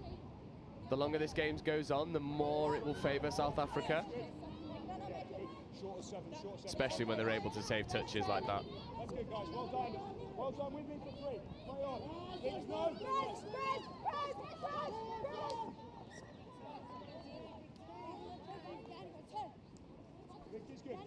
Another strong opening, 6 minutes here though, from South Africa, who've been all dominant really, other than that first 30 seconds or so where the US were up near the South African try line. They've not really got any further than where they are right now. South Africa have been just so pressurizing in defense. Now the US get a bit closer, but they've not got a lot to play with, and the error comes in. And it's just this suffocating defense that's the difference at the moment, isn't it? Yeah, it's very demoralizing when you're working really hard and there's always the opposition right up in your face, not giving you any breathing room, always forcing you to throw the extra pass that you don't want to. And at the moment, the USA very much just roll in their defense, trying to absorb that pressure, soak up the pressure, but you surrender good field position to South Africa. And then when they're able to drive at the line like that, they become so dangerous.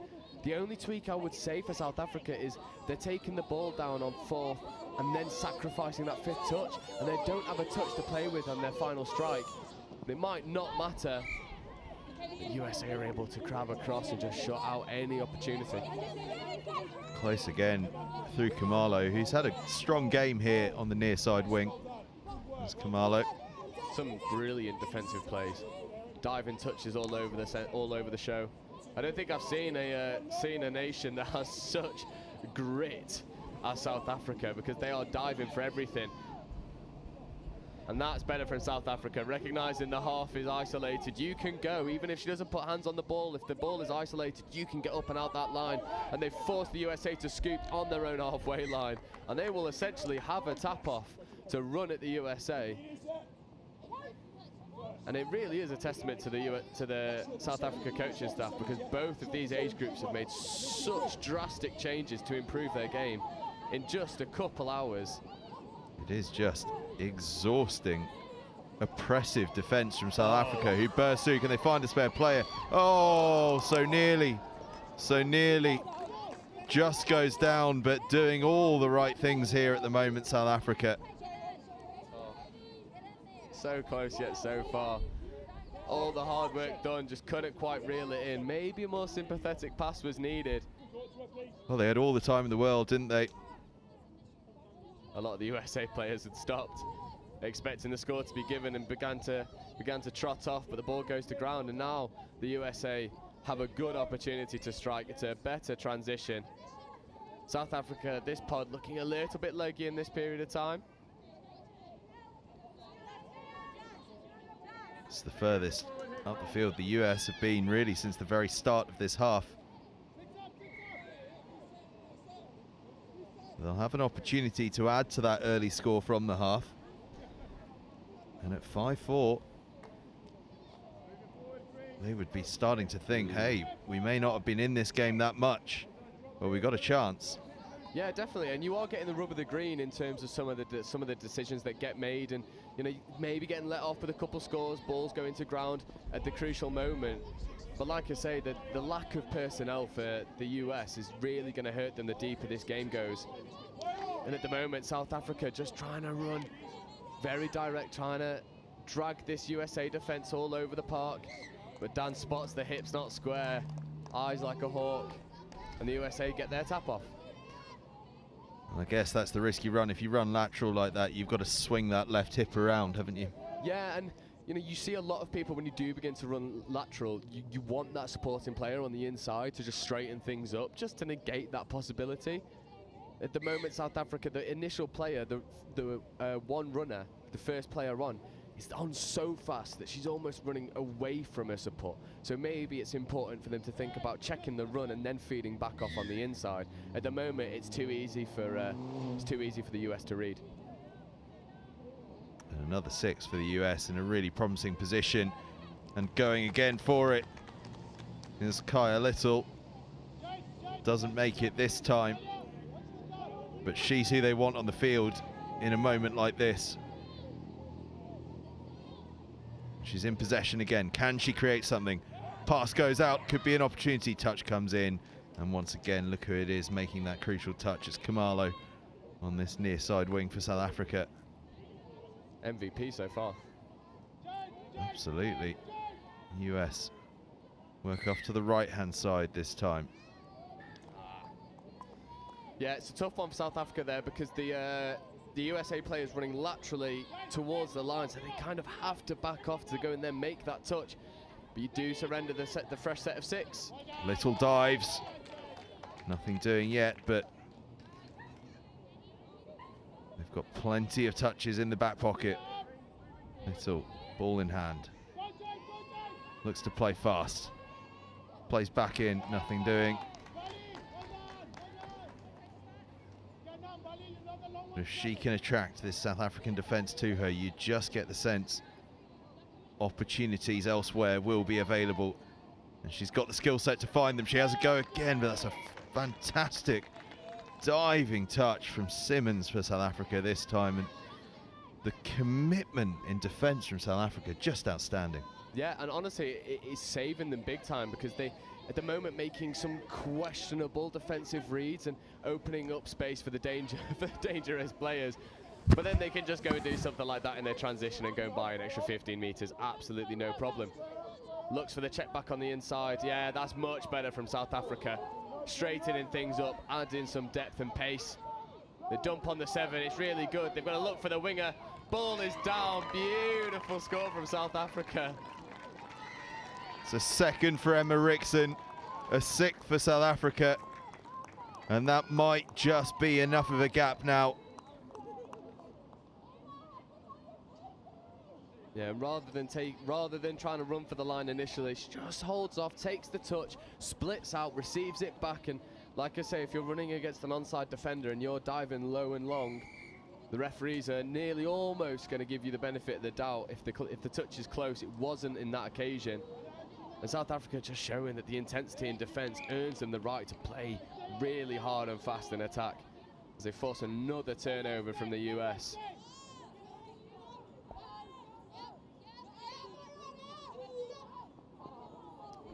Oh, right on the line there. She thought the player was offside. Not quite. Worth a go though. South Africa, well, they've just been clinical when they've had the opportunity, and they go surging through. Is the touch made? Just the flying touch. It ends up being a bit of a tap tackle, but there was no excessive force. It was just a diving touch. Yeah, I think it's just an incredibly awkward landing. It's caused some discomfort. I think it's winded. Bit of winding, possibly a bit of curse of the visor as well. You don't want to be landing visor first on the floor, that always hurts. God no, especially when you're through, you don't see the touch coming and then the touch gets made on your heels. You're not prepared, you can't brace yourself in this ground, although it's been raining on and off for the past 2 days. It is really hard underfoot, and that's a big wind as she's helped off by the coaching staff. Yeah, the ball just getting trapped underneath her chest, and always a bit on the painful side, but she'll be all right in a few moments' time.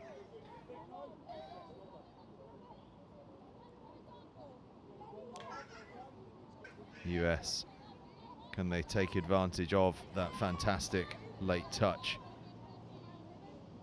An absolute try-saver it was. But the error comes in. Both teams on occasion just losing track of the touch count. You really are up against it if you don't have that direct strike play on 5th. And at the moment, teams trying to set things up with no touches really left to go. And if you just keep track of that touch count, make sure that you're running things when you should be, you will start to find more success.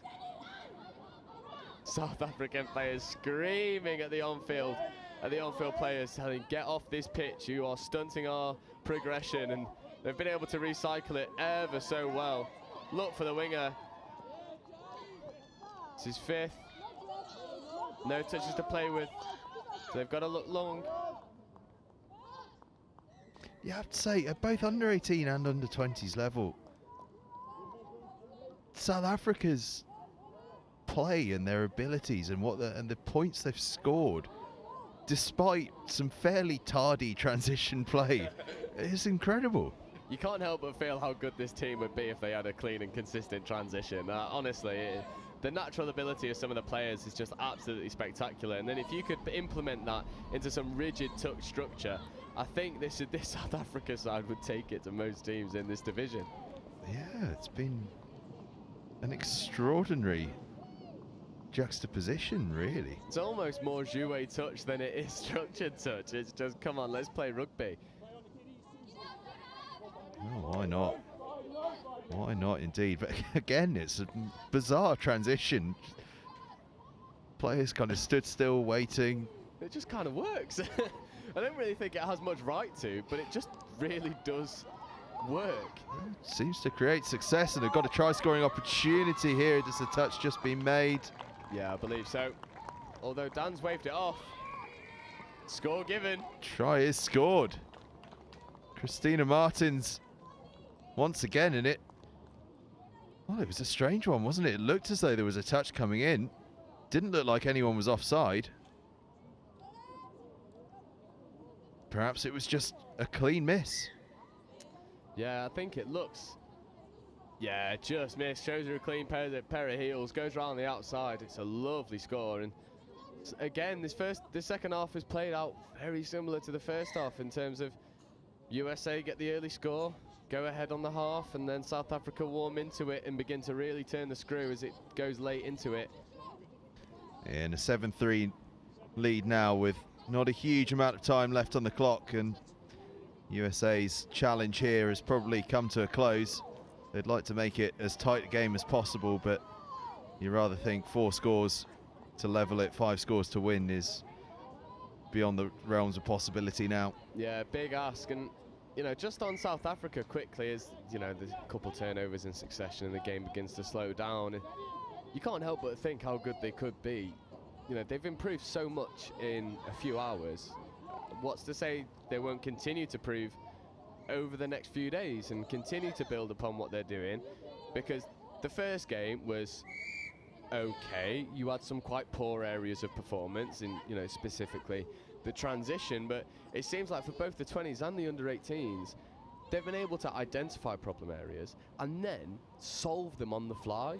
And the two divisions, the under 20s women's and the under 18s women's for South Africa, are just complete night and day. And you know, you've got to think you'll have an evening to mull over. You'll probably watch back some of your performances, critique some of the areas that, you know, maybe didn't go as well as you thought it was going to. Build upon the structures that you've already put in, and if they can improve at the same rate as they have today, then they're going to be a real force in this division. She might go full length, actually.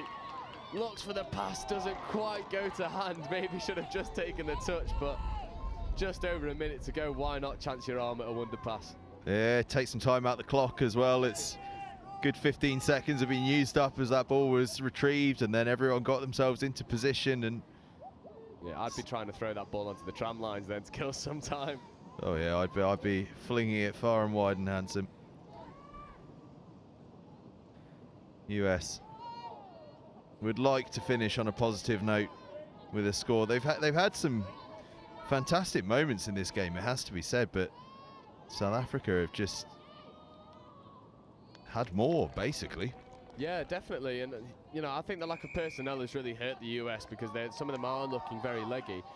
But also the intensity in defence for South Africa has just shut down many opportunities. And this is one of the rare ones where they get in behind the pressing players and they're able to run at offside defenders. And guess who it is once again is Kaya Little. She has been the driving force intercept, but touch was made as she goes back, and little shove there just to really enforce the fact that touch was made. And here she is again, Kaya Little. Good touch. The US already finishing with somewhat of a flourish. They've scored one. Could they score a second here at the close? Kaya Little would love to think she can do something. That looks like they may have scored one as well. There's consensus among the referees. It was a funny looking try, but a try nonetheless, and the US have scored back-to-back tries.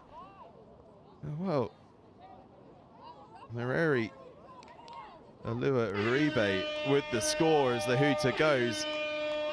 And that will be that. South Africa take the victory, but the US just giving them a thing or two to think about as the game goes on, closing that gap from 7-3 to 7-5, but all in all, a very, very solid performance from South Africa. 7-5, they take the victory. And they will be heading into the rest of the weekend feeling very happy with how things have gone for them. But the US will take plenty of positivity as well, finishing with a real flourish there to lead the final score at South Africa 7, United States of America 5. And stay with us, because at 5:40 we move across to the under-15s competition, the mixed under-15s, USA against France, and we've all seen how good that France side are. Let's have another look at them. 5:40 that one starts. Tomorrow, just keep your ear to the ground. We will give you announcements as we go.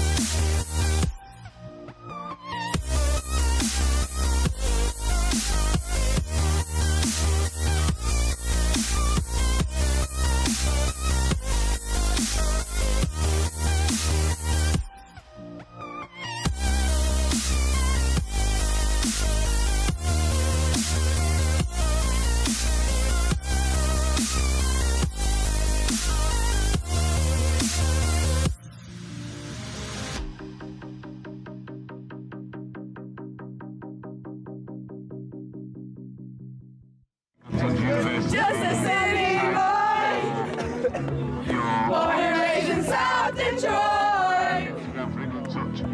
Took the midnight train going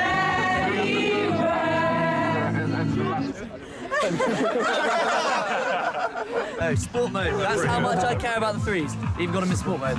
We need to make sure that we're working on staying tight in D, and then when we're up there, we need to be a bit more organised. So 32 shorts, doing the quickies. I realise the camera's on me, so I'm trying to keep talking. We're keeping them in their half really well, so keep working hard because they're taking 4 touches, 5 touches, get halfway. The last 2 scores are getting exactly the same move. So just as soon as half gets hands on ball, eyes up, we've got to shut them down the middle. The other impact that it has is that you don't have an impact on the game because you're so far back, they can't hear you. If you're on or behind the line, Yes, let's go, guys. No, we're in, we're in. it all starts in the middle, okay? If we work hard, the links don't have to step up, okay? Yeah. You ready? Let's go. All right, hands in. Come on, then. Tight, tight, tight! Eyes up, Dragon!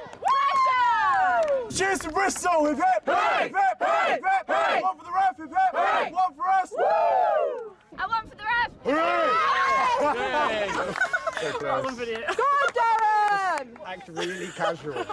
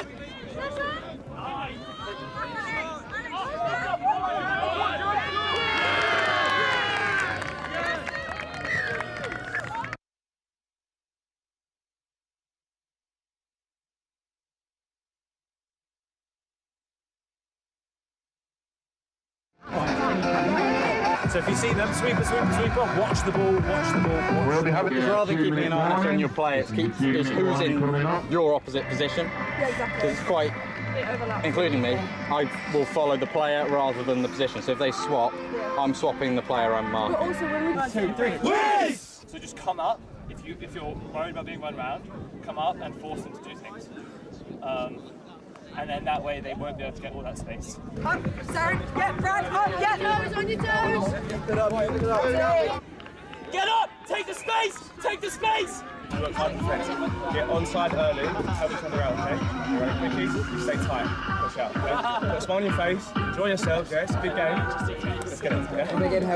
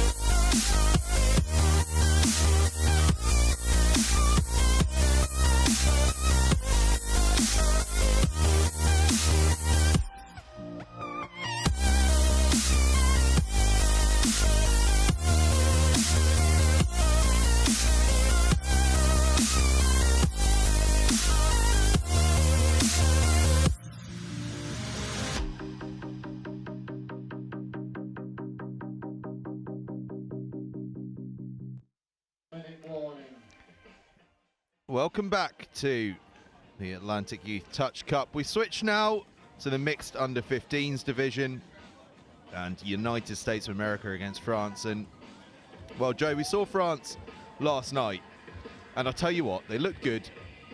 And not only now do I think they looked good, I think they might be the most prepared team here. They've been out on that pitch ready to start for about 6 or 7 minutes now. Everyone else has been, you know, a couple of minutes before, having their huddle, all the rest of it. France, they know exactly what their game plan is and exactly what they've got to do, and they've been out ready to start for 7 minutes. Yeah, 100%. And whilst the previous game was going, I could see them over to our right, training for, 20, possibly 30 minutes, warming up for this game. And I think the preparation is absolutely spot on. And this is a USA side we've not seen so far. We've not seen the USA under-15s on the live stream, so we know what France can bring. It'll be interesting to see if the US can match that. Well, the US get us started in their red shirts, France playing in blue, and the US off to a fast start here. US have got some big units in the midfield there. They certainly do, not least Brandon Murray wearing 13. Might be a little bit of space, they dive for the line. Another one of those big players, Troy Palmer, reaching out, getting the score. Perfect start for the US. Yeah, they're buzzing in the sub box there. You can hear the screams of appreciation. It's a lovely little scoop play. Female middle picks up, which is something you don't see very often in the mixed game. Female middle picks up, passes it out wide to the male link. Male link dives under the covering touch, and it is the perfect start for the US. Oh, but this is the pod, though. This is the pod that impressed us so much last night.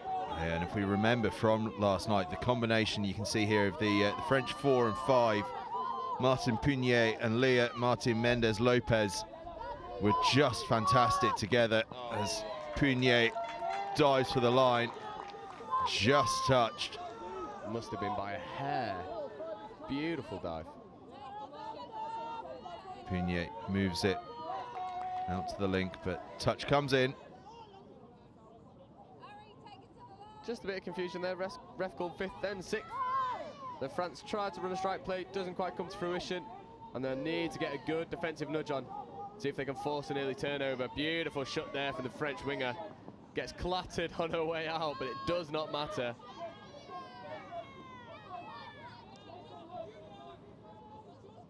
Punier with the touch, the US trying to flood through into the hands of the try scorer Palmer.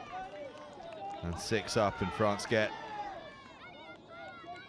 that early close on the US attack rather. Form one of their own.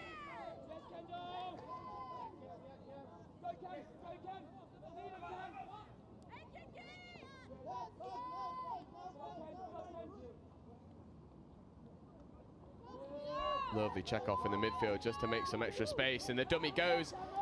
Can't quite get through though. The pace of the US is just a bit too much. Positive signs though for France. Yeah, Jonas Schoffo looking threatening there. Slight of figure, but definitely knows his way around this field. US continue to try and plug back. Got that early score on the board, so important against a France side that we know has an abundance of quality.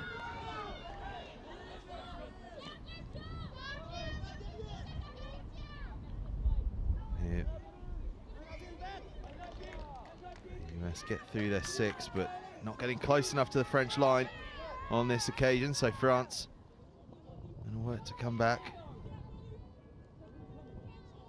I'll tell you what, as the sunshine comes in, I think I'm going to move my commentary position a little closer to the edge of the balcony and soak in some rays and maybe raise the core temperature a touch as France work forward. Pass maybe could have gone. Lovely check off back on the inside. Great dump. Yeah, the try line is begging. It's a superb transition from France. They cut through the US like a hot knife through butter, and the pace is too much. Really is. Fantastic play from France. USA with that early lead, but France hitting back as we knew they would. Yeah, superb transition. Just the pace and the direction of it. It's just proves too much for the US. US gets sucked in, 2 players going into the same touch. It's too much space. And France execute. The US have shown that they can get scores relatively easy. We'll see if they can convert another.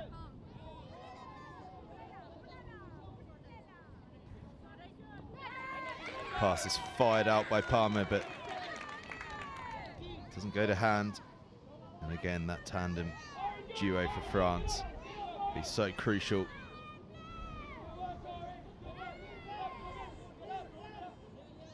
Punier takes it in, they'll just roll off.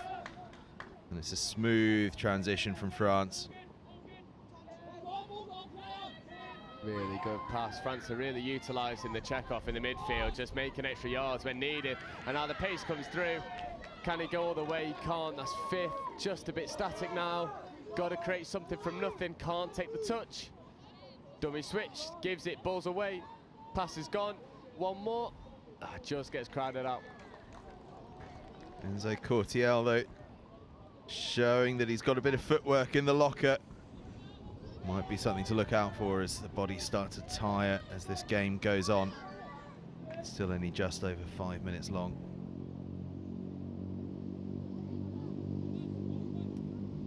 Unsure of the call there.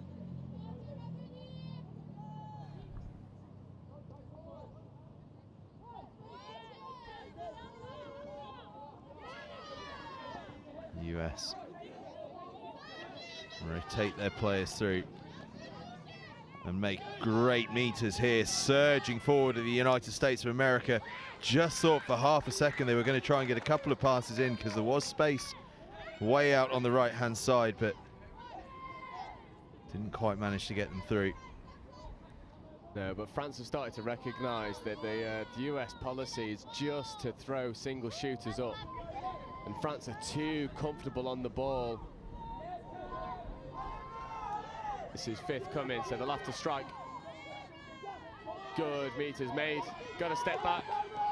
It's a really good fly out of the line from the US number 5. Shutting down any opportunity for the French. And just in case you were thinking that this was the end of the day, it's not. There's one more after this. 6:35, England v Wales.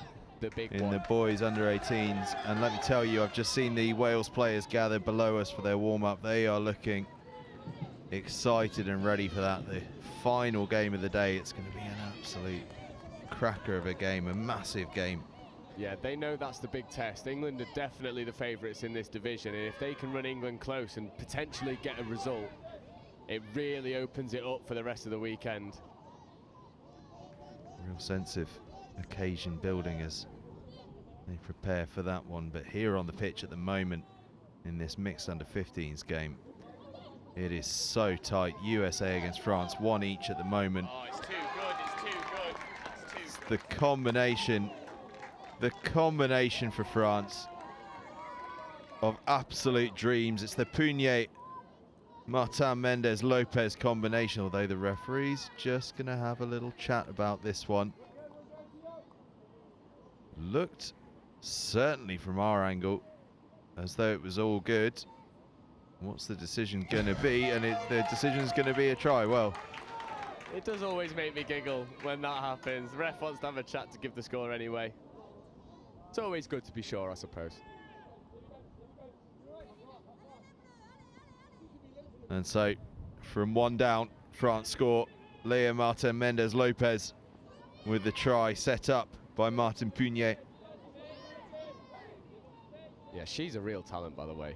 To play female middle internationally at mixed age group level, that is an achievement in and of itself, and she does it ever so well, ever so well. Impressed me yesterday, impressed me again today. France looking hot.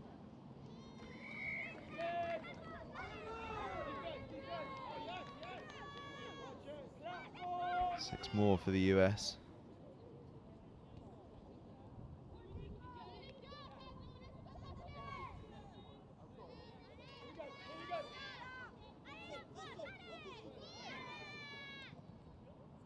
Diving for the line and diving with some success. No hesitation there for the United States.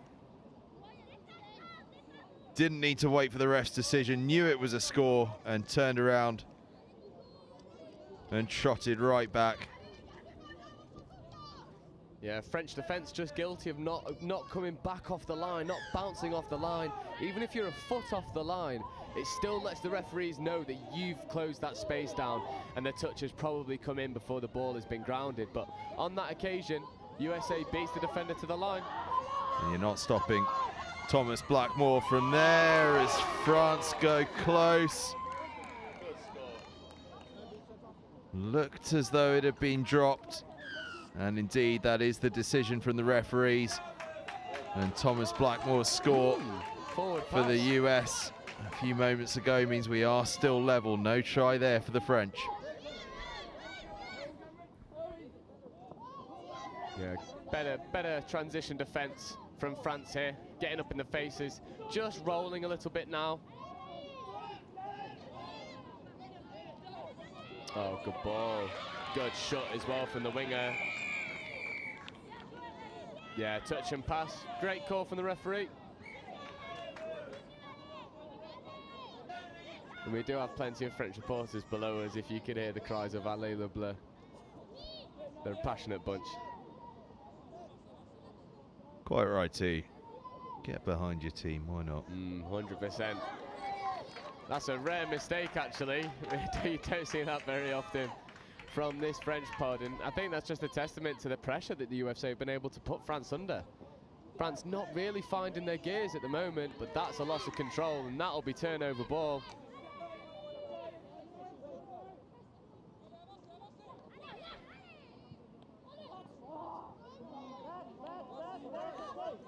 Bunier.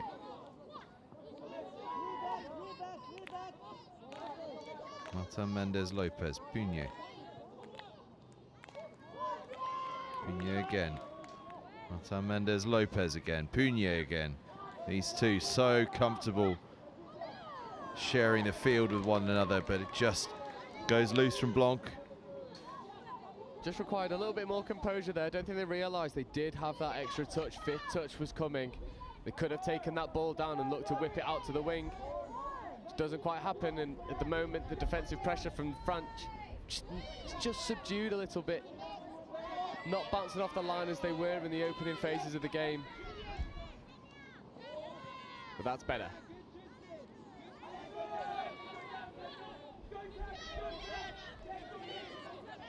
Two on one. Cover from France is good. Got a promising attacking shape again from the US. Yeah, US seem to always be completing their six, and oh, that's an unforced error. Chance for the US of America here. Yeah, and this is the danger pod. If you want any pod on for the US, it's this. They pick up, half goes, tries to find the pass, touch is made. Plenty of touches in the bag as Tomlin goes close.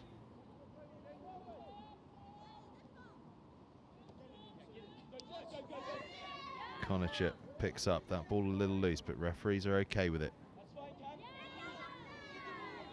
They'll go again. Konacher will just roll this ball. Now receives it back. Can he construct something? Tomlin again. Konacher flings it wide. Is there a bit of space? Not quite, and that's the six used up. Good defense from France.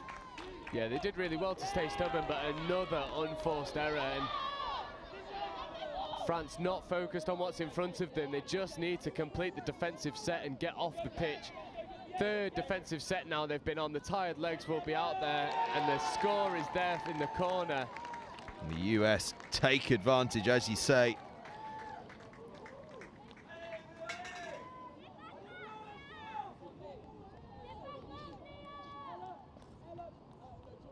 Tired defensive legs, and as they flung the ball wide, who was there in the corner but Nadia Osborne to finish it off and send the US back into the lead. Remember, they led 1-0 at one stage. France took the lead back to go 2-1 in front,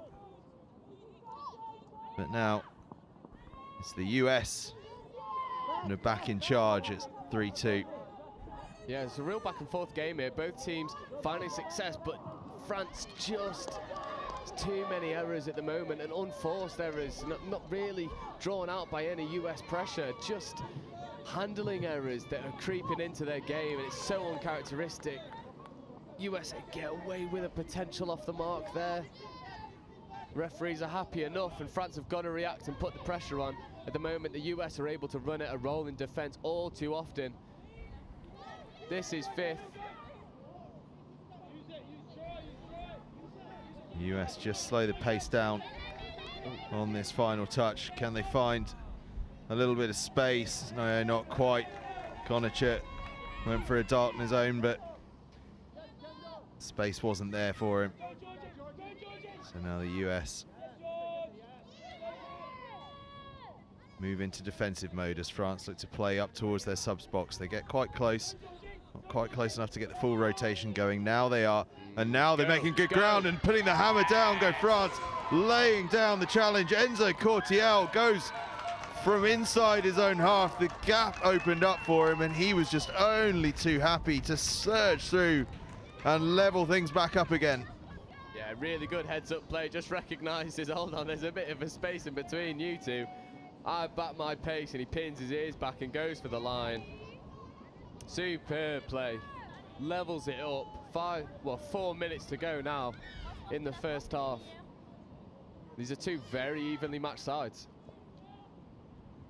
Well, Enzo Cortiel showed us a little bit of what he's got earlier on in the half. Came to nothing on that occasion, but this time, wow, absolute pace. Superb. US looking to equalise, well, take the lead. Half is isolated. Oh, the link almost finds some space. Oh, that's a little bit of an awkward fall for the US player, and he looks like he's struggling to get back into the line. Seems like one to run off. France roll into their transition, and when they've got their transition going, they've found a lot of success. It's just not been able to get going quick enough, and it's little touches like that that really halt the momentum when you've got to come back to dump the ball. You then stop this defence rolling, and these small handling errors are just creeping into this game. And at the moment, it's US who are making the least amount of errors, who are finding the possession a lot easier to maintain. Yeah, you get the sense that France would rather like half-time to come along, and they'd rather like it to end without conceding another one. Done well to be in a level game, given that they have made some errors in and around their own try line. They just have such quality when they go on the attack, but America have got some quality too, although that pass just too high. Maybe he thought he was passing it to someone of his stature and not of the stature of the wings. It's just too far out of the reach.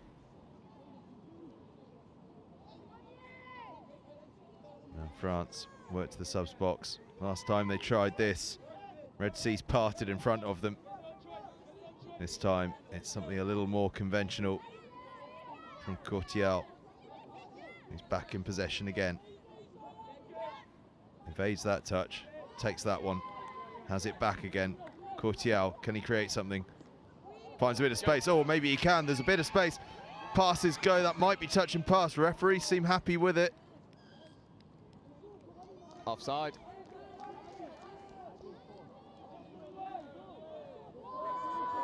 Get the ball in the hands of Cortiel, I say, and that's exactly what they've done. Cortiel has it, and has it again. Could be some space.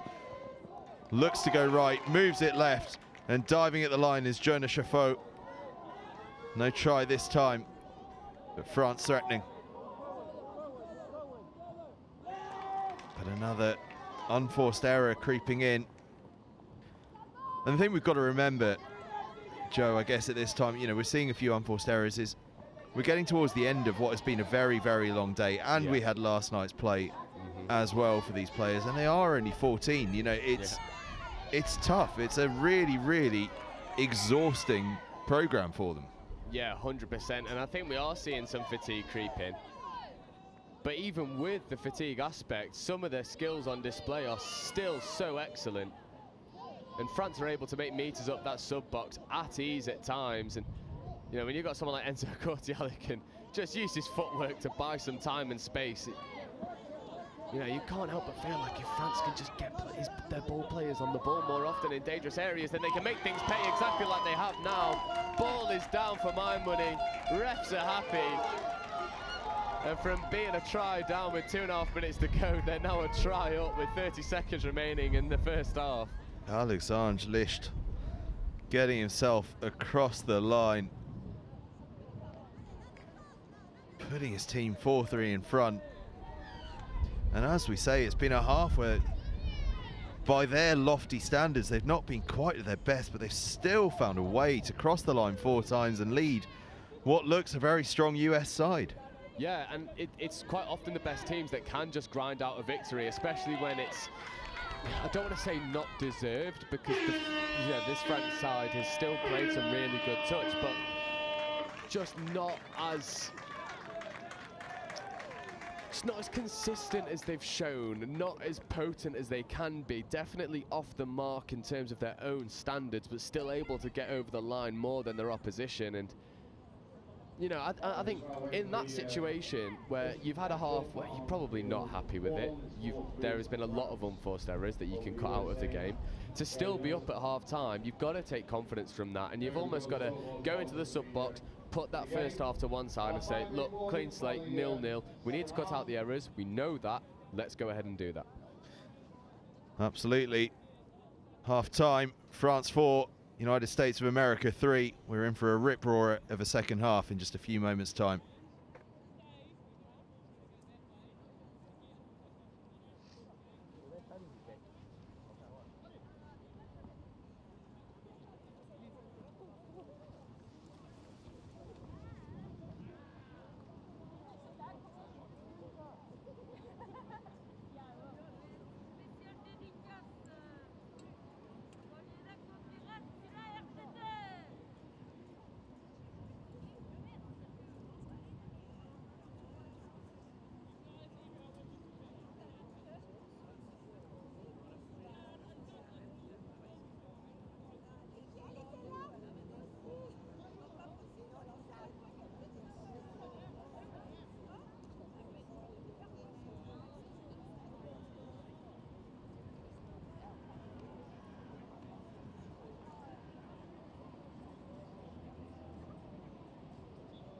Please can we stay off the official pitches? I know we're not currently playing on it, but please don't be crossing the pitches.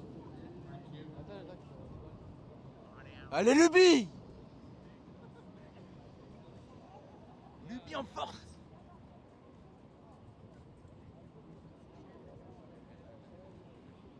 Well, we've got one more game after this one, halfway through the final tap-off. Reminding the 6:35 tap-off game on pitch 2, which was going to be the men's 20.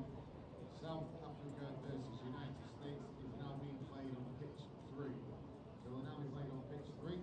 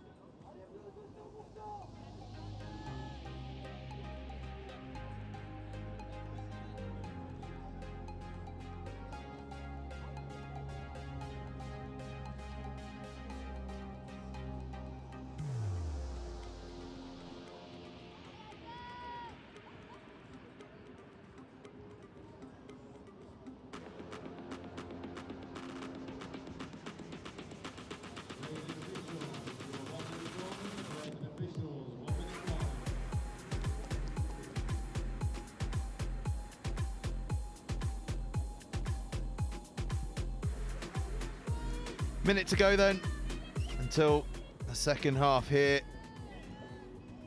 USA against France. France leading 4-3 in this one. Funny old first half. France, a bit of a bitty performance, but I think a real sign of their quality that despite that, against a very good United States team, they stayed in touch through it and actually ended up with a 4-3 lead at the halftime break. Yeah, definitely, and you know, you've hit the nail on the head there. Won't be happy with their first half performance, but still coming out into the second half up is, you know, a real testament to just the ability of the side. You can't help but feel if this French side can cut out some of the unforced errors, the unnecessary errors, then they'll really start to kick on. But USA left some scores out there. Well, we will see how it all shakes out over the course of the next 20 minutes. The penultimate game of the day here. Remember, coming up at 6:35, we've got England against Wales in the men's under-18s division. But 20 minutes of important touch here in the mixed under-15s competition in France. Just moving the ball about calmly to begin and having a dart at the line and getting a try in the opening salvo of this second half. Yeah. And it's a second for Alexandre Lichtel and a fifth for France, and well, the perfect start to the second half. And they worked the ball really well. They moved from right to left and then back to the right-hand side, and they're able to run the link punish, and the link is always retreating, too worried about where the opposition is and not worried about where the try line is. Doesn't hit it and bounce off, and in the end, it's a really good pick-off for the French, and yeah, that's the dream start. That really puts some confidence in your side. And now you just want to be able to get a defensive shutout, secure your transition, then you can roll on with the rest of the game. Sweeper wrapping round, looking for the space. Brilliant feet, but a brilliant covering touch.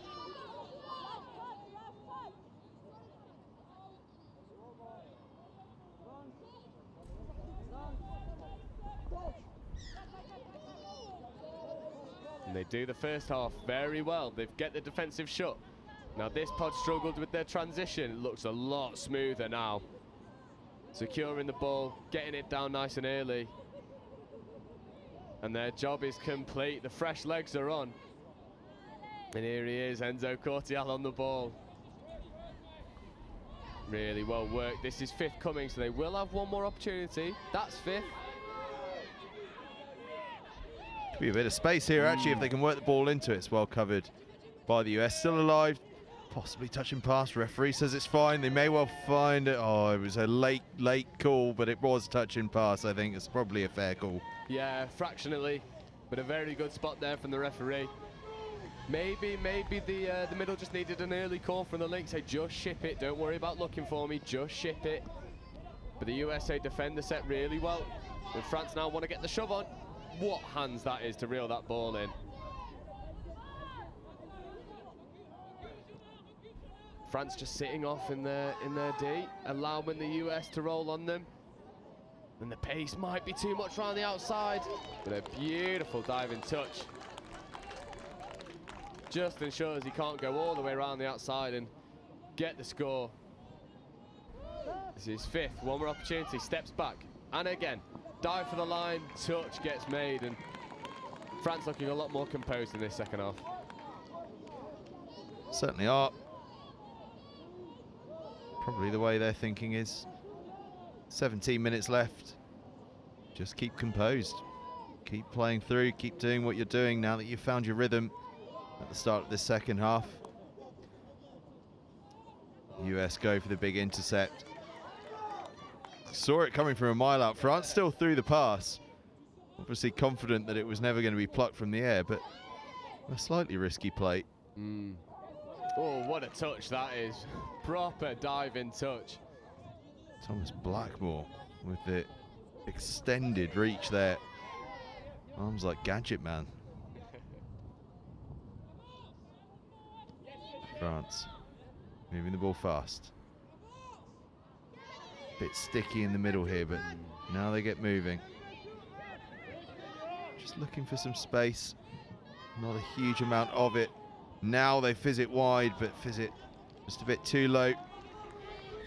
But again, France, despite their sort of sticky couple of phases there, finding a way to engineer an opportunity. And as long as they keep creating opportunities, they'll be happy. Throughout this game, there seems to be confusion with the touch count. So France there was just playing around with the ball. It looked like they thought that fifth had happened and they didn't have any touches to play with. And then when the touch came in, it looked like they were surprised to find out that they still had one to play with. So, you know, maybe a little bit more communication from the wings and the sub box, just letting them know, look, you've still got a touch. Don't worry about it. Get the ball down, scoop. As USA look to go through, it's good pace, but a brilliant diving touch. And we complimented South Africa about their commitment in defence. And in this second half, the French have shown that they can do exactly that. Diving all over the place to make really good stops. And they're finding more success in their transition for it. France and Pugnier straightened so nicely just to get those hips square. And now he has it back again. Oh, these two, when they play together, just magical. We've seen some more forward ones than that beat given today. I think France can feel a little bit unlucky. Forward passes are getting given, I'm happy.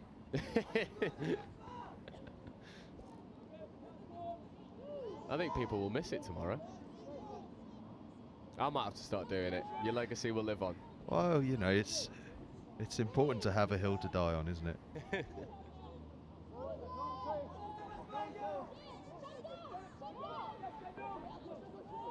US, first big opportunity of the half, but the touch comes in. France defend that one well. And Marta Mendes-Lopez will take this ball. And almost evaded the first touch there. It's going to work over to Essar's box. That's good work, actually, from Blanc. Blanc's made really good ground, and actually that's just touch two all the way up there, having conceded quite an early touch. Blanc's done really well. So good, so and now France, oh, just searing through as he got the pace to finish it off. Arcs away, oh, Jonas Chaffot with the score. But I tell you what, Bastien Blanc, take a bow for your work, because without that, that score never happened. But I tell you what, Chaffot, some finish as well. Yeah, definitely. I completely agree with what you've just said. Blanc making all those meters up around the outside, and it just sets that USA defense further back than what they need to. And then when the pass goes check back on the inside, huge dogleg in the defense, and you can't allow someone with pace a dogleg opportunity to run at. It just proved all too easy for the French. Good touch. We love them. Send them backwards. Good to see it at under 15s as well. That's what we like. Oh, almost the US conjuring something out of nothing. And speaking of something out of nothing, having been behind, France now have quite a nice comfortable lead here, 6-3 against the US. And those errors that we spoke of in the first half really do feel as though they've started to get cut out here from France. Playing with good control. And that's the 6 touches used up. France, again, keep their powder dry. Yeah, it's much better from France, moving through the transition, not trying to sacrifice too many touches early doors. This is second touch, 10 away from halfway. Little bit static there, but they straighten up, inject some more pace. Third touch over halfway. Tough call. Slightly off the mark. And the US will essentially get a tap off. Depends if they'll look to sub immediately.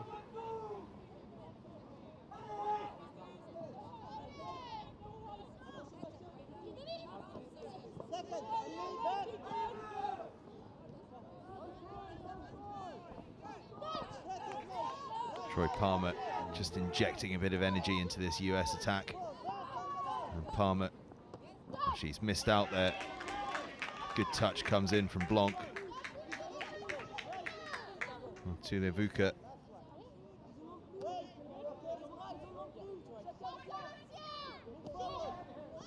Palmer receives and dives.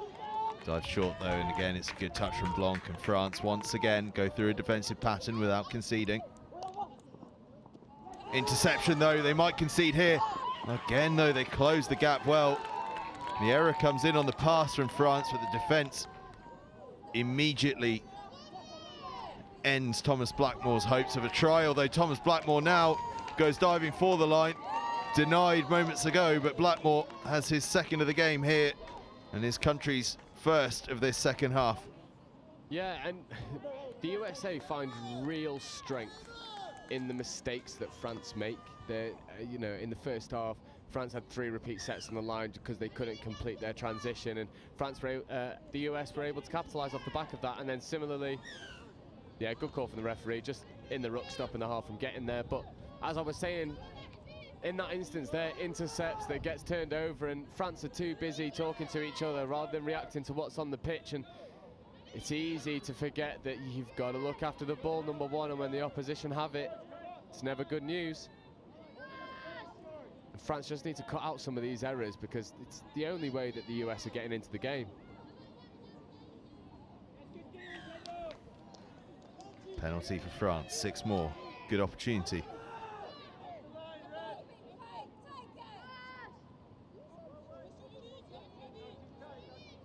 Chaffot and Courtial here, the combination. Ball is spilled though, and US survive. 2-score game, 10 minutes left. Anyone's for the taking. Oh, great speed.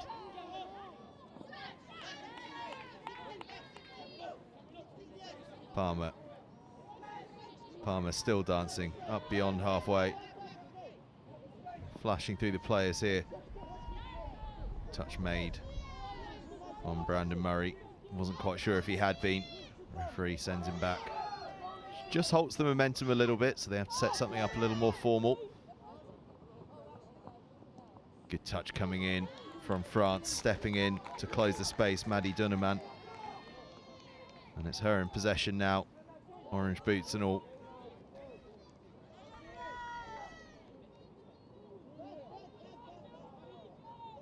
Much better. Able to secure the set. Does he have the pace to go around the outside? He does. Oh, it's superb. Thought he might just give the pass out to Anaïs Hamelin on the left wing here, but took it in the hopes of bringing her in as the dummy half, which is how it played out. And now his side are really on the front foot, causing problems to the defence. Nice pass. A nice pass from Lichtel, and Talia Dunneman says thank you very much, I'll have a try. The lovely disguised ball around the corner, left foot step, takes it, and then whoop, just a little one. Really good running from the French to get around the outside. And in the end, he had a 2-player overlap on his outside. Such was the way he'd forced the defence to bite in, and France restored to that 3-score advantage. They go 7-4 in front. Yeah, and you know, it's one of those old adages that says if the players that draw the opposition onto them, it's all well and good. But the best players who can do that then use their teammates to expose the space that they have created. And we're seeing a lot of selfless plays from the French when they're in that attack, stepping, engaging defenders, and then giving the ball into space. And USA just can't handle it at the moment. Spread the ball, but it goes to ground, and just behind the France try line, we can see the England men's under-18s just going through their warm-up routine. That game against Wales coming up at 6:35, a massive encounter with which to round the day off. And not too long until then, in fact. Yeah, and they're 2 teams that will know each other through and through as well. It's not the first time that they've played against each other. They know what they're in for. It's got all the hallmarks of an absolute stormer. We're getting a bit of a stormer here in this mixed under-15s category. France currently 7-4 up against the US, but looking to make it 8. Touch made. Really good defensive touch there from the link. Just cuts out on the outside.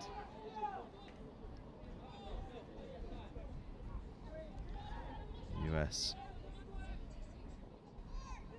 moving into that time in the game where those scores start to become important to arrive sooner rather than later, as that pass almost certainly goes forward. Refs have got it. Listening to your call up here. Oh, you say it enough, people start to listen. Or get bored of you saying it and just beating them into submission, basically. Oh, lovely hands. I like this from this France pod. No, we don't want to sub. We want to use this as an opportunity to attack the line and extend the lead. I'm just happy to pull a few strings here, and they have got engineered the overlap. They don't even need to use it in the end. France worried about the extra numbers. Oh, sorry, the US rather worried about the extra numbers, and France able to capitalize. And it's Valentine Verollet who scores the try. Had about 4 options, one of which was scoring himself, and well, when one of them's scoring yourself, you might as well take it. Yeah, 100%. Lovely sweeper play. Just puts the hammer down when he receives the ball off the base of the ruck. Finds the space, finds the gap. Makes the US pay and extends the lead out. 4.5 to go. And that try really does feel like the final nail in the coffin here. US have been brilliant, but France are just a classy outfit. Even at times when they've made errors, they've found a way through their sheer quality to score tries and to get defensive shutouts like that. Yeah, it's not been the same team that we saw yesterday. Maybe not been as clinical. Couple moments of confusion, but the result is all the same. And you know, you've got to be worried if you're in this division and you're watching this French team who really haven't been at their, at what they would say is their norm, and they're yet still absolutely putting it to this US side. Oh, lovely feet to create the separation. Finds the pass, but the push comes. Really good touch. Just going to take a moment. French player down. Looks like she's in some discomfort. Well, I tell you what, Leah Martin Mendez Lopez, the player on the floor, but spectacular that she managed to produce that sort of forward roll to escape possibly greater injury. I think it's looks as though it's just a bit of a bang and she's going to be all right. She's walking off the field without too much discomfort. But how about that break from Punier, just swooping through? Yeah, he's very good, very good. He's got great feet, and often, you know, from what we've seen on him on live stream, makes very good decisions with ball in hand. Sweeper come in. Oh, they pick up, go the other way. It is Punier, and he gets underneath, and it's a lovely score. The sweeper variation, they scored off giving it to the sweeper player off the previous try. Instead, pick up, cut against the grain, and the USA too worried about that sweeping player. Forget about the danger man Punier, and he just goes under. Oh, and his partner in crime might have been off the field nursing that knock, but Punier, well, it doesn't matter who he's got next to him, able to conjure a piece of magic and stretch the lead out to 9-4. Couple of minutes left to play, and France can just enjoy those last 2 minutes of action here for them today. Yeah, it's been a much more convincing performance in the second half from France. Worked really hard in defence. They've cut out, not all, but the majority of the errors, and they've really made the US pay. 6 touch.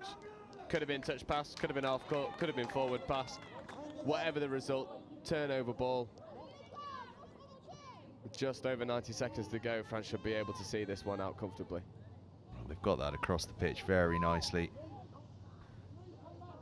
Just enjoying themselves out there. They know what their jobs are now. They know their roles, although bit of a mistake there. So the US will have the ball again, although that is a blatant forward pass, but fortunately they're going to be allowed to restart it because they were from the wrong mark anyway.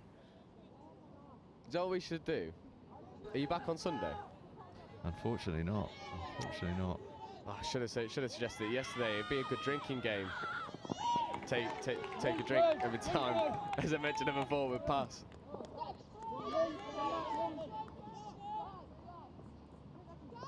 US. Know this game is gone, but they'd love to finish it in style. Working forward, could be a chance. Do well to hang on to the ball, but 6 touches, and France are going to be able to see this one out. The question really is, will they see it out in try-scoring fashion, or will they simply just let this clock play out? Less than 30 seconds left to go. It's going to be another French victory. Courtial, well, we know that he'll fancy something, and Pugnet wouldn't say no to another score as well, and Pugnet has the ball back in his hands again. They're playing so fast, so free now. Pugnet, that one just skips away. The ball goes down, but that is pretty much going to be that. The US might get 1 touch in. They may get 2 if they're lucky. They'll just get the 1, because there's the hooter.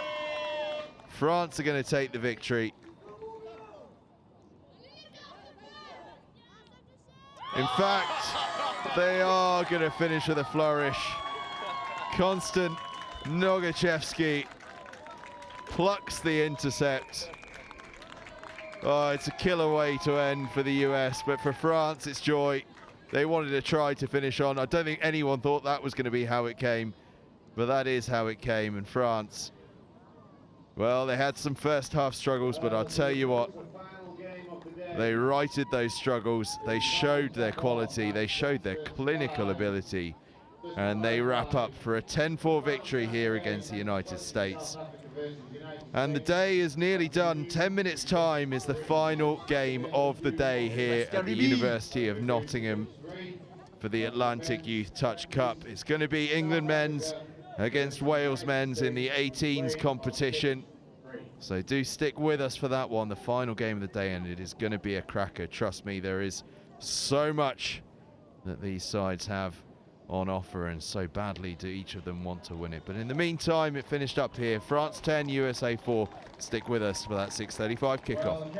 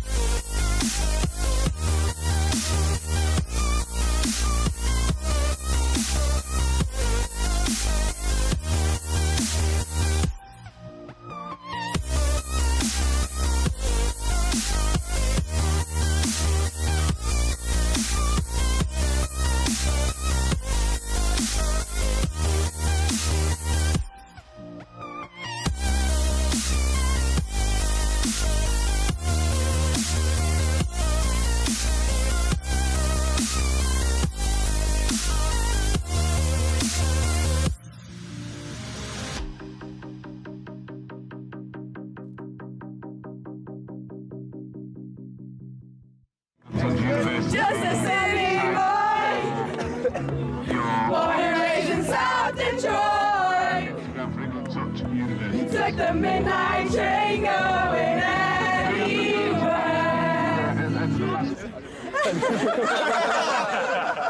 Oh, sport mode. That's how much I care about the threes. Even got them in sport mode.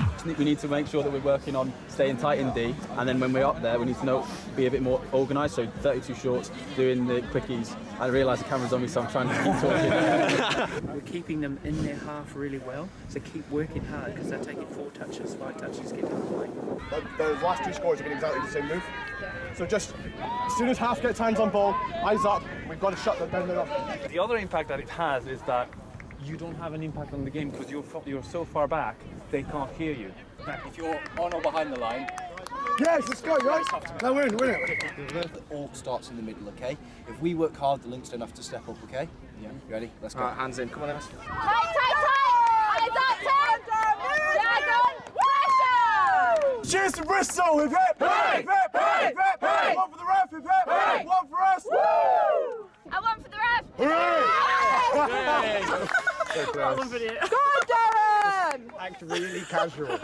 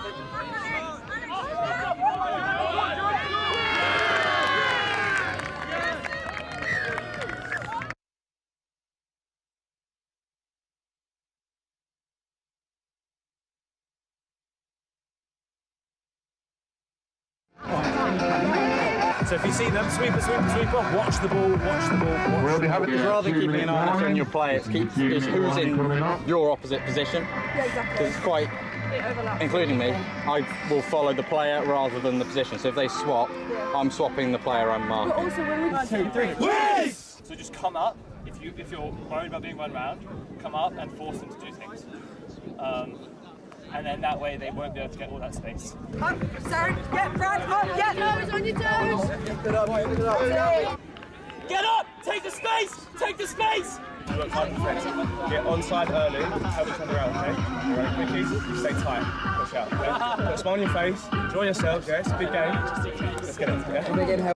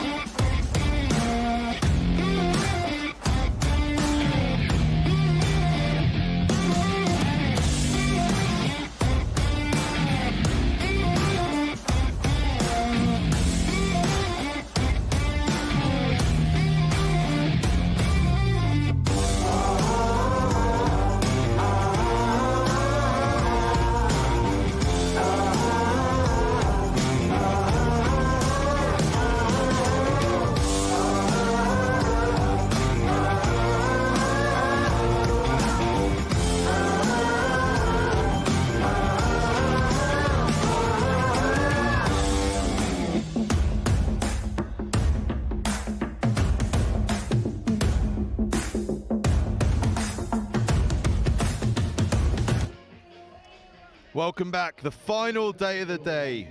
Final day of the day. It's been a long day, I'll tell you that much. Final day of the day. What am I on about? The final game of the day. How about that? Here at the Atlantic Youth Touch Cup. It's England against Wales. It's men's under 18s, and it is a game that we have all been waiting for. This one sure to be of the highest quality, sure to have plenty of bite about it as well. Got an experienced team of officials, we've got an experienced set of players on both sides, and we have a game that is going to whet the appetite. And just in case, for some reason, you need reminding, Wales in red and England in white, and already seeing a couple of players in the Wales side, Joe, who I recognise from the mixed game as well, number 6 there in particular, Ed Maguire. So doubling up and getting through a hell of a workload today. Yeah, that's a big workload, especially when you're going to play a game such as this. It's going to be so intense. And I think this Welsh middle will learn that trying to run around Charlie Wood, who is arguably one of the fastest junior touch players I've ever seen, is not a good idea. England get across their subs box. Oh, so quick. It's like a sea of bodies moving seamlessly on and off the field. Oh, and here are the twins, Tom and Adam Jacques. These are two future stars, absolute stars. Come out of Chester, superb players, really direct, understand each other really well. They're just losing control as they roll into their final phase of attack.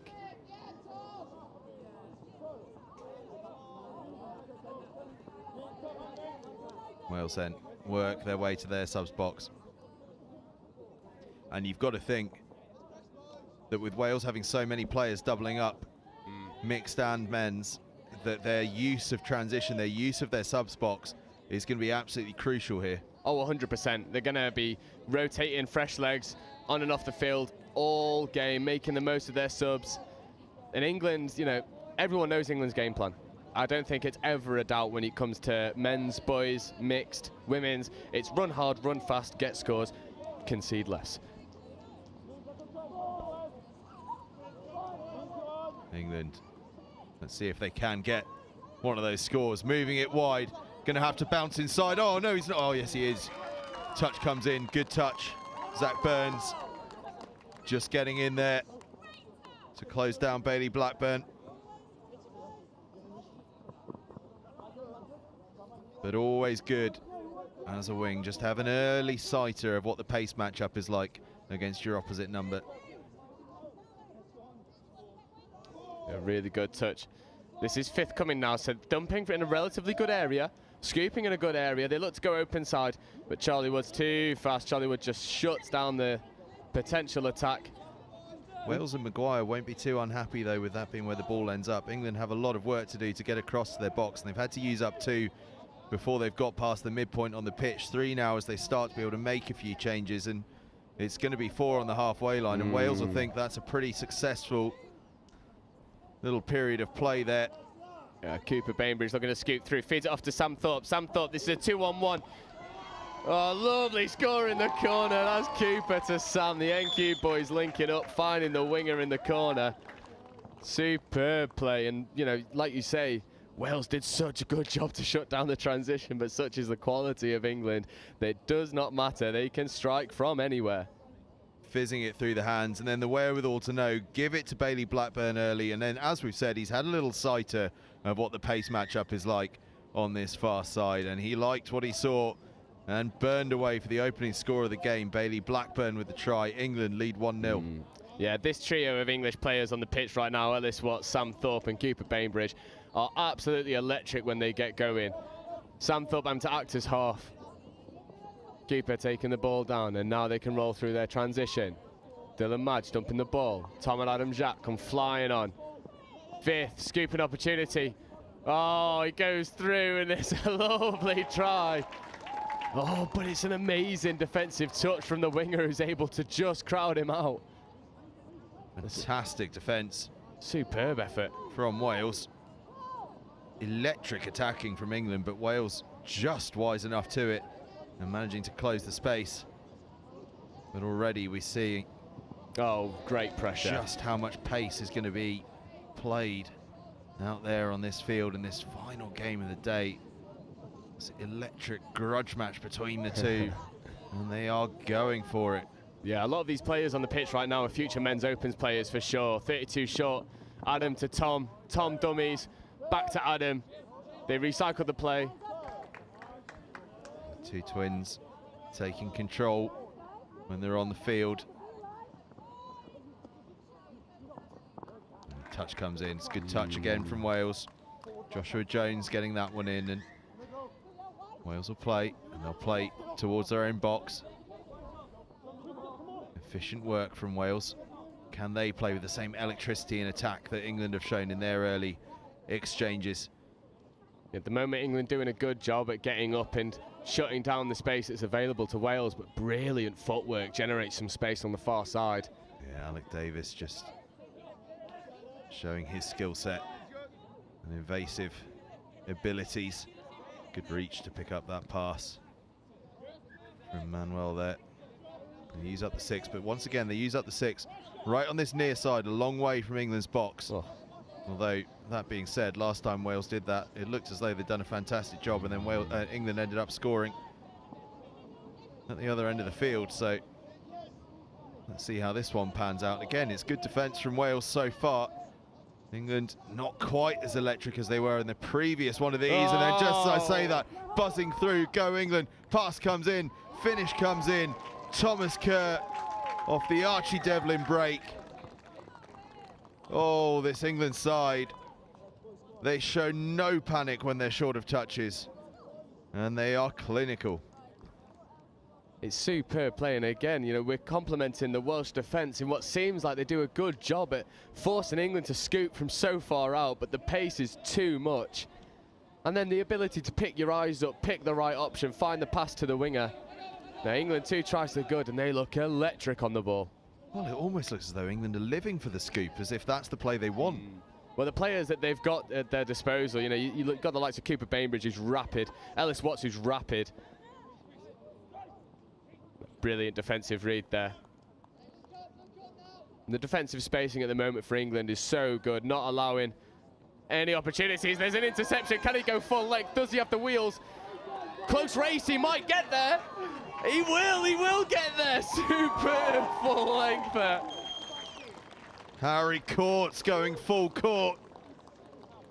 Intercept on his own line, and enough pace to make it the full length. The chase was incredible, but just watch this back, and hats off to our cameramen as well for keeping up with this. My word, he was flying. The chase was coming in as well at pace from Dylan Davis, but no one stopping Harry Courts. So good, and you can't teach that. You can't teach it. Some people have it, some people don't. You've either got wheels or not, and he certainly does. And Wales at the moment must be scratching their heads thinking, what have we got to do? Because we shut down your transition, you're able to scoop from 20 metres out and still find success. We're penning you back on the line, and you're able to intercept and go full length and still find the success. And at the moment, it's a real head scratcher. And Wales have just got to regroup and get some scores on the board if they can. England 3 scores to the good. Wales go wide. That burns his touch, but again, a good tactic from Wales in that it forces England to have to play from a long way from their box, but, well, we've seen 2 tries come from exactly that, so I'm not sure. Yeah, and England at the moment on their transition are actually very content taking 2 up the middle and then working box side. So they're happy scooping from 20, 30 metres out. They know they've got the pace to do so. Here's another example. Great feet, offside player. Well, as I say, it's almost like England want to scoop from range. They're so content to be doing that. Yeah, well, we've got Meek sat to one side of us saying coaches have said that, and you know, you can see it a mile off. The pace is evident. Lovely pass. They go wide as the diving touch come in. Oh, that is just a stunning finish over there on the far side. England, well, this is just already, and we're only 9 minutes in, one of the most sparkling performances of the day. Seb Conahan just whipping the ball out to the wing. What a finish. And you know, the pace that they're playing at, if you'd have told me that this was men's open, I would believe it. The pace, the structure, the knowledge, it's all on display in Wales at the moment, just struggling to find any success. Thomas Kerr with the finish, and a fantastic finish out on that far side. His side, 4 scores to the good. Wales might have just got across here. Not quite, not quite. Not even the length of Ed Maguire. Good enough to work that one. And the error comes in. Let's see if Wales can resist against this next England attack. The initial dump from England in the middle is just engaging both of the Wales middles, and then they're always retreating as they roll through the transition, and that's exactly what England want, especially when you've got people like the Jacques brothers who can scoop from ages out and not have to worry about the speed. But that's a brilliant covering touch. Yeah, Fraser Britton, full length, full dive to make that touch, and he had to be. It was the only way he was getting there. And so Wales try and work to their box, just struggling to get those initial yards, and there a lot of touches down here as they try and get past halfway. That's good energy though. Great from Alec yards. Davis. He's had to work so hard there. He's doing his team a huge favour. Well played, that man. And Davis gets it again. That's the 6, but I'll tell you what, the work of Alec Davis has probably brought his team 25 metres there. Yeah, 100%. Brilliant work to recycle the touch. Realised it was 5th coming. Couldn't take the initial touch in a congested area. Worked it open side. It's just a shame that when the touch was made, there was no half there to add some real pace and accelerate onto it, like England have been able to do so well. Offside defender. Long ball goes. They're there in the corner again. Might be given as a forward pass. It is on this occasion, but it just shows England constantly threatening, happy to scoop from 30 out, backing their pace. And you know, when you're playing against a team with such confidence, they're happy to scoop, you know, close to halfway at times. It really does show how good these people are. And a lot of the guys on the pitch at the moment will be future men's opens players, future mixed opens players. It just shows the level of touch in England at the moment. It's far surpassing anything we've previously had.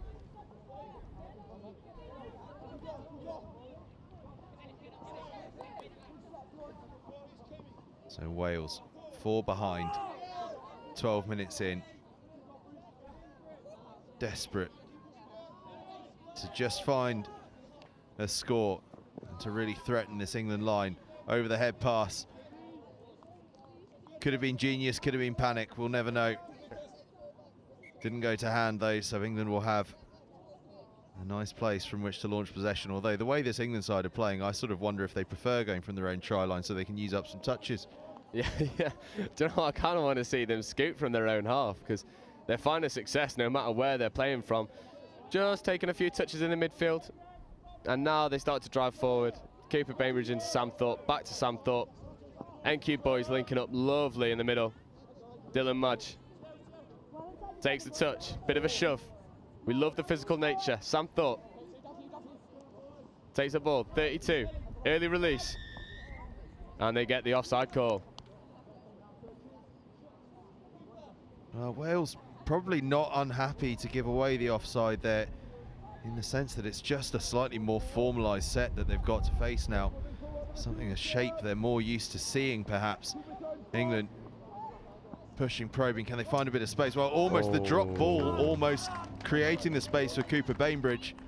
Wales just getting the touch in, but it's all that classic adage, isn't it, that the error can sometimes create the space. Bainbridge. Oh, so good, so good. The dummy option that time. And the dummy option because creating space around him, Dylan Madge. And just placing his man through the hole. Really well worked score, really well worked score. The middle's just collapsed underneath the touch and it opens the space up in the link channel. And Dylan Madge is too good not to pick his eyes up and find the option. And at the moment, this is a real statement from England. 5-0 their lead. Playing with such confidence. Another fired pass out wide. Again, somewhat tactically to try and force England to play away from their box, but it just doesn't seem to trouble them whatsoever. Just seem happy to take these touches deep in their own half and just ease their way to the box, eating up yards, and Wales just retreating backwards and backwards in defence. And lovely. Soon, well, just the momentum stopped as they overrun it slightly. So this time the pattern not quite working for England, as it has done so many times already today. I'm unsure if they needed to check that ball off in the midfield. Maybe the right option was just to take the ball down and then have a go at the retreating defence. Welsh are starting to become wise to some of the tricks that England are deploying, so it'll be interesting to see going towards the end of this first half and then into the second half if England maybe slightly adjust some of their tactics just to continue to build this pressure that they've created throughout the entirety of this first half. Well, Wales have a bit of possession. They've got it in a good part of the field. Let's see if they can do something. Touch comes in.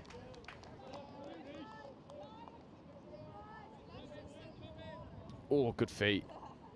Unlucky. Reece Rutley almost stepping himself there.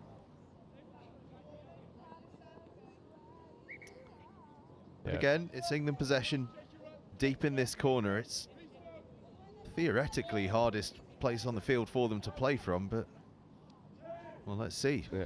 Take 2 touches up the middle, then find the box winger, and now they start to move expansive. Fifth coming, Sam Thorpe taking the dump. No, feeds off to Cooper. Cooper feeds off to Ellis Watts. Ellis Watts feeds off to the winger, and that is just core skills, catch and pass to perfection. Harry Courts with the score, but once again, England from the hardest part on the field, just with such pace, such precision, but actually such calmness as well, work their way through all the way up for a lovely Harry Courts try, and 6-0, and they've just been spectacular. Yeah, I was able to speak to Cooper and Sam and Ellis before the game, and they were saying that their experience at men's open level, playing NTS for NQ and the like, some of the very best touch clubs in England, is just allowing them to roll into these sort of scenarios with that composure, the maturity, picking right options, remaining calm under pressure. At the moment, England just look too good.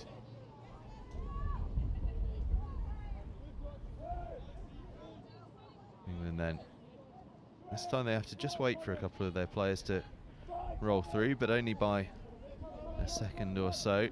So they challenge this Welsh defence. Could be some space on the left-hand side, so they do check that way. Welsh drift is good though. Now they try and engineer something. It could be a little space. Moving the ball really nicely, but it's intercepted by Wales. How's the footwork? It's pretty good, but the cover is really, really good in defence from Thomas Kerr. As Wales sought to go the length there just for half a second. It looked like they might, but the gap was closed, and now they come across to this near side, and Zach Burns, who fights through for a couple of extra meters. Yeah, England doing a really good job at stunting any momentum that Wales are trying to develop on their transition. And Wales at the moment having to move the ball in areas they probably wouldn't like to in order to create any separation. Obstruction call from the referee, just crossing over. And England will take a slow roll ball in order to get fresh legs on. And with just under 2 minutes to go, England look to go and put another one on the board.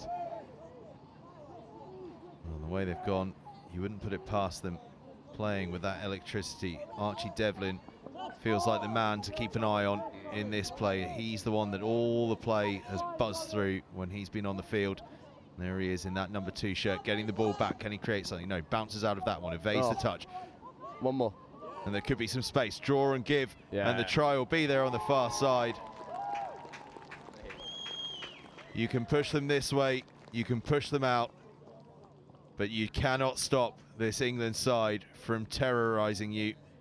They are quite simply magnificent. I'm just trying to make out the number of the try scorer. I think it might be Thomas Kerr again, but he's trotted across to this near side. We'll let him turn his back to me at some point, hopefully, and I'll bring you exactly who that was. What can Wales do in response? It was indeed Thomas Kerr getting another try. He's been the beneficiary of a couple of big plays. And Wales have a look to that right-hand side. Touch comes in from England. Still Welsh ball though. I think one of the Welsh players has just gone over his ankle there actually as he... It looked like a pulled calf for me. A little bit of cramp maybe setting in. The way he's stretching it out, it does look like it's probably more cramp than an actual pull. Good news is a replacement has come on and he's made his way over to the far side, and he is trying to stretch it out. I think it probably is a bit of cramp. I'm not surprised. The temperature has actually gone up, incredibly. And that is the half-time hooter. Well, Joe, what a first half. I mean, it's just blistering pace from England, and you know, some of the English lads looking slightly tired, and I'm not surprised. They've run at unreal pace at the Welsh defence, and the Welsh defence just have not been able to cope with anything England are putting down. And you know, early doors, we were complimenting Wales on their transition defence, forcing England to scoop from the Wales 10. Doesn't matter, absolutely doesn't matter. The pace, the direction is too much, and England just looks so comfortable at the moment. Well, I think that's the thing. I mean, if it's hard to know what Wales can do. It feels as though they've not done much wrong. They've done all the things you tell them that they should do here. They're just simply unable to contain this utterly electric England attack. Yeah, and I think the body language in the two boxes really sum it up. Wales are breathing deep, sat down. England light on their feet, wandering round, chatting, very lethargic, very laid back. Yeah, Wales, yeah, like you say, haven't done all that much wrong. Rather solid transition defence. Yes, maybe getting played around a little bit too easily. Rolling as well. You're just allowing people to come at pace at you if you're rolling backwards. But in attack, they've not really been able to show anything of note, and not due to a lack of ability, but due to the pressure that England are applying, always flying off the line. And when you've got a team that's constantly coming up at you, constantly in your face, you do struggle to have time on the ball. And just, I guess, for the uninitiated watching, and you know, it's a young audience here. There's probably a lot of people watching who haven't played that much touch, or you know, want to learn more about the game.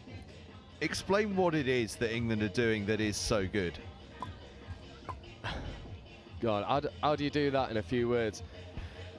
Pace, understanding. I think those are the two big things. They're running structures that are extremely well drilled, and that's hard enough to do as it is. But then to be able to run it at full pace, commit defenders, back your hands, have the interpersonal relationships, anything and everything you would want from a touch side, England are demonstrating. We had Meek sat to our right of us, and I was talking to him very briefly during the game, and he was saying if this England side went into the Opens Euros, they'd do very well and they would compete very well, and we've still got an under-20s division as well. And it just shows the level of touch and the level of coaching as well. You know, Will Upton, genius, borderlines on genius, and they're very happy to scoop from far out, as you can see, and because they all understand our game plan is to scoop from far out because we can back our pace. The dumps for the scoop are so crisp, moving the defenders out of the way for the scooping player to go through, and that just allows that player to get hands on ball and pin his ears back and go straight. And it's that pace you speak of. It at first glance it almost looks frenetic, but then when you see it replicated over and over, you realise it's just pure precision play, just done at real pace. And actually a lot of the things they're doing are not hugely complex. You know, we've seen a number of tries where it's just been simple hands, but it's been simple hands executed perfectly at pace, ball right in front of the ball carrier, and it's just precision. Yeah, absolute precision. And you know, I almost feel for Wales because they've not made any, you know, big errors. They've not turned over the ball all that much. They've done what they can, and England are still able to just take it up gears and keep running hard, keep being direct. They all understand what they're doing.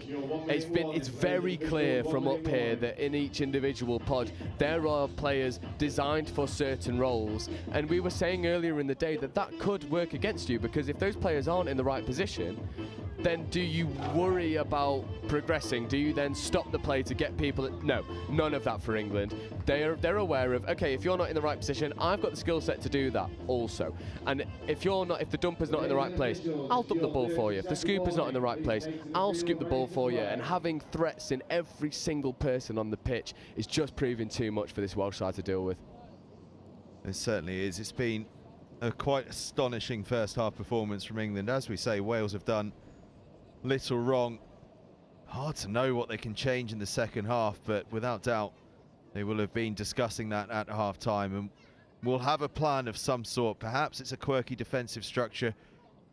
Perhaps it's a more off-the-cuff attacking structure. We'll find out over the course of this half, and we'll find out what more this England side can do, if anything. There's seems like the ceiling has already been met, but you never know. They seem as though they can kind of do anything out there at the moment, such is their quality.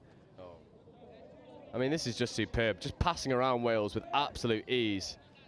Absolute ease. You know, this is third coming, and they're at the line ready.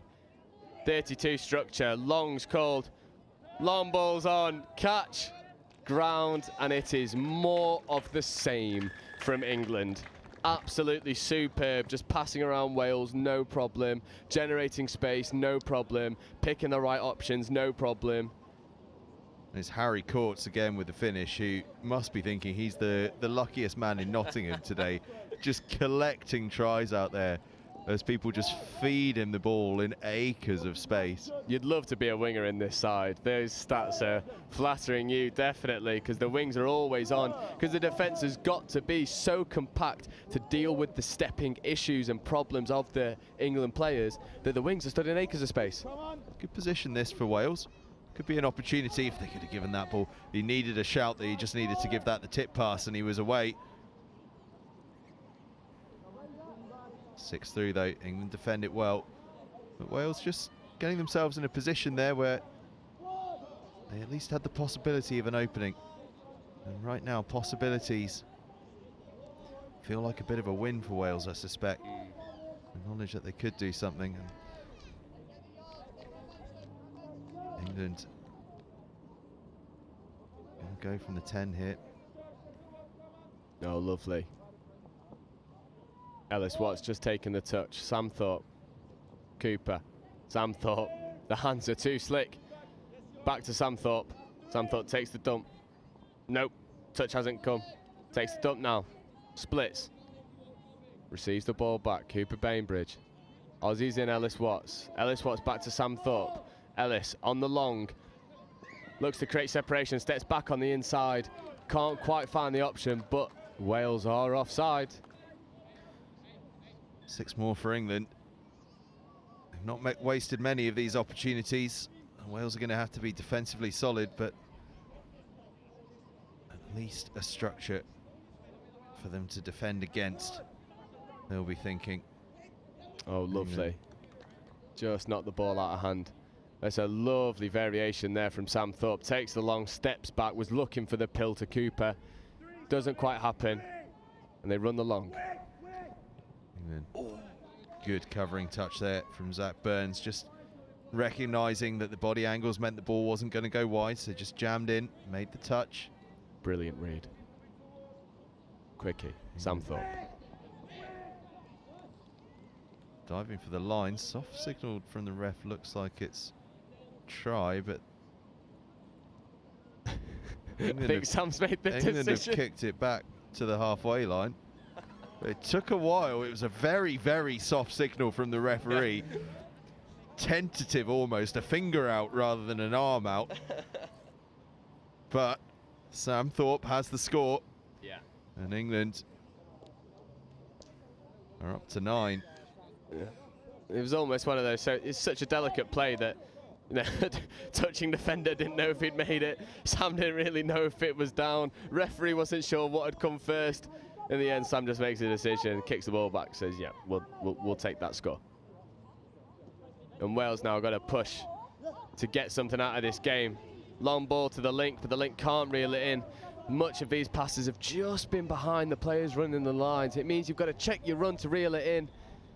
Whereas England, all of the passes have been out in front, not had to check the run. Always reeling it in stride. And I guess the challenge here for Wales, you know, particularly as these are still young players, is probably about maintaining the confidence and enthusiasm throughout the rest of the game and not committing too many silly penalty offences, because otherwise the score can start to get quite messy if they just start to dip the heads and let the shoulders slump. Yeah, and I think we saw a little bit of that hard push from Wales, just surrendering a really good opportunity for England, and the Jacques brothers on the ball now. Long. Jacques got the ball. Oh, lovely pass, lovely ground, lovely score. And it's just proving all too easy. Wales desperate for the forward pass to be given, but nothing doing from the refereeing team. Thomas Kerr with yet another score, and I think it would have been very hard done by if that had been given forward. Yeah, definitely. You've seen and that's coming from me. The forward pass connoisseur to my left gives it the seal of approval. It did actually drift forward, to be fair to the Wales players, but it was a very much backwards out the hands and did actually start backwards. It just drifted forwards as momentum took it there. Wales, what can they do? 10 down. They've just got to use these possessions they do get to the best extent they can, and almost just forget about what the opposition is doing and just play their game. They're going to go wide, or almost look to tap it in. Again, a little bit of feistiness on the ball return there.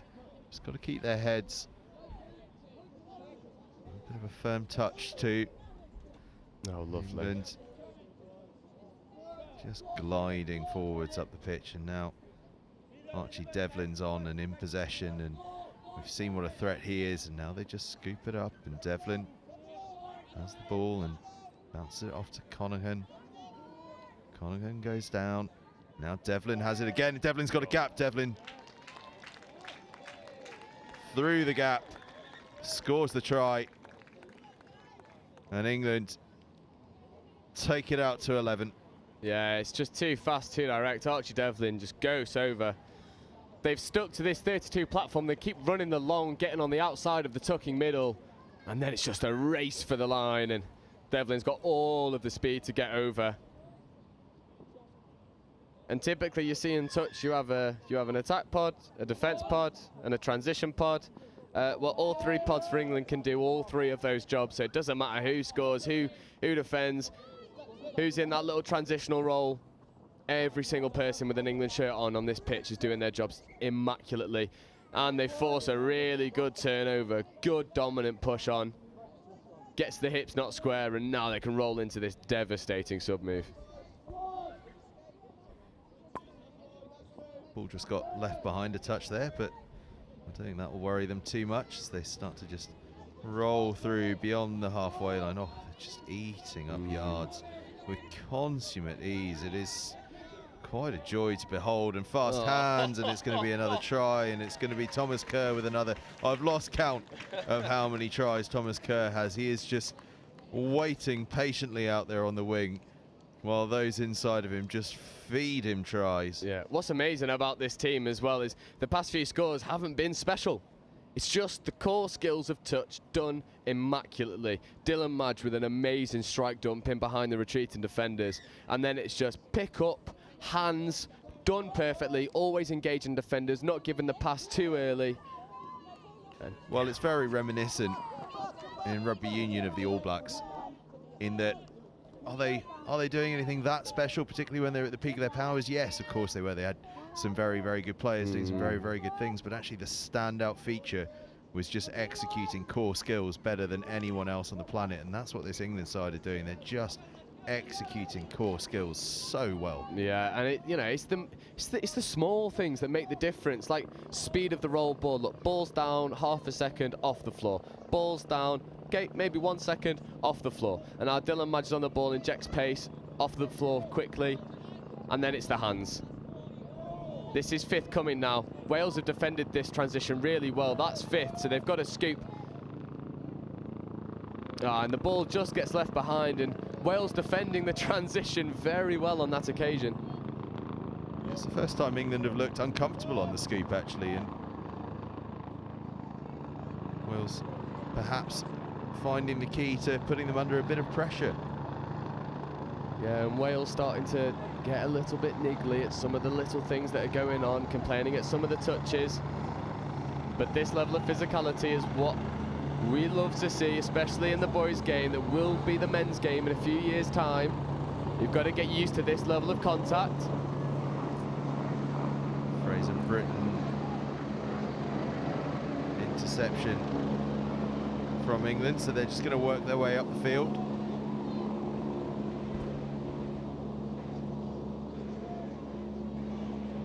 Sweeping up the field now. Oh, Sam Thorpe just eating up the yards. Then checking back off on the inside to Cooper Bainbridge. Cooper Bainbridge dumps. Sam Thorpe scoops. 1, 2 on 1 2. on the outside. And it's another try, this time for Harry Courts. Him and Thomas Kerr are the two that are just loving life there in the wide channels, and Harry Courts will take that all day long, but Sam Thorpe probably claiming credit for that one on the way back. I truthfully believe that if we recorded ourselves saying ball down, scoop, hands, score in the corner, we could just go home now and just leave that on repeat. Yeah, I'd be halfway down the M1. We could have just done that. Easy. Easy. But then I'd have missed out on getting to watch this, and I tell you what, it's an absolute treat. And what a reward for the people on the stream who stuck through all the way through the end of the day. You're getting treated to what is the best caliber of touch that we've had. Oh, what a brilliant read as well. Superb defensive read. They've shown their offensive prowess. They force the dump. Dumper plants the ball, then goes to pick it up himself. Can't do that. Brilliant turnover. And England will launch from deep.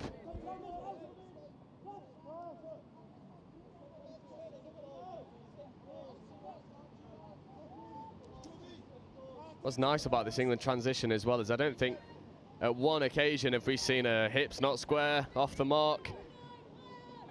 Now, the error count has been incredibly low, hasn't it? It's just superb. I mean, You may have heard we have the air ambulance on site, so if you are exiting the premises, you have to go through the hockey club. All exiting is through the hockey club. They look for the long, bit of a static setup. They recycle, they understand we're not going to force things that aren't what we want. Long, again, 3 on 2. Potentially the wrong option, and it doesn't matter. Thought the link hole was wide open. But instead they pick the harder option, go to the wing.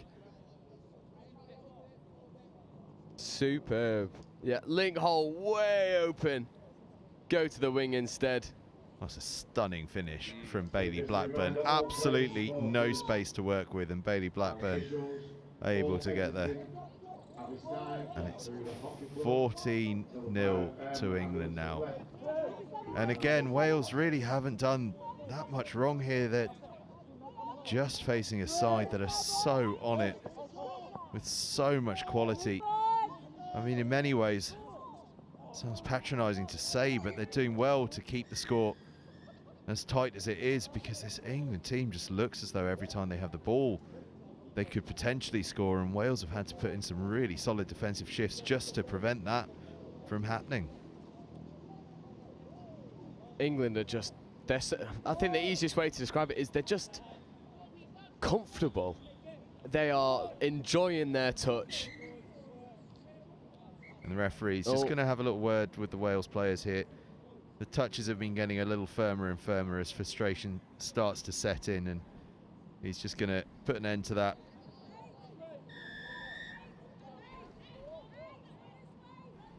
And it is, in fact, a forced sub, I think. I don't think the Wales player was quite aware that that was what had happened, but it is a forced sub.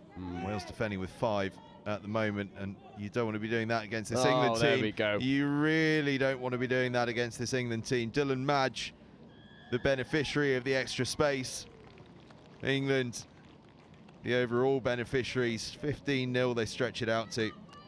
Yeah, these are men's open structures as well, by the way. This isn't Mickey Mouse touch. These are men's open structures, running the long with the link, hitting the hole at pace. Dylan Madge smiling as he grounds the ball. They've enjoyed this one. And what's nice, I guarantee that this is the case. We will see this boys' side back on the live stream, and they will then start running the variations. They will start running the inside runner coming off the back of the long. They'll start running the short, the Aussie early release. Their playbook will be so deep, and the fact that they've had to stick to one structure, which is the long, and then long balls off the back of that, and they've been able to make easy work of this Welsh side. I think it's just too good. They're a side that's too well drilled, and Wales just struggling to keep up.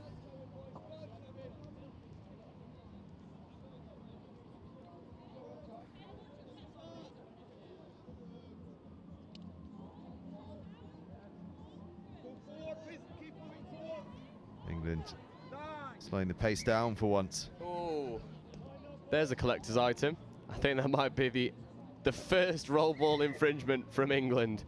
Well, it's the first time they've slowed the pace down. That'll be why. Yeah, maybe you've just got to keep running at full tilt the entire time and the roll ball will fix itself.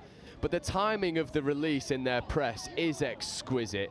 Always up in the line, not once been called for offside, talking to the refs, asking, am I good, am I good? As soon as they get that yes, they're right up in it. And this is fifth now, and unlike England, Wales can't scoot from this far out. They don't have the disguise, they don't have the speed and precision. And England probably feel a little bit frustrated that they turned the ball over, forced a really solid turnover right on halfway. And here comes the danger pod. Dylan Madge, Sam Thorpe, Cooper Bainbridge. Cooper splits inside, receives the ball back from Sam Thorpe. Big step. Oh, lovely inside ball. Oh, referee gets wiped out. But it's superb touch, might get called back for a slightly forward pass. And England just flexing their muscles now, starting to deviate from the 32 long platform. Enjoying their work out there with 3.5 minutes to go. Little touch to the face there from Wales. Just showing a few of their frustrations. 3.5 minutes to go. And it's hard not to get frustrated if you are Wales. That feeling, and we've all been there in sport before, where you feel as though you're not doing a huge amount wrong. There's just nothing you can do in the sea of what's coming at you, and it really has felt like a sea of England attack through this game. As again, they just engineer the space, and Dylan Madge scoring, and now he's got a couple through that link position. It's just really good work from Cooper and Sam. Cooper's in at far middle here, comes in, splits, cuts opposite, dummy, and then the link has to bite, and Dylan Madge has the intelligence to hold his space and hit the hole at pace. And 16 tries to 0 is, I mean, if you can't call this emphatic, what can? What can you? Well, somewhat terrifying. This is not necessarily the best England side we're going to see this weekend, because the men's under-20s are on first thing tomorrow morning. Yeah, and that is a very scary prospect. Very scary prospect. I'd love to see the 18s and the 20s go toe-to-toe.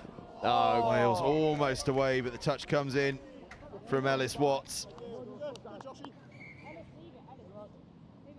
Joshua Jones going as close as any Welshman has so far today, and he's just having a chat with the ref saying that he didn't much like that one, but I think he was just about to dive as the touch came in, and, and that's why he ended up going tumbling. His body was in such an angle that it took almost no contact. No fault of his, just physics. Wales. They've got a chance here to create something. Yeah, hips not square at the base of the ruck, and it's just easy for England at the moment. They move together as a unit in defence and always getting back off the line. The fitness levels have been immaculate. The understanding of the game plan that they're trying to implement is insane. And look, they're just eating up yards for fun. That's third touch at halfway, starting from their own 7, fourth touch, and they've got the two twins on. Great hands, great feet. Oh, the tap on nearly comes off. Not quite. And now Wales trying to launch from deep. 50 seconds remain. And it's just too good. England forcing mistake after mistake after mistake. And we're into the final 30 seconds here. Will England finish it with a score? Or could Wales perhaps just nick one at the end? They'd love to get one, but England are going to be so determined, probably more so than scoring, to finish this with a 0 on the other score sheet. Big touch coming in. England fancied the penalty there, but I think the referees are just going to say to them, you just go and try and score, lads. And that may well be exactly what they're going to do. Dylan Madge diving, did the touch come in? Yes, it just did. It just did, and we're moving very close to final play territory. Indeed we are. The touch comes in. It's all over. The pain over for Wales, the joy over for England. It was a tough outing for the Welsh, but they're going to have to sit and remember just how little they did wrong in this game. They gave it their best, and sometimes you just come up against a better team, and it finishes up here to end the day with England winning 16-0 against Wales, and, well, a stunning performance. Oh, it's just superb. I mean, what more can you ask for a team? Like I said at half-time, I was speaking to Cooper and Sam and Ellis, and they were saying, like, we're up for this, we're ready for it, we want to make a big statement, and that's exactly what they did, making such positive statements. 16 tries to 0 is just absolutely outrageous. It's not a scoreline you hear very often. And this Welsh side did not do anything wrong, really. They were just, dare I say, outclassed in the end. Yeah, they certainly were. I mean, it was a tough one for them, but a fantastic performance from England, and in the context of what this weekend is all about, the experience for all the other players at this tournament, everyone on the touchlines, everyone watching on the live stream, the experience of seeing a performance of that quality from players of that age is something that is going to live very, very long in the memory. But I'll tell you what, it's not going to have to live that long in the memory in terms of what we're watching, because we are back at it at 8:30 tomorrow morning. And I mentioned it just a moment ago in commentary, Joe. Might even go up a level, because first game tomorrow morning, USA against England, men's under-20s level. If that's the under-18s, by definition the under-20s must be better. Oh, my well, word. You'd like to think so. You would like to think so, but I do have to quickly remind everyone, some of the players in that 18 squad are also eligible for the 15s. So that just shows the depth of ability that they have in this age group. And I think the 20s will be watching this going, we've got to put a performance on now. Well, it is absolutely extraordinary. It's been a wonderful day here. We've had wind, we've had sun, we've had rain, we've had rainbows, we've had the whole works. We had a gale force wind blowing down the length of the pitch. The sun has come out just as the day ends, which is a bit of a shame. I've managed to finally take my coat off, but hey ho, let's hope for more of the same tomorrow. I'm told it's going to be wet at Old Trafford, but maybe it'll be dry here at Nottingham University, just down the road from Trent Bridge. We can only hope, hey? But join us tomorrow morning. It all starts at 8:30. We've got 2 more days of this fantastic competition, a full day of action tomorrow, and then on Sunday is finals day. So please do stay with us. It's been an absolutely fantastic day of touch rugby here at the Atlantic Youth Touch Cup here at Nottingham University. Stay with us for tomorrow, 8:30 start. It's going to be brilliant.